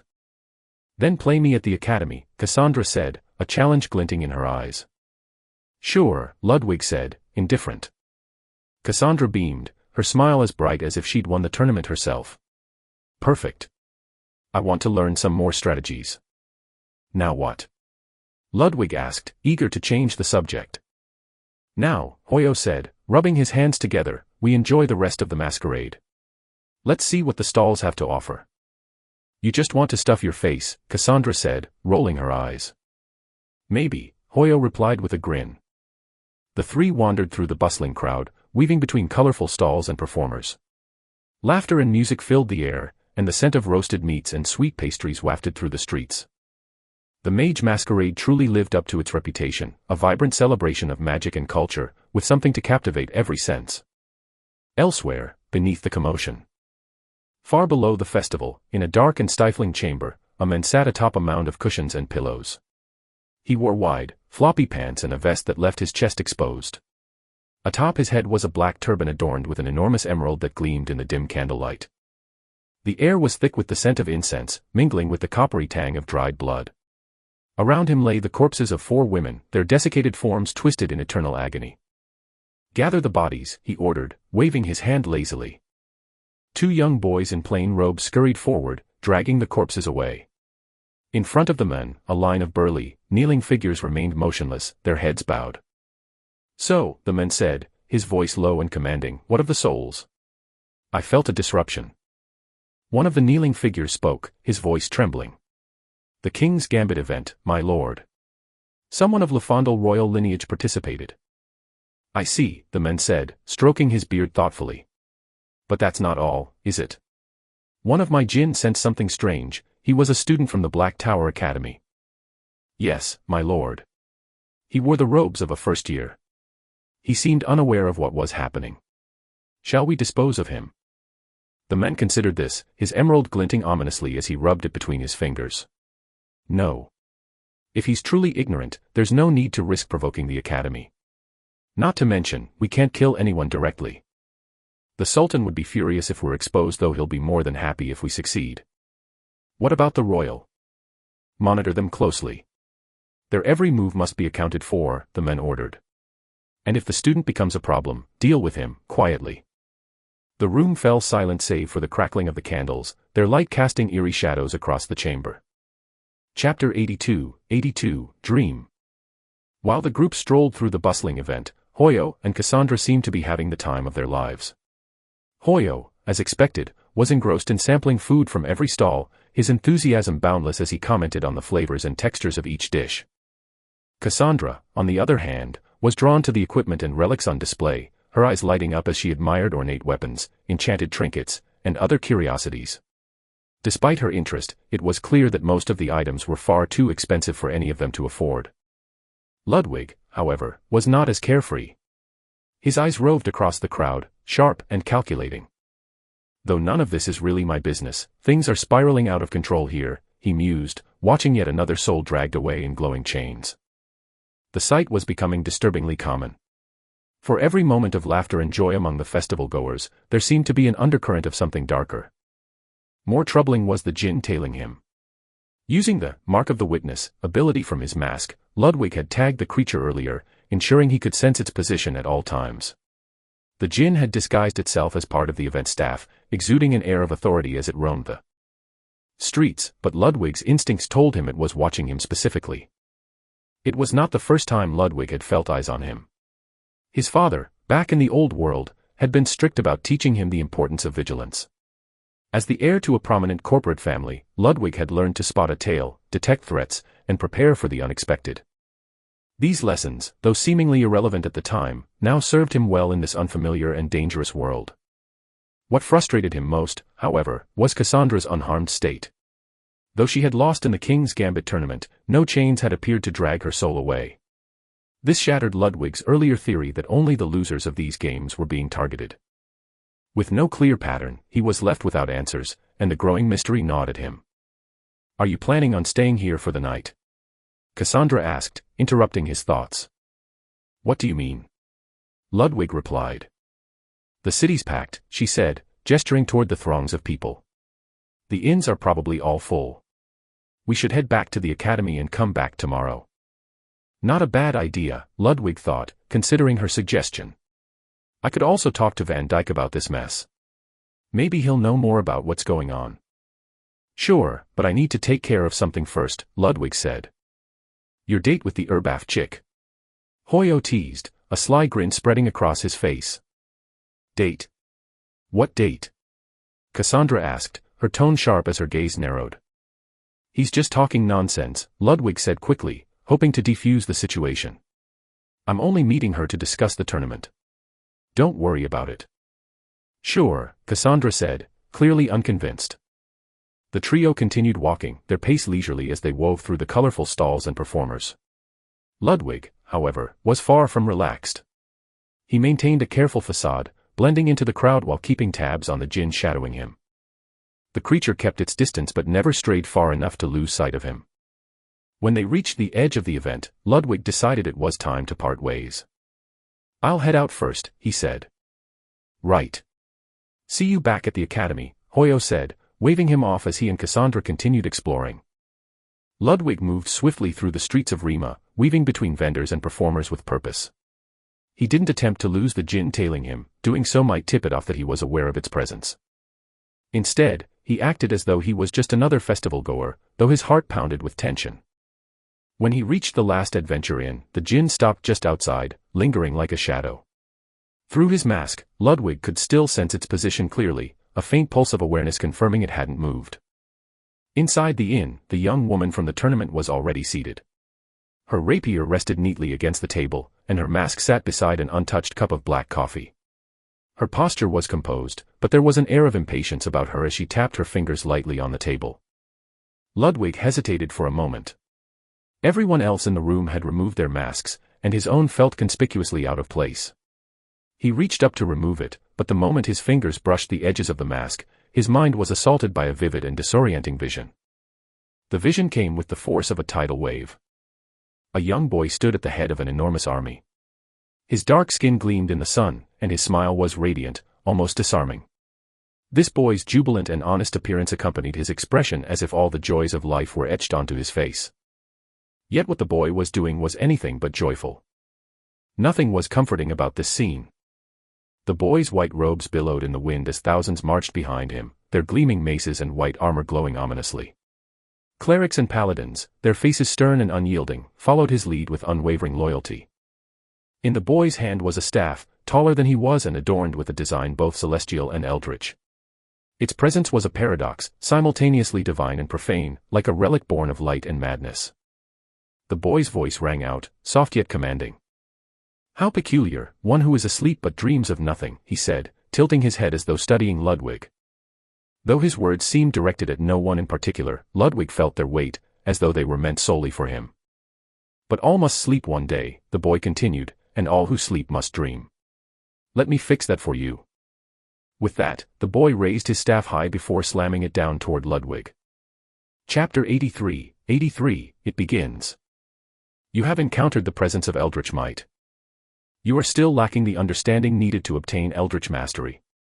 The notifications woke Ludwig from his stunned state and he coughed as he removed the mask. As an undead, you have neutralized the blind effect of the item, Mask of the Blind Witness. Ludwig leaned heavily against the inn's outer wall, his breath coming in short gasps as he tried to make sense of the strange vision.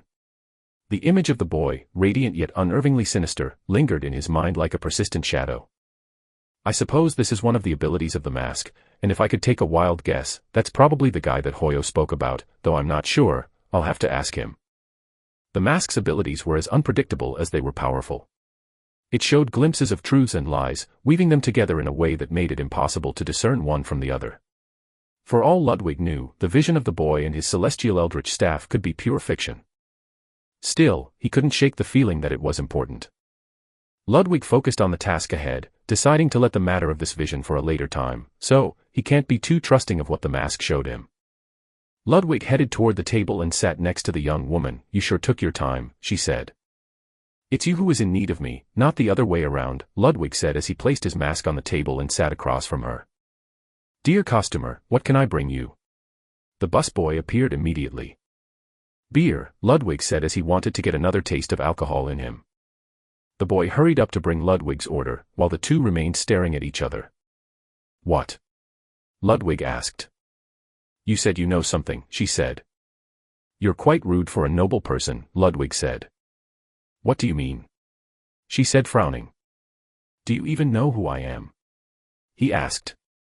Right, you forgot the most basic thing in a conversation, it's greetings. You didn't even ask nor tell me your name and you're in need of something from me. Don't you think that you're being rude? Ludwig asked. Flustered and embarrassed, I apologize, you are right, my name is Alva Erbaf, I come from. Ludwig held his hand up, I don't need to know anything else, just your name. I'm Ludwig Hart, he replied calmly. She nodded. As for your friend, he'll die in a couple of days at best, Ludwig said, and that instantly made her slam both hands on the table and stand up. What do you mean? The reaction caused the ambience in the bar to die down a bit. But once the people looked at the two on the table, one of the people in the bar muttered, "Ha, lovers quarrel," and returned to his beer. The atmosphere soon changed back to what it was. Ludwig stared emotionally at her as she sat down. Quite the temper, Ludwig said. Tell me, what do you mean by he'll die? Like I said, he will die soon. There is something going on here in this event. And apparently, your boyfriend there got hit with it, Ludwig said. How do you even know that? You could be just lying. You can believe me, or not, regardless of the matter. I did the minimum required to assist you, Ludwig said as the beer arrived at his table. Here's your bear, dear. The busboy once again said the same quirky phrase and left. Ludwig took a good chug and placed the beer down as he enjoyed the taste that wet his old bones. Remember, I come from the Black Tower Academy, we can see some stuff like that, or at least understand a bit of it, Ludwig said, although he was lying without even blinking. He rather had her confused. About the fact that he knows about the souls and the chains to be related to his background as a Black Tower Academy student, than explain how he could see them because his mask is an artifact. Since his mask was something that even rulers and kings coveted back in the day, he'd rather keep its function hidden. And also it's less of a pain to explain it that way. You're a mage? She asked. I guess it should be obvious, Ludwig said. Not really, you've been staring at my sword every time we met, she said. Ah, consider it curiosity, regardless that's what I saw. And apparently, it only affected those who lost in the event of chess. I saw several others that lost and weren't affected though, she countered. Ludwig shrugged. I noticed the same, but also none of those who won were affected either. I know it's a far-fetched reasoning, but, just as Ludwig finished his words, the door to the inn blasted open. Hoyo's face looked pale and right under his shoulder was Cassandra's limp body. Ludwig! Hoyo shouted. Ludwig stood up from his chair as he saw Hoyo rapidly moving Cassandra over. What's going on? What's wrong with her? Ludwig asked. I don't know, he suddenly fell unconscious, Hoyo said. Ludwig immediately used inspect on her. Character screen. Name, Cassandra. Race, human. Title, not applicable. Level, 12. Currently under the status effect, cursed, soul effigy. She got it too, Ludwig said, annoyed beyond belief. After all, he thought that he could just ignore all that was going on since none of his friends were harmed, but now, he was dragged right into this mess forcefully. You may be right, this is the same symptoms that Rudolph has. What the hell is going on in here? Don't ask me, the whole town is in a state of chaos, Hoyo said. What do you mean? Ludwig asked. The portal is out of service. And all communication devices are out of order. Ludwig understood immediately where Hoyo's words were going. Let me guess, the way outside the city is also blocked. How did you know? Hoyo said, his eyes wide. Fuck, Ludwig said, we're trapped here. Chapter 84, Bound and Trapped. What do you mean trapped? Hoyo asked, the panic evident in his voice. Think about it, Ludwig replied, his tone clipped as his gaze flicked toward Cassandra's pale, lifeless form. Locked in a city. All exits are sealed. People are either dying, or worse, losing themselves completely. What does that sound like to you? You think it's some kind of plague?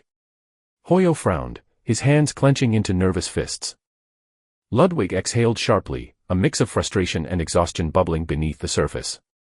I wish it was something that simple. No, I think it's more deliberate, a coordinated attack. The words hung heavy in the air, the weight of their implication pressing down on those present. What makes you so confident about this theory? Alva Erbaf interjected, her voice sharp and cutting. That's a very serious accusation. Can you even take responsibility for saying something so reckless? Ludwig turned his gaze toward her, the annoyance flashing in his eyes unmistakable. Who died and made you the chief of police? His tone was ice, a stark contrast to the rising heat of his frustration. What? Alva frowned, clearly taken aback by his hostility. I don't owe you anything, Ludwig continued, his voice rising. You can take what I say with a grain of salt, or you can ignore it altogether. But don't sit there trying to pin responsibility on me as if I'm some scapegoat waiting for the slaughter. His annoyance was growing clear. It wasn't anger, he was incapable of it after all, he could only mimic it, but annoyance was a Ludwig specialty. Ludwig stood abruptly, pushing his chair back with enough force to scrape the wooden floor. He crossed the room to check on Cassandra, his movements stiff with restrained anger. Wow, Hoyo muttered under his breath, clearly caught between awkward amusement and unease. I admire your selection of words, but she kind of is the police, though. Ludwig shot him a questioning look. What the hell are you talking about? The Erbaf family, Hoyo clarified. They're a ducal family, remember? They've got members in the Imperial Guard. Her brother is in the Imperial Guard, Ludwig interrupted, his tone sharp as he waved off the explanation. Not her. And frankly, I don't care. I just can't stand people like her, thinking their influence gives them the right to order others around. If I say it's a terror attack, then accept it or don't. But don't stand there trying to put the weight of the world on my shoulders. His voice carried through the inn, loud enough for the other patrons to hear. The murmur of conversations quieted momentarily as people turned their attention to the brewing confrontation. I didn't mean it that way. Alva stammered, flustered. Doesn't matter what you meant, Ludwig snapped, his gaze narrowing. Words have power. Choose them wisely next time. Ignoring her further protests, Ludwig crouched down beside Cassandra, his fingers lightly pressing against her neck as he checked her pulse. She's probably out cold because she hasn't fully healed from yesterday, Ludwig muttered. Add to that today's stress, mental exhaustion, and whatever's going on with these stolen souls. Honestly, I'm surprised she's still breathing. You're grim, Hoyo remarked, his brow furrowing. Ludwig's lips twisted into a humorless smile.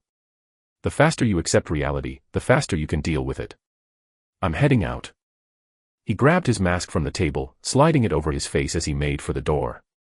The djinn Ludwig had marked earlier was gone, its presence now far away, deep within the heart of the masquerade venue. Wait. Alva called out, stepping between Ludwig and the door. What do you want now? He asked, his irritation clear. I'm coming with you. Do you even know where I'm going? No, but I know you're not as clueless as you seem, Alva replied, her eyes locking onto his. Ludwig sighed, exasperation etched across his face. You're going to be a pain. I'm stronger than you, at least, she shot back, her tone firm. Ludwig frowned, his eyes narrowing as he activated, inspect.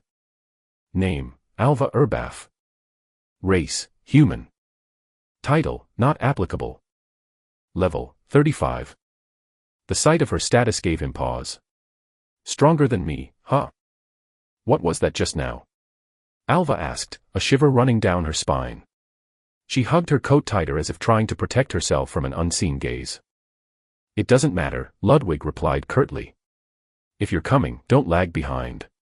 But the moment you become dead weight, I'm leaving you behind. What about me? Hoyo asked, a tinge of panic creeping into his voice. Stay here. Watch over Cassandra, Ludwig ordered. Without another word, he pushed past Alva and stepped into the crowded streets. The noise outside was deafening.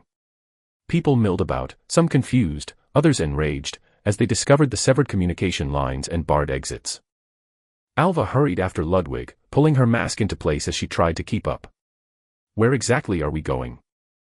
Just follow me, Ludwig replied tersely, his focus elsewhere. His mind raced as he maneuvered through the throng of festival-goers. Whoever orchestrated this chaos clearly had no intention of allowing help to arrive. That much was obvious from the meticulous shutdown of all communication and transportation. Whoever's behind this doesn't want help to arrive anytime soon, perhaps not even witnesses. The thought gnawed at him, feeding his urgency.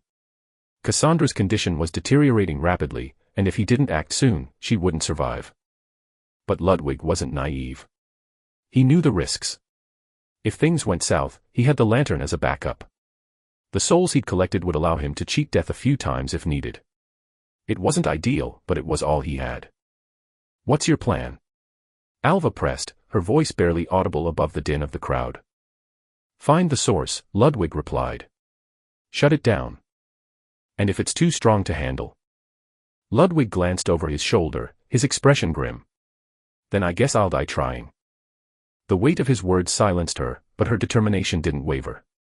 She tightened her grip on her rapier and kept pace with him, ready to face whatever lay ahead.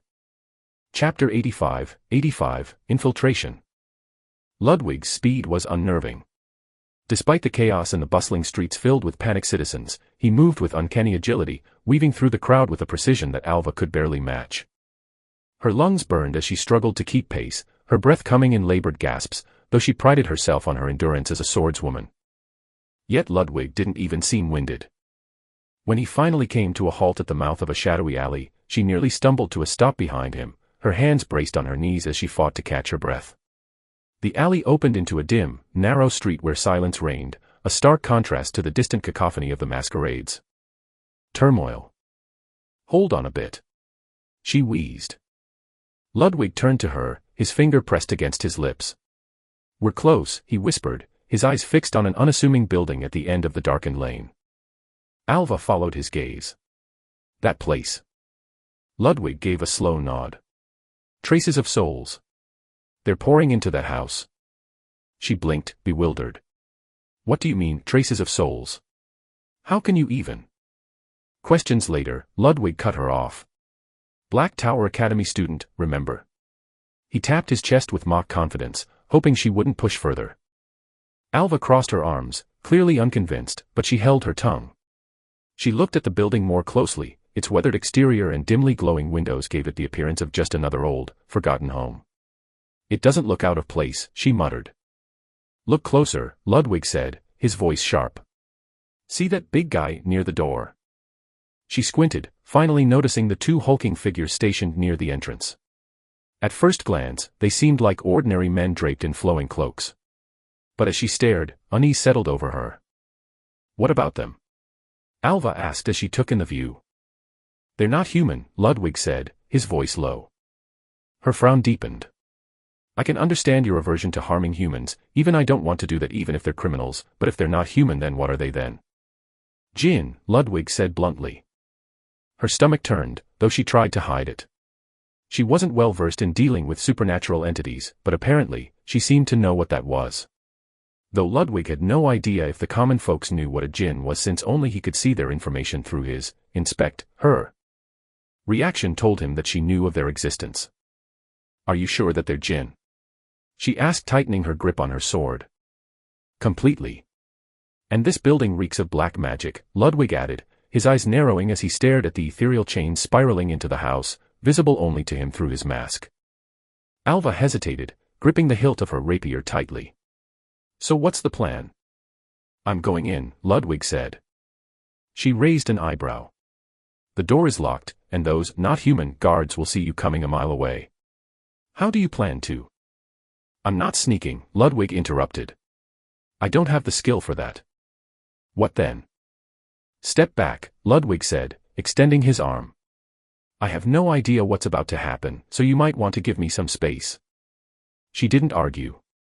Something about his focused expression made her comply, retreating several steps as he prepared a spell. "Frenzied spirits," Ludwig muttered. The moment the words left his lips, his body was drained of energy as his mana pool was completely consumed, leaving him lightheaded and trembling. For an instant, he thought the spell had failed. Then all hell broke loose. The jinn at the entrance began convulsing, their humanoid forms writhing as fire erupted from their bodies.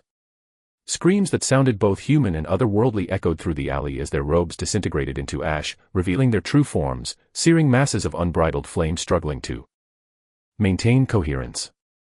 The two jinn spiraled into a frenzy, their blazing forms smashing into nearby walls, reducing parts of the alley to rubble. Flames licked the air, casting terrifying shadows on the nearby buildings as their incandescent shapes flickered like candles in a storm. Alva's jaw dropped in shock, her eyes darting between the fiery chaos and Ludwig. "What did you just do?" Even Ludwig seemed stunned. His hands trembled as he realized the spell's unintended effects. The hell was that? He thought. The spell, Frenzied Spirits, was supposed to summon malevolent spirits to attack indiscriminately, yet it had instead driven the jinn into a frenzy, forcing them to revert to their elemental forms. He pieced it together quickly. Their spirits. The spell must have affected them directly, he muttered under his breath, filing the revelation away for later. What was that? They just went berserk, Alva hissed, snapping him back to the present. What are you waiting for? Let's move. Ludwig barked, rushing toward the now unguarded entrance. She hesitated only for a moment before following, her rapier already drawn. When they reached the door, Ludwig fumbled, trying to pry it open. Step aside, Alva said curtly, shoving him aside. With precise, lightning-fast strikes, she slashed through the door in quick succession.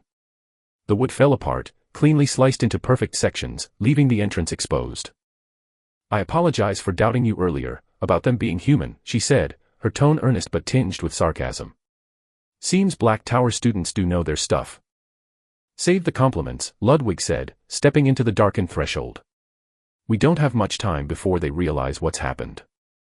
The two entered the ominous building, leaving behind the crackling flames of the frenzied jinn. Inside, the air was thick with an oppressive energy that seemed to press down on them from all sides. Faint whispers echoed through the dimly lit corridors, voices overlapping in an incomprehensible cacophony that sent chills down Alva's spine. And the smell of incense proliferated the place. What is this place? She asked, gripping her rapier tighter. Looks like a hideout. Ludwig said grimly. A hideout for who? And we're about to find out what. The pair moved deeper into the building, their footsteps muffled by the heavy silence that seemed to devour sound. Ahead, the flicker of faint, unnatural light beckoned, promising answers, and most certainly, danger. Chapter 86, A Den of Jinn. The air inside the house was suffocating, the darkness oppressive as Ludwig and Alva pressed forward. The eerie silence was occasionally broken by the soul-wrenching wails of the frenzied jinn crashing against walls and tearing through the structure like living infernos. Each impact reverberated through the building, shaking loose dust and bits of plaster. The sight of one such jinn suddenly bursting through a nearby wall startled Alva, drawing an involuntary yelp from her lips. Ludwig moved like a shadow, his hand darting up to cover her mouth. His eyes bore into hers, sharp and commanding. Didn't I say I'd drop you the moment you became a liability? He hissed. I apologize, Alva whispered, visibly shaken. It caught me off guard. Ludwig sighed, glancing down the corridor to ensure her outburst hadn't alerted anyone, or anything. Thankfully, the cacophony of the jinn's rampage drowned out her voice. He moved on, more cautious now. Watch where you step, he warned. Alva, following close behind, noticed the debris scattered across the floor, broken shards of a decorative vase and a tapestry crumpled in a heap. It was clear she might have stumbled if not for his warning. She marveled at how he navigated the gloom with such ease. Little did she know, Ludwig's undead nature made darkness meaningless to him. Where others struggled, his sight remained clear as day. The corridor stretched on, its dimensions twisting unnaturally. Ludwig realized the house was far larger inside than its exterior suggested. The chains of souls, visible only to him through the mask of the blind witness, wound through the air like ghostly veins, their source pulsing further ahead. Another rattling echoed, and a chain burst out of the wall just in front of Ludwig. He ducked instinctively, the spectral chain phasing through Alva's head. What's going on? Alva asked, confused. Nothing, Ludwig said curtly, unwilling to explain the unsettling sight of a ghostly chain running straight through her skull. They pressed on until they reached the corridor's end. The chains led into what appeared to be a dead-end room. A large, ornate carpet covered the floor, but the air inside carried the acrid tang of burning cinders. Looks empty, Alva said, frowning. Seems like the jinns guarding this place had gone into a frenzied state and burnt the carpet. Good for us. Ludwig said as he followed with his eyes where the chains were coming from. He knelt, lifting the edge of the carpet. His instincts proved correct. Beneath the charred fabric was a trapdoor. The burns, Ludwig explained, are from the jinn. They were guarding this spot, and their frenzy burnt the fabric, and they probably went rampaging around outside the room, and likely left it unguarded. Alva stared at him, her suspicion returning. How do you know all this? You act like you've been here before. Ludwig met her gaze evenly. Observation. I have training. Besides, if I were working with these things, I wouldn't be showing you this, would I? Her expression softened, though she remained wary. Ludwig was annoyed. Not only was she little to no use, she was doubting him already. Ludwig pressed his hand against the trapdoor. Sudden quest. You have discovered a den of jinn. By Deus Necro's blessing, this den will be considered a dungeon. All souls obtained from the den of jinn will be doubled. Clear the den of jinn and defeat the mastermind behind the ritual currently happening in the city of Rima. Reward. Soul shackles, unavailable for inspection. Information about the gluttonous death will be revealed. Wait, this is big, Ludwig thought inwardly. The whole place turning to a dungeon is good and all, and the reward is always something to look forward to. But the gluttonous death. That's the name of one of the 7.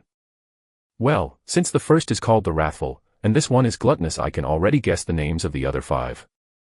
You have understood the meaning behind the names. 6 names have been added to your personal bestiary. Gluttonous death. Greedsome death. Lustful death. Envious death. Prideful death.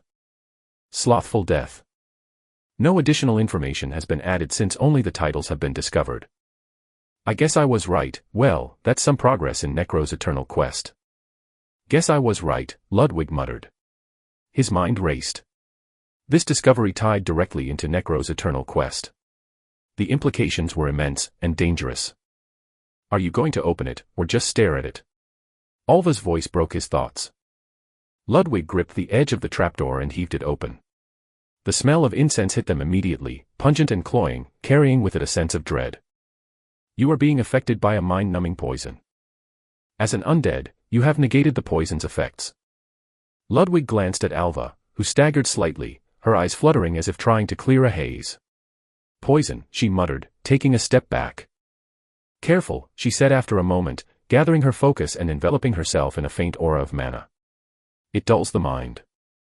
I know, Ludwig replied simply before descending into the darkened opening.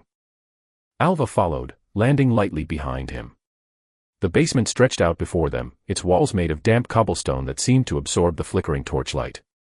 It felt less like an underground room and more like an ancient dungeon. 3 paths diverged from their position, each leading deeper into the structure.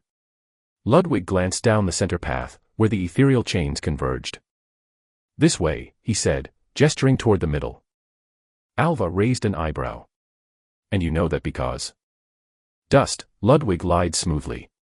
The other 2 paths haven't been disturbed in some time. Plus, the smell of incense is strongest this way. Her eyes lingered on him, skepticism evident, but she nodded. As they moved forward, the chains grew thicker, their twisted forms glowing faintly with an ominous light. No guards or jinn appeared to bar their path, but Ludwig knew better than to trust the apparent stillness. They're still frenzied, he muttered under his breath, remembering the havoc he'd unleashed earlier. But that won't last forever. The air grew heavier with each step, the oppressive energy pressing down on them like a physical weight. Chapter 87, Blistering Blood. There were no guards or jinns so far. Seemingly because the frenzy was still ongoing, but that didn't mean it would last long. Ludwig had to move fast to figure out what was going on. It's awfully dark for an underground den, Alva whispered. They're creatures of fire, they don't care if it's dark, Ludwig said as he kept looking around while moving, making sure that there were no traps. He read way too many novels about traps in tight corridors like these and didn't want to become a pincushion. We have company, Alva said. Picking up a cue even Ludwig couldn't. She immediately brandished her rapier and went ahead of Ludwig as would a proper sword wielder do. Ludwig then patted his ring, pulling a short dagger he had on him. The item was something Ludwig had obtained earlier today when he was venturing the market with Hoyo and Cassandra. He never thought he'd need it this soon. But after what happened with the champion lizardman, where his unreliable ceremonial sword simply broke, he needed another weapon to protect himself, albeit not as powerful as a sword. Even a dagger could kill. A mage using a dagger, that's a first. Spells release mana signature, This is safer, Ludwig said, hiding the fact that most of his learned spells would send him straight to the gallows. What was that? They heard from the other end of the corridor. Two distinct sounds of footsteps echoed ahead, but they didn't seem to be coming their way. Something happened outside. I lost my reason for a bit. What about the rest? The voice was deep and sounded terrifying in the darkness. Same here, something happened to all of us. What about the sheik? He's still by himself. Well, he should be by now, the first speaker said. Sickening hobby he has. Regardless, go out and see what happened to our brothers. If the same thing that happened to us here affected them, they'd have burnt half the city by now, one of them said. I'll go as fast as possible, the second one said.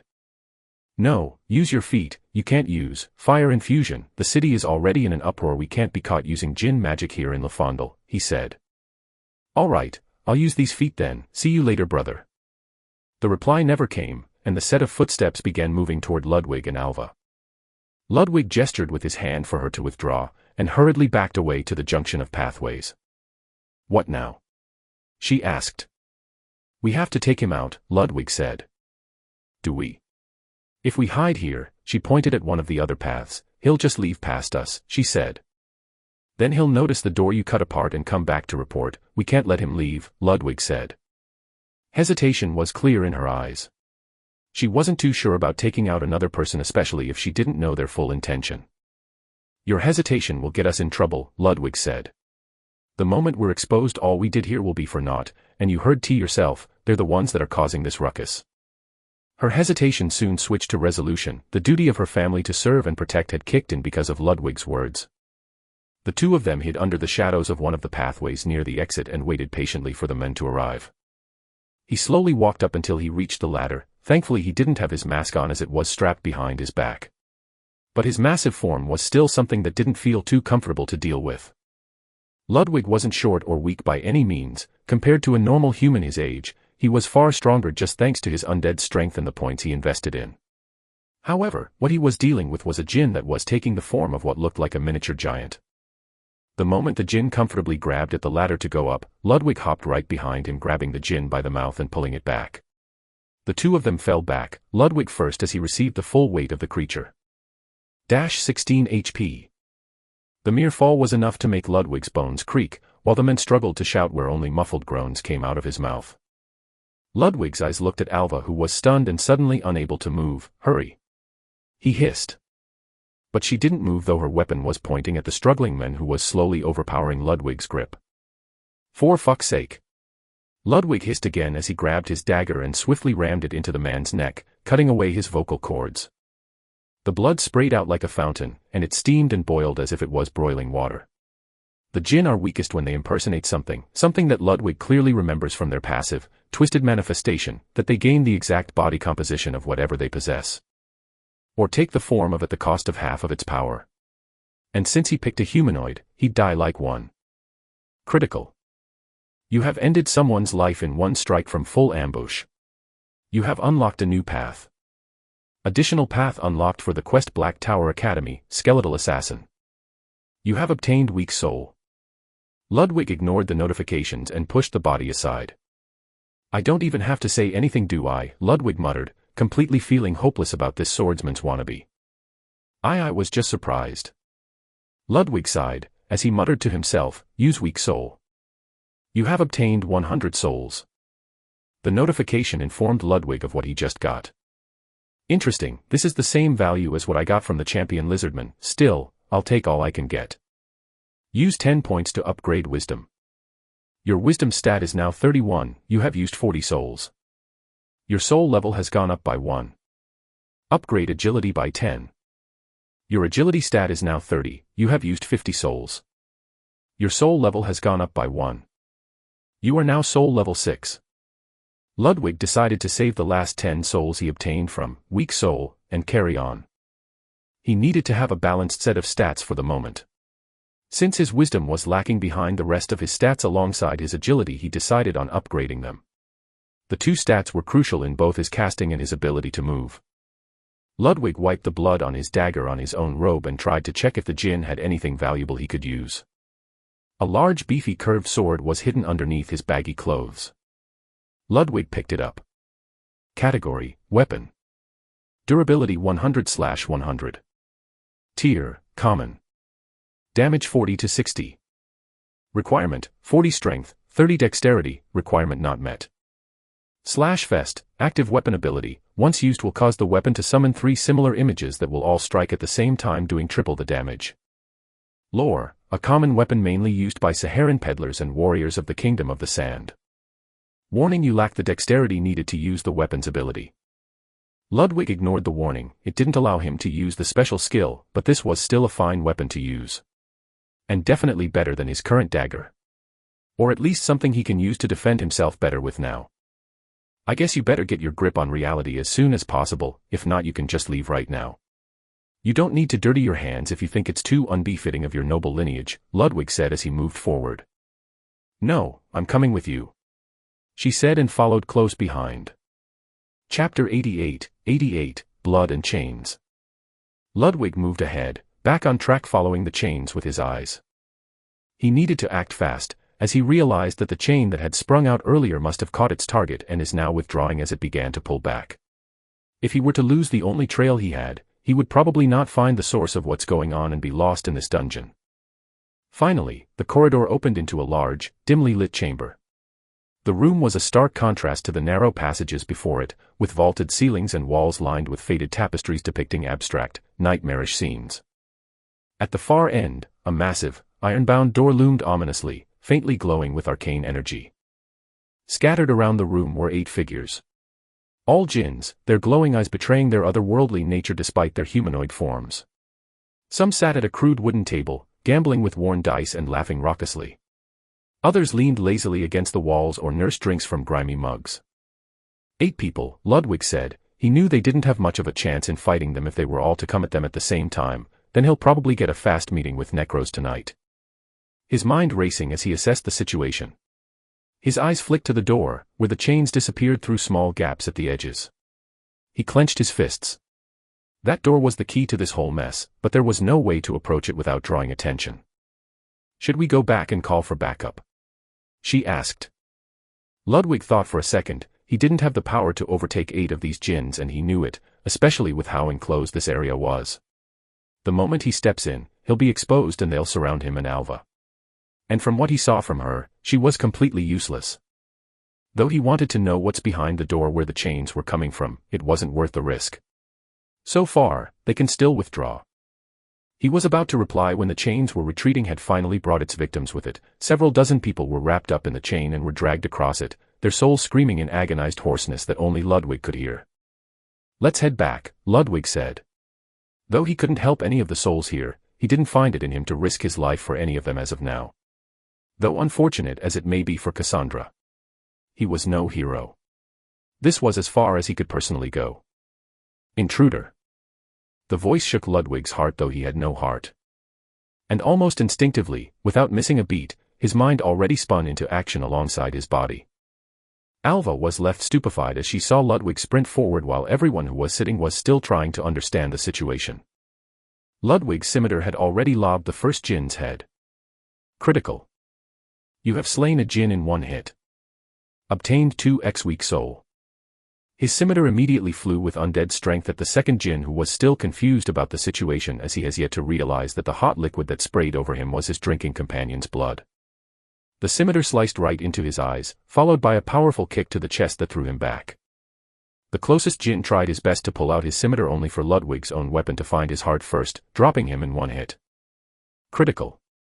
You have slain a lesser jinn in 1 hit. Obtained 2x weak soul. Ludwig tried his best to eliminate another, but in those 3 seconds, the rest of the guards had already drawn their weapons. The element of surprise was over. 2 were eliminated and 1 was incapacitated. But that still left Ludwig fighting against 5 others. Ludwig knew from the start that he was no trained powerful swordsman of some renowned family, nor did he truly learn the way of the sword. All his training with Joanna was nothing but basic training. He knew he couldn't take on several people at once, especially with how lacking he was in terms of skill and fighting experience. Everything in this situation was against him, but he knew one thing for sure. What if you can't outskill them, overpower them? Use 4 weak souls, Ludwig muttered under his breath. You have obtained 400 souls. That was a pretty huge sum of souls. Your soul level has increased to 11. Increased dexterity by 10, Ludwig rapidly added the points he obtained. 10 in dexterity for a total of 30. Allowing him to use the scimitar to its full potential, the rest he dumped between strength and wisdom equally. Costing him a total of 400 souls exactly. The closest of the djinns rushed Ludwig, who easily dodged as the increase in dexterity allowed him a better scope of movement. A dexterous body has better reflexes, and this showed with just an increase of 10 points. Who the fuck is this? One of the djinns said. Grab him. Another ordered, and two of the djinns jumped at Ludwig, trying to pressure him in a 2-against-1. Just as Ludwig took a step back to gain some distance, the farthest of the two djinns that tried to assault him stopped as he coughed out blood, spitting a massive amount of it as he noticed the sharp yet overly thick rapier piercing right through his chest. The sword ripped out with force and revealed Alva, who flicked the blood on her weapon to the ground. He has company, another said, and immediately the whole group of djinn joined the battle. Ludwig felt a bit of relief as he didn't have to fight by himself. Thankfully Alva wasn't completely useless and could fight. Unlike Ludwig, however, she was far more agile in taking down her opponents. A stark difference between the forceful approach Ludwig took, where he used all his might behind every single swing of his weapon against the djinn that tried to ambush him right now. Alva easily parried the enemy's scimitar and countered with a perfect riposte. The scimitar that was aiming at splitting her in half from head to toe was easily parried as she smacked it with the side of her rapier, causing the djinn's entire form to falter as his body followed after the modified trajectory of the sword, while at the same time she parried, she would simply use the sharp side of her rapier to slice right through the djinn's neck. Ludwig, on the other hand, used nothing but pure brute strength. With his strength increasing to 61 points, he had enough power behind every swing of his weapon to cause even the beefy-looking djinn's arms to wobble. Two djinns tried to surround Ludwig as they noticed that although he had brutish strength, he had no technique and was simply just swinging his weapon everywhere. The closest djinn rushed in, causing Ludwig to swing his weapon to push him away. He was baiting Ludwig as he stopped a mere step before the sword completely missed. The second djinn immediately followed and went for a stab at Ludwig's chest. Ludwig realized that he was about to be impaled and forcefully twisted his body, making sure that the scimitar avoided his internal organs and sliced right through the side of his ribs. 60 HP. He didn't wince or show any reaction as the scimitar cut right through him, but since the assailant was close enough and extended long enough, Ludwig used his other free hand to grab at the djinn's sword-wielding arm. With his current strength, he was easily able to pull the djinn forward, making it stumble, and with his other hand that was extended earlier, he simply switched his grip on the sword to an overhand grip and stabbed down at the back of the djinn that just stumbled. The power behind his stab was strong enough that it shattered his weapon as it pierced right through the djinn and broke when it came in contact with the cobblestone. You obtained X2 weak souls. Ludwig pulled the sword that was in the now dead djinn's other hand and used it as his new weapon. Looking at Alva, she was doing far better than he expected. As two djinns had already fallen to her feet, and the last one she was fighting had one arm missing. What the fuck is going on? A loud voice echoed from the closed door. Almost instantly, Ludwig and Alva realized that even more reinforcement was going to arrive if they didn't handle this situation faster. Ludwig muttered, "Galvanize." This caught everyone in the room by surprise.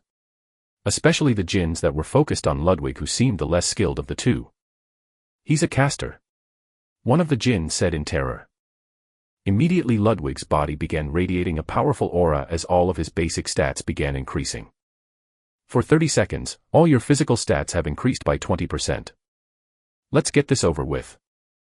Chapter 89, Blood and Flames. Ludwig's sword flashed forward, clashing against the panicking djinn. The clash sparked and flashed through the dim-lit chambers, echoing against the walls. The force of his swing sent the flaming creature stumbling backward. With no time to hesitate, Ludwig drove his blade forward, piercing through the djinn's chest. No emotion, no mercy, and not even a shred of regret or humanity in his undead eyes. Across the room, Alva realized that she was being outdone by mere brutish strength, while she moved with precision and grace, her rapier a blur as she danced around her opponent's strikes. Her every movement was calculated, her counterattacks precise. Even as she struck the killing blow, her expression betrayed a mixture of determination and frustration. She couldn't help but glance at Ludwig, marveling at the sheer brutality of his approach. All enemies were taken out. For now, that is. With an ominous creak, the metallic door at the far end of the room swung open. From the shadows emerged two figures, their forms wreathed in flames. Though they had 2 hands and 2 feet like any human, their bodies were made entirely out of flames. These jinns were unlike the ones Ludwig and Alva had just defeated. Their bodies flickered with unrestrained energy, and their movements radiated a feral intensity. The two emerged out, looking at the whole scene in horror. "Who are you?" one of the flaming jinns demanded, its voice a deep rumble that seemed to reverberate in the air. Ludwig was more interested in what was behind the door than these two. Although it was only for a few seconds, he was able to see the source of such horridness that was plaguing the city. His attention was drawn to the chamber beyond the door. His eyes widened as he took in the macabre sight. A monstrous willow tree dominated the room, its gnarled branches twisting upward like skeletal hands. The tree was bound by blood-soaked chains studded with cruel barbs, and its trunk was encircled by desiccated bodies. All of them women. Their faces were frozen in expressions of agony, their hollow eyes staring into nothingness. At the tree's base, pools of congealed blood reflected the faint glow of dozens of runic symbols etched into the ground. The true horror, however, lay in the countless souls tethered to the tree. Their spectral forms writhed and twisted, their anguished screams silent yet deafening to Ludwig's heightened senses. The ground around the tree was pooled with blood patches and had tens of symbols written in what looked like white chalk. The willow tree itself looked more demonic than unnatural. "You have witnessed a profane ritual. Inspect the ritual up close to learn more about it." Before Ludwig could make sense of what he was seeing, a figure stepped into view, emerging from behind the tree. He was a tall man clad in flowing black robes embroidered with crimson runes. A massive black turban adorned his head, the centerpiece an emerald that glinted malevolently in the dim light. His thick mustache curled upward, framing a sneer that oozed disdain. "What's going on here?" a man said as he emerged out. He was on the more human side of the trio. He fixed the turbine on top of his head as he began flexing his thick mustache. "Intruders," he muttered as he looked at the bodies. "Humph, you killed my slaves, and you," the man drawled, his gaze sweeping over the carnage. His eyes lingered on Alva, and his sneer twisted into a lecherous grin. "And a noblewoman, no less. Your blood will taste exquisite. So much more refined than that of the common rabble I've been forced to consume. Lack of nutrition does make the blood taste bitter. Kill the boy and bring me the girl," the man said as he went back into the chambers. The two jinns flew with incredible speed at Ludwig and Alva at the same time. In his surprise, Ludwig swung his sword up as fast as he could. To which the jinn simply dodged and struck Ludwig straight in the head, sending him flying across the room. 260. Critical. As an undead, you cannot be dazed. You are prone to being ignited. Ludwig fell on the ground in an audible cracking sound, feeling as if both his face and his back had its bones broken. "I should get health potions," Ludwig cursed inwardly as he groggily stood up. "I really need to start carrying health potions," Ludwig muttered, forcing himself to his feet. Every movement should have felt like utter agony, but that was not the case for him. His undead physiology allowed him to push through the pain and outright ignore it completely. But he knew he couldn't take another hit like that. Because even if he feels no pain, his undead body can still die, a second time. They're fast, incredibly fast. He realized that he didn't have the dexterity or the visual acuteness to react to the jinns. The matchup was just that bad. Taking a quick glance at Alva, she was also struggling, but unlike Ludwig, she was faring much better. He didn't know if it was because she was skilled, or the jinn who she was facing was trying not to kill her so he could take her to his master. The most frustrating thing was that Ludwig was this weak even with Galvanize active. His mana had recovered decently since he last used Frenzied Spirit. He had very few spells, and most of them he couldn't use, since they would get him accused of black magic and would send him to the hanging square. So he chose to enable Frenzied Spirit, since it worked the last time on these jinns. And just as he wanted to activate it. Not enough mana.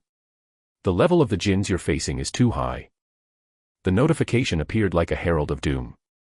You dare be distracted when facing me, the jinn said as he flew again at Ludwig, who desperately tried to swat the jinn away.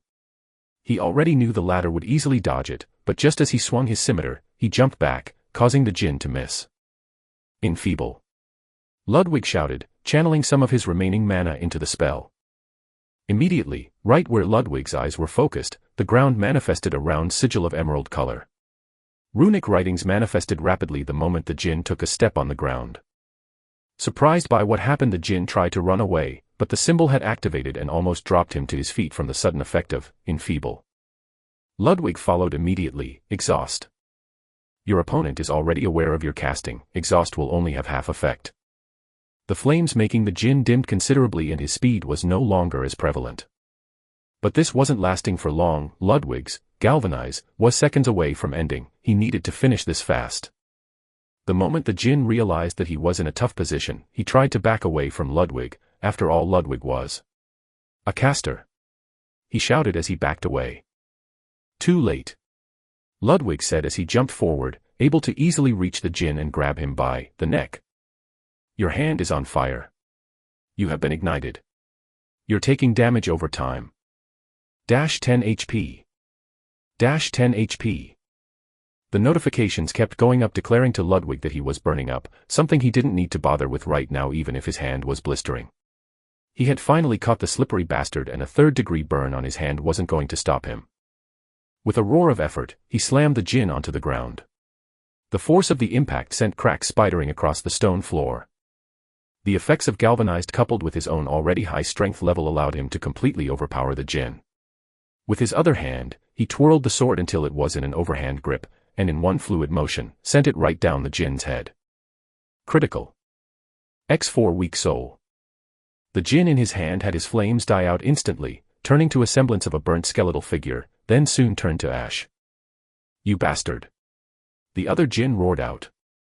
Why so angry? Ludwig said as he stood up, you'll get your turn soon. He finalized with a mocking sneer. Chapter 90, The Sheikah's Chains. The other djinn shouted, its voice a guttural, infernal roar that reverberated through the room. It struck Alva with a swift kick to her chest, sending her flying across the chamber. She slammed into the far wall with a sickening thud, crumpling to the ground unconscious. Ludwig's mask immediately activated the moment the man's body flared out of his form from rage. He took his human form albeit for a second and back to his infernal form. But that was enough for Ludwig's mask to give him a piece of well-needed information. The djinn flew at Ludwig with incredible speed, coupled with the fact that this notification showed up, which would in all cases mean that Ludwig was going to die. Galvanize, duration has ended. Ludwig's body felt a wave of weakness run through him, but that didn't stop nor wipe the grin that showed up on his face.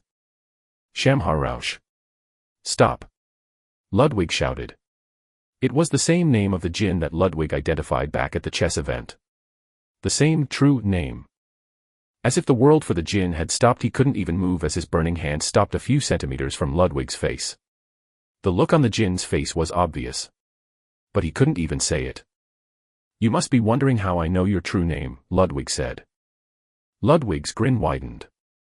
Keep wondering, he said coldly, his scimitar flashing as he swung it with all his might. The blade cleaved through the djinn's neck, extinguishing its fiery form in a single, decisive blow. The room fell eerily silent, save for the sound of the blade hissing as it cooled. You have obtained X4 weak souls. Ludwig examined the scimitar, its once sharp edge now melted and cracked. It had served its purpose, but it wouldn't survive another battle. With a flick of his wrist, he discarded it, scanning the room for another weapon, and picked up a couple from the many littering the floor. One he placed in his ring for storage and the other carried with him since he'll be needing it soon. He then went to check on Alva, who was unconscious all the way on the other side of the room. He moved her, but she didn't wake up, she was lightly bleeding from her head. Concussion, he said as he checked her pupils. He sighed. Though she was a good help, she still never fails to be a liability at the end. He had no option but to get inside the room and see what's going on, but before that, Ludwig waited at the entrance of the room for a bit.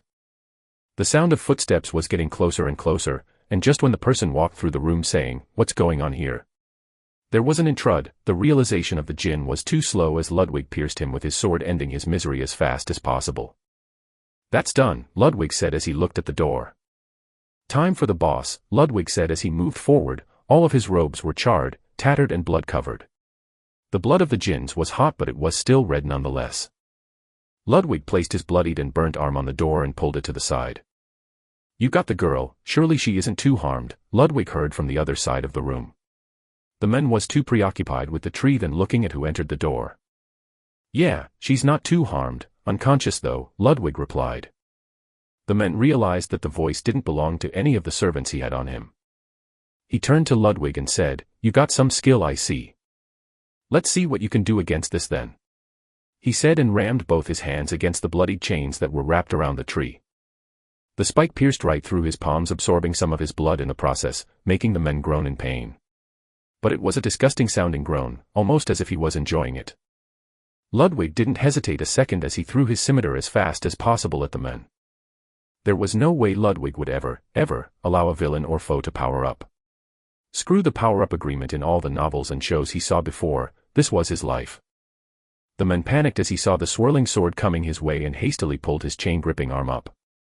The sound of a powerful clang echoed as the scimitar, unfortunately, missed its target and hit the chain. "Curse you, boy. I've yet to fully use up the blood and souls."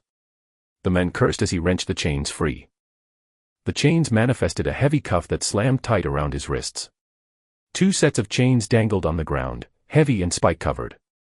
He then began spinning them. "Now, boy, show me this bravery of yours." Name: Hasbulhani. Title: Sheik.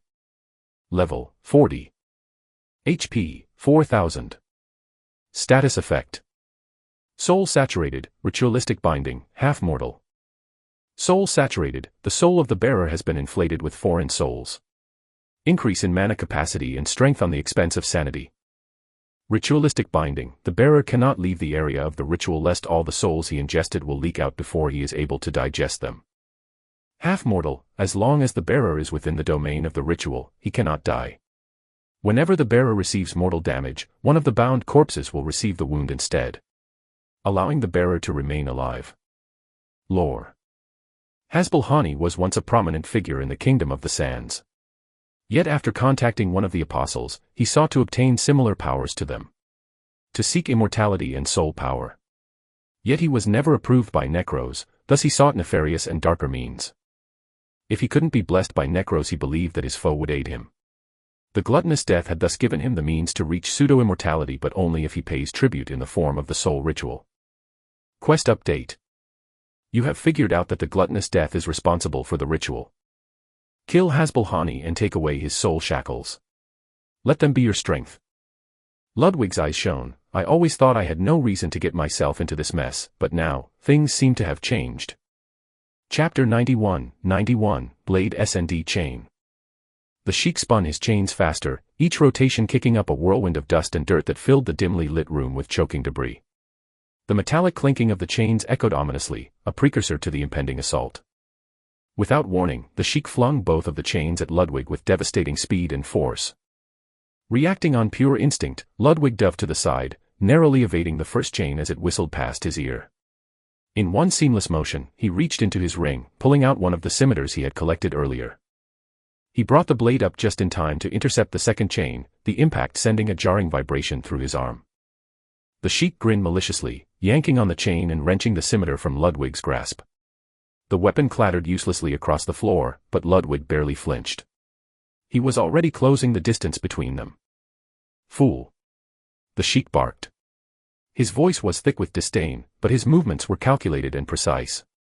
He spun in place, the chain in his free hand whirling overhead like a deadly cyclone. As Ludwig approached, the Sheik ducked low, then surged upward with tremendous force, swinging the chain toward Ludwig's face. Ludwig twisted his neck unnaturally, his undead physiology allowing him to contort in ways no human could. The chain whipped past him, missing by a hair's breadth, but he didn't stop. With a second scimitar already drawn, he pressed the attack. Though it wasn't as heavy as the sword, he needed to use the imperial style. The weapon scraped against the ground as Ludwig brought it up in a rising slash aimed at the Sheik's midsection. The Sheik responded with practiced ease, flicking his wrist to wrap the chain around his forearm. The spiked links coiled tightly, forming an impromptu shield that intercepted Ludwig's blade. Sparks flew as the scimitar clashed against the reinforced arm. Ludwig didn't relent. He unleashed a barrage of strikes, each one flowing into the next as he pushed the limits of his imperial style. 3 consecutive slashes rang out, each strike driving the Sheik back a step. The power behind a limit-breaking body like Ludwig's undead body was not something a mere mortal could block. However, the Sheik was different. Powered by the chains, he was able to take on Ludwig's mighty blows with nothing but a grimace on his face and a couple of steps back. Ludwig in his offense wasn't about to let go of this opportunity. He knew well that he never managed to perfectly mimic the imperial style from his sword teacher Joanna, but now in a matter of life and death, he went all out. He pushed his foot and stomped it forward, closing the gap between the two, and entered a delicate and very dangerous position where the Sheik could, if he had the time, easily counter and take the initiative. The undead had no intention of allowing that to happen. The second part of the Imperial style immediately followed up, the stomp followed by a pierce which the Sheik knew he couldn't block with one arm. He flicked his other hand and crossed both chains-covered arms in front of him to stop Ludwig's piercing blow. A scimitar was far too weak and light and also was not designed to be a piercing or stabbing weapon to allow the full force of the Imperial style to show. That's why the Sheik was able to easily block Ludwig's stab, but that was all he could do. Ludwig followed immediately with the second style, a risky gamble that he failed many times before. But now, with enough strength and dexterity behind his body, he was able to spin his entire body forward, slamming the scimitar onto the crossed arms of the Sheik, whose guard instantly broke from the weight of the blow. The scimitar cracked and chipped from the sheer impact, and continued down until it reached the ground. Ludwig flipped the weapon's sharp edge and ripped it upward, creating a powerful cone of energy that even he didn't know where it came from that slashed at the Sheik's exposed body. Critical. Minus 1,340 horsepower. You applied laceration onto your target. The number was absurdly high for what the weapon was capable of, but then again that was only the base damage of the weapon. The application of strength and the Imperial style are more than capable of doubling, tripling, and do even more damage to their target.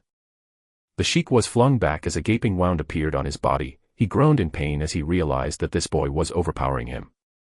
I will grind your bones and drink your blood, boy. The Sheik shouted as he gripped his chest. However, the wound that should have been fatal to any mortal didn't seem to even bother the Sheik. He was furious and enraged and didn't even register the damage. Ludwig's weapon was completely unusable. It became dull and brittle with all the cracks all over it. But he didn't have many weapons left, and he knew he'd need all of them, especially with what is occurring right now in front of him. The wound on the Sheik's body closed rapidly, while on the tree, one of the wrapped up and dried bodies began shuddering and a massive gaping wound appeared on its chest instead. Wound and damage transfer. I can't win this fight. Ludwig knew well that this was a losing battle. He had a couple of choices. The first was to keep throwing himself against the Sheik to find a weakness. Maybe if he cut off his head, he couldn't regenerate it. The second is to use all of his undead strength and bolt the hell out of this area, grab Alva on the way, and just run for it. Though it would fail his current quest, it didn't have any penalties for failing. The idea was forming in his head, and he turned his head to glance at the door. The Sheik noticed that and slammed both hands on the ground. The chains immediately bore through the cobblestone floor and went right under Ludwig's feet. Ludwig jumped up to dodge the chains, but they weren't coming his way. Instead, they ruptured right next to the metallic door and slammed it shut while breaking the handle. You're going nowhere, he bellowed. Well, that's that for option 2, Ludwig said to himself as he lunged at the Sheik. The latter fought back, this time with even more gusto.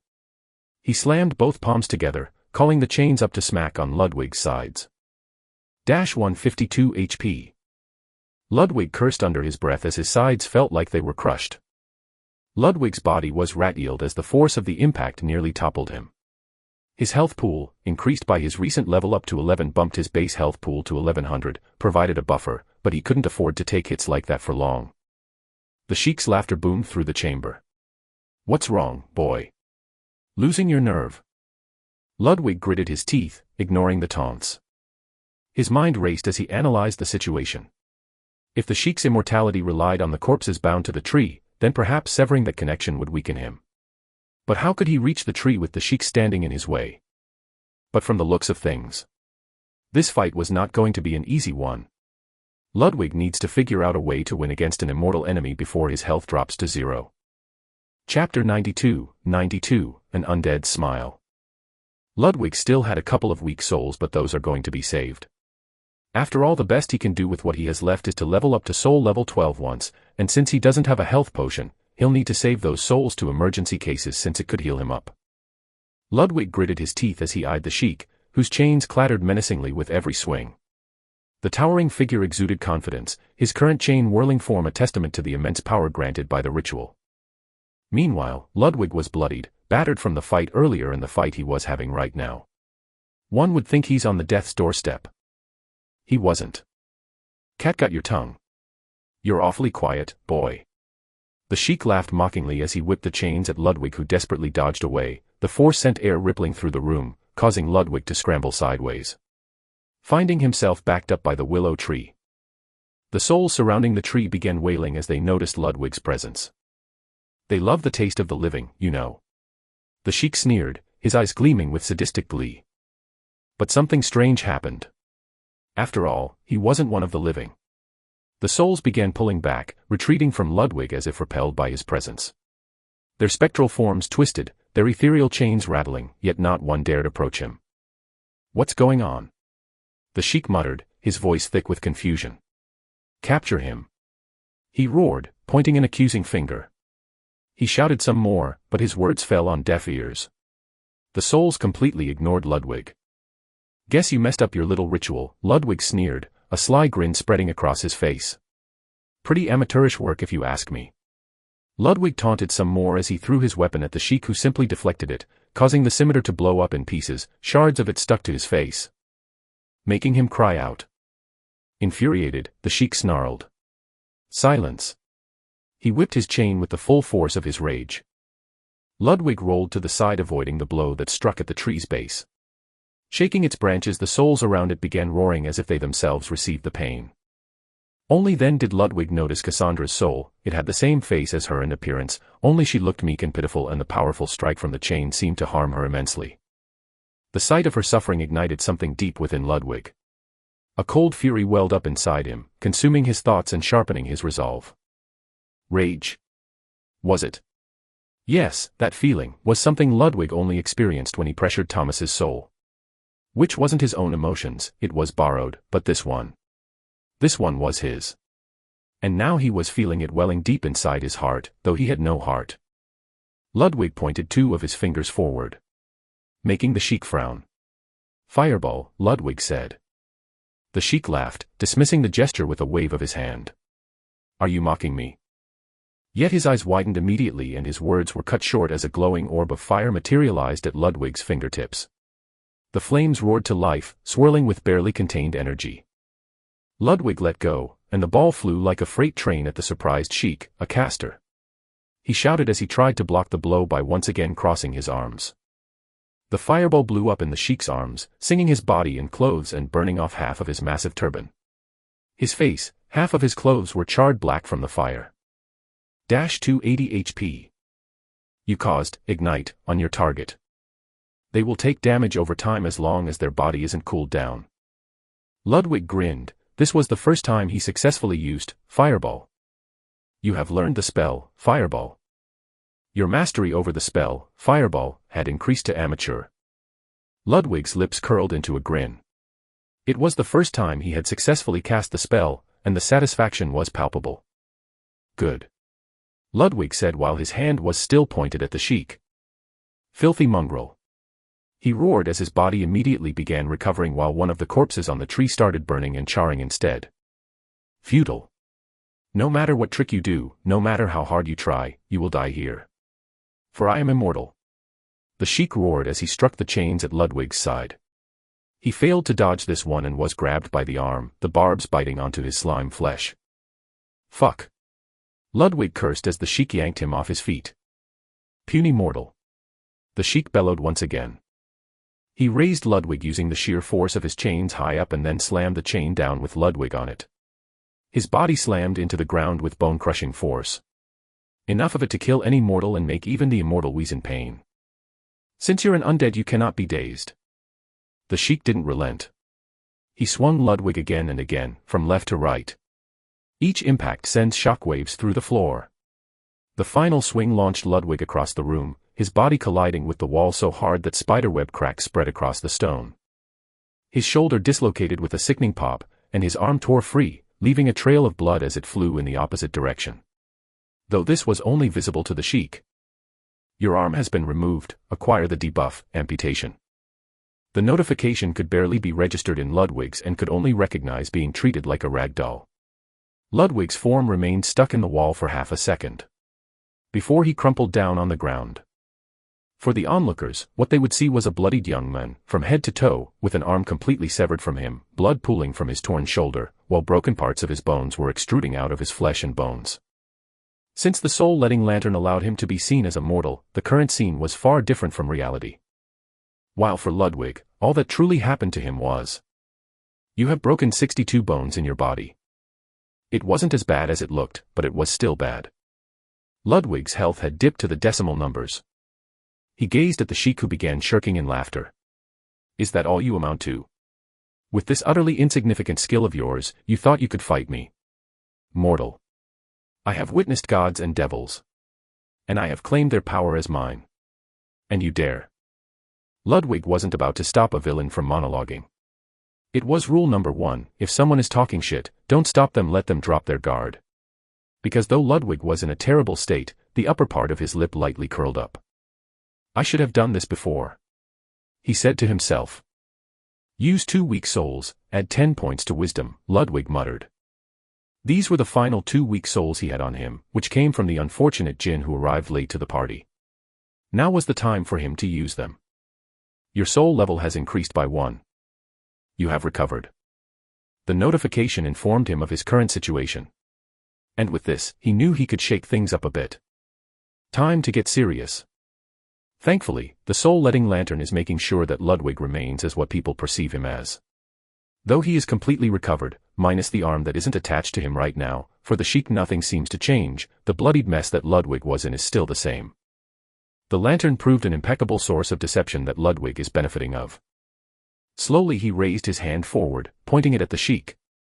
For a second, the sheik hesitated, thinking that Ludwig, though with all the injuries he sustained and damage that he caused him, was still able to use magic. He took a defensive stance, but seeing nothing happen, he was angered. He felt as if this pitiful mortal was mocking him even in his last breath. What would a mortal even do? Without an arm, with that much blood coming out of him. Why did the sheik even have to worry? This was already his victory. He had won, and no one was going to take that away from him. His courage recovered, and wariness dissipated. What? You still wish to struggle some more? The sheik said and approached Ludwig slowly. The chains rattled on the ground, giving off a mortifying pressure. And just as the sheik had the tree behind him while facing Ludwig, the latter muttered in a sly-toothed smile. You're smiling, the sheik said, in this situation. Are you smiling? I guess I hit your head a bit too much, huh? How did it feel? Ludwig asked. The sheik didn't understand where he was going. That short-lived hope of yours. The sheik had an ominous and terrifying sensation the moment Ludwig's words reached his ears. This boy, he still had a card under his sleeve. Rise, undead. Chapter 93, Gruesome Feast. You wouldn't dare. Were the only words that came out from the mouth of the sheik as Ludwig finalized his words. Sigils spread out from Ludwig's falling form, hunting and seeking connection with the dead. Finding a whole pile of them wrapped around the willow tree, the sigils seemed to go on an overdrive. They spread and spiraled, then overflew on the ground, rushing toward the tree. Once they reached it, the sigil manifested grandly like a massive circle around the tree. Each corpse was affected and each corpse marked. Ludwig's wide grin grew even more. Die. The sheik roared as he flung his chain at Ludwig. The broken-looking body seemed on the cusp of shattering if it were to take another hit, but that was only what the sheik could see from where he stood. Ludwig was hale and healthy but for the missing arm. He grabbed the chain that was coming his way, although with one hand, he still managed to overpower the sheik albeit for a short time. In that moment when they were both tugging on the chain, a notification appeared in front of Ludwig. Your affiliation with Deus Necros further eases the process of the summoning. You have called forth, Zombie, X31. Warning, your current wisdom and charisma is too low to control the zombies. They will consider you an enemy if you are spotted. The tree itself was packed full of corpses, but they were now all affected by Ludwig's sigils. The curse gave them a new lease on life, albeit corrupted, tainted, and altered. They lived on in death, crawling their way out of the tree. The tens of women that were defiled and murdered before came back with a vengeance. Their bones crackled and their necks twisted as they all corrected their sights onto the men who had killed them. Enjoy the error of your ways, Ludwig said and yanked the chain one last time, making the sheik tumble forward. Just as he fell forward, he tried to stand up, but the first of the zombies rushed him immediately. Ludwig was surprised. These weren't the normal zombies he expected, and they weren't the slow-moving ones that a child could outrun. No, these women were fast as hell. They immediately reached the sheik and began tearing at him. The sheik roared out in pain and agony, though not all the corpses had been affected by Ludwig's spell since he just didn't have enough mana, but the vast majority had already been cursed with the curse of undeath. And they wanted nothing but revenge. The first few zombies latched onto the Sheik's feet, grabbing them with both hands and teeth as they began tearing at his flesh. Wails of pain and agony escaped the Sheik's mouth as he was being torn alive. And what was worse, is that he wasn't dying. The ritual was still in full-blown service.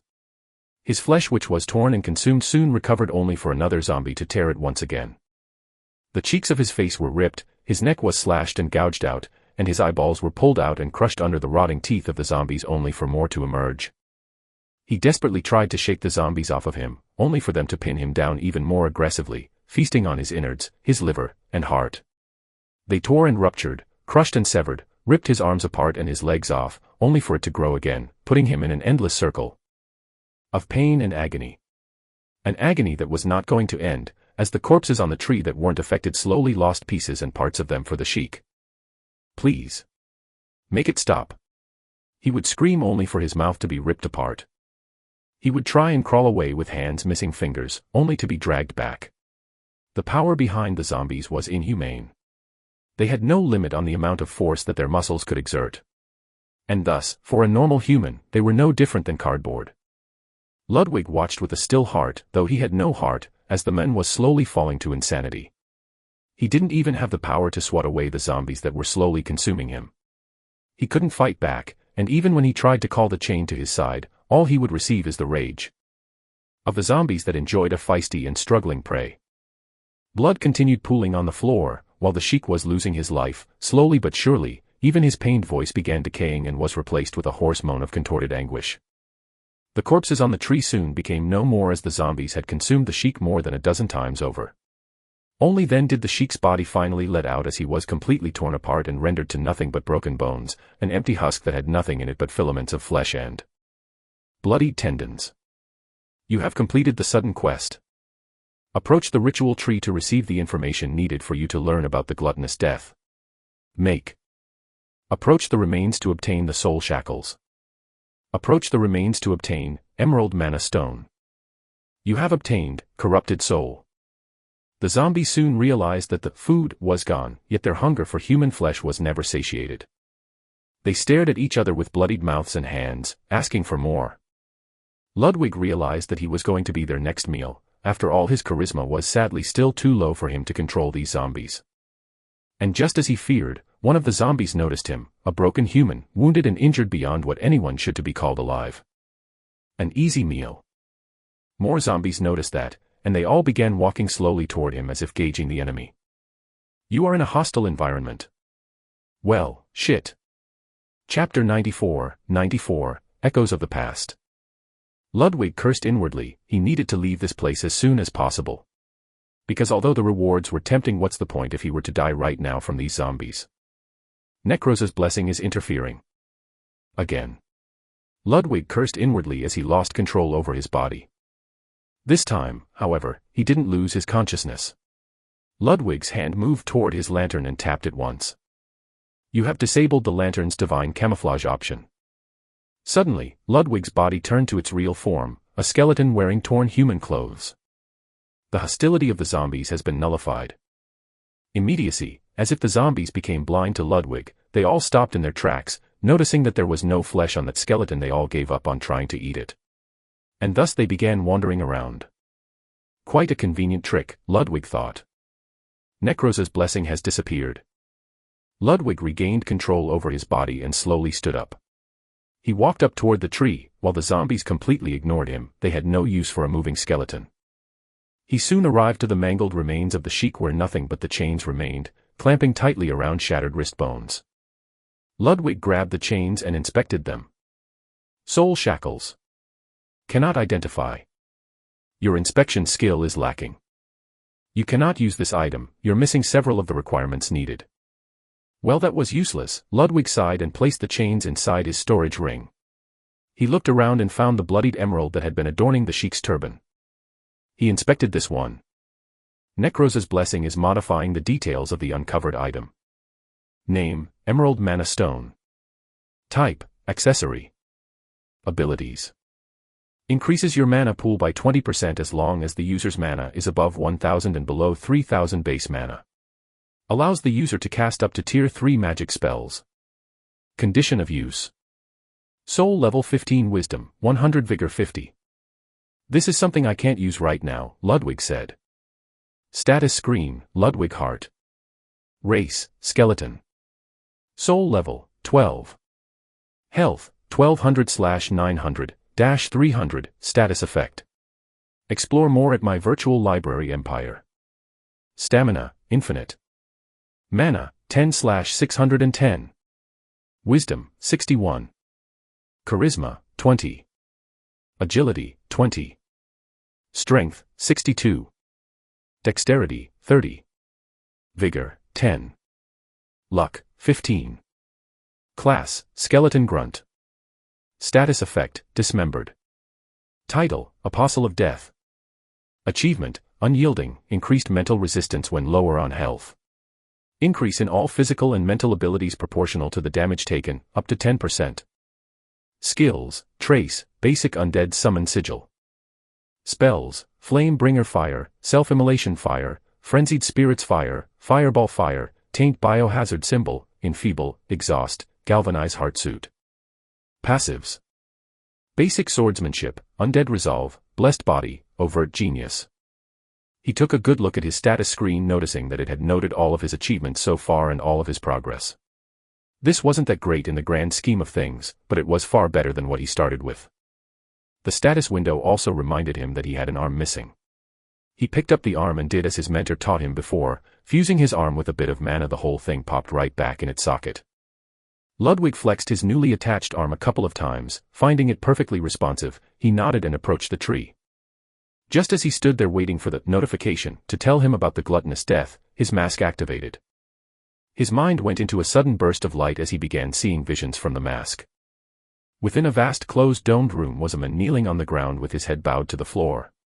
He had a brown turban over his head, and looked to be no older than 20 years of age. In front of him was a fiend shaped like a human, sitting atop a pile of corpses, munching comfortably on a thick thigh that used to belong to what seemed to be a woman. The voracious man had a sharp jawline, overly burly muscles, and hair almost all over his body. The man grinned as he saw the kneeling man. "Not enough," he said as he consumed the flesh. "But I can still tell you how you can also gain immortality," the man said as he tapped to his side, revealing a soul-letting lantern that was surprisingly dim to the point Ludwig doubted that it was even functional. "Please tell me, and I'll prepare for you a meal even bigger than this one," the man said, and only then did Ludwig recognize him by his voice. It was the voice of the sheik, only this one was far younger. "So, it's not only visions of an unknown future but also echoes of the past. You give a convincing offer. Right, but this is something even I can't guarantee.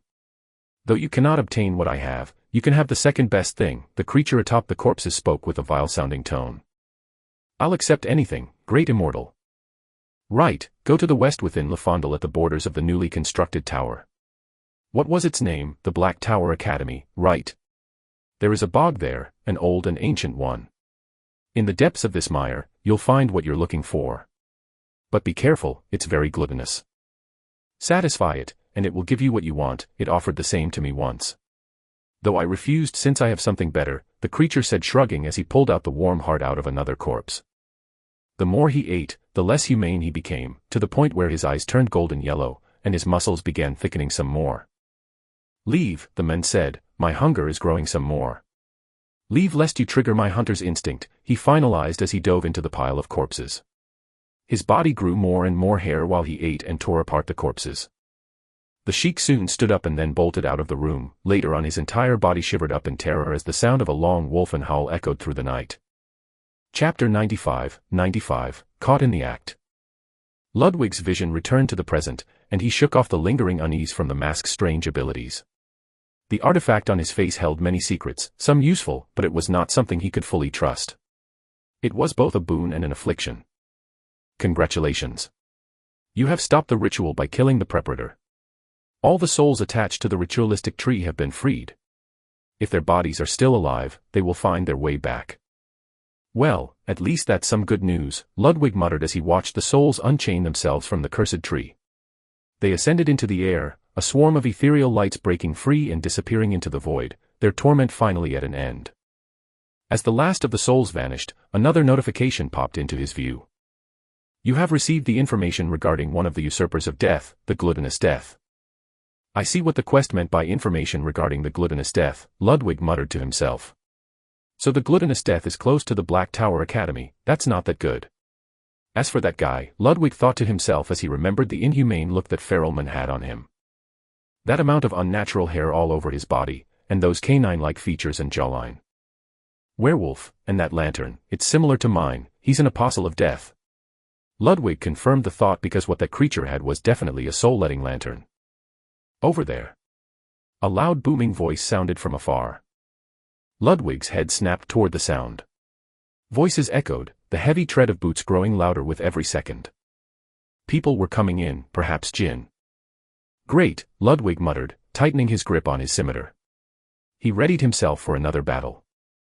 Sudden quest. Ah. Another one.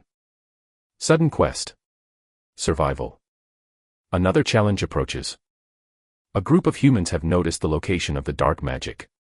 They are rushing down the Jin dungeon. If you are to be noticed for an undead, you will be forced to fight them and win.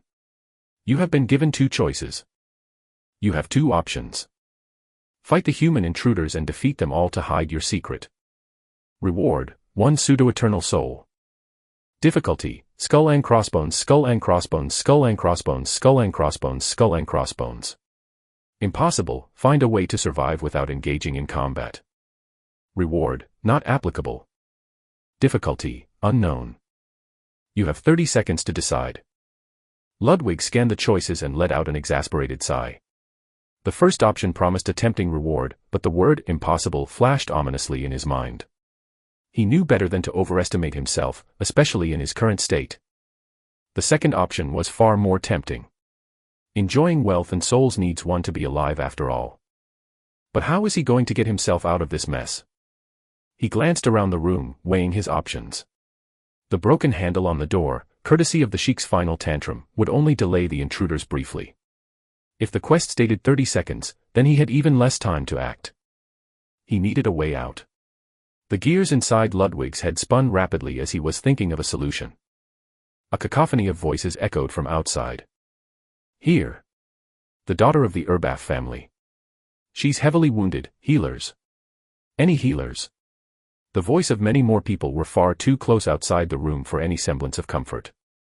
Ludwig grimaced. They'd found Alva, in a bad state. And between the desecrated corpses, the horrifying tree, and the zombies shambling aimlessly, Ludwig knew how it looked. He was the perpetrator. Ludwig hesitated for a second. Should he act like a skeleton? No, with the zombies here, they might just outright purge the entire place. Experience exclusive tales on my virtual library empire. While he was looking for a spot to hide in, he remembered what Necros did to the lantern. He placed his hand on his lantern. Would you like to put the divine camouflage back on?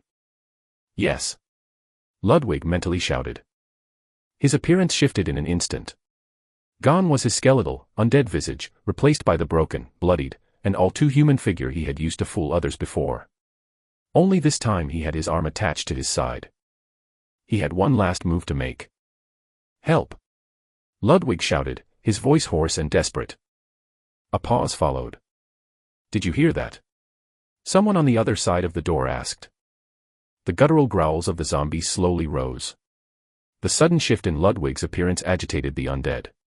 Drawn by his living aura, they began lumbering toward him. The door isn't budging. Someone said. A zombie arrived to Ludwig's side. Ludwig kicked it in the chest and backed off, with a broken scimitar in hand. More zombies were agitated by Ludwig's current appearance as they felt more and more hunger welling up inside their pit-like stomachs. One of the zombies managed to grab Ludwig by the foot, but he cut one of its arms off. The other tore at Ludwig's clothes, but he moved to the side. Looking at the tree, Ludwig leapt forward and managed to grab onto one of the branches, desperately pulling his body up and away from the grouping. Zombies. Soon all the zombies in the room surrounded the tree. The undead gathered beneath him, clawing and moaning in frustration as they tried to reach him. Get away from the door. A loud vigorous voice sounded from behind the door. Ludwig didn't know if the warning was for him, or for the people behind the door. Seconds later, the door, wall and all that was attached to it was blown away. The force sent dust and debris flying through the air, some of it pelting Ludwig as he clung to the tree. Once the dust settled a bit, Ludwig was able to see the group of people behind the broken wall. About 20 of them, and one of them he recognized. It was the old man who he played chess against this morning. While one of the people at the front seemed to be as massive as the jinns themselves, though he was even more so thanks to a set of armor cladding his entire body. Behind these two people was a bunch of soldiers of mixed drabs. Some wore knightly armors, and others were wearing leather armor, while a small group of 5 had a set of armor that was disturbingly familiar. It was the same armor set that Ludwig saw in the vision where he was killed by the small boy. All thousands of those armed paladins wore that very set of armor. Ludwig's heart tensed, though he had no heart. What in God's name is this? Someone asked in surprise. While another with a far less weaker stomach expressed his discomfort by spilling his last week's dinner on the floor. The stench of death and decay finally hit them, as they saw the desecrated corpses, the mangled bodies, the zombies, and the corpses attached to the tree. It all painted a picture of unspeakable evil. You are in a hostile environment. Shit, Ludwig cursed inwardly. After all, if anyone were to look at the situation, they'd all think Ludwig was the preparator. One of the soldiers aimed a bow at Ludwig. Dispel this darkness. He shouted at Ludwig, remove this filth. He howled once again. Ludwig raised both arms up. As you can see, he said with a bloodied face and too broken of a body for any human to even be able to speak comfortably in his stead. I'm a victim here, Ludwig said. Chapter 96, Lies and Fake Truth. Hold on, the old man said as he slowly lowered the aimed bow from the man next to him. You're the boy from this morning, the old man said. Ludwig nodded. Banner, kill the zombies. We'll discuss what happened with the boy later. Can't you see how wounded he is? The old man said. As the Lord commands, the giant man at the front nodded and simply flew forward, a massive tower shield in his left arm and a heavy sword that would be almost impossible for any normal human to wield in one hand and his other free arm. The giant crashed into the first group of undead with his shield splattering their organs and spraying their innards all over the place from sheer impact. He slammed down his sword at the others, slicing, no, more like crushing brutally in half anything that was unfortunate enough to meet the massive sword. Sliced, diced, crushed, and minced, everything was torn apart, the group of undead that would have probably mulched Ludwig. But for this massive-sized guy, they were nothing but a weed that he was culling without even breaking a sweat. In a matter of seconds, the more than 30 undead were all rendered to bits and crushed pieces. He literally beat the undeath out of them. I'm glad I didn't take option 1, Ludwig thought to himself as he saw how easily the guy disposed of these things. Now that the danger is gone, how about you come down the tree, the old man said. Ludwig had no intention of stalling as he slowly began his descent. Seeing that Ludwig was taking too long to come down, Banner groaned and kicked the tree, causing Ludwig to fall from the tree. Shit. Ludwig cursed, but before he made contact with the ground, Banner grabbed him by the belt. -2 HP. Ouch. Ludwig groaned. Careful man, shit hurts, Ludwig complained. Shut up, Banner replied as he dropped Ludwig down. The group of soldiers spread out around the room to investigate. So, child, tell me what happened here? The old man asked. Ludwig was about to reply, but something almost instinctual told him not to reply to the question right now. So Ludwig followed his instincts. Before that, what happened to the Erbaf girl? She hit her head hard. Is she okay? Ludwig asked. The old man had a wide grin showing on his face. With that many injuries on your body, you still ask for the well-being of others. Quite a good lad. Don't worry about her, she is fine. The old man said. He's trying to fool us, Lord. This boy must have been the one who did all this. He's trying to shift our attention, one of the paladins said. Are you stupid? The old man said. Look around you, this tree has been here for a pretty long while. And these two kids, they're wearing Tower Academy clothes. I met this boy personally, he isn't a preparator. Or at least from the first look of things. Regardless, you'll have to come with us for further investigation and treatment. You look like you're about to die any moment. I'll heal him, one of the paladins said.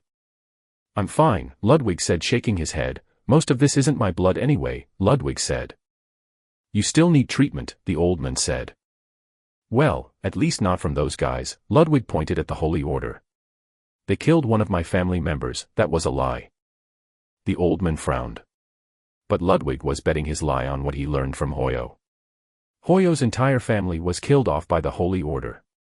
And that basically means that this holy order are able to kill off entire families with little to no worries or even by simple hearsay and rumors. Then it was very probable that Ludwig's lie could be considered true. I see, here then, the old man said as he threw a red thumb-sized vial toward Ludwig. Ludwig grabbed it and inspected it. Medium health potion. Instantly recovers 20% of the user's health and increases their regeneration rate by 100% for the next 300 seconds. He smiled inwardly. His gamble worked. So things are good so far. Ludwig popped the vial open and chugged it down. Many thanks, Ludwig said as his health recovered and some of the wounds on his body healed up, though that was all just an illusion and fakery applied by the lantern. The blood and grime on him and his robes were still there, but for the onlooker, he seemed to have recovered. Good then, you should be able to move by now, the old man said. Yeah, Ludwig said and stood up. But tell me, who are you? Ludwig asked. You'll know in time. For now, I'm taking care of this whole mess. We need to know who's responsible for this, the old man said. The whole city almost turned to ruin. And there are so many people who look like they're puppets. We need to get down to the bottom of this. Oh, about the puppet-like people, that should be solved, I think. Ludwig said. What do you mean? The old man asked. Ah, the preparator. Ludwig pointed at the remains of a heavily mangled carcass. Blood, viscera, and bitten bones were all that remained from it. That's the guy. He got eaten by the zombies, and once he died, well, the souls got released, I guess. Ludwig tried to sound as unconvincing as possible. He needed to act as if he had no idea what truly was going down here. The old man frowned. That's a bit too convenient. I don't know how to explain it, but this tree, Ludwig said, made him pretty much unkillable as long as there were bodies around it. Whatever happened to him, he'd transfer it to the bodies. And how did he die? The old man asked. I kinda caused it, Ludwig shrugged, after I stabbed him in the head, and tore his ligaments, crushed his pelvis, broke his knees, and a few more gruesome methods. He switched to necromancy. And how would you know he used necromancy? The old man said, that a forbidden art. The old man added. Remember. Ludwig pointed at his clothes. Black Tower Academy, we're taught ways to fight the dark arts. All I did was disturb his necromantic ritual, though I almost died because of it, Ludwig shrugged. Is that so? The old man said while suspicion was growing clear on his face. He is right, my lord, another person spoke up as he approached with a crystal in hands. All he said was the truth, my lord. Ah. Truth, when did that happen? Chapter 97, escorted out. I was right. The hell, all I said were lies. Who's helping me? A man among the group came up forward with a crystal in his hand. I just used a memory recall of the earth. It showcased exactly what the boy did. He fought against a man wearing Saharan clothes. The black turban on his head means he is a sheik. The boy also beat several jinns, which is pretty impressive. And here, as you can see, the sheik was actually using several forbidden arts. It's here where he used necromancy. The man said as he began showing scenes that definitely did not happen. Ludwig was completely baffled when he saw things that shouldn't be there. On the crystal, scenes of the sheik personally calling necromantic sigils, and Ludwig in the crystal was throwing his scimitar at the sigils, breaking its harmony and making the corpses go against the sheik. The look of utter surprise and confusion on Ludwig was thankfully hidden by his mask. The fuck is this? Do they have a memory recall magic? And it didn't work on me. Was it the lantern that affects all that is perceived about me? +1 wisdom. Well, I guess that confirms it. Ah, ahem, the old man coughed in embarrassment. I truly apologize if I sounded or looked skeptical because the words you said do sound quite strange. He had no reason to use necromancy after all. But from the scene, you didn't allow him to do anything. I guess his desperation got the best of him. Regardless, we'll still need a bit more from you regarding the investigation. So how about you follow these gentlemen here so we can figure out some more? Sure, Ludwig said, shrugging. Escort Ludwig and Alva outside, the old man said. Ludwig nodded and followed the lead of one of the soldiers. Only then did he realize, when did I ever tell him my name? Turning to the old man, the latter gave him a knowing smile and turned his head back to the group of soldiers to manage the rest of the scene. You have successfully cleared the sudden quest, survival. Thankfully, that's done. Ludwig thought to himself as he was escorted out of the dungeon by 3 knights who seemed to belong to the old man. The rest of the paladins were giving Ludwig the eye, perhaps discontent with the fact he called them out for being warmongers and killed his family. But hey, anything works as long as he gets to survive this ordeal. The three knights moved Ludwig up, and one of them couldn't help but ask, "How did you do it? You look barely over the age of 20, you killed several jinns and a necromancer." "Hey, Pavel, don't ask questions you're not supposed to," another knight rebutted. "Come on, Simons, you saw the boy, those are lesser jinns, they're pretty tough. I'd take any of us a hard time clearing out this whole place by ourselves," he said. "He did have the Urbaf girl's assistance," another said. Ludwig jumped in, "Yeah, she helped a lot, I'm not claiming to be some sort of hero. I did have help from her," Ludwig said as he peeked over his shoulder. The paladins from before were healing Alva as they moved her behind them. "Quite the good move, kid," the man named Pavel said. "This should put you in good regards with the Urbaf family. Keep it up and you might even get an invitation to their house," he said. "What would that serve me?" Ludwig asked. "Seeing that you don't have a house emblem on your academy robe, you're probably from either a commoner family, or maybe a special admission. Having the backing of the Urbaf family will serve you greatly in your career. Trust me," he said as he pointed at his own symbol on his chest. A small bear-like badge was pinned to it. "I see," Ludwig said. He had no intention of joining any family, but faking interest would easily get him on the knight's side. "All right, climb up," the soldier said as they reached the ladder. The whole group soon left the dungeon and were out on the street. Where the city was full of noise and commotion, it was far calmer now. Soldiers and knights wearing the same designed armor as the people escorting Ludwig were all over the city. "Seems like news of what happened spread really fast," Ludwig said. "It's because the Lord came to enjoy the festival. I guess we were fortunate for his presence," Simon said. "Who is the Lord, by the way?" Ludwig asked as he didn't have the chance to inspect the men earlier. "Don't," Pavel spoke immediately, putting a stop to the conversation. "If the Lord wanted you to know, he would have told you personally. Regardless, please go up that carriage and wait a bit." Ludwig nodded and hopped on the carriage, watching the events unfold. He was expecting to remain here for a while, but soon the giant man and the person everyone called Lord came out of the dungeon. Alva was hastily carried away by the paladins, and that left only the Lord and his escorts. The old man asked a few questions to the guards next to the carriage, then took note of Ludwig sitting inside it. He then gestured with his head to Ludwig, recognizing his current situation, and then approached him. "Ludwig," the old man said. "Yes," Ludwig calmly replied. "You'll have to come with us for tonight, we have many things to ask you." "Fine by me," Ludwig said, although he was worried that if he were to be taken for investigation more issues could come up. "But, can you send someone to check up on my friends? One of them was a victim to this ritual. I want to know if she is all right," Ludwig said. The old man's brow furrowed and then he smiled. "Sure, you do have a genuine heart for caring about your comrades." Fakery of Death has activated. Chapter 98, The Wandering Merchant.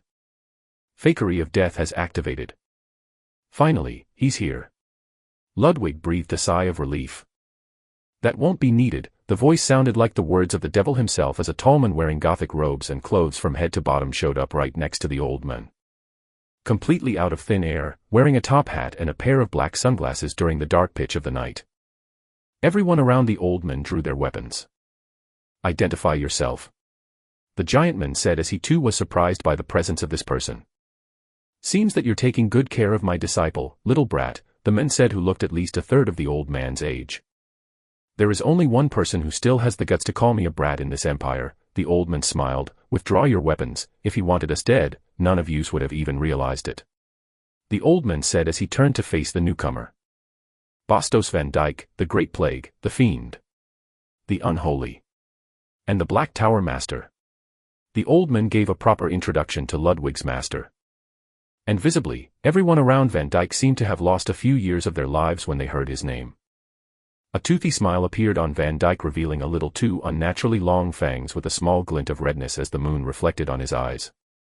"I see my boy here had caused some trouble," Van Dyke said. "Not at all. As a matter of fact, if it wasn't for him, things would have been much more troublesome," the old man said. Van Dyke took a sniff at the air, then crumpled his nose. Profane rituals, disgusting," he said. "You can even recognize the magic," the old man said in surprise. "I wouldn't be a tower master if I couldn't even do that. But this one is a bit too ancient, quite dangerous. I need to take a look, but before that." What are you planning on doing with the boy?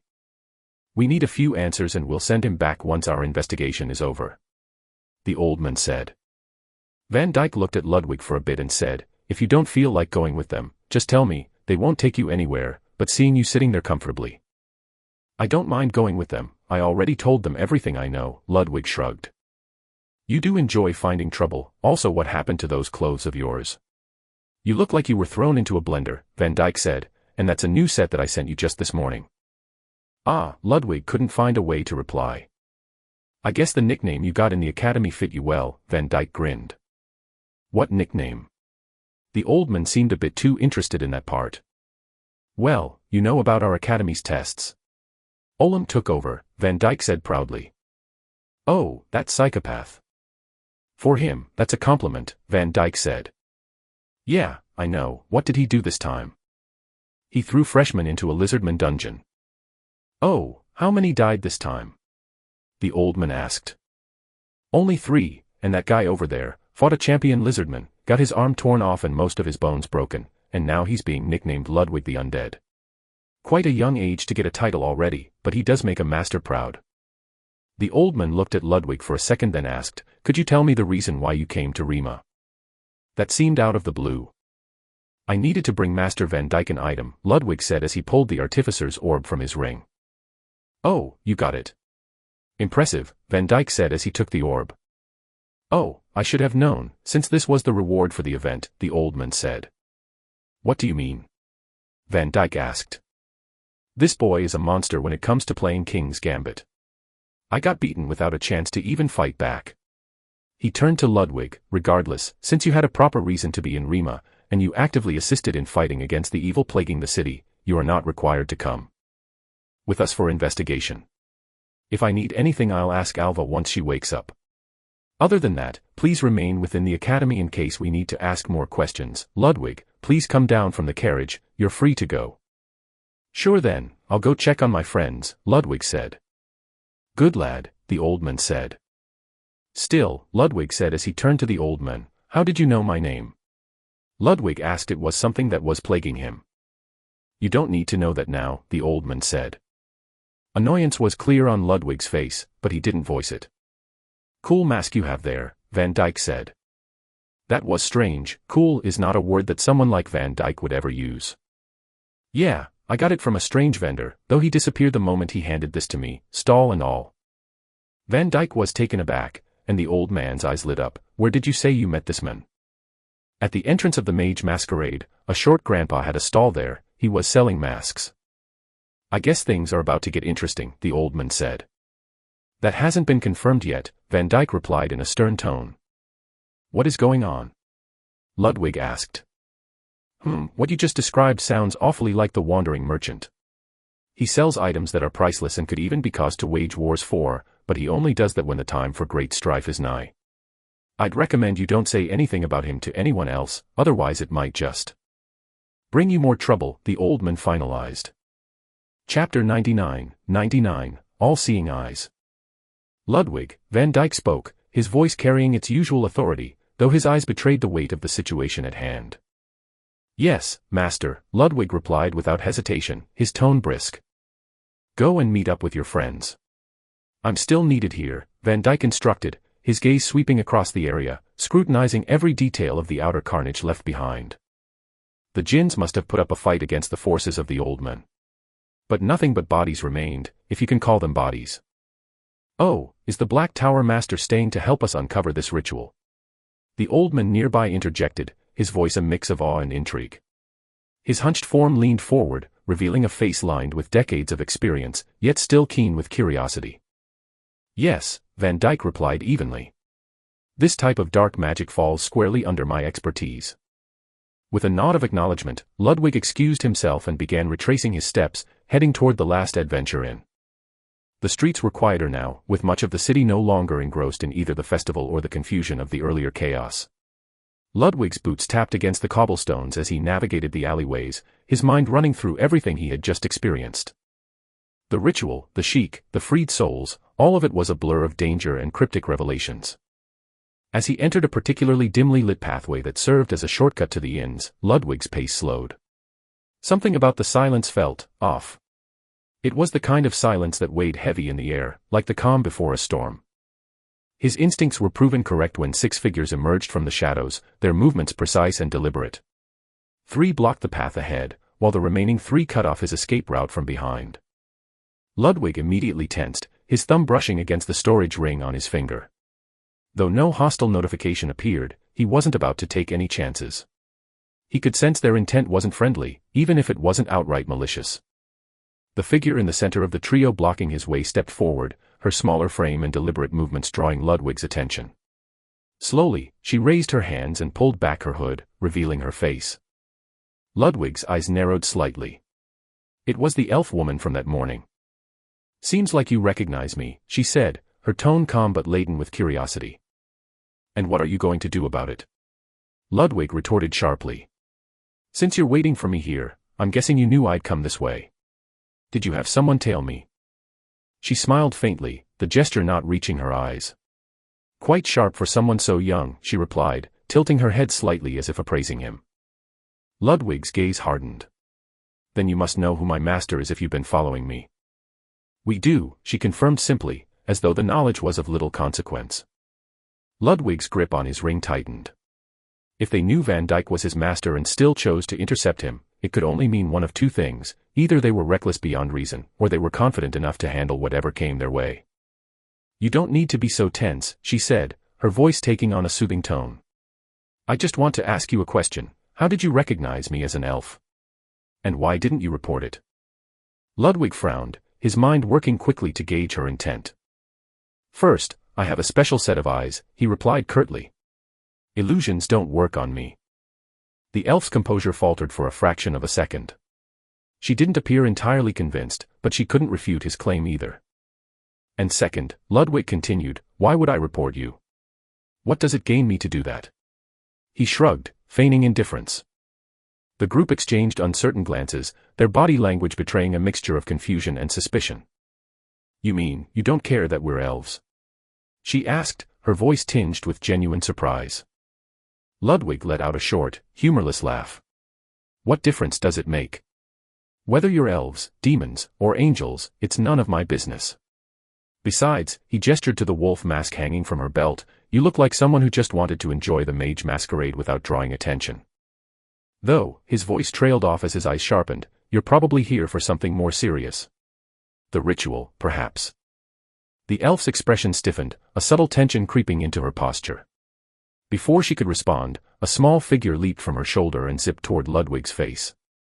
It was a tiny creature, no larger than his hand, with a form that defied conventional description. Its humanoid body was adorned with 8 translucent wings fluttering at dizzying speeds, and its large, beady eyes sparkled with mischief. Its oversized mouth revealed rows of sharp, shark-like teeth, adding an unsettling edge to its otherwise playful demeanor. "I like him," the creature chirped, its high-pitched voice echoing in the narrow alleyway. It flitted around Ludwig's head, examining him from every angle. "He's very smart. And oh, what an interesting smell." "Smell?" Ludwig muttered, his gaze following the erratic movements of the strange being. "Yes. He smells like the dead, but not the rotting kind. No, this is something divine." "And what exactly are you?" Ludwig asked, his tone more curious than alarmed, and also more interested in changing the subject. "I'm Lipsy. A wind spirit," it declared, puffing out its chest proudly as it perched atop Ludwig's head. "I see," Ludwig said, brushing his hair back into place. He reached up and gently pinched the spirit between his fingers, lifting it off his head. Lipsy struggled playfully, her tiny limbs flailing as she let out an indignant squeak. "She's the one who camouflaged your appearance," Ludwig deduced, shifting his attention back to the elf. "You catch on quickly," Lipsy said with a satisfied nod. "So, what's next?" Ludwig asked, his tone steady. The elf hesitated before replying. "Our business here is finished. We'll be leaving Le Fondle tonight. I only asked my companions to intercept you because I had one last question." "Sure thing, Princess," Ludwig replied with a smirk. The atmosphere shifted in an instant. "You are in a hostile environment." "What the hell?" Ludwig uttered as the elf's companions drew their silver swords, the tension palpable. "Your Highness," one of the guards growled, his voice low and menacing. He knows. He must die. Ludwig raised an eyebrow. You honestly think I just figured it out now? He asked, his tone dripping with sarcasm. If I wanted to report you, I had all day to expose you. Stop being stupid and put those swords away. Mana began pooling in Ludwig's hand, his body tensing as he prepared to activate self-immolation. If things escalated, he wouldn't go down without a fight. Calm down. The elf woman commanded, her voice sharp. He clearly means no harm. He's right, we'd already be exposed if he intended to report us. She turned to Ludwig. What's your name? Ludwig, he replied curtly. My name is Florin Alsa, she said. That's a lie, Ludwig shot back without hesitation. The guards tightened their grips on their swords, the tension in the air thick enough to cut with a blade. How would you know that? The elf demanded, her voice unsteady. I told you, I have special eyes, Ludwig said, his gaze piercing. And those eyes see the lies, Miss Lorena. The name struck like a thunderclap, sending ripples of unease through the group. Chapter 100, Chapter 100 First milestone, let's go. Her soft laugh cut through the tension, her voice carrying a surprising warmth despite the situation. You're an interesting one, Ludwig. Eyes that pierce through illusions and unravel lies, truly intriguing. Yes, I am Lorena Ules, the princess of the fallen elven race. Or as your kind prefers to call us, the traitors of humanity. The tone of her voice shifted, tinged with bitterness as though she were accustomed to such accusations. Ludwig's brows furrowed slightly, his mind spinning with questions he chose not to voice. Instead, he observed her carefully, his instincts urging him to measure her words, her posture, and the subtle tension among her companions. You seem perplexed, Lorena said, her sharp gaze catching his hesitation. I suppose there's much you don't understand about our history. But that is a story for another time. For keeping quiet about us and allowing us to enjoy some of the shows here, please take this, she said. She reached into a small pouch hanging from her waist and withdrew an item that shimmered faintly even in the dim light, a golden acorn. Its surface was adorned with intricate patterns that seemed to glow faintly with an inner light. Ludwig grabbed the item and asked, What is this? That would come in handy if you ever need help while you're in the Evergreen, the land of the elves, she said and gave Ludwig a courteous bow befitting a princess from a noble lineage. Ludwig weighed the acorn in his hand for a moment, its unexpected warmth tingling against his palm. He gave a faint nod and pocketed it without further question. I'll keep that in mind. Pleased to make your acquaintance, Truthseeker, she said once Ludwig accepted her gift. An elven princess has given you a title. Truthseeker, no inherent bonuses. The notification hovered briefly in Ludwig's vision before fading, leaving behind an odd sense of finality. Around him, the tension among the elf's guards began to dissipate as their weapons lowered. Ludwig nodded as he pocketed the acorn. Please visit us someday, Lorena said, her voice softer now. Though I hope it will be under better circumstances. For now, we must take our leave. You've already dealt with the greater threat we came here to resolve. I suppose it had to do with the ritual, Ludwig asked. Indeed, the tree that you saw there, it was something that belonged to us, it was stolen and corrupted.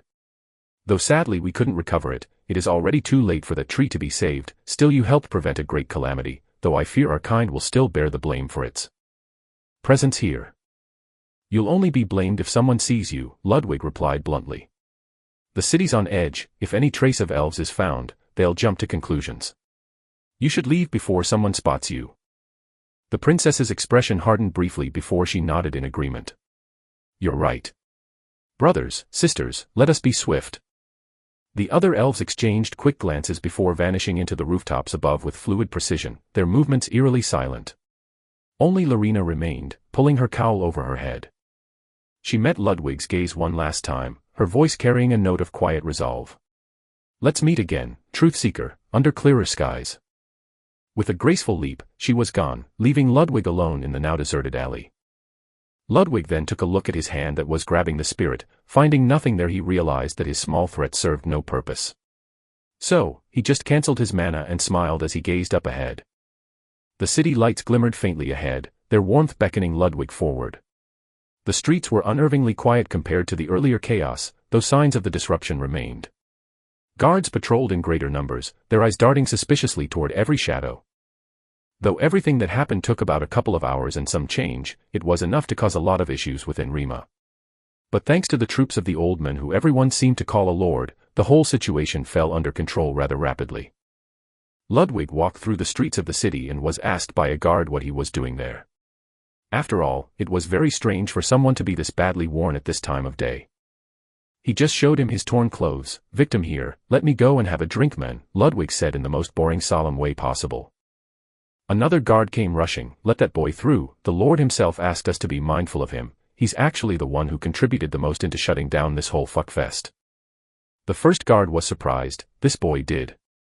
He obviously couldn't believe it, especially how rugged Ludwig looked. "Yeah, the whole squad is talking about it. They say even Banner the Giant gave him a word of praise for surviving a horde of undead and killing the assailant. Do you mind removing your mask? I want to see a look at Rima's hero," the first guard asked. "That's rude," the second one replied. "Sir, please go on ahead. Everyone here will be shortly informed of your current disposition and mask. You will get a pass free through all the city while the investigation and current martial law is in place." "Wait, there is a martial law?" Ludwig asked. "Yes, the Lord enacted it. All facilities are to be closed. Well, 2 hours ago," the guard said in an awkward manner. "Shit, I need to get to an inn, my friends are there." Ludwig cursed. "Then please go on. If they're in an inn they should probably still be there. Inns and hotels and short-stay places have also been informed to keep their tenants there for the night." Ludwig nodded and hurried toward the last adventure inn. Only then did he realize that the guards were right. Though the lights of the city were still on, not a single store or shop was open and everyone had their homes closed for the night. Ludwig arrived at the last adventure inn and found its main door closed. He knocked a couple of times, and a burly voice sounded from behind the door. "Who is it at this time?" "It's martial law, and we aren't serving drinks anymore." "I need to see a couple friends of mine, they're inside," Ludwig said. "Ah, it's the customer from earlier," he heard from above him. The busboy from this morning was peeking. "Gramps, let him in, his friend already paid handsomely for the room and the food they ordered." The door creaked open, revealing the inn's inside. "Hurry up inside," the burly man's voice sounded. "I don't want no trouble with the nights." "Thank you, sir," Ludwig said as he walked through the now open door. "Damn boy," the burly voice owner said. Looking to his left, Ludwig found the voice perfectly matched the person, a quite large person almost as big as Banner himself standing behind the door. He had more gray than black hair on his head and seemed to have more muscle than any tenant should have. "You look like you crawled out of a battlefield." "Yeah, something like that happened." "You promise you're no trouble, right?" Ludwig held 3 fingers up. "Scout's honor," he said. Confused at the gesture, the old man couldn't help but sigh. "Just don't cause any issues, or I'll personally kick you out," the old man said as he closed the door. "Your friends are upstairs. I'll send for someone to fill a barrel of water for you to clean up," he finalized. "Thank you, I appreciate it," Ludwig said as he made his way upstairs. Surprisingly, there were still many people downstairs sitting around the tables, drinking and talking, and all of them seemed to take note of Ludwig's current appearance. "I really need to change," he thought to himself. Ludwig hurried up to the upper floor and was met with the same busboy from earlier. "Hello again," he said in his same friendly tone. "Let me lead you to your friend's room." "Lead the way then, I need to check up on them, and I really need a shower," Ludwig said. "Of course, I'll handle that for you," he said, then stopped and turned to face Ludwig when they were a few steps on the stairs and away from all praying eyes and ears. "Although there is something I'd like to ask you first," the busboy asked in a hushed tone. "What is it?" Ludwig asked. "How does it feel to be an undead?" the busboy asked, smiles and all.